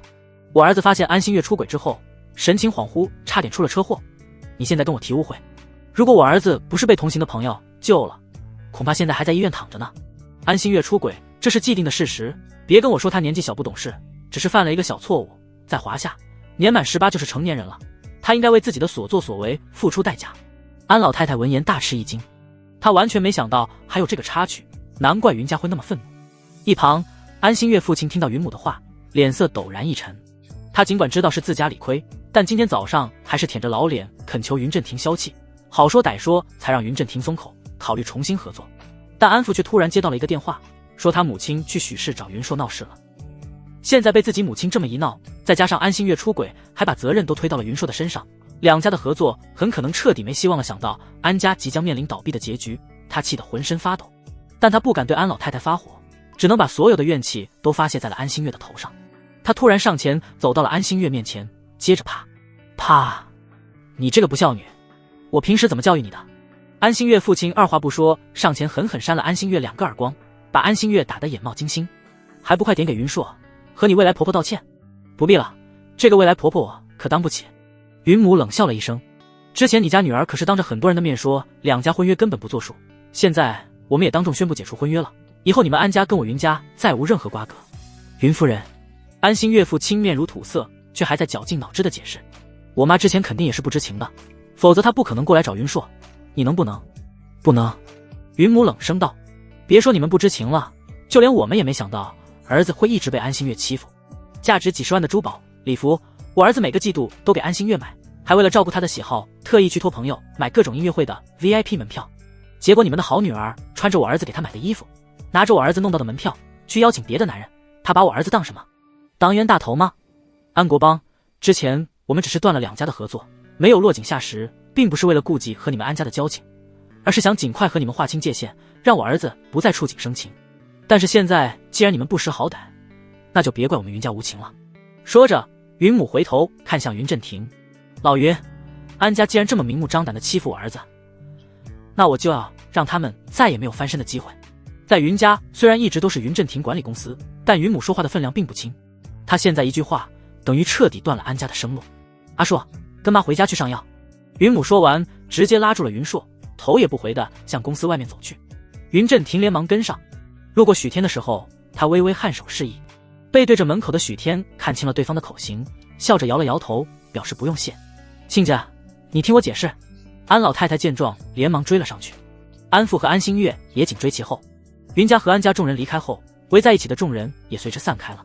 半晌后，跟父母离开了许氏公司的云硕给许天打了个电话，我听我爸说是你发信息通知他和我妈的。我担心安老太太闹起来，没人压得住。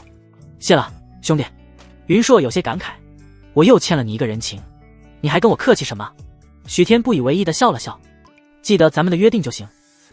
放心吧，不会忘的。云硕想了想，又继续道，这段时间我也想通了，与其一直做不了我喜欢的事，还不如为了梦想努力。你能这么想就对了。等一下，我这边有电话进来了，先不跟你说了。许天有些意外地看着来电显示上唐冰岩的名字。现在是上班时间，唐冰岩平时工作的时候是不会主动给他打电话的。喂，老婆，怎么了？许天，你今天晚上有没有事？没有啊，怎么了？许天笑着问道。老婆，你是想约我出去过二人世界吗？唐冰岩沉默了片刻，才继续道，我爷爷来江城了。下午5点，阿卫把车停在了江城市中心区一个商场的门口。许天拎着大包小包的礼品袋，匆匆上了车。老婆，爷爷怎么会突然来江城？许天原本打算自己在事业上有所起色之后，再跟唐冰岩去帝都见唐家老爷子的，但现在唐老爷子来了江城，他又不能不见。接到唐冰岩的电话之后，许天就近来到了一家商场为唐老爷子挑选礼物。爷爷年纪大了，又有风湿，帝都那边最近连续降温，身体有些吃不消，就到江城这边的温泉疗养院住一段时间。唐家在江城的产业不少，其中就包括蓝山温泉山庄中的一处独栋别墅。说起来，当初唐冰岩能见到许天，也跟陪爷爷来山庄疗养有关系。爷爷身体不好，那要不要找个医生给他看看？许天想到了张自珍。不用，爷爷带了家庭医生过来，除了李医生，他谁都信不过。许天点了点头，而后翻动着脚边的各种礼品袋。老婆，我给爷爷买了些礼物，也不知道他会不会喜欢，就把能想到的都买了一点。上辈子因为他一心想要和唐冰岩离婚，自始至终都没有去见过他的家长。活了2辈子，这还是他第一次见唐老爷子。阿卫身旁的陈潇潇扫了一眼许天买的礼物，眸底闪过了一抹不屑。不过碍于唐冰岩的威严，他紧抿着薄唇，最终也没敢说出什么。爷爷会喜欢的。唐冰岩拉住了许天的手，一向冰冷的语气难得柔和了几分。只要我喜欢的，爷爷也会喜欢。半晌后，阿卫把车停在了一栋别墅面前。许天跟着唐冰岩走进别墅，就看到了静静坐在主座上喝茶的白发老者。老者大概60多岁模样，周身气势不怒自威。爷爷，初次见面，我叫许天。许天看到老者，当即上前，面色恭敬道：原本和冰岩领证之后就应该去帝都见您，但是这段时间我和冰岩的工作比较忙，就耽搁了。许天说完，见阿卫和陈潇潇进来，忙把2人手中的礼品袋接了过来。爷爷，我给您买了礼物，也不知道您喜欢什么，吃的用的就都买了一些。这个是50年的长白山野生人参，这是长寿斋的无蔗糖点心，这个是嘉荣的毛背心。唐老爷子看到被许天堆在茶几上的礼物，眼角抽了抽，一大堆东西乱七八糟的像个杂货铺。不过唐老爷子平时收到的礼物不是古董就是文玩，像许天这样买这么多生活用品的还真没有。这孩子还真有点意思啊。唐冰岩是他最疼爱的孙女，找的对象他自然要好好调查一番。不得不说，眼前的许天倒是和资料中的相差甚远。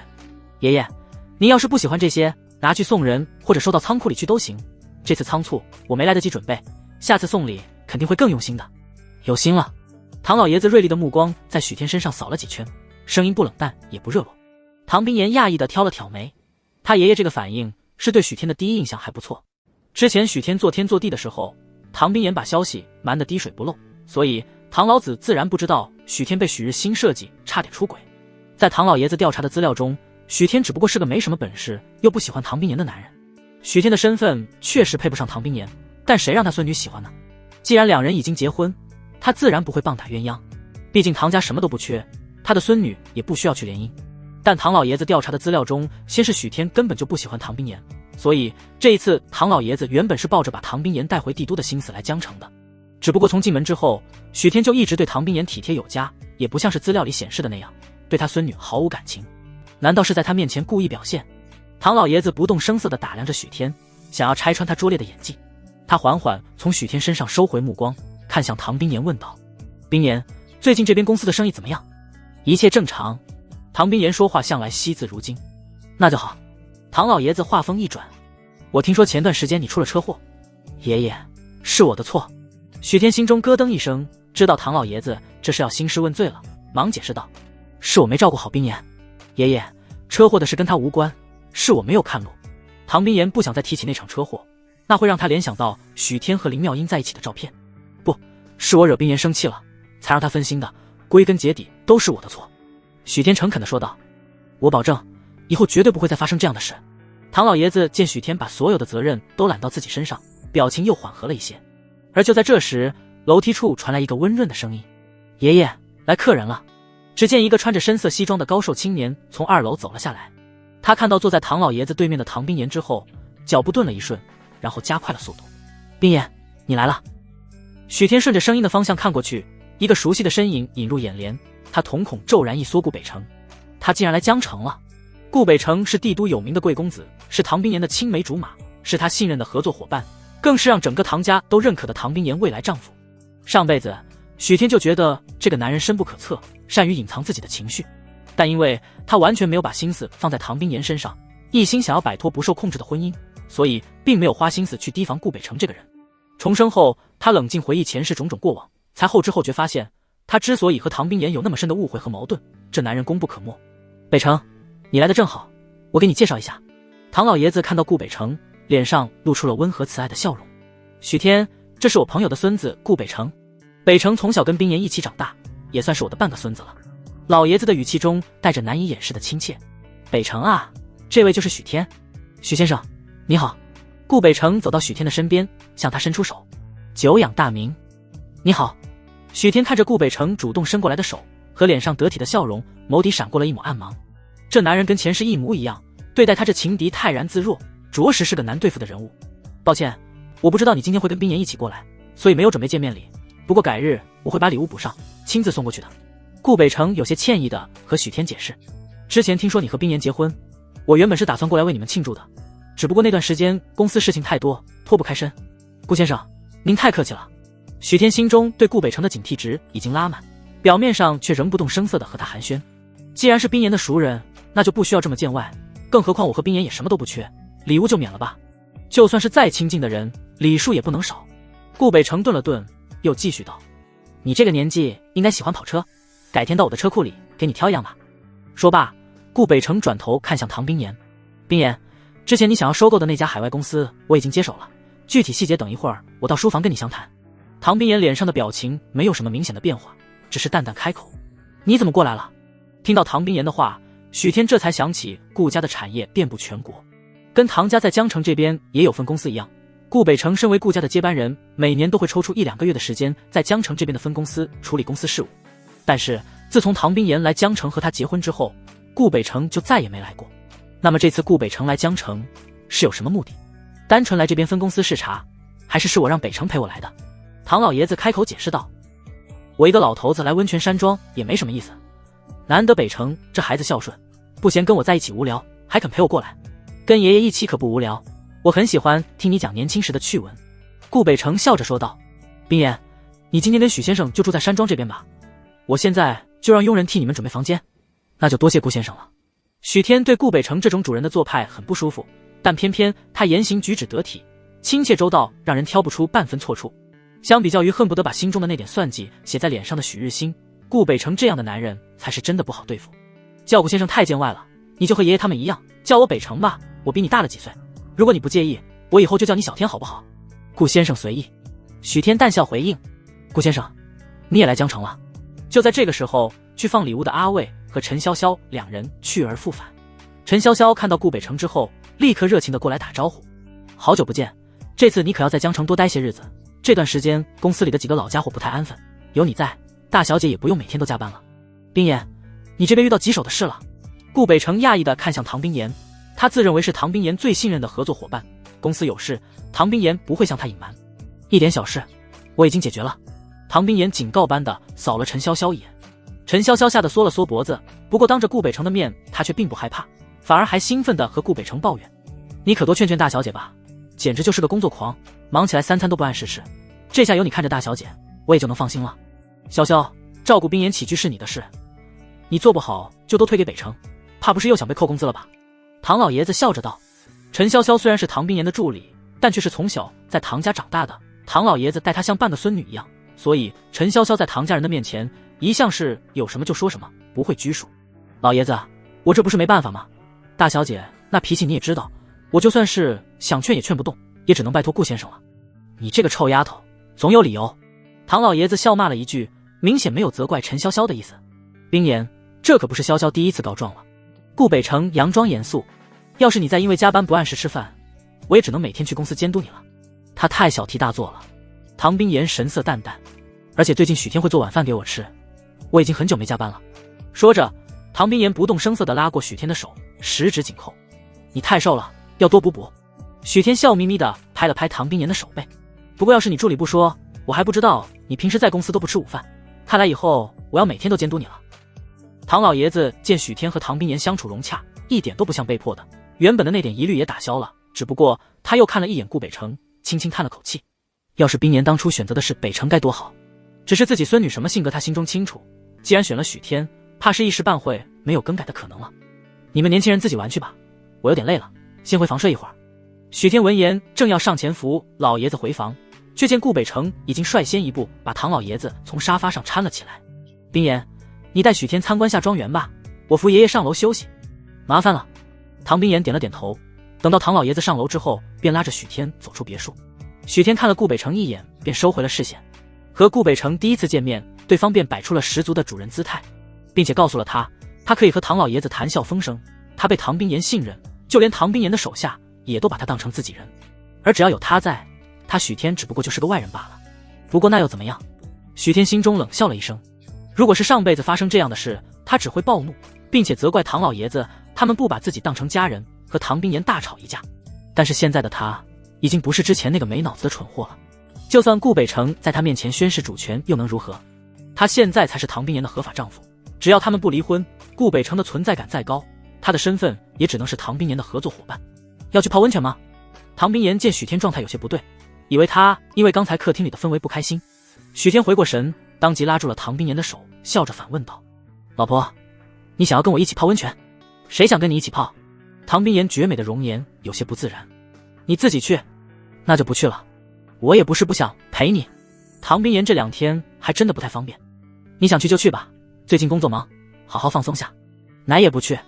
许天转身把唐冰岩搂在怀里，理直气壮地说道：泡温泉哪有陪老婆重要？刚好从别墅里出来的陈潇潇看到许天竟然伸手抱住了唐冰岩，气得挽起袖子就想冲上去。该死的，他竟然敢对大小姐动手动脚。潇潇，别闹。顾北城也看到了许天和唐冰岩，不过他却没有像陈潇潇那样大呼小叫。顾先生，你怎么也拦着我？陈潇潇涨红了脸，一副不服气的样子。许天那个渣男轻薄大小姐对他动手动脚，难道你就不生气吗？顾北城依旧是波澜不惊的样子，只是在收回视线的时候，眼中似有一道暗芒闪过。潇潇，他们是合法夫妻，你有什么权利阻拦他？可是他对大小姐不是真心的，他只贪图大小姐的钱和地位。陈潇潇不服气的反驳。潇潇，顾北城加重了语气，他有什么目的不重要，重要的是冰岩对他的态度。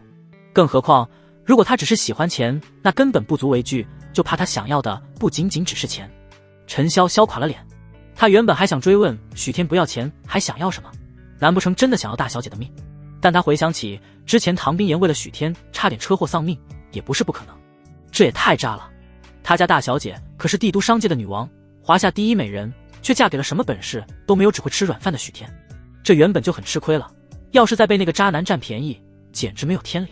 许天这么恶毒，他咒他死了都不能投胎。陈潇潇已经气得七窍生烟了，狠狠地盯着许天搂在唐冰岩腰上的手，恨不得直接冲上去把他剁了。潇潇，你还是太沉不住气。顾北城转身向后院走去，不是说想让我指导你射箭吗？就现在吧。陈潇潇看着顾北城的背影，不甘心地跺了跺脚，最终还是追着他离开了。真不知道顾先生是怎么想的，现在就不应该给许渣男和大小姐独处的机会啊。晚饭之后，许天和唐冰岩两人回卧室，没过多久，门外就响起了敲门声。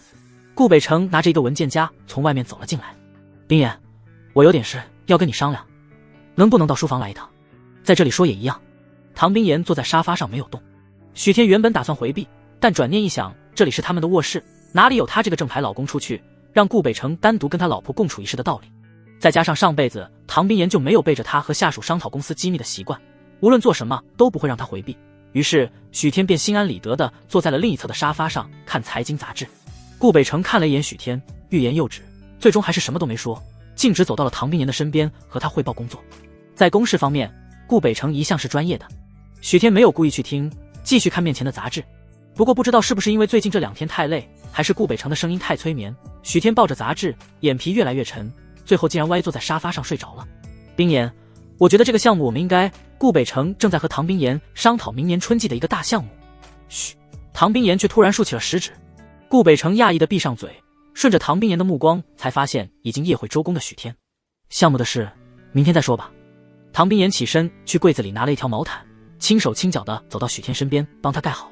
他的行为终于让顾北城那完美的表情有了一丝裂痕。冰妍，这个项目对唐氏，我心里有数。唐冰妍言语中已经透出了丝丝不耐。那我先回去了。顾北城微微垂眸，在抬头的时候，表情恢复如常。他迅速地收拾好摊在茶几上面的文件，然后带着文件转身离开。许天在睡梦中隐约听到了顾北城关门的声音，尽管眼皮很沉，他还是努力睁开眼睛。老婆，你们谈完了，当心着凉，到床上睡吧。唐冰妍把手伸向许天，想要把他拉起来，可许天还没睡醒，迷迷糊糊伸出手，本能地往自己怀里一带，直接将没防备的唐冰妍搂到了怀里。虽然唐冰妍很轻，但不巧的是，倒下的时候，他压到了许天下半身重要的部位。这回许天彻底清醒了。唐冰妍似乎也没料到许天会突然发力，趴在他身上，有些不知所措。老婆，这几天不是不方便吗？怎么还投怀送抱？许天轻笑了一声，在起身的同时，顺势搂住唐冰妍的腰，把她打横抱了起来。唐冰妍身体僵了一瞬，下一刻，她冷艳的脸庞浮现出些许晕色。你放我下来。这段时间，许天对她虽然也有些搂搂抱抱的举动，不过这还是他们之间第一次如此亲密，让唐冰妍有些无所适从。她早就已经习惯了许天对自己横眉冷对，现在这个体贴热情的人，让她总有种在梦中的感觉。不放。许天霸道地抱着唐冰妍来到床边，把她放下之后，自己也躺了上去，不知是对唐冰妍还是对自己说，我这辈子都不会再放开你了。冰妍，你睡了吗？顾北城的音量不大，刚好能让卧室里的两人听清楚。许天和唐冰妍两人一愣，很快脸上都露出了不悦的神情。有什么事明天再说。唐冰妍冷声道，抱歉，我不应该在这么晚还打扰你，不过天风娱乐那边突然出了点事，涉及到公司的口碑和声誉，我必须尽快跟你商量，就算公司倒闭了也明天再说。唐冰妍的语气越发冷漠了。可是门外的顾北城依旧不肯走。就在唐冰妍的周身的气压越来越低的时候，许天从床上坐了起来。老婆，看样子是真出了什么事，让顾先生进来吧。许天重声之后，他立志要做一个体贴老婆的24孝好老公。这么晚了，他老婆还要辛苦处理公事，他当然不能像个杜夫一样无理取闹。更何况许天很清楚顾北城对唐冰妍的那点心思，与其让顾北城明天有借口单独去找他老婆，还不如今天就在他眼皮底下把公司的事解决了。唐冰妍今晚根本不想谈公事，但现在被顾北城一搅和，什么暧昧的气氛都没了。最让他无语的是，许天竟然也让他工作。他原本以为这段时间许天真的有所改变，结果还是跟以前一样不解风情。许天突然觉得脊背一寒，忍不住打了个喷嚏。他揉了揉鼻子，在抬头的时候，似乎感觉到了唐冰妍下床之前那双平静的黑眸之下隐藏着的悠悠寒意。他怔了一下，而后眸中露出了些许困惑。难道我表现的还不够体贴大度吗？顾北城进来之后就觉得房间里的气氛有些奇怪，不过他还是很快调整好自己的表情，略带歉意地说道，冰妍，我尽量长话短说，不打扰你和许先生休息。你知道商亦然吧？顾北城把一沓文件递给了唐冰妍，他被指控强奸未成年女生。商亦然。许天听到顾北城的话，很快记起自己上一世听到的新闻。商亦然是严氏集团旗下娱乐公司天风娱乐的歌手，因为低沉磁性的嗓音和独树一帜的创作风格得到了业内人士的认可，再加上他俊朗的外表和出众的气质，吸引了无数歌迷为其疯狂。他出道1年之后就召开了个人演唱会，并且场场爆满，人气和热度甚至威胁到了之前因为选秀节目爆红的国民偶像夏宇轩。而商亦然和夏宇轩都属于偶像加实力兼具的歌手，资源重合度又极高，因此经常被媒体拉出来比较一番，私下双方粉丝也积怨已久，打得不可开交。前段时间商亦然刚刚官宣了一部献礼电影的主题曲演唱，这意味着他正式得到了主流的认可，将来前途不可限量。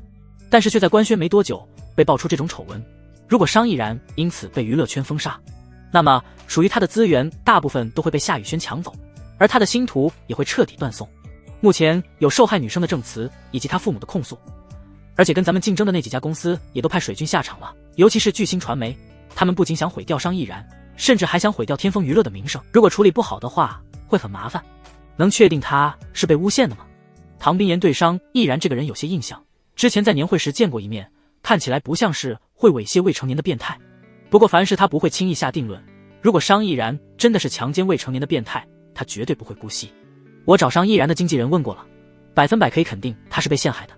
顾北城手下的人在出事之后就立刻做了调查，现在能够100%确定商毅然是被陷害的。但是猥亵未成年少女这样的事，即便被泼了脏水，也根本无法自证清白。而且即便真的闹上法庭，案件审判周期长，哪怕是最后法院能还商毅然公道，那这段时间他的口碑也无法再度挽回。公司公关部门建议找那个女孩的父母私下里达成和解，让他们撤诉，但这样也会对商毅然的名声有很大影响。商毅然是目前公司最赚钱的歌手之一，手上还有很多代言、商演合约，现在已经有品牌方发律师函打算和他解约了。冰言，这件事如果不处理妥当的话，会给天风娱乐的名誉造成巨大影响，你看后续咱们应该怎么处理？尽管顾北城过来找唐冰言请示，但其实他清楚这件事没有其他解决途径，只能由公司出面和女生家属达成和解，同时再推公司的其他歌手去接手商毅然的资源，毕竟打官司周期长，公司又不是做慈善的，能够把损失降到最低才是公司决策者应该考虑的。顾北城沉默一瞬后再次开口，冰言，商毅然怎么说也给公司赚了不少钱，这次如果咱们要弃车保帅，是不是有点过于不近人情？还有其他解决方案吗？唐冰言面无表情地问道。没有。顾北城摇了摇头，最棘手的是我们拿不出证据证明对方诬陷，而且现在媒体都在推波助澜，向着受害者那边，那就按你之前说的办。唐冰言的神情依旧没有丝毫波动，他是公司的决策者，不是慈善家，自然要以公司的利益为先。老婆。就在这个时候，坐在床上的许天突然开口说道，我有办法能拆穿诬陷者，还商毅然清白。许天记得上辈子也发生了同样的事，商毅然在赚钱之后就开始资助贫困学生，甚至有的时候还会亲自请那些学生吃饭，鼓励他们好好学习。而这一次只不过是那个未成年女生的家长为了敲诈勒索巨额的赔偿金，所以才叫自己的女儿说谎，引导舆论给商毅然泼脏水，诬陷他猥亵强奸未成年人。他还记得上辈子尽管这对父母的说谎水平并不高，法院也并没有判处商毅然有罪，但因为舆论已经闹得沸沸扬扬，而公司又急于止损，所以选择和女生的家属和解。因此商毅然被舆论认为是做贼心虚，反而得到了更加激烈的谩骂和指责，商毅然的星途也因此毁于一旦。但是几年之后，或许是那个小姑娘一直对商毅然心存愧疚，终于顶着巨大的压力出面澄清，外界这才知道事情的真相。尽管在真相大白之后，她也曾经收获了无数网友的同情，但那些同情无法对她有任何实质性的帮助。但是迟来的真相也无法让商毅然再次重登顶峰，他的事业和前途早就因为那次的诬陷而一落千丈，再也无法翻身。原本耀眼璀璨的明星却因为诬陷者的贪婪陨落，这让许天唏嘘不已。许天本身就非常能理解被人陷害身败名裂的滋味，再加上商毅然是唐冰岩公司旗下的艺人，他也想尽力帮唐冰岩挽回损失。许先生，没等唐冰岩开口，顾北城就有些不赞同地说道，我能理解你想帮忙的心情，但是娱乐圈公关水太深了，如果没有经验的话，恐怕……许天没有理会顾北城的质疑，而是认真地看向唐冰岩。按照你们之前讨论的方案，最多就是和女孩的家属达成和解，这么一来，不仅要支付巨额赔偿，而且也赔上了商毅然的名声和演艺事业。老婆，你相信我，我有100%的把握，不仅能洗清商毅然的污名，并且还能让陷害者得到应有的惩罚。再退一步讲，哪怕我的方法不成功，你们也还可以采取刚才的策略，和受害人达成和解，所以倒不如先让我试试。许先生，顾北城听了许天的解释，嘴角的弧度明显有些僵硬。他知道许天没什么本事，却没想到许天竟然这么自不量力。这次商毅然的丑闻，就连在圈子里10余年的公关团队都没办法妥善处理，许天这个门外汉哪里来的自信说一定能够圆满解决？不过当着唐冰岩的面，顾北城依旧保持着温文尔雅的形象，他只是有些犹豫地皱了皱眉，劝道，如果你失败了，肯定会因此惹怒那个女孩的父母，到时候再谈和解恐怕会更加困难。我知道你是好心，不过这件事还是交给专业的团队去处理比较好，冰岩你说是不是？顾北城说完，转头看向唐冰岩。唐冰岩是他见过行事最果决的女人，他相信他能容忍许天，不过是许天还没触碰到他的底线。涉及到根本利益的事情，没有人能影响他，许天也不行。然而下一秒，那就让他试试吧。啪！顾北城只觉一道无形的巴掌狠狠抽在了他的脸上。没等顾北城回神，唐冰岩再次开口，从明天开始，让许天出任天风娱乐总经理，你让公司上下配合他处理商毅然的纠纷。唐冰岩的话更是让顾北辰的眉头倏然紧蹙。他沉默了一瞬，而后没有再劝唐冰岩打消念头，而是心思一转，又改了口，让许先生来处理也可以，不过让他出任总经理这件事最好还是先缓一缓。如果许先生突然空降经理，肯定会引起公司其他高层的不满，给许先生造成过大的压力。更何况如果许先生的办法行不通，那么他身为总经理就要负全责，并且因为他和冰岩你的关系也会影响到你和公司的名誉。倒不如先让许先生以普通员工的身份试一试，如果他能扭转局势，解决这次的公关危机，那么咱们便可以顺理成章的让他出任总经理的位置，也不会落人口实。顾北辰太了解唐冰岩，一旦对方做出了决定，是不会轻易改变的。而比起让许天去唐冰岩的公司上班，顾北辰更不希望让许天的身份曝光。一旦直接任命许天为总经理，就凭公司员工的八卦程度，弄不好就会打听出他和唐冰岩之间已是合法夫妻，这也是顾北辰最不希望看到的。唐冰岩微微蹙了蹙眉，他其实很早之前就想让许天来自己公司上班了，无奈许天拒绝了他，非要回许氏上班。现在许天好不容易主动来帮忙，他自然要给他更高的职位，把人留住。然而就在他要开口说什么的时候，许天却突然道：我觉得顾先生的提议很好，我确实对娱乐公司的运作不太了解，有人会帮你了解。唐冰岩的语气不容置疑，很显然是一定要让许天直接担任经理的位置。老婆，我就是想帮你解决这次的危机，至于职位什么的，等我做出些成绩之后再考虑，会更有说服力。然而唐冰岩闻言，眉心却是皱得更紧了几分。许天见唐冰岩不肯答应，叹了口气，最终决定使出了杀手锏。他来到唐冰岩的面前，微微蹲下，仰头认真专注地看着他。我也不想被别人说成是只会靠老婆的软饭男，老婆，你就给我一个表现的机会，好不好？唐冰岩被许天这几声老婆叫得耳根发烫，当着顾北辰的面，他依旧保持着岿然不动的霸道女总裁形象，但最终还是按照许天的意愿松了口。那就听你的，不过如果有谁敢为难你，你就直接告诉我。许天微微一笑，这种小事就不用麻烦老婆大人了，我相信顾先生一定会为我安排好的。他达到了目的，笑眯眯地回头看向顾北辰，又意味深长地加重了语气：顾先生，你说是不是？顾北辰愣了愣，而后微微颔首，扯了扯有些僵硬的嘴角。冰岩，我会安排好许先生的入职手续。与此同时，江城市某夫人别墅区，已经得到风声的记者们把各个出入口围得密不透风。当他们看到商毅然的车出现之后，就像是闻到腥味的苍蝇一样蜂拥而至，把整辆车都围了起来。商毅然刚下车，就差点被举过来的话筒对到脸，他有些厌恶地向后躲了躲，迅速压低了帽檐，并且拉高了衣领。商毅然，关于最近沸沸扬扬指控你猥亵未成年少女的事件，你有什么解释吗？你是不是真像新闻爆料中所说的，长期对你资助的未成年人进行猥亵和骚扰？这几年你一直都有资助贫困学生，你是不是以这个为幌子，为你的一些变态爱好打掩护？你资助的贫困学生中有一半是女生，这是否说明你早就蓄谋已久？面对这些尖锐刻薄的提问，商毅然只是沉着脸，用帽子和衣领挡住自己整张脸，低着头在经纪人和保镖的开路下向别墅里面走去。经纪人周平半个身子都挡在商毅然的面前，同时替商毅然推开了记者们的话筒和照相机。不好意思，我们暂时不接受大家的采访，同时我们也在积极收集证据，很快会给大家一个满意的答复。我们家毅然遵纪守法，品行端正，绝对不会做那些违背道德底线的事。就在他们一行人向别墅里面走的时候，突然冲出来一个高高瘦瘦的记者，挡在了周平和商毅然面前。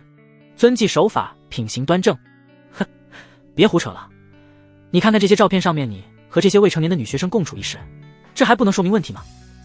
其实这些记者拿的照片网络上都有，是当初公司为了宣传商毅然做慈善而留下的照片。拍照的时候，商毅然和他资助的学生们共同在一个房间里吃零食聊天，但是这记者拿出来的截图却故意把几名男学生抹掉，营造出商毅然只和未成年女学生共处一室的假象。商毅然被拦住去路，只能停住脚步。他抬头看了一眼那故意被做了手脚的照片，愤怒地握紧了拳头。而其他记者们看到这名高瘦记者拿出照片，更加激动地向商毅然所在的方向挤了过来。商毅然，现在有照片为证，你还想狡辩吗？你之所以资助贫困学区的学生，只是为了满足一己私欲吧？受害者已经亲口承认你给他喝了会犯困的饮料，而且还脱掉了他的裙子，他还是未成年，你怎么能做出这种恶心下流的勾当？亏你之前在外人面前表现出一副正能量的样子，背地里却这么没有底线，竟然打着慈善的名义威胁未成年少女，你就不怕遭报应吗？商毅然冷冷地抬起头看着把话筒对到自己脸上的记者们。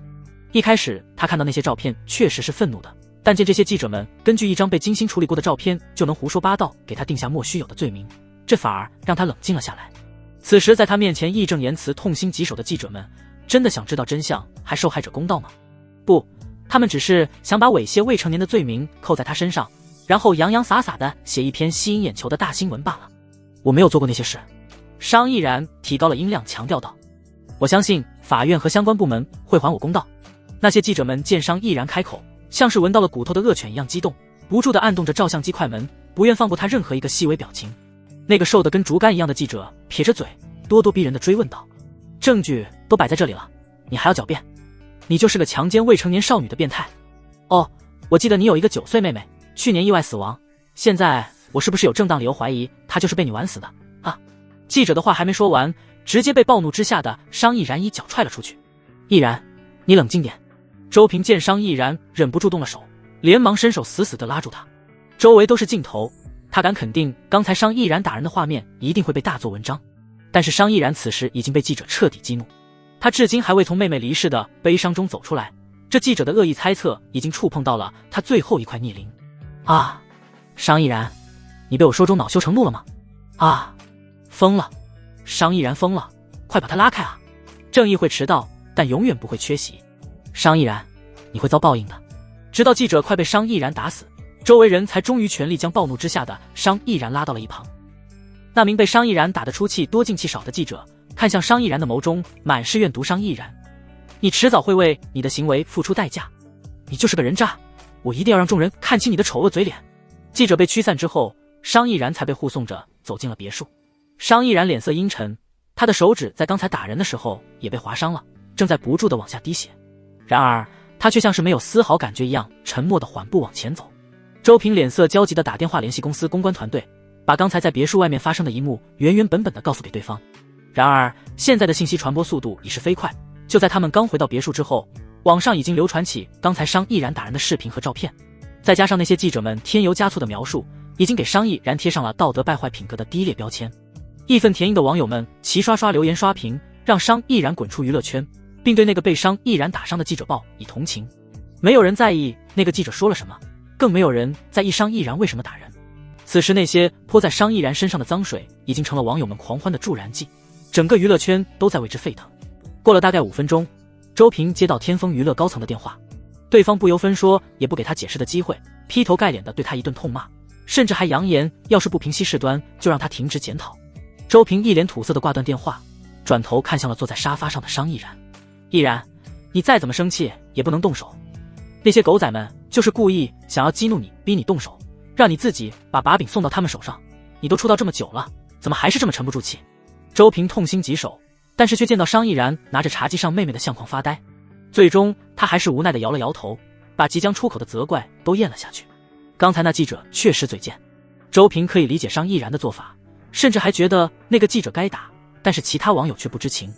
在记者们有心的煽动之下，网友们只觉得商毅然打人是恼羞成怒，无法无天，更会觉得商毅然做得这么过分，他遭受的一切都是理所当然。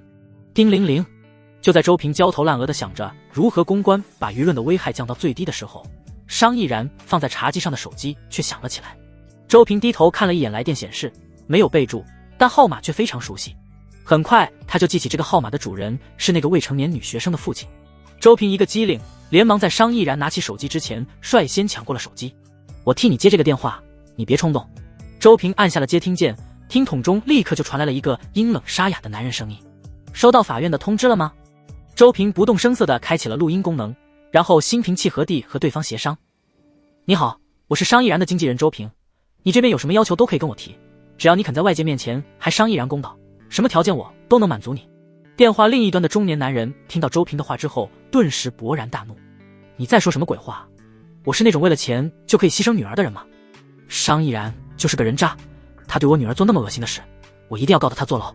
看李强如此硬气的反驳，若是不明真相的人还真以为他是在义愤填膺的替自己女儿出头，明明就是个为了敲诈勒索不择手段的混蛋，却偏要占据道德的制高点。周平被他气得头疼，却强忍着怒火，循循善诱地劝道：李强，之前你女儿差点辍学，学费书本费都是商毅然出的，而且商毅然还出钱在学校设立了食堂，让那些和你女儿一样贫困的学生们都能吃到营养丰富的午餐。现在你为了利益就在媒体面前颠倒黑白抹黑商毅然，你就不会觉得良心不安吗？商毅然给我女儿交了学费又能怎样？他不也是以此来卖自己立慈善家的人设吗？李强不屑地冷哼了一声，更何况，难道他出钱让我女儿上学，我就应该把女儿送给他，让他糟蹋？我女儿才12岁，还什么都不懂，商毅然他还是人吗？周平气的血压上升，这李强满口谎言，简直毫无底线。商毅然就是个败类，除了我女儿，肯定有其他的孩子受害，就算是为了其他的孩子，我也不会退让妥协。李强依旧冠冕堂皇，振振有词，而在周平身边的商毅然再也忍不住，直接伸手抢过了手机。李强，无凭无据，就算你闹到法院，法官也不会判我有罪。你不是想要钱吗？那我就要让你1分钱都得不到。哼，商毅然，你还真是不见棺材不落泪。李强阴森的嗓音里尽是威胁。那你就等着，看我会不会告得你倾家荡产，身败名裂。他话音刚落就掐断了电话。商毅然听着听筒里的忙音，握着手机的指节因为用力都微微泛白。混蛋，毅然你消消气，何必和他计较？当务之急是赶紧想办法把这件事的影响降到最低。他想打官司我就跟他打，我没做过那些事，我相信法院会给我一个公道。商毅然没想到自己好心做慈善，却被李强这样的无耻之徒敲诈勒索，大有心灰意冷破罐破摔的念头。我的祖宗，你还是消停一会吧。我告诉你，这段时间你千万不要在网上乱说话，一切都听从我和公司的安排。第二天一大早，天风娱乐总部的外面就聚集了很多举着横幅的粉丝。这些粉丝们的年纪不大，大多数是20多岁的小姑娘。横幅上面的内容则是商毅然无罪，我们相信商毅然，永远支持商毅然等标语。甚至还有偏激一点的小丫头手举造谣者死全家等横幅，口中高喊着口号垃圾公司，还商毅然清白。很显然，他们对于天风娱乐任由新闻发酵而毫无作为的处理手段相当不满，试图以在门口示威的方式迫使公司高层重视，替商毅然讨回公道。当然，这些粉丝们的示威和喊话也引起了各媒体记者们的关注。当许天下车的时候，就看到一名表情严肃的女记者正在对游行现场进行报道。目前受害者的父母已经委托律师向法院正式提起诉讼，我们要相信法律最终会给出公正的裁决，将加害者绳之以法。往来的行人看到粉丝们的示威，纷纷驻足对那些小女孩们指指点点。真是世风日下，什么人都能有脑残粉。那些娱乐明星在古代就是戏子，哪有什么好东西？可不是吗？站在舞台上动动嘴皮子，一天就能赚几百万，苦的还是咱们这些普通的老百姓。我看那商毅然就是个变态，不然他为什么放着那么多慈善项目不做，偏偏只资助贫困学区的未成年少女？我估计受害人肯定不止李家的丫头，那个接受资助的学校里的女学生都应该好好盘问盘问。有些人家选择息事宁人了，如果这次不是李家主动站出来，咱们大家还都被蒙在鼓里呢，之后不一定有多少小孩子还要受那个变态的迫害。这些路人们津津乐道的八卦着，明明只是道听途说来的消息，却像是他们亲眼见证一般。许天还看到一个额头上贴着创可贴瘦得跟竹竿一样的记者不怀好意地凑到那些女粉丝的面前，拿着摄像机和话筒对那些粉丝们抛出一个又一个犀利的问题。粉丝们涉世未深，还以为记者能还他们家偶像公道，纷纷开口表示商毅然是被冤枉的，希望相关部门能彻底调查。然而他们不清楚自己的这番话只会被别有用心的记者打上不分是非脑残等博人眼球的标签。与此同时，天风娱乐顶层会议室里，参与会议的人员们一个个表情凝重。现在这个新闻占据社会版、娱乐版头条，闹得沸沸扬扬，每天都有人跑到公司楼下闹事示威，我们接到的投诉也有几百起。你们公关部门到底能不能拿出一个合理的解决方案？天风娱乐的执行总裁郭启山狠狠地一拍桌面，愤怒地冲着参加会议的高层们吼道：平时不都挺能说会道的吗？现在怎么都变成哑巴了？今天如果拿不出解决方案，你们这些负责人的年终奖金就别想要了。面对郭启山的责骂，各部门的负责人连大气都不敢出。郭启山发完脾气，看向坐在自己左手边的律师，开口问道：宋律师，真要和他们打官司的话，咱们的胜算有多少？宋律师擦了擦额头上的汗珠，表情凝重地说道：虽然法院那边没有实质性的证据，但目前的舆论都在同情受害者，指责声讨商毅然，法庭那边也会顾及到舆论的影响，不肯轻易结案。案件审理的过程拖的时间越长，舆论上来说就对我们越不利。郭启山闻言，脸色变得越发难看。也就是说，只要法院那边不结案，就没有办法证明商毅然的清白。而这段时间商毅然好不容易积累的商业价值将毁于一旦，而且还会影响整个公司的风评。现在正是商毅然事业的上升期，这一则新闻就相当于给他未来的演艺道路判了死刑，不可能再有品牌再和他合作，他的专辑和演唱会也会遭到全面抵制。整个案件审理的流程最快需要多久？郭启山深吸了一口气，沉声问道。最快的话也要1-2年，如果受害者家属持续上诉，说不定还会拖更久。听了宋律师的话，不仅郭启山，就连在座的其他高层也倒吸了一口凉气。需要1-2年的时间，就算最后商毅然洗清了猥亵未成年人的罪名，他的人气和地位也不可能像现在这样毫无影响。甚至在打官司的这段时间，公司还要付出更多的精力来替他善后。有没有什么方法能把损失降到最低？片刻之后，郭启山看向宋律师问道。宋律师推了推眼镜片，迟疑地说道：其实也是有的，我建议公司这边和受害人达成庭外和解，让他们撤诉，这样能最大限度地减少公司的损失。不行，周平顿时坐不住了，连忙开口道：一旦庭外和解，不就更加坐实了这个莫须有的罪名了吗？毅然他没有做过那些事，他不应该承受这样的污蔑。保全商毅然一个人的名声和保全天风娱乐的名声，哪个更重要？坐在周平斜对面的一个中年男人冷声开口道：难不成我们要为了商毅然一个人砸了公司所有艺人的饭碗？周平怒道：杜小伟，什么叫砸其他艺人的饭碗？商毅然没有威胁未成年人，他清清白白，为什么要承认别人的污蔑？呵呵。杜小伟嗤笑了一声，眼神不屑地冷哼道：周平，你怎么说也是大经纪人了，为什么还这么幼稚？你还觉得现在是商毅然一个人的名誉受损吗？他的丑闻不平息下去，就会连累整个公司，就连其他艺人的名声也会受到影响。你想还他公道，可是你有能够证明他清白的证据吗？你连证据都没有，就说什么都没有用。眼下息事宁人，选择和李强一家庭外和解是最好的办法了。之后咱们再派一些水军洗白，娱乐圈每天都有那么多新闻，用不了多久就没人再提这件事了。高层们闻言都是赞同的点了点头。我觉得小伟说的没错，不能因为商毅然一个人影响到公司其他艺人在娱乐圈的口碑。目前咱们公司旗下的几个当红艺人暂时还没受到波及，不过已经有一些小演员陆续被剧组退货，人家剧组也不想承担风险。这种事情如果拖下去，对公司和其他艺人绝对不是好事。一个人开口之后，其他的经纪人便纷纷抱怨，言语之中都责怪周平和商毅然影响了他家艺人的资源。周平铁青着脸看着众人对自己的讨伐，气得一句话都说不出。之前商毅然走红的时候，这些经纪人和艺人们都想拉着他炒作，上赶着凑过来巴结讨好，而公司也利用商毅然的热度给其他不知名的小歌手带来了不少工作机会。结果现在这些人非但不知道感恩，反而还纷纷嫌弃商毅然拖了他们的后腿。杜小伟见其他高层们都赞同自己的意见，唇边勾起一抹不易察觉的微笑，然后他装模作样的转头看向郭启山，征求意见一般的开口说道：郭总，这件事归根究底还是要您来拿主意，不过事关公司的发展和未来，可不是顾念旧情的时候。郭启山自然舍不得商毅然的商业价值，公司辛辛苦苦培养的艺人，这2年好不容易能赚钱了，却要面临风沙雪藏的命运，任谁都不甘心。但同时他也很清楚，商毅然的名声彻底毁了，哪怕法院最后判定他是无辜的，这段时间受损的名誉也无法挽回。如果这个时候当断不断，很可能会连累公司的其他艺人。周平见郭启山似乎被杜小伟说动了，心中一沉，连忙开口：郭总，你要相信毅然，他不可能做出这种禽兽不如的事，就是李强他们一家教唆小女孩说谎，明显就是想要敲诈勒索。这种小人即便选择给钱私下和解，过后他们也会贪心不足，再次兴风作浪，那毅然的前途和人生就彻底都毁了。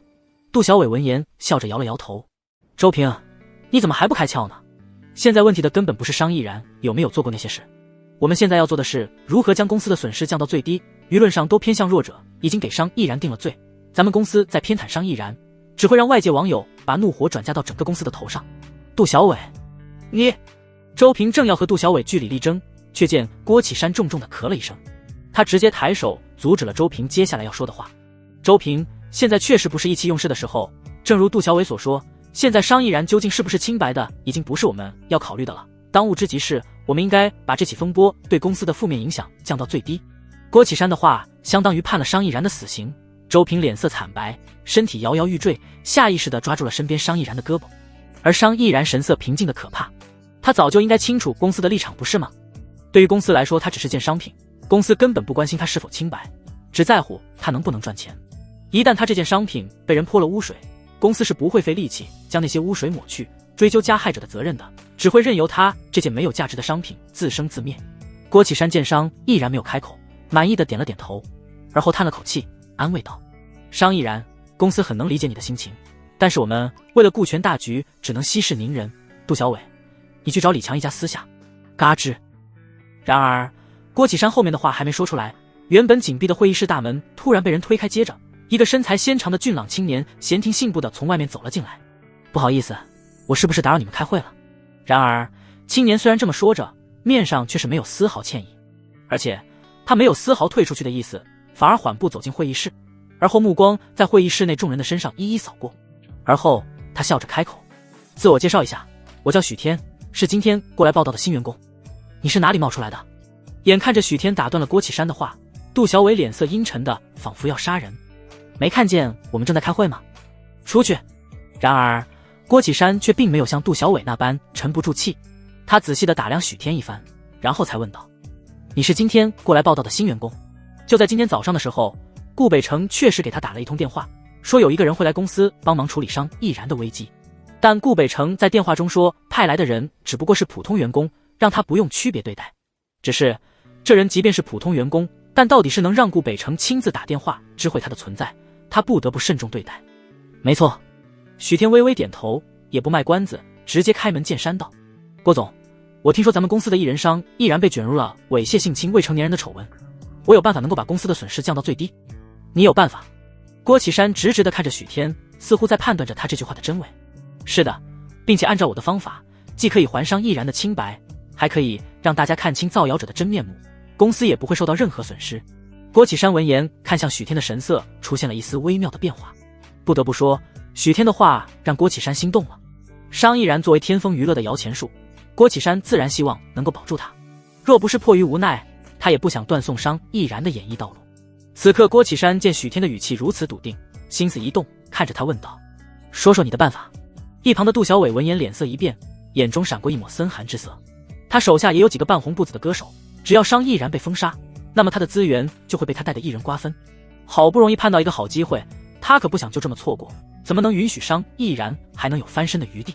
郭总，他只是一个刚入职的新人，根本没有资格参与这么重要的决策，更何况万一他是别的娱乐公司派过来的卧底，或者是哪家媒体的记者，那该怎么办？许天闻言顿时笑了，他别有深意地看了杜小伟一眼，不急不忙地开口解释道：“别的公司现在应该正忙着瓜分商易然的资源，哪里还有心思跑来天风娱乐做卧底？至于媒体的记者，现在都把采访的目标转移到了受害人那边，根本没有必要大费周章混进公司。”许天说的话确实有道理，不过在场的众位高层依旧不太相信他有办法替商易然洗刷冤屈。年轻人已不过是一个刚入职的小职员，能有什么办法？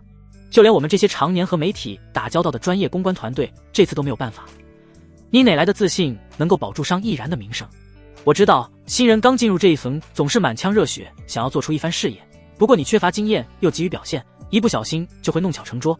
到时候不仅没办法给商易然洗白，甚至还会让整个公司都背上包庇污点艺人的罪名。杜小伟见其他几位高层的语气中也带着质疑，心中暗喜，连忙趁热打铁：“郭总，还是赶紧把这个不知道天高地厚的新人赶出去吧，我猜他肯定没安好心。”没等郭启山开口，许天直接道：“在我没有解决这件事之前，自然不要求你们100%信任我。不过……”说着，他微微转头，目光直视着杜小伟：“我看你的样子，似乎并不想让商易然恢复名誉。你胡说什么？我怎么可能？”然而杜小伟后面的话还没说出来，许天再次质问道：“就连郭总都想第一时间确认我究竟有什么办法能够处理这次的公关危机，而你却三番两次打断我的话，这又是何居心？”你……杜小伟被许天气得五官扭曲，只能梗着脖子反驳道：“那是因为我根本不想听你胡说八道，这简直是侮辱我们大家的智商，浪费时间罢了。连我们公司专业的公关团队都无能为力，你又凭什么说可以解决？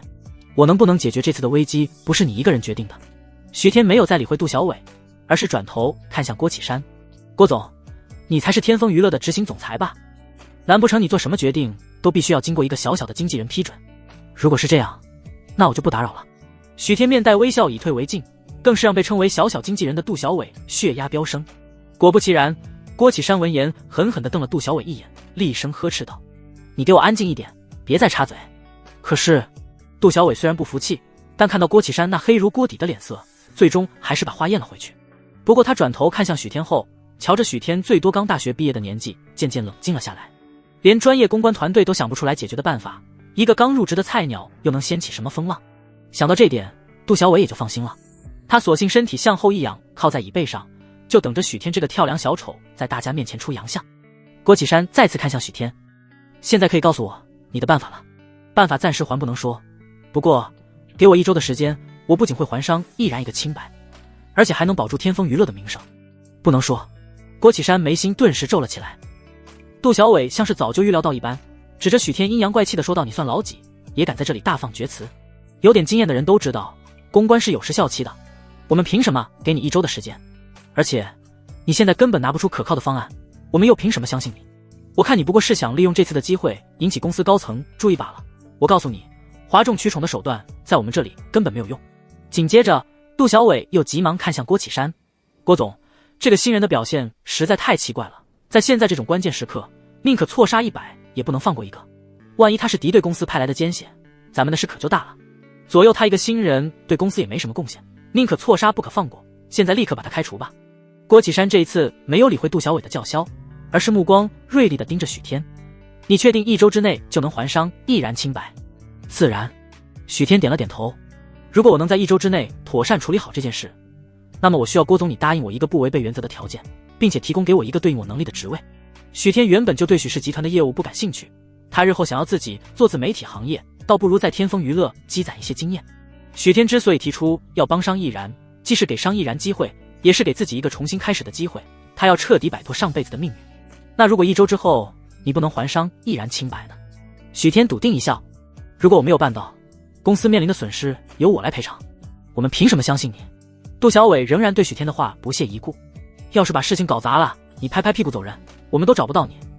你不会真以为我们这些人会蠢到相信你的鬼话吧？”其他高层也被杜小伟的情绪煽动，露出了不赞同的神情。不过碍于郭启山没有发话，他们也不好开口。我相信他。就在这个时候，原本一直沉默不语的商毅然突然抬起了头，他直接看向郭启山开口：“郭总，我希望你能给他一次机会，让他帮我公关。公司的高层们已经都把他看成弃子，现在有一个人站出来说可以还他清白，既然他已经没有退路，倒不如放手一搏。如果你们不放心，我还可以和公司签订一份合同。”许天再度开口：“甚至我还可以先交纳一点保证金。”许天在来天风娱乐之前就已经考虑好了，他手中虽然没有多少现金，但却有许氏集团20%的股份，如果需要的话，他可以把那些股份折现。保证金不用了，不过你要签一份完成承诺的协议。许天毕竟是顾北城安排的人，郭启山还不至于不信任，反正他们现在也没有更好的选择，还不如让许天试一试。如果许天成功，那么皆大欢喜，而如果许天真的把这事搞砸了，所有的损失全部由他承担，对郭启山来说，这也算是两全其美了。可以。许天欣然应允。散会之后，许天打算乘电梯下楼，忽然听到身后传来一阵脚步声。许先生，等一下。许天回过头，发现商毅然快步地向他走了过来。这个昔日里意气风发的年轻歌王，因为最近休息不好，脸色明显有些憔悴。商先生有什么事吗？我想要谢谢你，不管你是为什么想要帮我，但我都非常感谢你肯相信我，替我洗刷冤屈。商毅然说着，深深地冲着许天鞠了一躬，然后也不等许天回应，就转身快步离开。许天盯着商毅然的背影，若有所思地笑了笑，这个人似乎也挺有意思。许天离开天风娱乐之后，在一家装饰文艺的花店门口驻足片刻之后，推开门走了进去。欢迎光临。花店店员连忙热情地迎了上来。请问有什么需要吗？我要1束红玫瑰。好的，我们店内的鲜花都是当天从云南那边空运过来的，非常新鲜。先生，请问你需要几支？许天想了想，拿19支吧。他没有选择象征长长久久的99朵玫瑰，毕竟99朵拿着太不方便，他估计自家老婆大人也不太希望他过于高调。店员很快替许天包装了19朵红玫瑰。先生，请问你是要送给女朋友吗？需不需要写张卡片？不用了。许天接过店员手中的花束，临走之前冲他淡淡一笑：花是送给我老婆的，老夫老妻就不需要卡片那些形式了。店员愣愣地看着许天的背影消失在店门口，有些感慨地说道：都结婚了还能买花送老婆，他老婆还真是让人羡慕啊。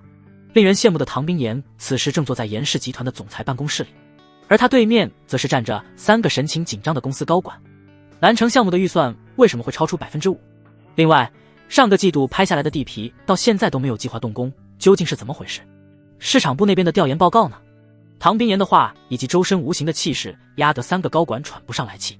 唐总，其中一个矮胖的高管擦了一把额头上的汗珠，战战兢兢地开口解释道：不是我们做事不认真，而是南城那个项目，我不需要听解释，我要的是结果。唐冰岩语气冷漠地打断了他。可最后问你们一遍，这个项目需不需要换人？高管们都是心脏一颤。不用换人。给我个期限。一提到期限，高管们顿时又把头埋了下去。这期限如果说少了他们完不成，说多了唐冰岩肯定不会同意。就在他们左右为难的时候，阿卫突然从外面敲门走了进来。唐总，许先生来了。那3个因为巨大压力而瑟瑟发抖的高管闻言一愣，接着他们就看到眼前冷若冰霜的魔鬼总裁表情由阴转晴，3人几乎顿时傻了。这位许先生又是何许人物？说起来，重生之前的许天一直非常厌恶和唐冰岩的这段婚姻，自然不会对外承认他们的关系。而唐冰岩也一直顺着许天，并没有公开2人的婚姻。现在他和许天之间的关系虽然有所缓和，不过唐冰岩不确定许天究竟想不想公开，于是依旧维持原来的状态。因此哪怕是公司的这些高管们都不知道许天的身份。不过能做到公司上层位置的人都是人精，他们从唐冰岩的反应来看，就知道这位许先生对他们家唐总的重要程度一定不一般。于是其中一个高管很有眼色地开口道：唐总，您先忙项目的事，我们过后再跟你商量。说完，3个人见唐冰岩没反对，非常有默契地溜之大吉。而3人刚从唐冰岩的办公室出来，就看到一个俊朗清瘦的青年手捧红色玫瑰从走廊的另一边走了过来。高管们齐齐倒吸了一口凉气，他们在严氏集团工作这么久，还从没有听说过唐冰岩的绯闻。眼前这位敢这么堂而皇之的来送花，看来这位许先生还真的不一般。不过在刚刚被唐冰岩训斥完前途未卜的情况下，3人也不敢随意八卦，看了许天一眼后，纷纷低着头迅速跑向电梯间。许天对他们看到自己之后避如蛇蝎的反应有些好奇，不过他并未深想，而是非常自然地走进了唐冰岩的办公室，而后在唐冰岩有些怔愣的目光注视下，走到他身前，把手中的19朵红玫瑰塞进了他手中。老婆，今天能不能提前下班？咱们可很久没过2人世界了。唐冰岩愣愣地盯着手中这捧娇艳欲滴的红玫瑰，似乎一时间没反应过来许天说了什么。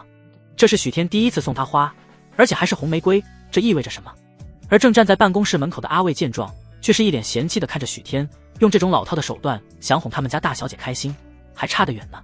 他们家大小姐岂会被一束普通且庸俗的玫瑰花取悦到？而且还是这么扣扣锁锁的10几朵。果然许天这样不解风情的直男什么都不懂。然而就在阿卫心中腹诽吐槽许天这种直男操作的时候，却惊讶地看到他家万年冷漠冰山女总裁竟然难得勾了勾唇角，俏脸上露出了一丝稍纵即逝的笑意。阿卫顿时一愣，是他眼花了吧？他下意识揉了揉眼睛，却见唐冰岩虽然又恢复了一如既往的高贵冷艳，但却紧紧地抓着手中那捧玫瑰花束，走到了古董架的面前，挑了一个瓷瓶。阿卫，去往瓷瓶里添些水。阿卫，他目瞪口呆地接过唐冰岩手中的瓷瓶，这可是价值几百万的元青花，竟然被他家大小姐当成了花瓶，世界上还有比这更离谱的事儿吗？而就在阿卫有些怀疑人生的时候，商毅然离开天风娱乐之后，低调的打车回到了公司给练习生准备的宿舍。这边的宿舍都是为那些没出道或是刚出道不久的小艺人准备的，但是因为他名下的公寓以及别墅最近都有媒体狗仔彻夜蹲守，也只能先暂时到公司的员工宿舍避避风头。他把自己扔进沙发里，周围太安静了，让他不得不打开电视机，让这死一般寂静的房间里多一些生气。商毅然事件中，被害者父母已经向法院提起诉讼，表面上积极阳光的当红歌手，私下里竟是猥亵未成年少女的变态色魔。本台将持续关注案件进展，希望加害者能被绳之以法。电视机中传来本地电视台的新闻报道，一个穿着职业装的女记者正拿着话筒站在镜头面前侃侃而谈。我们已经联系到受害人的父亲李先生，我们通过对李先生的采访了解到，商毅然和他的经纪人曾经试图私下和解，想要利用金钱来利用受害人一家撤诉，并且给出假口供替商毅然洗白。难以想象，被千万少女追捧的当红偶像，背地里竟然是个道貌岸然的伪君子，在犯了错之后，非但不肯承认，反而还要利用卑鄙的手段逼迫受害者妥协。李先生表示，很快将召开记者会，向广大媒体披露案件的相关情况，请让我们拭目以待。周平见商毅然愣愣地盯着电视屏幕发呆，有些头疼地叹了口气。毅然，把电视关了吧。周平很能理解商毅然此刻的绝望，被他帮助过的小女孩成了加害他的利刃，原本应该是他安稳后盾的公司，竟然也想要放弃他。如果不是今天那个叫许天的青年突然站出来说给他1周时间，他能替商毅然洗清冤屈，恐怕在会议结束之后，商毅然心中的那扇希望之门会永远关闭。毅然，公司那边现在不是答应给许天1周的时间让他处理吗？万一许天真的能洗清你的冤屈，一切就能真相大白了。周平清楚，不管自己多无奈愤怒，他在商毅然面前都不能表现出任何负面情绪。现在他是商毅然的支柱，绝对不能乱了阵脚。但其实周平心中也没有底，万一许天公关失败，给了商毅然希望，又将他一脚踹回深渊。那样的后果他甚至不敢想。原本商毅然愣愣地盯着电视屏幕，直到听到周平说起许天的名字，才有了一点反应。我愿意相信他。商毅然自嘲地笑了笑，这大概是我最后的希望了吧。当天晚上，许天拿到了一叠厚厚的资料，其中包括了天风娱乐的主要构成部分。他却没想到会看到一个意外的名字——言情雪。那个上一世数次救他，而最近跟许日新纠缠不清的言情雪。现在他所在的严家，现在被唐冰岩的天风娱乐吞并，成为了天风娱乐旗下的子公司之后，他的目光向下，又发现了在严家被吞并之后，被法院公开拍卖的几处房产，以及严家人的当前住址。随后，许天联系了一个私家侦探，让他再次详细调查一下严家，特别是言情雪现在的状况。3天后，李强夫妇召集了江城各大媒体的记者们召开记者会，并且还联动华夏最大的网络直播平台对记者会进行直播。李强之前就已经向法院提起了诉讼，却在走流程的时候召集记者公开直播，明显是要操纵舆论给商毅然定罪。周平得知国内最大的直播平台会公开直播，担心商毅然会受到刺激，因此没收了他的通信工具和家中的平板电脑，并且断了家里的 WiFi， 不希望让他受到影响。而就在周平打算把没收上来的手机和平板电脑全部锁起来的时候，却突然听到了商毅然的手机铃声。周平看了一眼来电显示，发现是许天打过来的。周平小心翼翼地看了商毅然一眼，代替商毅然接通了电话。许先生，你那边有进展了吗？看直播。电话另一端的许天言简意赅。看直播。周平愣了愣，然后又确认道，是看李强夫妇的记者会吗？没错。好，我知道了。周平犹豫了片刻，最终还是拿着平板电脑走到了商毅然的旁边。毅然，许先生让咱们一起看直播。坐在沙发上发呆的商毅然听到许天的名字之后，这才有了情绪反应。他抬头看了一眼已经打开的直播平台，眼中闪过一抹黯然。与此同时，在江城市一家5星级酒店的宴会大厅内，李氏夫妇正在举行记者会。可以容纳近1000人的宴会大厅内挤得满满当当，甚至还有外省的记者不远千里匆匆赶来，为的就是想得到第一手材料进行报道。在宴会厅最里面临时搭建的高台上面，坐着受害女学生的父亲李强和母亲钱丽丽。李强身材干瘦，一副尖嘴猴腮的模样，他穿着不合身的打补丁西装，表情严肃。而他身边的钱丽丽则是时不时装模作样的抹抹眼泪，一副伤心欲绝的模样。记者把李强夫妻俩的样子记录下来，已经想好回去该为这场直播配上什么样的标题。网友们应该很乐意为这对因孩子不幸遭遇而痛苦的夫妻伸张正义，并且痛斥商毅然的卑劣行径。大家请安静一下。记者会开始之后，李强从桌上拿过话筒，语气沉重道，非常感谢各位媒体给我们向法律求助的机会。大家应该知道，我们要面对的是手眼通天的当红明星，而我和我的妻子只不过是以回收废品为生的贫苦百姓。我们不畏惧邪恶势力，更不会向金钱低头。我相信正义或许会迟到，但永远不会缺席。那个伤害我女儿的人渣一定会遭到法律的严惩。李强这一番义正言辞的发言稿打动了在场的所有媒体，而他身边的钱丽丽则是哭得越来越凶，甚至在媒体镜头面前轻声抽泣起来。我那命苦的女儿啊，都是我的错。如果我没有轻易相信外人，就不会让你受这样的罪。我原本以为商毅然是真心想要帮我们一家脱离苦海，让我女儿继续读书，却没想到他对我女儿抱有这样龌龊肮脏的心思。如果我能再多关注一下女儿，就不会发生这样的惨剧了。我是个无能的母亲，眼睁睁看到女儿被那个变态糟蹋，却无能为力。如果说李强刚才的发言成功的激起了记者和群众们的正义感，那么此刻钱丽丽这一番自责就是瞬间点燃了记者们的怒火。混蛋！通过直播看到李强钱丽丽夫妇如此恬不知耻的颠倒是非黑白，周平气得想杀人。他转头看了一眼面无表情的商毅然，有些担忧地问道，毅然，你没事吧？不要听这些人胡说八道。然而商毅然只是双眼紧紧盯着屏幕。他去现场了。他？周平有些诧异。谁？随即商毅然便指向直播中的一个角落。周平顺着他手指的方向看了过去，发现了一个熟悉的背影。坐在通天时报记者右侧的那个青年应该是许天。许天竟然去了李强夫妇记者会的现场。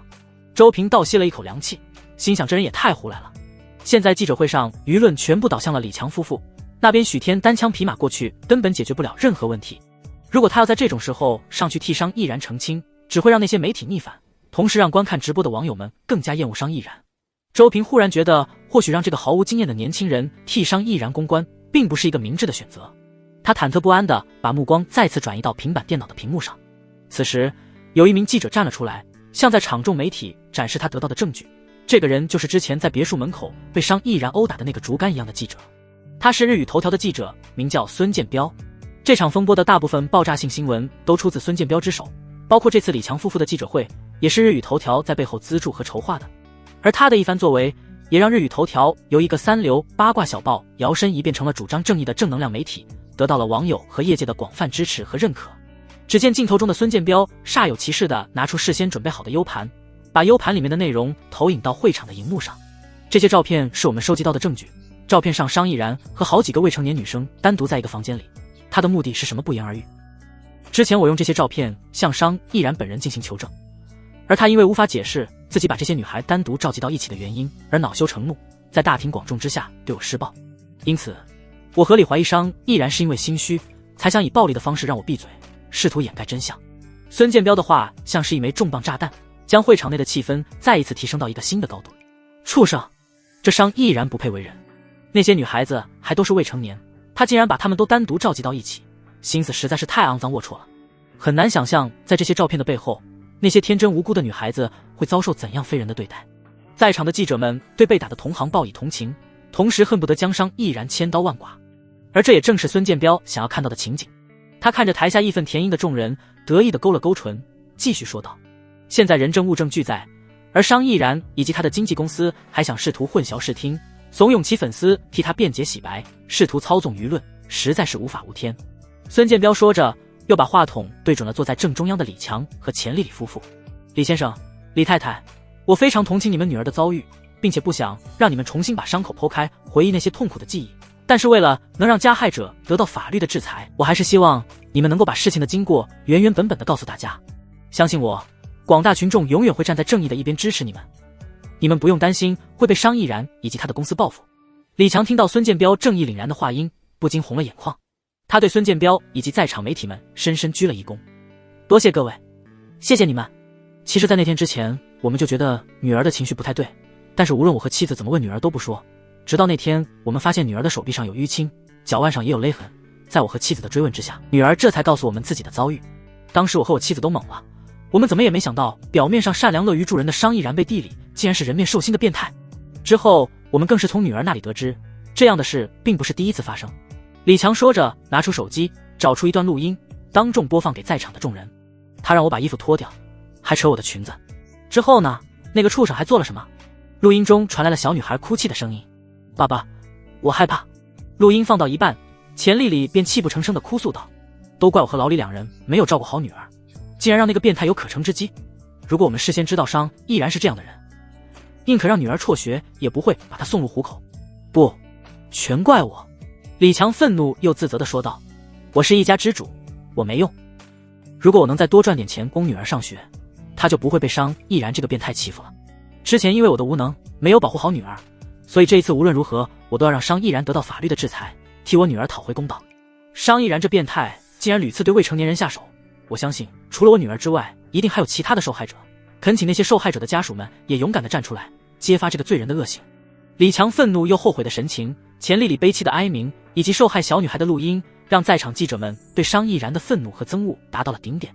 而直播间内的弹幕上更是一片谩骂和恶毒的诅咒。没想到商亦然竟然是这样的人，那个小女孩还未成年，他怎么能下得去手？之前我还在电视上看过他，什么五好青年优质偶像，他根本不配。混娱乐圈的有几个是干净的？不过我没想到商亦然竟然这么没有底线，他是不是心理变态啊？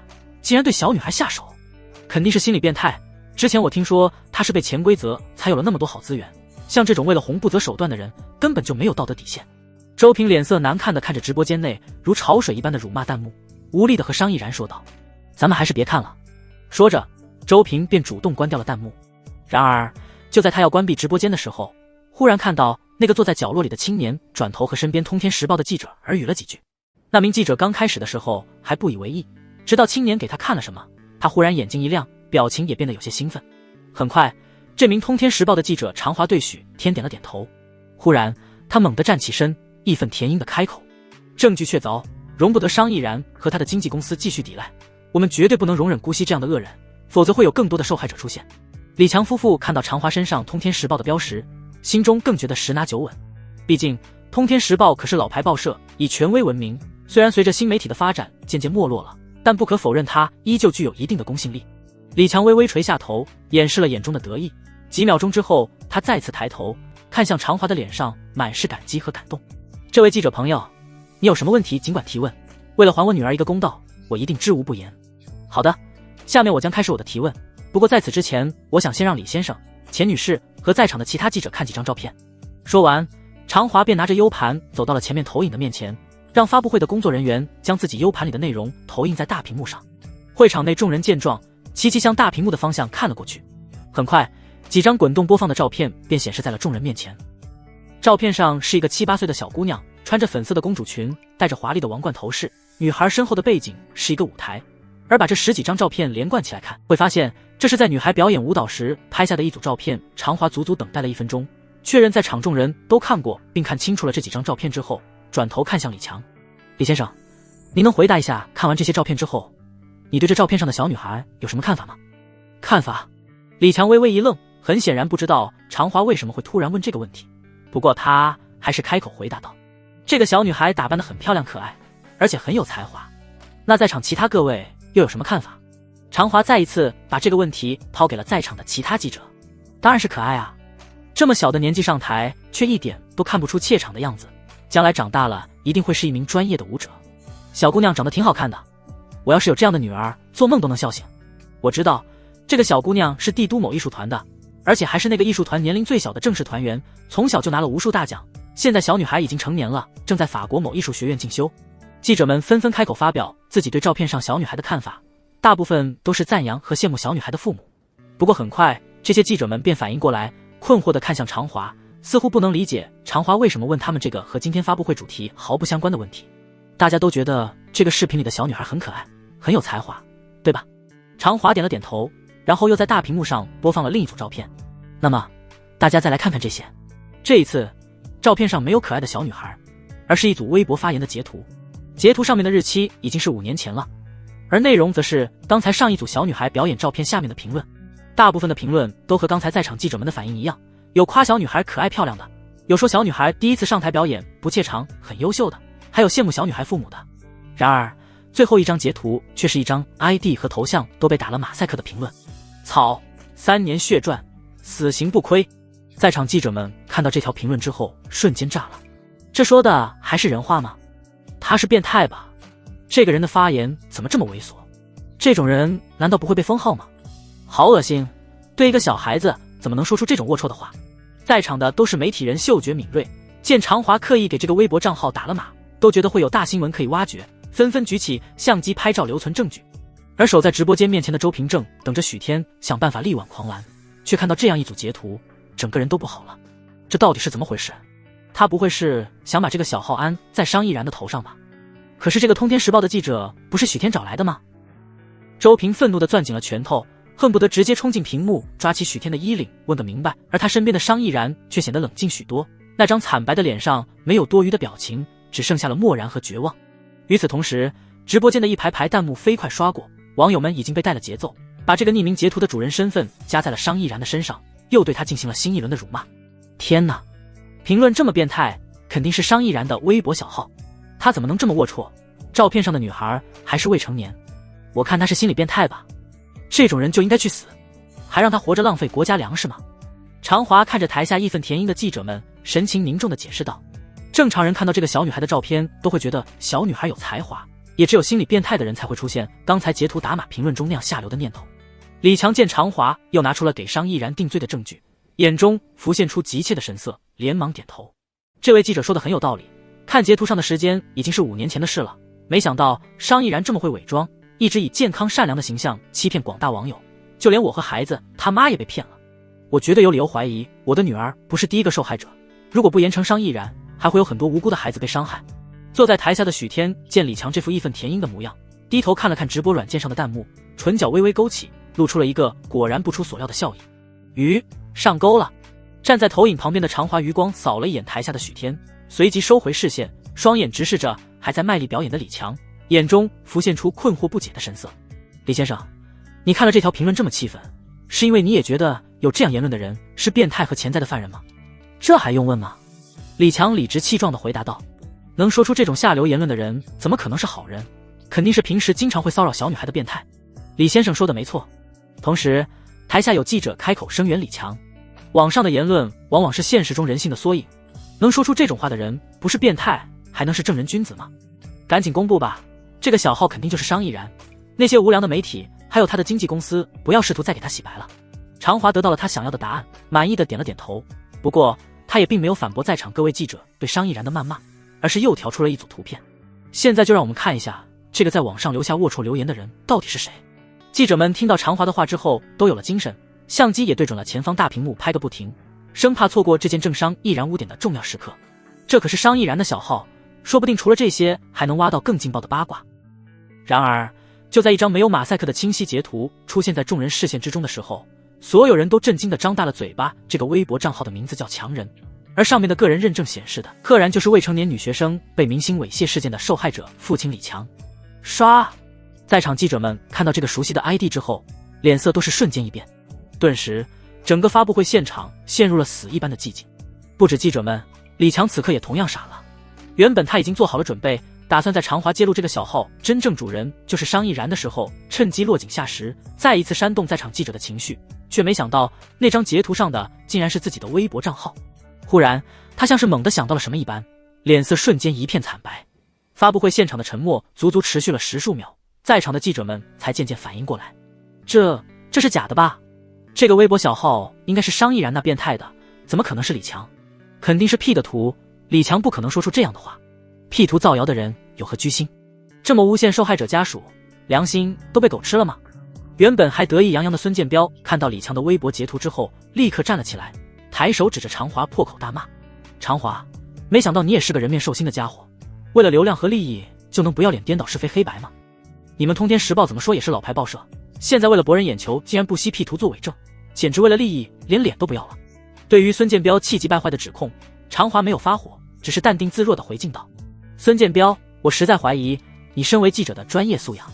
这可是面向全国直播的公开记者会，台下这么多记者一双双眼睛盯着我，我怎么可能拿一张经过 PS 处理的截图来陷害李强？你们不相信，大可以到这条5年前的微博下面去找找看看有没有他的留言。常华的话立刻提醒了在场诸位记者，他们连忙拿出手机打开微博，在相关内容下面翻起了评论。紧接着就有手速快的记者翻到了评论，竟然是真的，真的是李强发的，你们赶快翻，按时间倒序翻。有一个人找到了李强的评论，在场的其他记者们也纷纷行动，包括正在观看直播的其他网友们也纷纷行动起来。几千万人在同一时刻印证了常华并没有作假，更没有说谎。那条下流龌龊的评论就是李强本人在5年前留下的。就在众人震惊不已的时候，常华又把自己的手机屏幕投屏到荧幕上，然后翻出了李强和其他网友的对话。那些对话言辞下流不堪入目，有看不下去的网友指责李强让他删除评论，李强非但不知悔改，反而还和网友对骂了起来。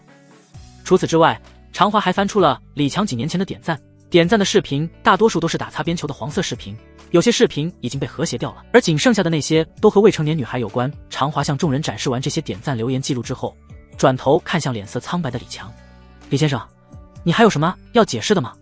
常华的话让李强如梦初醒，他慌忙地从外套口袋里拿出手机，食指胡乱地画着，试图解锁。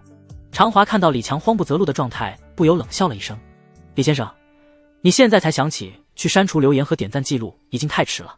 李强动作猛地一顿，他紧紧地攥着手机，沉默几秒后猛地抬头看向常华道：那些留言是我留的，又能怎么样？事情都过去这么久了，我都不记得了，当时那也只是我闲得无聊和网友们开的玩笑，这能说明什么？只是开玩笑吗？常华轻笑了一声：李先生，要不要帮你回忆一下，刚才没有看到这个微博账号主人的时候，你是怎么说的？你说能说出这种下流言论的人，怎么可能是好人？肯定是平时经常会骚扰小女孩的变态。我可以保证没有篡改你的发言，不信你可以让在场录像的朋友做个回放，看看这些话是不是你刚才自己说的。啪！常华的话像是一记响亮的耳光抽在了李强的脸上。李强张了张嘴，却是不知道该说什么。然而常华并没有就此收手，又在大屏幕上放出了李强在其他社交软件上的账号。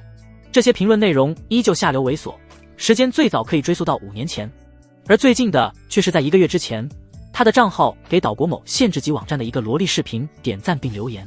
李强看到自己的账号一个个被扒出，由最初的震惊难以置信渐渐变成了绝望。但是他不知道为什么这个记者能这么精准无误地查到这些账号和他有关。要知道，其中几个账号他都不记得了，有些更是申请的小号。他根本就不是心理变态，之所以会这么评论，只不过是上网跟风罢了。但是现在相关的发言全被扒出来，就好像他真的是喜欢未成年的变态。台下的记者们看到一项又一项的证据被甩出来，有的连拍照都忘记了。他们怎么都没有想到这件事会发生这么大的反转。至于守在直播间里看直播的网友们更是愤怒不已。李强自己平时都点赞这些变态的内容，他竟然还理直气壮地去谴责商亦然。咱们这是被他当枪使了吧？谁能想到刚才还义正言辞指控商亦然罪行的人，自己也喜欢看那些下流猥琐的视频。你看看他点赞的那些内容，都是特殊网站普通人根本看不到的东西。天哪，怎么会有这样的变态？原本稳操胜券的孙建彪也没想到李强会有这么多把柄被常华找到。他恨铁不成钢地看了一眼坐在台上手足无措的李强和钱丽丽后，他忽然从身边的记者手里抢过了一个话筒。他不能再被常华带节奏了。就算李强点赞了那些未成年色情视频，但也没办法洗清商亦然的罪名。他必须要把在场所有人的注意力全部转移到商亦然的身上。大家请听我说。然而孙建彪刚开口，常华直接打断了他。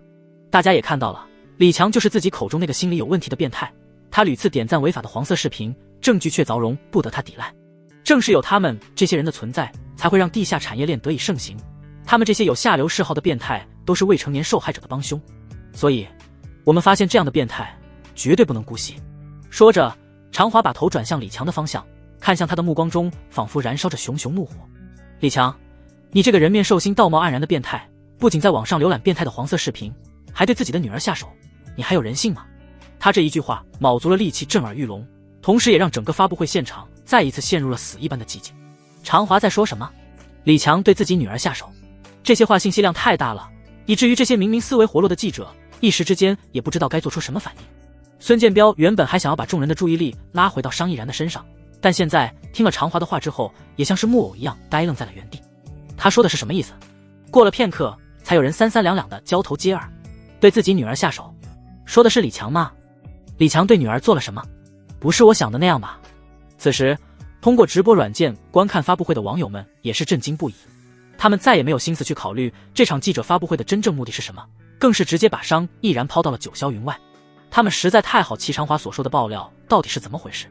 李强原本已经被突如其来的反转打击的说不出任何反驳的话，但听了常华刚才对自己的控诉，立刻拍着桌子站起来，冲他疯狂地吼道：混账，你在胡说什么？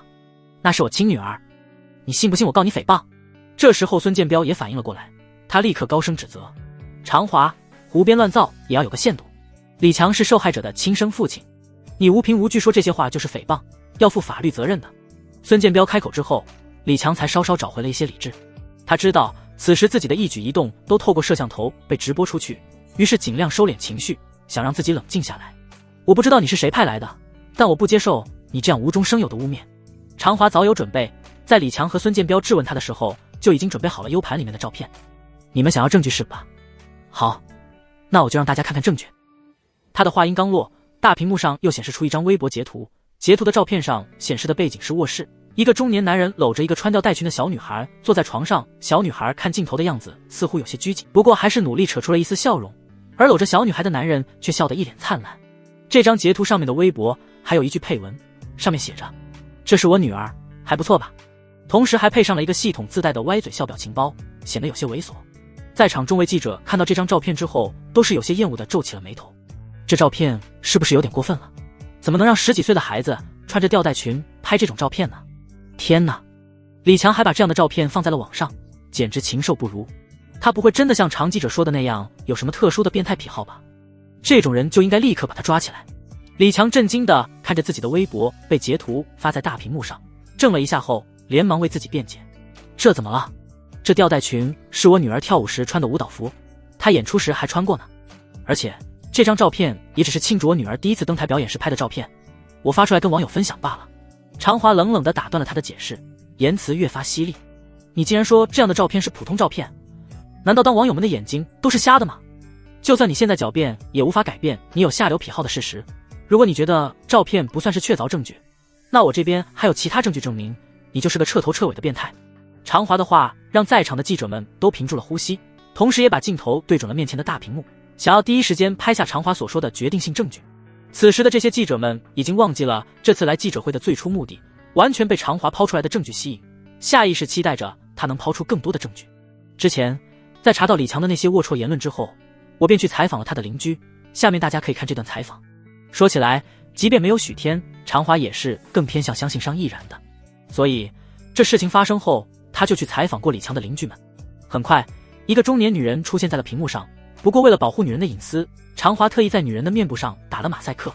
李强面容灰败的转头看了一眼大屏幕，在看到那个中年女人之后，脸色顿时变得更加难看了。而此时在屏幕中的常华已经开始了采访。请问您是李强和钱丽丽夫妇的邻居吗？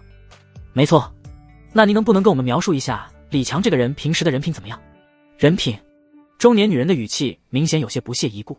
他就是个流氓地痞，有什么人品？成天一点正事都不干，吃喝嫖赌样样精通。您是说他有嫖娼和赌博的恶习？有，当然有。而且他们家还被高利贷的人追债，在墙上画满了油漆，闹得整栋楼的人都不得安生。中年女人的语气中带着嫌恶。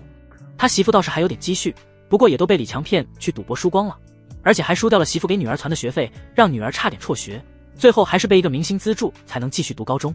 其实他女儿命倒是挺好的，咱们江水市那么多个学区，偏偏他所在的那个学校就被那个大明星选中成了帮扶对象，否则啊，小小年纪就要辍学打工，给李强那个混蛋还债，那才真是这辈子都毁了。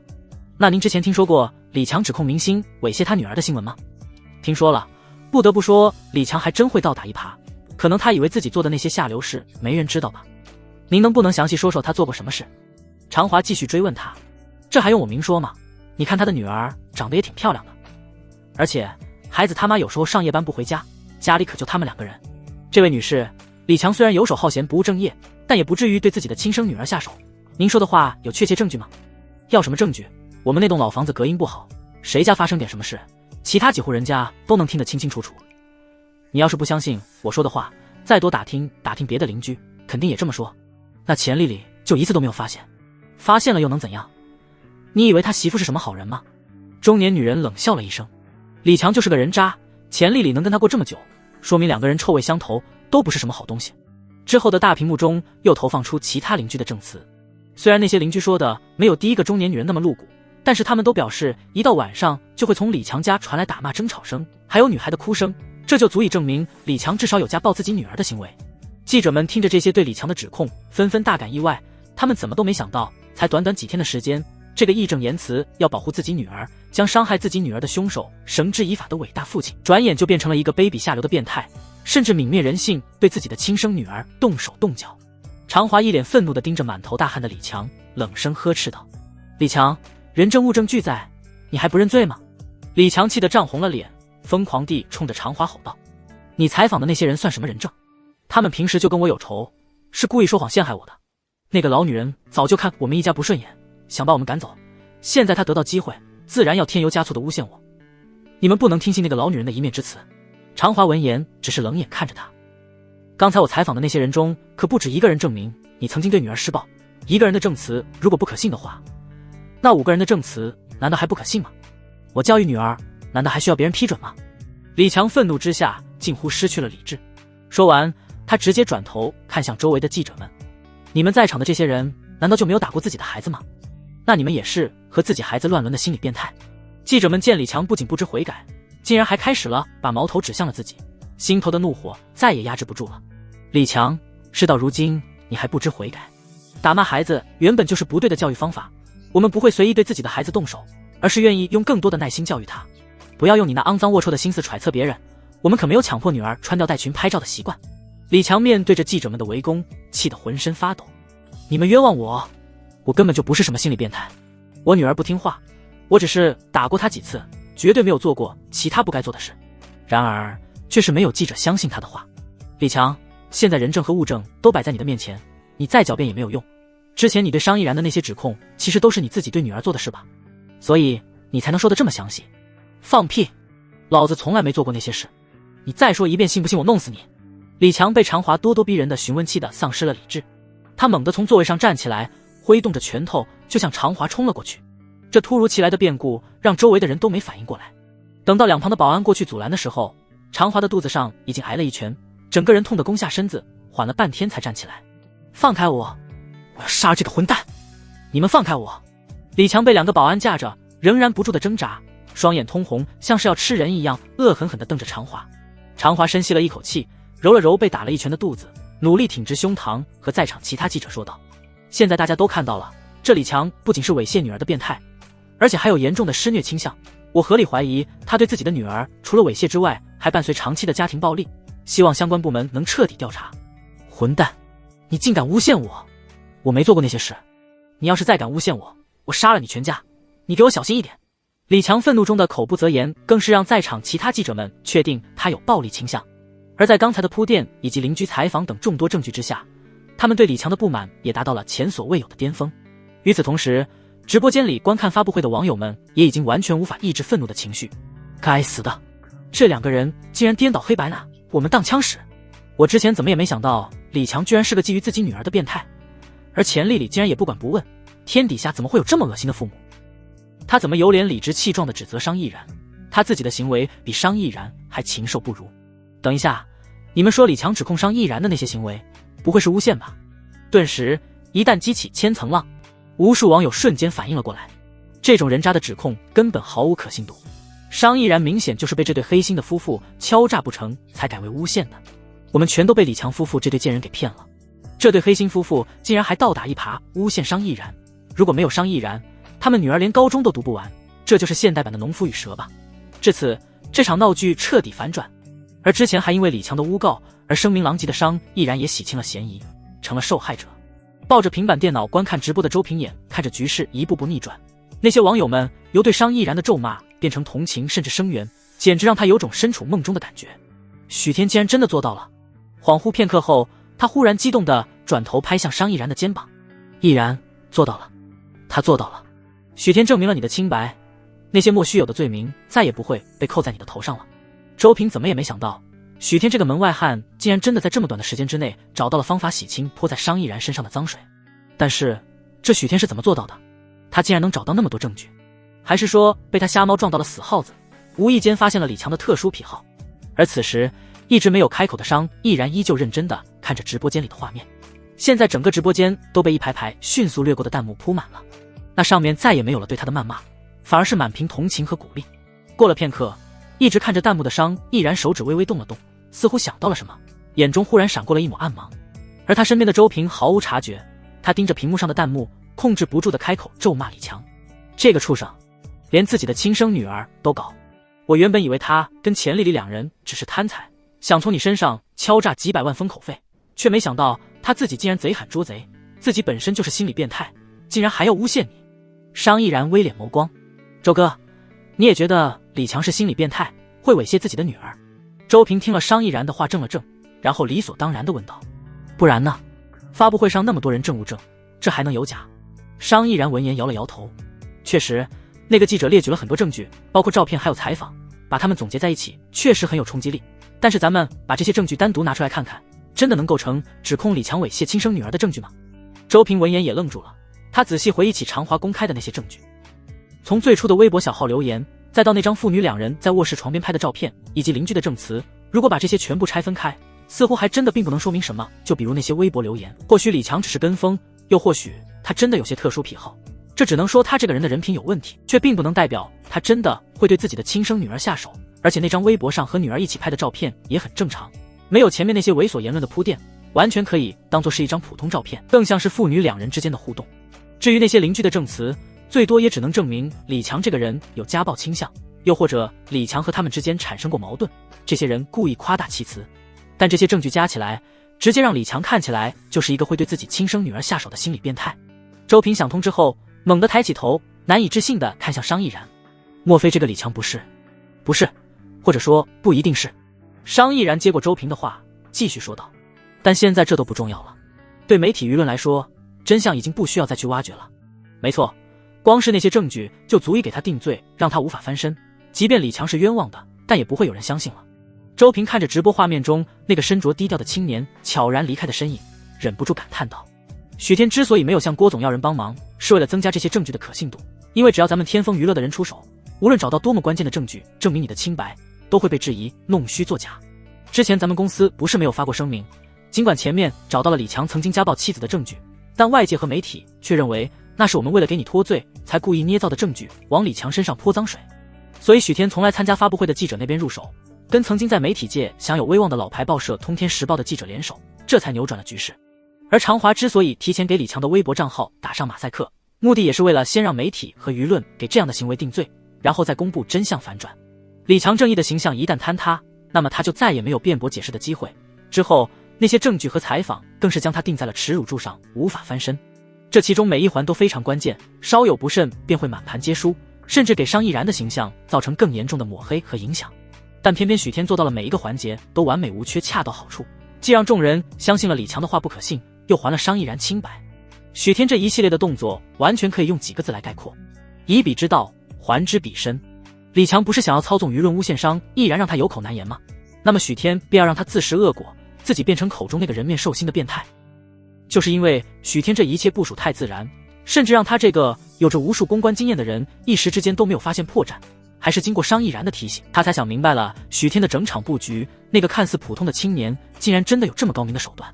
最让周平感到震惊的是，在此之前他从来没有在娱乐圈和任何媒体见过许天，并且他听许天和郭启山的对话也能看出，许天真的是完全没有经验的新人。一个新人竟然能秒杀经验老道的公关团队，独自一人解决这次的公关危机，着实令他大感震撼。因为李强失去理智动手打人，因此这场发布会草草结束。但是守在各个出口的媒体记者却始终不肯离去，试图从李强和钱丽丽夫妇两人口中挖出更加爆炸性的猛料。李强，对于你猥亵亲生女儿这件事，你有什么想解释的吗？钱女士，对于你丈夫的行为，你事先知情吗？除了你们的女儿之外，是不是还有其他孩子受害呢？李强，刚才在发布会上我见你毫无悔改之意，那么是否可以认为你并没有意识到你自己的行为已经构成了犯罪？面对着一个个举过来几乎要对到自己脸上的麦克风和镜头，李强简直快气疯了。而他身边的钱丽丽则只是难堪的捂住脸，尽量躲避相机，让自己不被拍到。你们这些人不要乱说话，我什么都没做过，你们这是造谣诬陷，我根本就没有猥亵过自己的女儿，她可是我的亲女儿，我怎么可能做出这种事？你们这些唯恐天下不乱的记者，被人带了节奏还不知道，这是助纣为虐，是帮凶。李强愤愤不平地替自己辩解着，表情狰狞，眼神凶狠。只可惜他的这副样子被这些记者们自动解读为了恼羞成怒。可是刚才常记者已经找出了你之前在社交账号上的言论，对此你又怎么解释呢？你确实有过下流猥琐的言论，而且从你的浏览记录上来看，你一直偏好未成年人的照片和视频，难道你还要狡辩这些都是诬陷吗？我只是闲着无聊随便看的，根本就没有什么偏好，那些都是他们栽赃给我的，我根本就没有搜索过。然而没等李强说完，记者们的问题又一次抛了出来。那些图片我们已经鉴定过了，不是伪造的，而且那个最初留言的账号经调查也是你本人的微博账号，这点容不得你抵赖。而且还有你家邻居的那些证词也都指向你是个猥亵亲生女儿的变态。不是，我没做过，那个姓常的小子是故意要陷害我，你们为什么就不相信呢？凭什么因为他的一面之词就给我定罪？我周围的邻居跟我们一家有仇，他们想要陷害我们，想要把我们赶出那个小区。一个邻居可能故意说谎，你是想说你的所有邻居全部串通起来说谎陷害你，而且每个人的说辞完全没有先后矛盾，你觉得这可能吗？怎么不可能？他们就是陷害我。李强梗着脖子不肯认输，承认吧，你自己就是个下流龌龊的变态，还把脏水泼到商毅然的身上，你的目的是不是想向商毅然及其经纪公司勒索钱财？你别胡说八道，我没有。李强依旧疯狂地嘶吼，但这一次却没有人相信他。就在这些记者们追着李强和钱丽丽夫妇不放的时候，常华从酒店门口走了出来。记者们见从李强这里问不到消息，又连忙向常华那边跑了过去。常记者，能不能给我们讲一下，您是怎么找到这些关键性证据的？您是从一开始就怀疑李强夫妇做了伪证诬陷商毅然的吗？常华文言摇了摇头，我一开始并没有觉得李强他们是在诬陷商毅然，我只是觉得现有的证据没有办法彻底给商毅然定罪，所以想要更深入的调查一下，让他没有可以洗白的空间，却没想到这一调查却查出了李强那些变态龌龊的行为。常华的一句话完全撇清了他和商毅然的关系，让在场的记者们清楚他一开始调查李强并不是为了给商毅然洗白，让自己找到的证据可信度又提升了一个高度。不过也幸亏我做了大量的调查，否则我们就要冤枉一个无辜善良的人了。常华面对其他媒体的镜头侃侃而谈，在如今社会发展迅速的时代，真相是永远不会被掩埋的，而那些隐藏在真相之下的恶意，也终究会被广大媒体以及群众察觉。常华的话引起了一阵热烈的掌声，而站在不远处的孙建彪却是沉着脸，表情像是吃了屎一样难看。原本他才应该是这场发布会的主角，他应该意气风发的和李强一起斥责商亦然的罪行，得到广大媒体和热心网友的赞扬。然而常华简简单单的甩出几张照片几段录音，就让他彻底的变成了跳梁小丑。现在商亦然猥亵未成年人的案件已经彻底被人遗忘，众人目前讨论的焦点都是李强这个人面兽心的父亲竟然对自己的亲生女儿下手。毕竟这涉及到伦理的新闻，满足了吃瓜群众的猎奇心理，而再加上两重反转，更是惹人瞩目。那些常年和新闻素材以及热点打交道的记者不会不清楚观众们想看什么，当然不会再在商亦然身上下功夫，而是想尽办法打算从李强和钱丽丽夫妇身上再多挖掘一些可以爆料的八卦。现在如果他再去包庇维护李强，只会成为众矢之的，招来无数的指责和谩骂。孙建彪怎么都不愿意相信自己精心策划的这盘棋竟然落得满盘皆输的下场，他只能眼睁睁看着那些记者们围在常华的身边，如众星捧月一般的向他咨询着一个个问题。混蛋！他气急败坏的一拳捶向旁边的轿车，引得警报声四起。然而即便是这样，也没有人试着给他一个关注的眼神。与此同时，在公寓里观看直播的周平看到直播画面，高兴的直拍大腿。李强这个畜生早该遭报应了，他之前不是最喜欢利用网络舆论来给你泼脏水了吗？现在也该让他享受一下被谩骂唾弃的待遇。不过周平毕竟是专业的经纪人，很快他就冷静了下来，而后他有些犹豫的看向商亦然。不过虽然现在证明了李强也是个心理变态的混蛋，但并不能完全洗清你的嫌疑。要是李强破罐破摔，打算跟你鱼死网破，不肯改口，那咱们该怎么办？尽管商亦然不会再面临舆论上的压力，而法院那边因为证据不足，最终也会判李强败诉，但官司继续打下去，还是会影响商亦然的前途。现在的制作人和品牌方都精得很，不会用有潜在隐患的艺人。哪怕舆论已经有了明显的反转证明商亦然的清白，但在法院没有最终判决之前，他们也不会贸然和商亦然合作。这么一来，商亦然的前途相当于依旧处于岌岌可危的状态，而原本应该属于商亦然的那些资源，肯定也会被同期的其他竞争者瓜分得一干二净。放心吧，我相信他能解决。这一次商亦然的眼神更加坚定了，他觉得这个发布会才只是个开端，之后许天一定还会有其他动作。就如同周平想的那样，在这次的记者会过后，网络上关于商亦然猥亵未成年少女的事件彻底反转，那些辱骂商亦然的人全部把矛头转向了李强和钱丽丽夫妇，形成了新一轮的网络暴力。那些记者们为了挖到第一手素材，在记者会结束之后就到李强家以及这两夫妻的工作单位附近蹲守。李强这份原本就是因为舆论同情得来的工作，也因为真相的曝光而被老板辞退。他被那些记者们逼得没办法，想要暂时找个落脚的地方避避风头。然而他家的亲戚朋友都对他避而不见，甚至还有一部分人跑去到记者那边爆料落井下石。李强平时的名声原本就不好，因此这些向记者爆料的人提供的言论和证词自然对他越来越不利。至于钱丽丽，也同样被舆论推到风口浪尖。她身为母亲，非但没有保护好自己的女儿，反而和李强狼狈为奸，故意诬告陷害商亦然。这段时间也和李强一样，被正义网友们骂得狗血淋头。李强家的老房子客厅里一片狼藉，钱丽丽则是提着一个硕大的旅行箱，另一手去拽女儿的胳膊，打算拉着她出门。李强一步窜到门口，拦住他们母女，冷声质问道：“你们要去哪儿？你还有脸问我们去哪儿？”钱丽丽崩溃地冲着李强吼道：“我们去哪儿都用不着，你管我要跟你离婚，以后你休想再见到我和女儿。”李强如今早已被记者无休止的纠缠弄得精疲力尽，此时也没有力气再和钱丽丽吵架。你也不看看现在是什么时候，别耍脾气了，楼下和小区口都有记者，你现在出去简直是丢人现眼。过几天那些记者们就去追别的大新闻了，谁还能记得咱们？等拿到钱，咱们就可以换一个城市重新生活。李强，你到底有没有脑子？钱丽丽红着眼圈冲李强吼着，要不是为了钱，咱们也不会沦落到现在这个下场。现在网络那么发达，你以为换一个城市就没人认识咱们了吗？你看看这几天我们过的是什么日子，整日担惊受怕，我现在手机都不敢开机，单位也不敢去，只要走出去就有人对我指指点点，还有人诅咒我出门被车撞死，要往咱们家泼汽油。你之前那么张扬，现在所有人都知道咱们的真实信息，亲戚朋友也跟咱们断了来往，咱们连一个安身落脚的地方都没有，要那些钱还有什么用？钱丽丽现在是悔不当初，如果她当初没有听信李强的那些鬼话，如今也不会沦落到这个下场。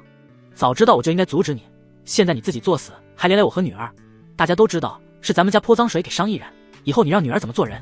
钱丽丽越说越后悔，到最后直接捂着脸痛哭出声。我当初真的是瞎了眼才嫁给你。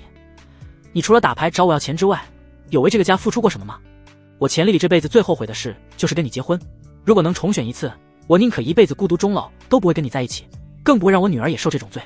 小女孩站在钱丽丽的身边，手足无措，只能不住地拍着她的肩膀安慰她。妈妈，你别哭了。听着女儿的安慰，钱丽丽更是泪如雨下。她哭着哭着，忽然像是意识到什么一般，瞪圆了眼睛看向李强，嗓门也提高了8度。李强，你给我说实话，那个记者说的不会是真的吧？你胡说八道些什么东西？李强听到钱丽丽的质疑，差点没背过气去。其他人给我泼脏水也就算了，连你都不相信我。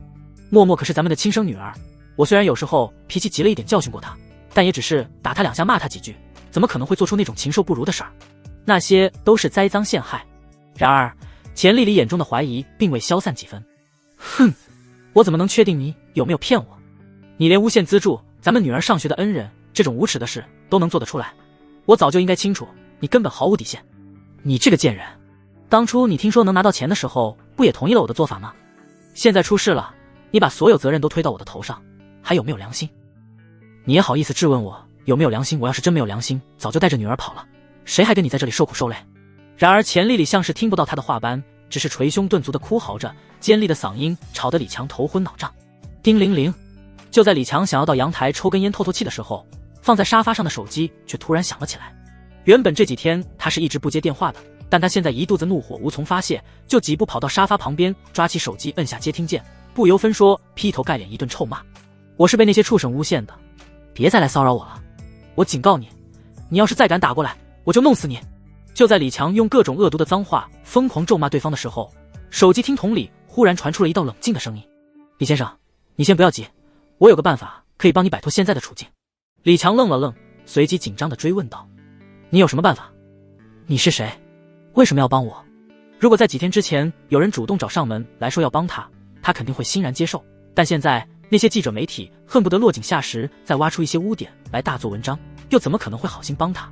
你不必知道我是谁，你只要知道我能帮你摆脱困境，让那些记者再也不会来打扰你和你的家人。真的。李强的语气将信将疑。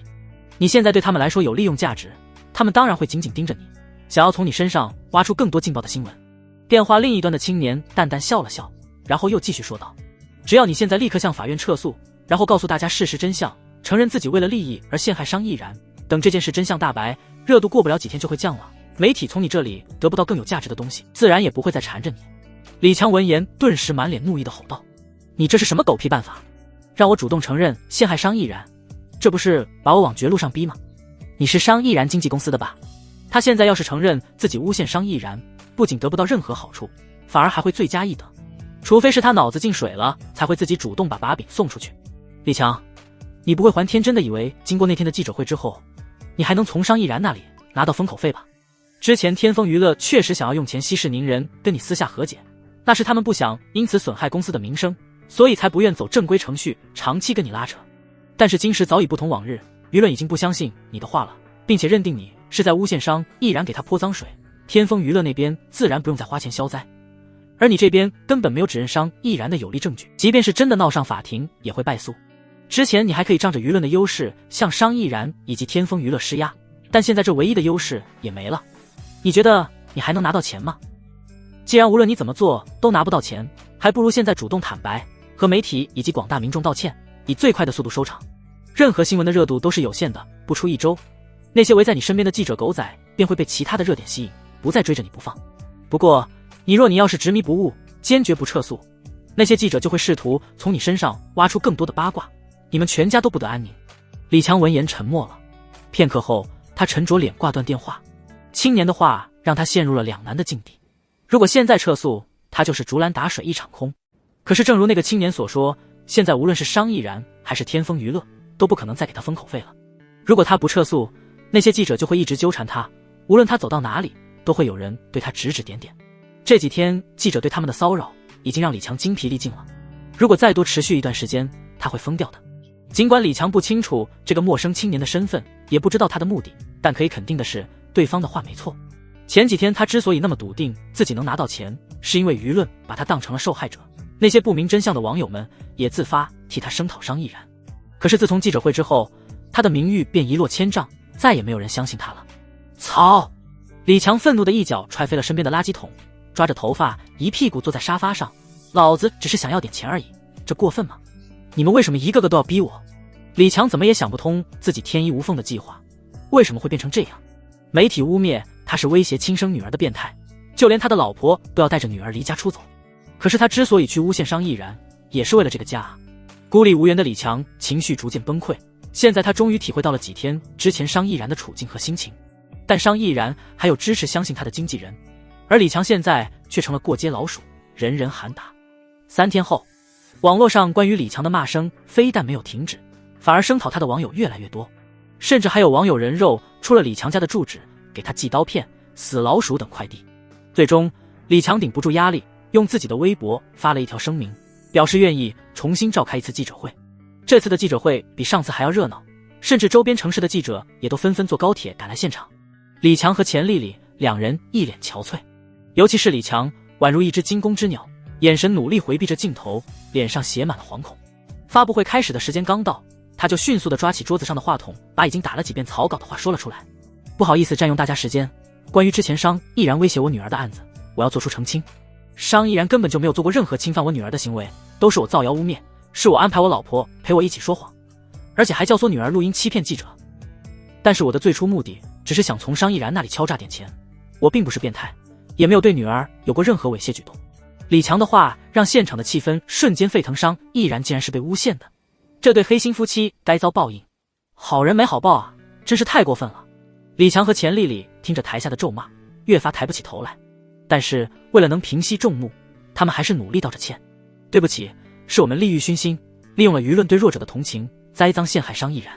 我们真的知道错了，千错万错都是我和老婆的错，我们的女儿是无辜的，她年纪还小，还要上学，希望媒体不要再去学校蹲守了。呵呵，早知今日何必当初，现在知道错了，早干什么去了。虽然李强道歉了，但台下的记者们却不买账。商毅然好心帮你们，你们却恩将仇报，良心都被狗吃了吗？最恶心的是，他们利用群众的同情心，拿无辜网友当枪使。出了这样的事，以后谁还敢伸张正义？谁又知道还有没有反转？不过那小女孩也挺可怜的，竟然被自己亲生父母当成赚钱的工具。小姑娘还是努力读书，争取早点脱离这样的原生家庭吧。在网上看直播的商毅然粉丝听到了李强夫妇道歉之后，纷纷在弹幕上刷屏：商毅然是无辜的，那些无法分青红皂白就咒骂他的人滚出来道歉。我早就知道我们家毅然不会做出这种事，可你们就是不相信。现在真相大白，那些只会跟风的无良媒体脸都被打肿了吧。同样在看直播的许天放下平板电脑，揉了揉眉心。都说正义虽然会迟到，但永远不会缺席。前世商毅然确实等到了迟来的正义，但他却付出了相当惨痛的代价。他的整个人生都被一句谎言毁了，就算是还他清白又有何意义？而那些网络上义愤填膺的网友们，又有多少人是真的关心受害者？从商毅然到李强，其中不乏真正的正义之士，但是大多数的人不过就是想要找个途径发泄心中的戾气罢了。大众往往关注的不是什么真理，而是能够让他们茶余饭后高谈阔论的谈资。网络的世界本来就是如此，不过能把一个无辜的人从深渊边拉回来，还是让许天很有成就感。经过这次公关之后，许天更加坚定了往自媒体方向发展的决心。他现在可以先在天风娱乐历练一段时间，等积攒了足够的人脉和资源，便可以另起炉灶。重生之后，他已经想通了要和唐冰岩好好过日子，所以他也要更加努力，早日成为可以和他并肩的伴侣。与此同时，江水市某富人区，观看李强直播道歉的周平简直大喜过望。做到了，许天竟然真的做到了。之前我还不明白许天究竟怎么运作才能洗清你的罪名，我没想到他是要让李强亲口承认诬陷，这一招实在是太高了。任何洗白都没有当事人亲口承认诬陷有效，这么一来，他们泼在你身上的脏水就能彻底够洗清了。周平万分庆幸当初相信了许天，而不是让公司赔钱私了，息事宁人。这次许天真的给了他们一个大惊喜。毅然，这么大的喜事，咱们一定要好好庆祝一下。不过我觉得你还是应该先去寺庙拜一拜，洗洗晦气。周平都已经想要了要怎么庆祝了，却见商毅然正低头盯着手中的手机，似乎根本没有听到他刚才在说什么。毅然，我跟你说话呢，李强当众道歉了，你现在能彻底翻身了。我知道了。商毅然语气淡淡的，依旧专注的盯着手机屏幕。毅然，你是在等许天跟咱们联系吧？周平毕竟是带了商毅然几年的经纪人，他能通过商毅然的一个小动作就洞悉对方的想法。按理说，许天应该给咱们打个电话的，是不是忙忘了？我去问问。周平说着，也拿出了自己的手机，拨通了许天的号码。铃声响了很长时间，都没人接。就在周平打算挂断电话的时候，才终于被接通。喂，是一个冷冰中又带着强势的女人声音。你是谁？周平猛地一愣，或许是这个声音气场太强，让他的语气也变得有些紧张。请问这是？商毅然就在周平的身边，也听到了接电话的女人声音，有些诧异地问道：不是许天，你是不是打错号码了？这个周平再次确认了一遍。没错啊。与此同时，拿着手机的唐冰岩也微微蹙了蹙眉。许天在洗澡，他听到手机铃声响了，又没有来电显示，就随手替他接了。因为电话中不是女人的声音，让他多了几分耐心。不过这一点点耐心，也在周平忙着确认号码对错的时候耗尽了。就在他打算挂断电话的时候，裹着浴巾的许天从浴室里走了出来，随口问道：谁的电话？找你的。唐冰岩面无表情地把手机递了过去。喂。许天顺势接了电话，一边单手擦头发，一边开口道：哪位？许先生，是我。周平连忙出声。许天这才想到自己没有存周平的电话。周经纪人啊，找我有事。刚才是谁接的电话？我还以为是我打错了号码。周平长舒了一口气。我朋友。许天言简意赅地解释道。他没说唐冰岩是自己老婆，毕竟他明白以周平的能力，知道了他有老婆，很容易调查出来他老婆是谁。到时候先不说他会被人看成吃软饭的，就说在公司也会被人因为唐冰岩丈夫这个身份区别对待。而周平毕竟是混娱乐圈的，他的心思总比一般人要活络一些，这么晚了还在一起，而且还能替许天接电话，即便是朋友，他们之间的关系肯定也不只是普通朋友那么简单，即便不是女朋友，也是正处于暧昧期，甚至还很有可能是一夜情对象。不过他并未深究，只是笑着道：许先生，不要那么见外了，你叫我周平或者周哥都行，我给你打电话是想感谢你替我们家商毅然洗脱嫌疑，这次算是我和毅然欠你一个人情，以后你那边有什么需要我们帮忙的，尽管开口，不要客气。周哥太客气了，酬劳我会去找郭总要的，你们不用费心。既然这样，那我也不勉强你，不过这个人情永远有效。周平和许天寒暄了几句，就把手机递给了商毅然。毅然也在我身边，他想跟你说几句话。许先生，谢谢你。商毅然在心中打了几遍腹稿，但是在接过电话之后，还是只说了简单几个字：举手之劳而已，商先生不必客气。许天半开玩笑道：如果你真想报答我，就给我一张签名专辑吧，我有个朋友是你的歌迷。容颜喜欢商毅然，许天甚至还在他的朋友圈看到了关于替商毅然澄清的转发。不过那时候商毅然还在风口浪尖，他的转发自然适得其反。现在商毅然身上的脏水被洗清，他倒是可以要个签名，然后让云硕送给容颜，也算是替自己兄弟谋个福利。没问题，你想要多少张都可以。商毅然毫不犹豫答应了下来。挂了电话，许天就感觉到了唐冰岩的目光正直视着自己。老婆，你知道商毅然的丑闻反转了吧？许天依旧用头上半干的毛巾擦拭着头发上的水珠。比起外界的认可，许天更向唐冰岩证明自己是可以独当一面，甚至替他分担的男人。你很厉害。唐冰岩的表情之中并无意外，他一直都清楚许天是多么优秀的人，所以这次许天主动提出要去天风娱乐解决商毅然的公关危机，他没有犹豫就同意了。老婆，你似乎不太高兴。许天敏锐地感觉到唐冰岩并没有因为他圆满地解决了商毅然的公关危机而高兴。没有。唐冰岩摇了摇头，只要许天想要的他都会给，但现在他又有些后悔，他不想让那么优秀的许天被其他人看见。放心吧，老婆，我会向爷爷和唐家的人证明你的选择没有错。许天，你不需要任何证明。这一次唐冰岩郑重地转头看向许天，你就是最好的，最好的。许天一想到重生之前自己整日游手好闲跟唐冰岩作对的样子，为了让唐冰岩失望，他还故意把工作搞砸，让他收拾烂摊子。不是许天想自黑，但扪心自问，那样也叫最好的话，那世界上恐怕也没有烂人了。老婆，我觉得你的滤镜有点厚。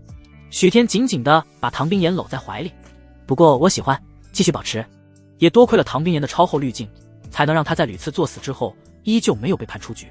毕竟像唐冰岩这样万里挑一的女王级别的人，身边总是不缺陷殷勤的男人，一个青梅竹马的顾北城就足够让他头疼了，要是再多来几个，恐怕他家祖传的陈年醋坛都要被打翻了。不过尽管许天嘴上说着担心唐冰岩桃花太多自己无心工作，但第二天还是准时出现在了天风娱乐。这一次，他一路来到郭启山的办公室，畅通无阻，甚至郭启山的助理亲自下楼来接他，一直把他送到了门口。郭启山已经在办公室等候许天多时了，见到他后，当即热情地站了起来：“许天啊，快过来坐！没想到你年纪轻轻就在公关方面就这么有经验，让我不得不服。郭总过奖了。”许天淡淡一笑，在郭启山对面坐下：“许先生，这次关于商毅然的公关，你做得非常好，不仅洗清了商毅然的嫌疑，还让他得到了不少新的资源，就连我们天风娱乐的股价这2天也涨了3个点。你的手段根本不像是刚进入娱乐圈的新人，反而比有多年经验的公关团队还厉害。”许天安静地听着郭启山赞美，也大概摸清了对方的套路，先夸他，让他放松警惕，然后再说自己有难处，至于之前答应的条件，怕是大打折扣。不过许天也早就料到了郭启山会这么做，顾北城让他不要透露自己的身份，自然也不会对郭启山提起，甚至以顾北城的性格，或许还会暗示郭启山不要给他重要的职位。果不其然，郭启山见自己口若悬河，半天许天不接招，于是只能自己把早就跑偏的话题拉回来：“小许啊，你今天来是想跟我谈关于职位的事吧？除了职位，还有一个条件。”许天开门见山地说道：“郭总贵人多忘事，不会是不记得了吧？”“记得。”郭启山讪讪说道：“我怎么会忘呢？你先说说你的条件。”“我想和郭总要一处房产。”许天想到了严晴雪一家破产之后，为了还债不得不把江水皇朝的别墅拍卖掉，而那栋别墅最后正是被郭启山拍走的。“哪里？”郭启山没想到许天会提出这么简单的要求，不以为意地问道：“小许你看上的，我肯定给你。江水皇朝88号。”许天说完，就明显感觉郭启山脸色一僵。也难怪，这个郭启山之前跟严晴雪的父亲是死对头，这栋别墅就相当于他的战利品，想让他出手自然不容易。因此许天才会在一开始就和郭启山提出，除了一份工作之外，还要他满足自己一个条件。怎么，郭总不肯割爱？许天盯着郭启山，拿起面前的纸杯，淡定地喝了一口水。如果郭总实在不肯的话，也不必勉强。只不过我听闻郭总是个言出必行的人，之前你当着公司高层的面答应我的承诺，如果现在反悔的话，小许啊，你这可就误会了。郭启山眼中闪过一抹不悦，却稍纵即逝。我既然答应了你，就肯定会履行承诺。只不过江水皇朝那栋别墅对我来说有很重要的意义，但是我这个人是信守承诺的人。你放心，现在我就让秘书准备相关文件。郭启山说完就拨打内线电话，把秘书叫了进来。秘书进来之后，他又把对方叫到自己身边，低声耳语了几句。10分钟之后，秘书拿着一叠文件回来，把文件放在了许天的面前。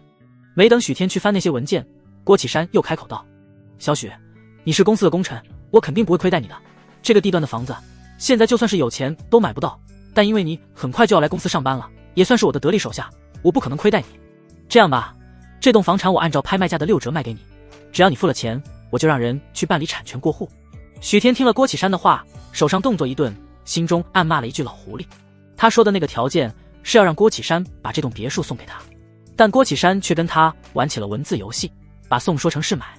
这栋别墅当年的成交价就非常高，哪怕郭启山给他打6折，那也能随便在江城其他地段买好几套房子了。不过许天脸上的表情并没有太大的波动，依旧淡定自若地盯着郭启山，唇边还带着笑意。和郭启山这种商场老油条打交道不会那么顺利，这是他之前就预想到的。不过对方以为这种程度就能让自己自乱阵脚，那就太天真了。郭启山原本是想要看许天气急败坏的模样，却没想到许天的神情中没有丝毫不满。他皱眉打量着许天，似乎想从他的脸上看出些其他情绪，然而最终还是失败了。事已至此，他也只能把戏演下去，努力维持着一个信守承诺的上司模样。小许，你不用担心，我都已经让人把转让协议准备好了，钱暂时不够也没关系，只要你这边钱到位，那栋别墅随时是你的。许天微微扬了扬眉，似笑非笑地看了郭启山一眼，然后开口道：“多谢郭总割爱了。”郭启山琢磨不透许天的想法，心中不爽，不过还是按照之前原定的流程，又拿出了另一份合同。这份合同也是给你准备的，你看看还有没有什么不满意的，我立刻让人事部修改。许天闻言拿起了合同，他刚打开看到里面的内容，低垂的眼眸中就闪过了一道冷光。这份合同的甲方根本就不是天风娱乐，而是天风娱乐下属的一家小公司青果音乐。天风娱乐作为娱乐圈中数一数二的大公司，旗下有很多分公司，囊括了影视、综艺、直播、音乐等诸多项目。但众所周知，青果音乐在这些公司里实力是垫底的，公司里的艺人除了杜小伟手下的组合出道后单飞的歌手聂晶晶之外，其他人都是180线开外的小透明，有的连百度百科都没有。而且这个公司基本上属于被天风娱乐放养的状态，公司里杜小伟一家独大，说一不二。郭启山依旧装出一副体恤下属的好上司模样，耐心地劝道：小许，你也清楚，天风娱乐目前已经是非常成熟的娱乐公司了，之前你处理商易然公关危机时的表现确实让我刮目相看，我思来想去，最终还是觉得与其让你直接进入天风娱乐安稳养老，倒不如多给你一些机会去闯一闯。年轻人嘛，就不应该安于现状，要敢于打拼，我相信就凭你的实力肯定会带出优秀的艺人。许天没有开口，只是眼神更冷了几分。让他去一个几乎被放弃的分公司，还美其名曰是相信他的能力，是对他的历练，这倒也难怪严家斗不过郭启山，最后落得破产的下场。不过郭启山要把他发配到青果音乐去，倒也在他的预料之中，毕竟早在顾北城让他不要暴露身份，以普通员工的身份去解决商易然的公关危机，他就猜到顾北城不会任由他发展了。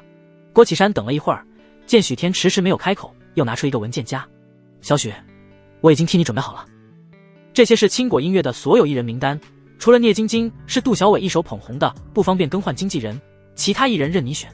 而且我也已经和那边打了招呼，你过去之后不仅是经纪人，也可以参与公司的各项决策，青果音乐的未来和前途就全靠你了。这么一顶大帽子扣下来，如果是初出茅庐的新人，恐怕早就对郭启山感恩戴德，斗志满满，想要做出一番事业了。只可惜这些话对于已经有2世经验的许天来说根本毫无作用。整个青果音乐除了聂晶晶之外，就没有一个能独当一面的艺人，他从这些小透明中挑破头也挑不出什么。不过许天还是打开了郭启山递过来的文件盒，仔细地翻看里面的艺人资料，试图寻找到一条落网之鱼。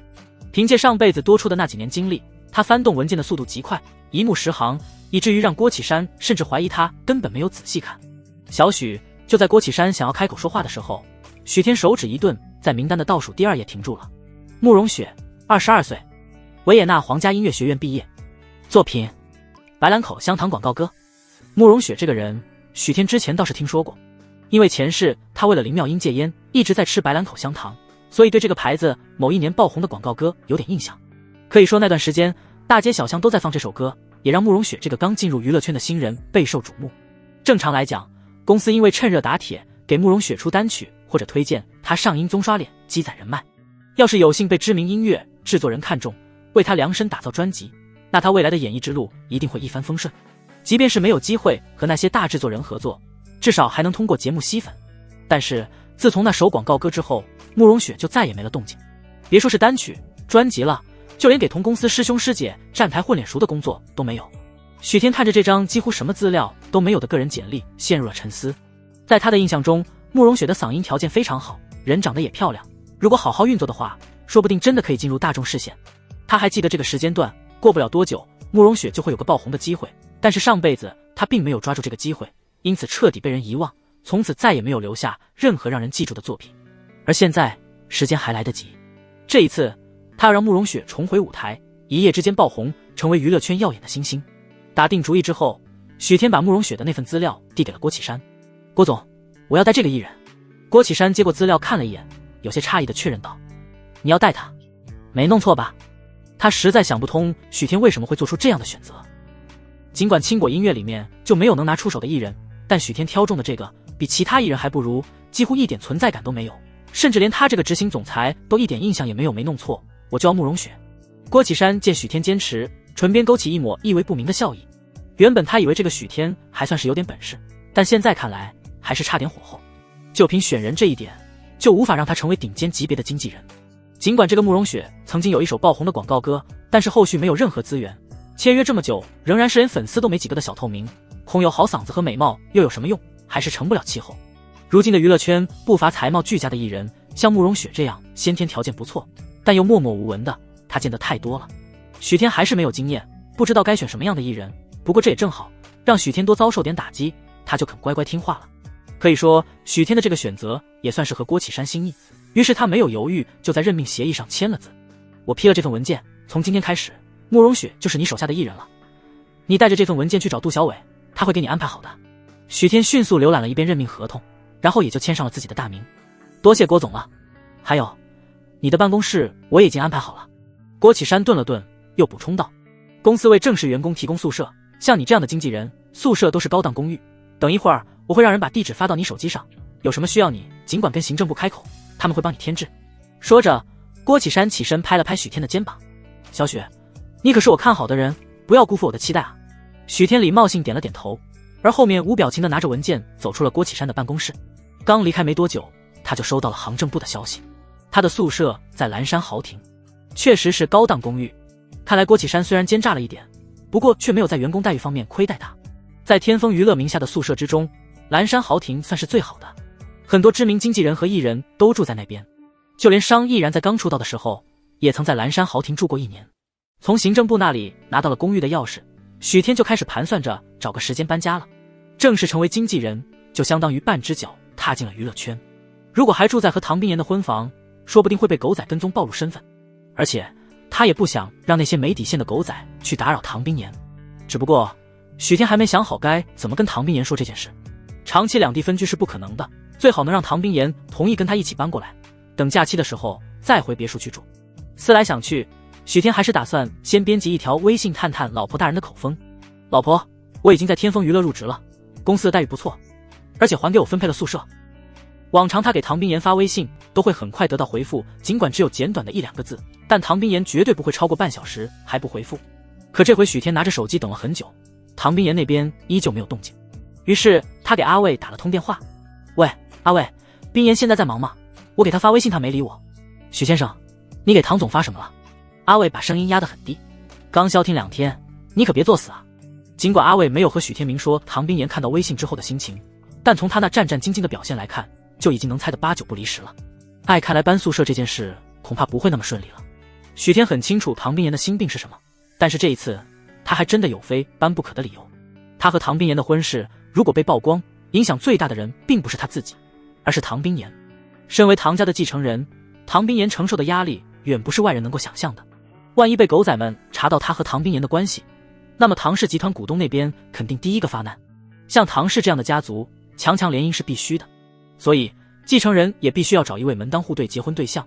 之前唐冰岩直接拿了户口本和他在江水登记结婚，唐家上下都是反对的，但这又关乎着唐家的名声，因此除了唐老爷子和几个长辈知道这件事之外，就连唐家旁系分支的侄子都被瞒得密不透风，毫不知情。唐冰岩虽然不想隐瞒，但那时候因为许天也对这段婚姻非常厌恶，于是2人相当于隐婚的状态。如果毫无准备被曝光，对唐冰岩来说绝对是个麻烦。他不能替唐冰岩分忧，至少不能在这种时候成为他的拖累。而且他成为经纪人之后，要带艺人赶通告，昼夜颠倒，通宵都是常有的事。2人的婚房别墅又距离公司比较远，住艺人宿舍是最方便的。可是要怎么才能让唐冰岩同意他搬到公司的宿舍呢？许天皱着眉思索着，忽然眼睛一亮，立刻打车回了他和唐冰岩的婚房黄宇别墅。唐冰岩给高层开完会，又拿起手机看了一眼，没有新消息。许天给他发了那条微信之后，就再没动静了。唐总，下班了，现在要回去吗？阿卫一边观察着唐冰岩的神情，一边小心翼翼地开口问道。不回去了。唐冰岩踩着7厘米的高跟鞋，疾风一般走向总裁办公室。我今晚在公司加班。可是，阿卫皱了皱眉，连忙说道。许先生他……唐冰岩脚步一顿，他怎么了？他说等您回家吃饭。你告诉他不用等我。唐冰岩说完就走进了办公室。砰的一声，办公室的大门被重重合上。阿卫看着自己面前紧闭的大门，无奈地叹了口气。他家大小姐这次是真生气了。阿卫早就知道许天那小子靠不住，原本以为经过之前大小姐车祸那件事之后，他能改邪归正，却没想到刚消停几天，又固态萌发，这人简直没救了。就在阿卫打算打电话给许天，问问究竟怎么回事的时候，办公室的门突然被打开。唐冰岩那张冷若冰霜的脸赫然出现在阿卫面前，饶是他早就习惯，却还是不由自主打了个哆嗦。唐总，替我订今晚去澳洲的机票。阿卫不敢怠慢。好，我这就去订。然而还没等他离开，就听到电梯门停靠的声音。许天拎着一个行李箱从电梯里走出来。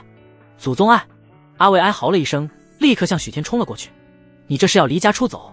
他急得直跺脚，这不是直接往唐冰岩的逆鳞上戳吗？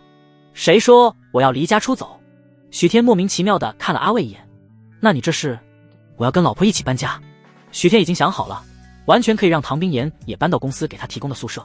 原本唐冰岩经常加班，回去的时间就很晚，而且蓝山豪庭那边住了很多名人，只要他和唐冰岩不是同进同出，即便被狗仔碰到也不会怀疑什么。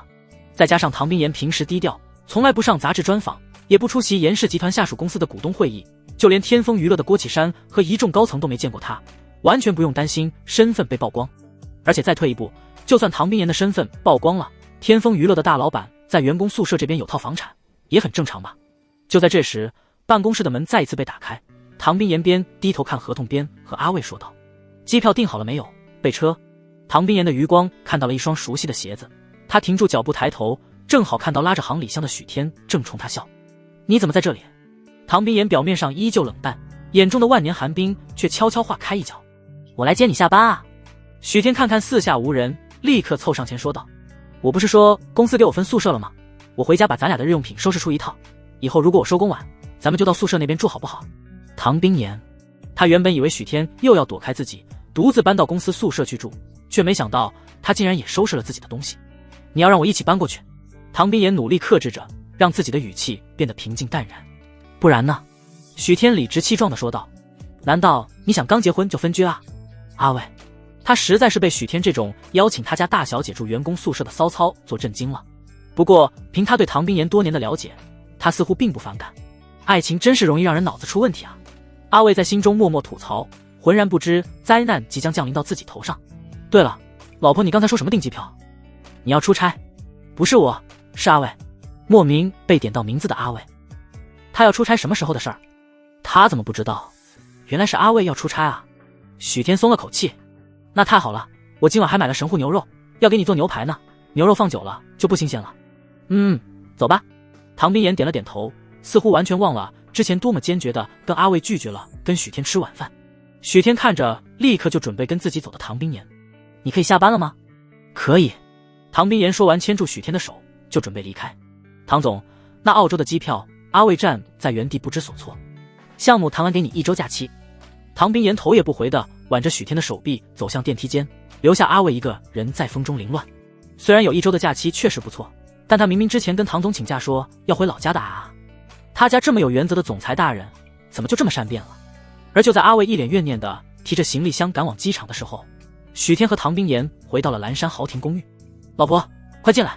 许天也是第一次过来，先带着唐冰岩参观了一圈，然后把行李箱放进了卧室。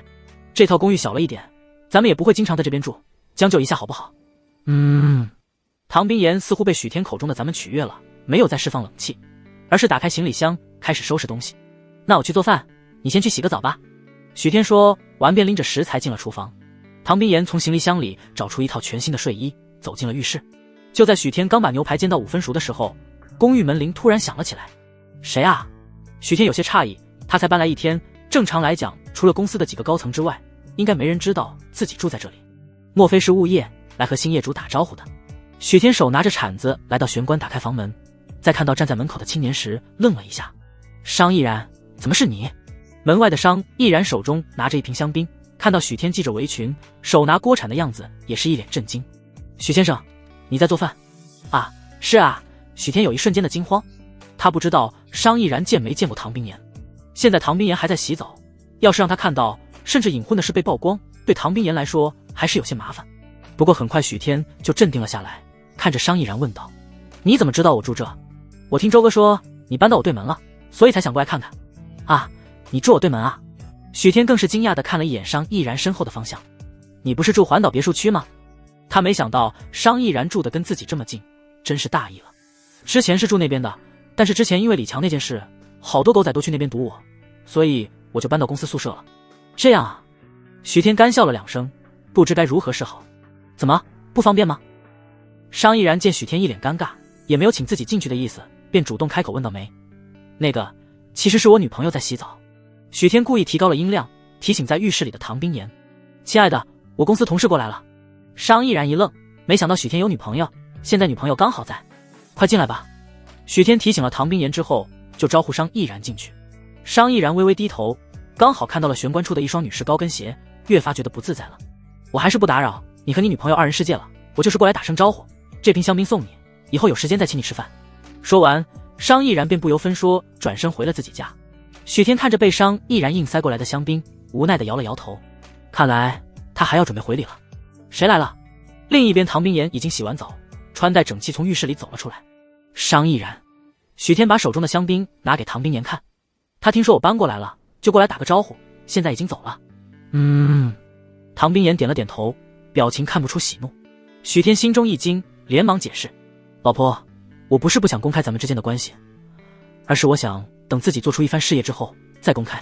我知道你不介意我的出身，但是我不想被外人说是吃软饭的小白脸，不想被他们指指点点说配不上你。”他没说主要原因是担心他们结婚的事情曝光对唐冰岩有不好的影响，毕竟他明白相比唐冰岩自己，他更在意他的感受。然而唐冰岩听到许天这么说，依旧脸色一寒。谁敢？他们当然不敢当着我的面说，但我还能管他们背后怎么想吗？许天无奈一笑：“老婆，我知道自己之前做了很多混账事，在你这里的信用度已经透支了，现在你再信我一次好不好？等我成为娱乐圈王牌经纪人，组建了自己的专业团队，到时候我们再公开。就算我不在乎别人怎么看我，也不想让老婆大人你被外面那些人认为眼光不好。”许天话音落下后，客厅里忽然陷入了一阵诡异的安静。半晌，唐冰岩才开口道：“1年。”言外之意就是1年之后，无论许天有没有做出成绩，他们都要公开。好，1年后我一定会光明正大的牵你的手，再给你补一场盛大的婚礼。说着，许天单膝跪在唐冰岩的面前：“唐冰岩小姐，你愿意做我的妻子吗？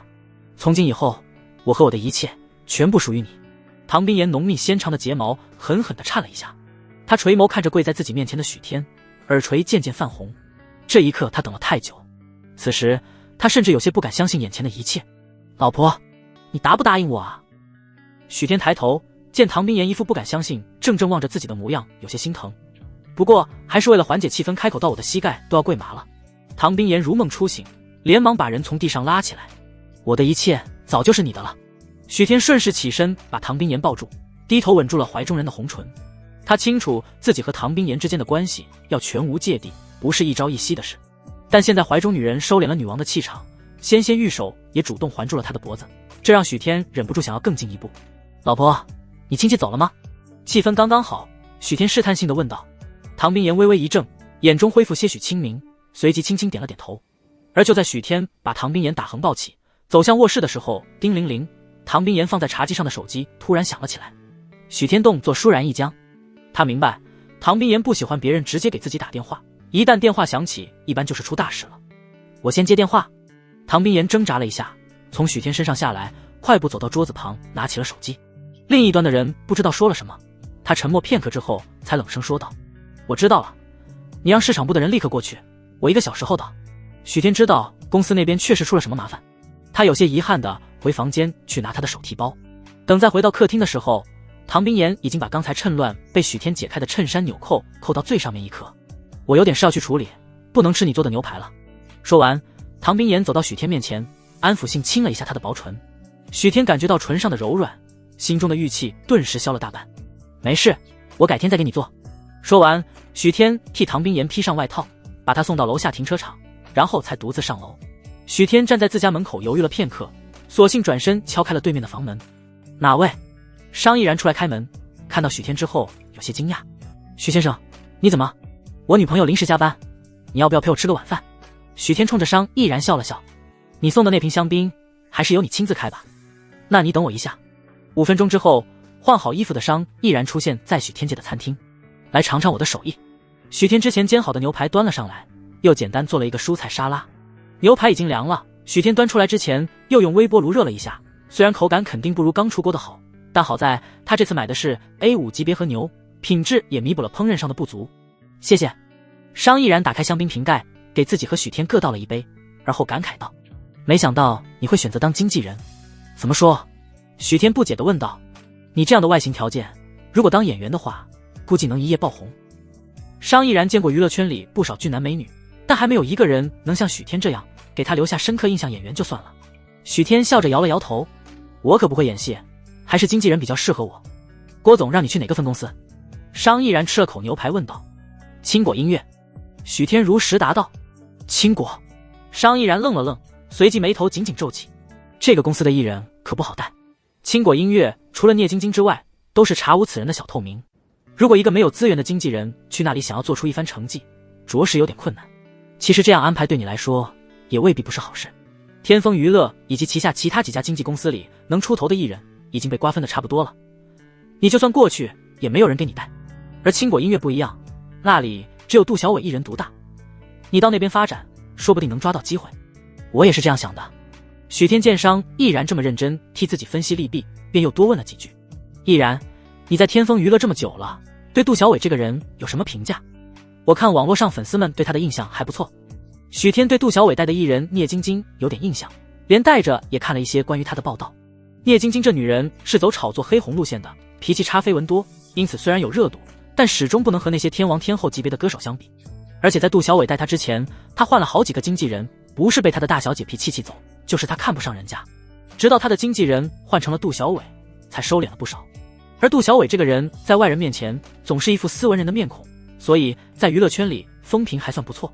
当然，从他第一次进入天风娱乐，杜小伟就因为商毅然的事情跟他针锋相对来说，他对杜小伟的印象并不好，但不妨碍他了解一下商毅然对杜小伟的态度。商毅然摇了摇头，他那个人很会做表面功夫，实际上娱乐圈里跟他打过交道的都清楚他绝不是善类。你过去他那边可千万要小心点，当心他在背后给你挖坑。放心吧，我会注意提防的。商毅然对杜小伟的评价倒是和许天不谋而合。从商毅然的这些话来看，他是真的没有防备自己，但凡自己有些坏心思，把这段话录音发到网上，都可以再次把商毅然推上风口浪尖。其实你也应该小心一点。许天放下筷子，看向闻言有些困惑的商毅然，不要轻易相信别人，更不要主动把把柄送出去。商毅然似乎想到了什么，眼神一暗，默默点了点头。许天知道自己戳到了他的痛处，但他还是要说，李强诬陷你的事，算是给你敲了一记警钟。许天继续说道，你的善良并不一定会有好结果，下次要做慈善，让你经纪人或者助理去和相关人员对接就可以了，你没必要和那些被帮助群体走得太近。我以后不会再犯这样的错误了。商毅然闷闷地说道，这次的教训足够让他铭记一辈子了。第二天，青果音乐办公大厦的一间办公室里，杜小伟翘着二郎腿，叼着香烟坐在老板椅上，他的身上穿着价格不菲的高定西装，手上的腕表是某品牌限量版，价值至少上百万。岁月已经在他的脸上留下了痕迹，不过因为保养得当，看起来比实际年龄要年轻许多。办公室里面的双人沙发上还坐着一个年轻女孩，女孩梳着一头清汤寡水的直发，身上的连衣裙洗得发白，脚上的帆布鞋也是多年之前的款式。但这样寒酸的打扮并不能掩盖女孩本身的魅力，她那张没有一丝瑕疵的精致脸庞和与生俱来的清纯气质，就足够让她秒杀一众明星。不过那双原本灵动的黑眸中却充满了血丝，白瓷一皮肤，没有一丝血色，她整个人被绝望的气息包裹着，眼神中透着疲惫。杜小伟抽完了一根香烟，把烟头摁在了镶着红宝石的烟灰缸里，然后换了个姿势，看向沙发上的女孩。慕容雪，我耐心有限，你还没想好吗？慕容雪的身子猛地颤了一下，仔细看会发现她那攥成拳头的双手在发抖，但脸上却是一副不肯妥协的倔强模样。杜小伟紧紧皱起眉头，有些不耐烦地敲了敲桌面。就在他刚要开口的时候，门外突然响起了一阵急促的敲门声。进来。被打断的杜小伟有些恼火，语气也颇为暴躁。紧接着，一个高瘦的中年男人气喘吁吁跑了进来，没等杜小伟开口，就率先喊道：杜经理，糟了，总部那边派了一个新人过来，说是公司的经纪人，而且还让我们各部门都要积极配合他。郭总那边是不是有什么想法了？尽管青果音乐在天风娱乐旗下只是个不起眼的小公司，年年业绩倒数第一，但它毕竟是天风娱乐下属的子公司，比上不足，比下有余，还是比那些草台班子的小娱乐公司要好很多。青果音乐艺人和工作人员的考核都和总部一样，非常严格，能够进入公司工作的人也都是经历过几次复试才得到了这个机会。因为杜小伟是青果音乐的负责人，所以无论是艺人还是工作人员想要进入公司，都要先经过他的同意。可是现在公司这边没有得到任何风声，总部那边就突然派个经纪人空降过来，因此公司上下对这个还没出现的新人意见非常大，尤其是杜小伟的那些亲信都已经把许天放在了敌对的位置。杜小伟闻言眼神一冷，周身散发出一股怒意，不屑地嗤笑一声：新人？是那个许天吧？对，就是许天。杜经理，你认识他？杜小伟似乎是想到了那天许天在总部会议上跟自己针锋相对，脸色又难看了几分，不过是个什么都不懂的愣头青，靠着耍小聪明得到个机会，这种小角色不需要我费心。可是中年男人有些为难，正要开口，却被杜小伟打断：青果音乐这里我是老大，他一个新人还能翻天不成？杜小伟翻了个白眼，许天那个门外汉竟然还真的找到了正确的公关方法，替商议然洗脱了罪名。他姓许的坏了我的好事，我还没找他算账，现在他却主动送上门来找虐，简直是不知死活。正好这次咱们新账旧账一起算。商毅然一旦被封杀，原本属于他的资源肯定就会被分到聂晶晶手上。结果现在商毅然非但没有被封杀，反而还收获了更多的同情和支持，连代言费都涨了不少。这么一来，他手下的艺人还是被周平那边的艺人压着，不知道什么时候才有出头之日。高瘦男人听杜小伟要找许天算账，心中也有了底气，忙奉承道：“咱们公司这边还是得由杜经理您亲自出马，才能把那些不长眼的毛头小子镇住。”高瘦青年刚才着急向杜小伟汇报，没注意到坐在沙发上的慕容雪，现在看到他，立刻就明白了杜小伟的打算，脸上也不自觉露出了猥琐的笑容。慕容雪身子一僵，攥起来的拳头握得更紧了几分。没别的事了吧？杜小伟不耐烦地瞪了男人一眼，骂道：“没事，赶紧给我滚出去，别耽误我办正事。”“是，我这就出去，这就出去。”高瘦男人会意，连忙退出了办公室，临走之前还特意把办公室的大门关得严严实实。办公室再次安静了下来。杜小伟看向慕容雪的方向，语气中不耐烦的意味已经非常明显。“慕容雪，你别再装清高了，这个圈子里的女明星有几个是干净的？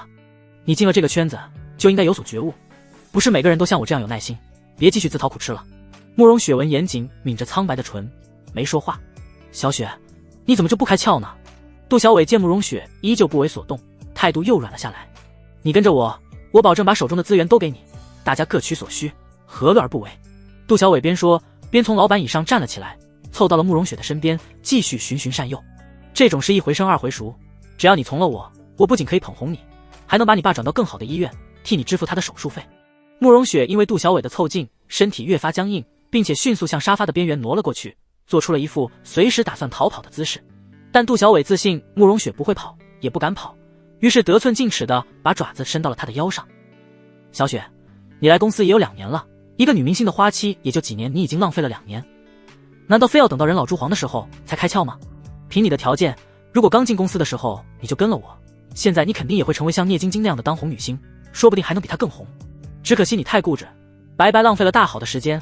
你看跟你同期出道的那些艺人，就算不是大红大紫，至少也能开豪车，住大别墅，衣食无忧，你就一点都不觉得可惜。”杜小伟软硬兼施，但慕容雪却依旧对他的话不为所动。渐渐的，他耐心告罄：“慕容雪，你可别敬酒不吃吃罚酒。你以为你现在跟我耗着，等到跟公司的合约期满，就能重获自由，跟其他公司签约？别天真了。”杜小伟嗤笑一声，语气中带着嘲弄：“你在我手下的时候，我可以推掉你的资源，你以为你解约了，就有其他公司要你？天风娱乐虽说不是一家独大，但也是占据娱乐圈半壁江山的存在，只要我放出一些风声，你这辈子都别想再登台唱歌。”慕容雪听到杜小伟这番无耻的言论，指甲陷进了肉里。她忽然抬头直视杜小伟的眼睛：“也正如你说的，娱乐圈那么多人，为什么偏偏是我？我不是那种可以为了利益出卖身体的女人。什么出卖身体，别说的那么难听。”杜小伟猥琐的目光在慕容雪曼妙的身体上流连忘返，这叫合理利用自己的优势。“慕容雪，你进娱乐圈也有一段时间了，不会还这么天真吧？你真以为那些天王天后是靠着自己的实力走红的？没有人捧你，就算你是凤凰，也得在泥潭里趴着。你看那个跟你同期出道的陈芊芊，一张整容脸，唱歌还跑调，什么都比不过你，可人家已经出了2张专辑，还能拍电视剧，跟当红小生演情侣。她之前就是只土鸡，之所以这么火，还不是因为我给她介绍了李总，才让她飞上枝头的。像你这样的小白花，娱乐圈里到处都是，你没有背景，没有人脉，还不付出，人家老板凭什么捧你？除非你像聂晶晶那样，人家是豪门千金，家产几十亿，只要想出专辑，金牌制作人随他挑，多少人上赶着去给他写歌。再看看你，你没有丰厚的家底给你撑腰，要是继续这么假清高，这辈子都别想出人头地。”杜小伟说着，看了看慕容雪越来越苍白的小脸，接着道：“小雪啊，我一直觉得你是个聪明的女孩，我手里握着青果音乐的所有资源，只要我一句话就能捧红你。你这段时间就跟着我，等过段时间，我给你换几个有钱的老板。你别看他们年纪大了些，但出手大方，该砸钱的时候绝不手软。别说是专辑了，就连全国巡演都随便开，保证不会亏待你。”啪！慕容雪听着杜小伟下流的言辞，实在忍无可忍，抬手给了杜小伟一巴掌。杜小伟被打得愣了一瞬，下一刻他脸色陡然沉了下来，阴恻恻地瞪着慕容雪：“小贱人，你这是敬酒不吃要吃罚酒啊！我不想跟着你了，我要换个经纪人。”说完，他态度坚决地从沙发上站了起来，可没走2步就被杜小伟拉住了。慕容雪力气不大，刚才那一巴掌对杜小伟来说和按摩没什么区别，但他这种反抗的行为还是惹怒了他。想换经纪人，到了我手下，没有我的批准，我看谁敢当你的经纪人。慕容雪因为愤怒俏脸微红，她紧紧地攥着拳头，清凉透彻的黑眸中似有火光闪烁。你别欺人太甚。我欺人太甚。杜小伟冷笑道，我就是欺负你，你能把我怎么样？他看着慕容雪一脸怒容不情不愿的模样，心头的欲火反而烧得更旺了。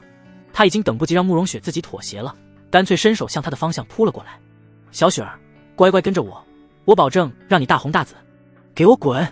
慕容雪拼命挣扎，但是他和杜小伟的力气相差太悬殊，根本就挣不开对方那双铁钳一般的大手。你再这样，我要喊人了。你尽管喊，看看有没有能来救你。杜小伟直接抬手捏起了慕容雪的下巴，威胁道，你就算不为了自己着想，难道也不管你爸妈他现在可还躺在病床上呢？慕容雪原本挣扎的动作瞬间一滞，眼中也浮现出了一抹绝望。杜小伟心知戳到了慕容雪的痛处，趁机把她紧紧搂在怀里，低头向那双胭脂色的薄唇吻了过去。然而就在他低头的一瞬间，办公室的大门突然被砰的一声踹开，一个高瘦挺拔的青年从外面信步走了进来。他走进办公室，目光落在了因惊怒交加而气急败坏的杜小伟身上，轻责了一声，杜经纪，春天还没到，可要注意身体啊。杜小伟动作陡然一僵，慕容雪趁乱用力把杜小伟推开，退到了安全的距离，也惊慌失措地看向了门口的方向。杜小伟不悦地眯起眼睛，看到进来的是许天之后，脸色难看的仿佛能吃人。许天，谁让你进来的？我在外面敲门敲了几分钟，一直没有人应，我怕你出什么意外，就直接踹门进来了。许天面不改色的扯淡。说完，他视线在一脸难看的慕容雪身上停留了片刻之后，又转身把大敞开的门关上。你来找我干什么？眼看临门一脚就能得到慕容雪，偏偏许天却在这个时候跑来捣乱。杜小伟咬牙切齿地瞪着站在门口的许天，血压直线飙升。许天淡定自若地走到办公桌对面的椅子上坐下，扬了扬手中的文件。当然是来找你交接，这是我的任职文件，麻烦杜经理在上面签个字。杜小伟装模作样地咳了一声，沉着脸向许天走了过去，抢过许天手中的文件，草草地看了一眼，还真是任职文件。他面色不悦地从办公桌抽屉里翻出一支签字笔，迅速地在文件的最后一页签上了自己的大名，然后混乱把文件收拢好，往许天怀里一扔。文件我签了，现在你可以走了。许天淡笑着把散乱的文件整理好，然后慢吞吞地从椅子上站起来。别磨磨蹭蹭的，快滚！杜小伟已经失去了耐心，他等了2年，好不容易即将突破慕容雪的防线，关键时刻却被许天坏了好事。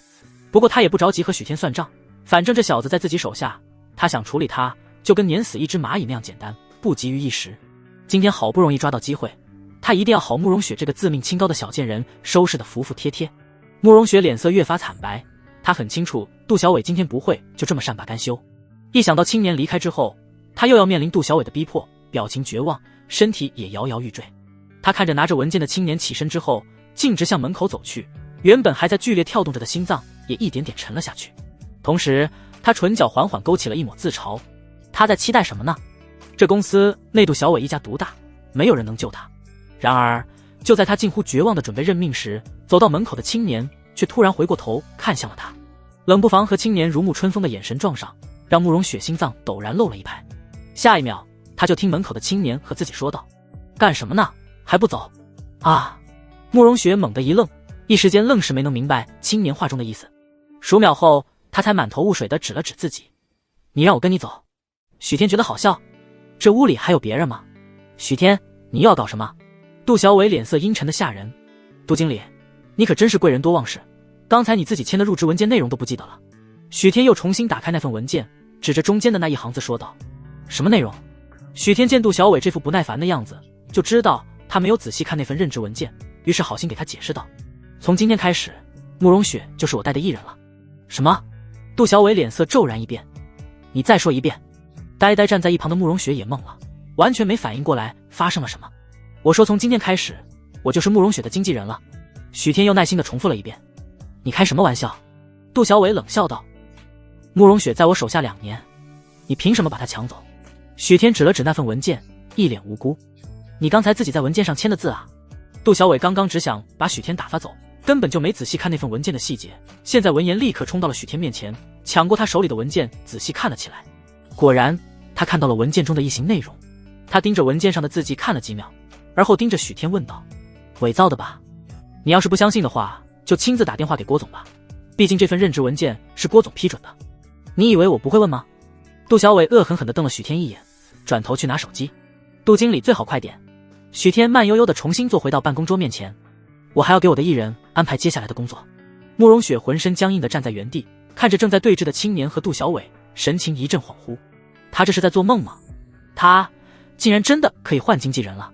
另一边，杜小伟直接打开笔记本电脑，开启软件，打算和郭启山视频联系。慕容雪看着杜小伟一脸势在必得的样子，一颗悬着的心再一次沉入谷底。杜小伟是青果音乐的元老，也是负责人，他手下的艺人支撑着青果音乐的 80% 收入，他手下的聂晶晶就足以让他稳坐金牌经纪人的位置，就算是在总公司那边也是有话语权的高层。现在在他面前是只是一个公司新人，想要和杜小伟抢人恐怕没那么容易。慕容雪想都不用想就能猜到郭启山肯定会偏袒杜小伟，让这个新晋经纪人再选别的艺人。可以说他心中刚刚冒出一颗希望的种子，才刚刚发芽就被无情的现实掐灭了。郭总，视频很快被接通，杜小伟正襟危坐，调整好摄像头的位置，开口和郭启山打招呼。许天过去了吧？任职文件你看到了吗？视频另一边的郭启山也坐在办公室内，一边喝茶一边和杜小伟视频。杜小伟冷眼向许天的方向瞥了一眼，然后看向郭启山。郭总，他现在就在我的办公室，正好我有事要跟您说。什么事？郭启山通过视频也看到了许天。郭总，我看了许天拿过来的文件，他要的艺人原本是我一直在带的，而且都带了2年，现在他的合约没有到期，直接换经纪人，这不合适吧？郭启山闻言微微蹙眉，思考了片刻才开口道：你说的那个慕容雪吧，不过是个小透明，你给他又能怎么样？杜小伟闻言当即解释道：慕容雪确实是个小透明，正因为这样我才不能把人给他。许天是个新人，要是把所有的时间都浪费在这样没有前途的小人物上，那简直就是在浪费公司给他的资源。许天是个经纪人，经纪人最重要的就是要眼光好，懂得选人。恕我直言，就凭他选了毫无发展前途的慕容雪，在我这里他就是个不合格的经纪人。站在一边的慕容雪听到杜小伟的话，藏在背后的拳头又紧了紧，一颗心都提到了嗓子眼，扑通扑通跳个不停。而许天却是泰然自若地听着杜小伟告状，脸上的表情没有丝毫变化。公司也不差这一点资源，而且他已经选了人，我也同意了，这事就这么定了。郭启山完全没有再给许天换人的打算，对他来说，一个小小的慕容雪跟着哪个经纪人都一样。杜小伟的眼中闪过一抹寒意，表面上却装出一副为了公司着想的模样。郭总，看似只是个小艺人，但是许天这样做不合规矩，要是让公司其他经纪人和艺人知道，恐怕会有意见。我身为青果音乐的经理，不能允许这样的人在公司胡作非为。杜小伟顿了顿，又提出了解决方案。郭总，我已经想到了一个两全其美的方案，我把江默给他带怎么样？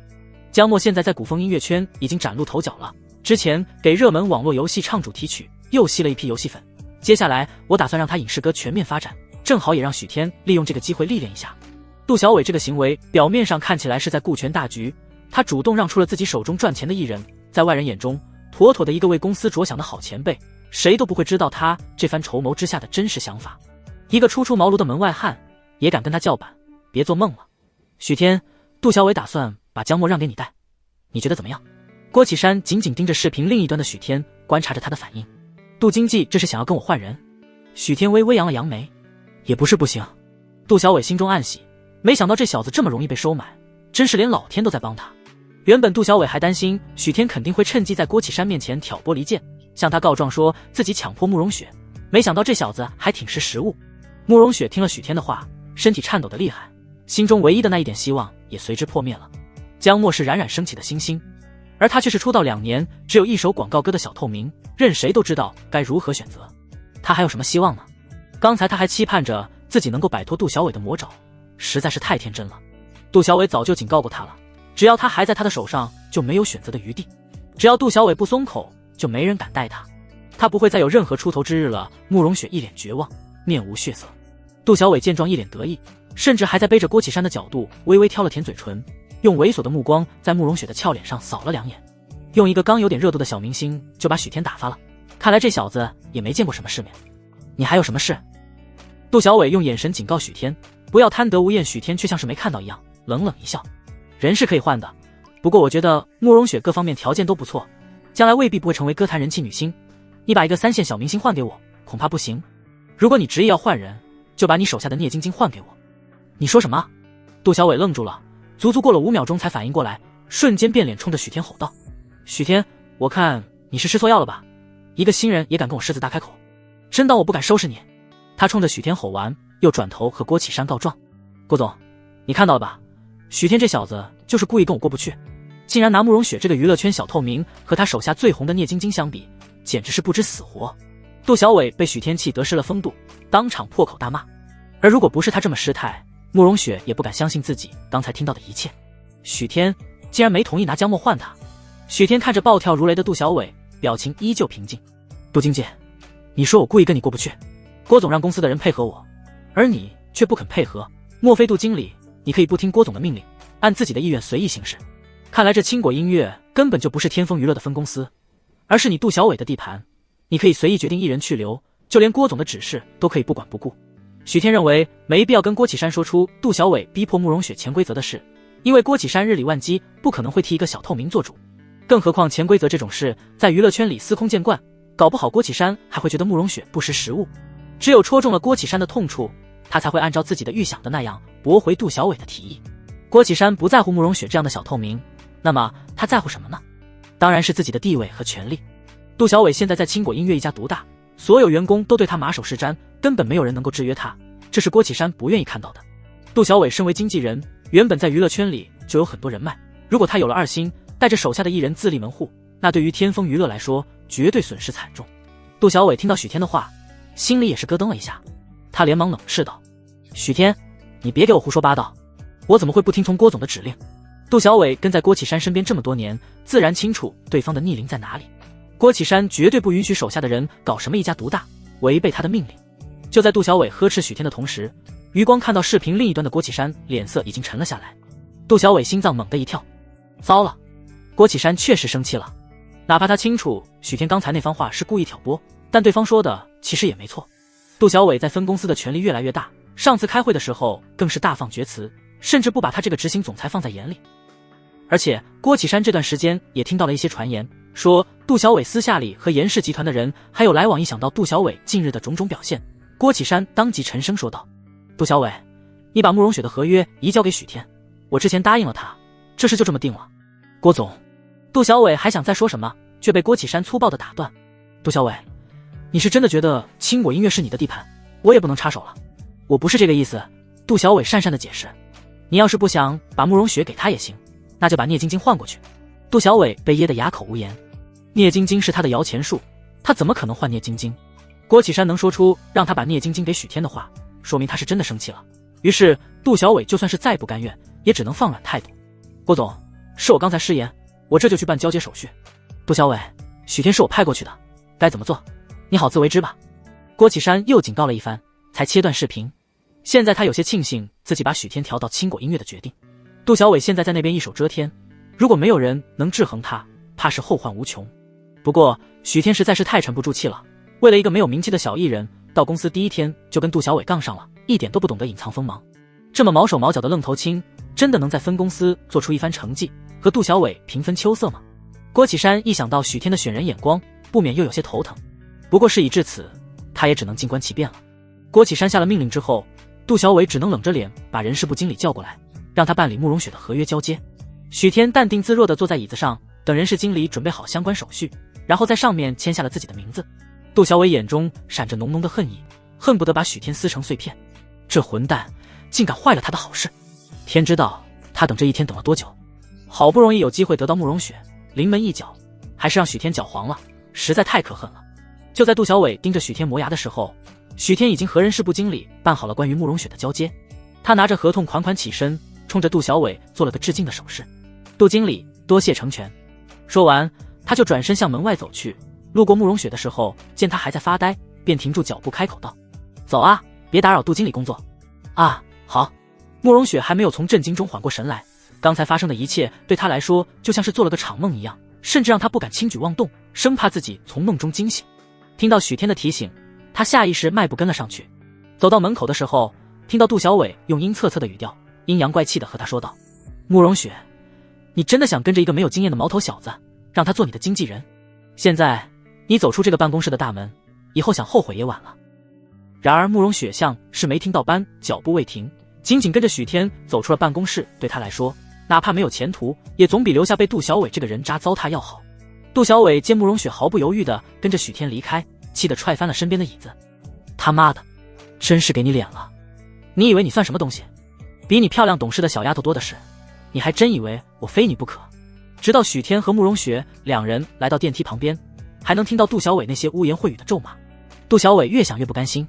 其实慕容雪的年纪在新人辈出的娱乐圈里已经不年轻了，而杜小伟也是因为慕容雪的拒绝，才觉得自己被吊足了胃口，一直追着她不放。现在慕容雪竟然这么不识抬举，那他倒要看看跟着一个没有资源也没有名气的经纪人，他慕容雪能有什么前途。片刻后，楼下许天办公室，这间房间的面积虽然没有杜小伟那间那么大，不过该有的办公设施一样不少，硬件条件也很不错。毕竟许天是郭启山亲自派过来的，即便这里是杜小伟一家独大，但也不会在这种细枝末节的小地方亏待他。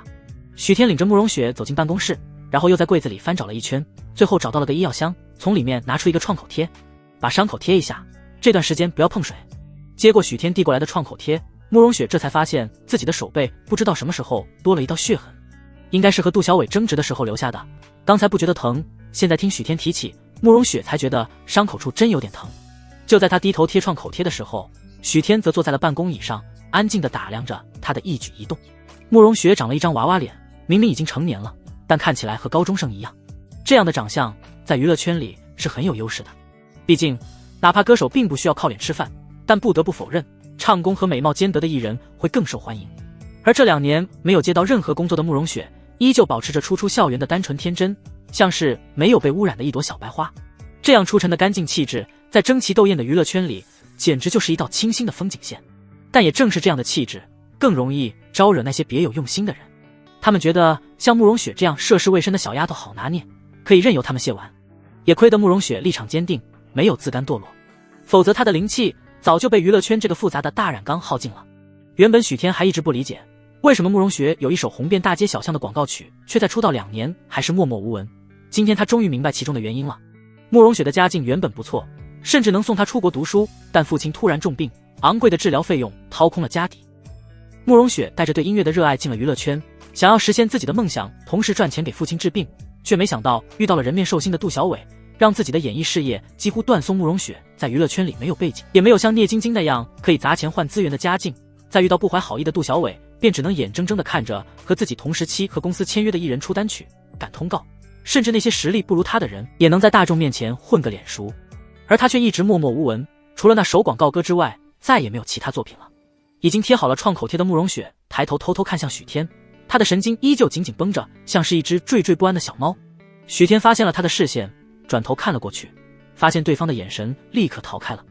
他可以理解慕容雪现在的心情，涉世未深的小姑娘刚进入社会就遇到了杜小伟这样的人渣，这自然给她带来了非常大的阴影。即便她今天在杜小伟手中救了她，她也不会立刻放下戒备，因为她也无法确定许天是不是也和杜小伟一样对她抱有龌龊的想法。你情绪稳定了吗？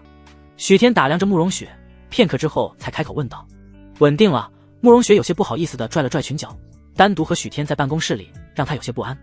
那接下来我要问你一些基础问题。许天打开自己的笔记本，从今天开始，我是你的经纪人，我必须要对你的情况有个大概了解。我明白。慕容雪还算配合地点了点头。你和公司签约之后都接了哪些通告？没有。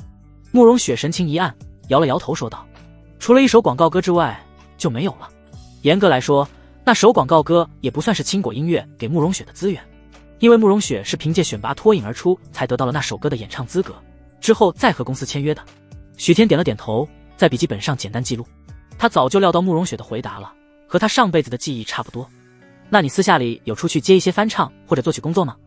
慕容雪闻言眼神一暗，他摇了摇头，又补充道，公司是不允许艺人私下里接通告的。那你现在是单身吗？包括以前一共有几段恋情以及交往对象都要告诉我。没有。听到这个问题，慕容雪下意识的紧张，她咬紧了嘴唇回答道，以前也没有，我没谈过恋爱。这回轮到许天诧异的看向他，像慕容雪这样的年纪从来没谈过恋爱，确实让人惊讶。这也太单纯了，在鱼龙混杂的娱乐圈里很容易被骗。那有没有419对象？许天继续问道。虽然慕容雪没有谈过恋爱，但不一定就没有一夜情的对象，如果对方爆料的话，对慕容雪的影响会非常大。没有。慕容雪脸色一僵，义正言辞地说道，我不是那么随便的人。不错。许天冲着慕容雪竖起了大拇指。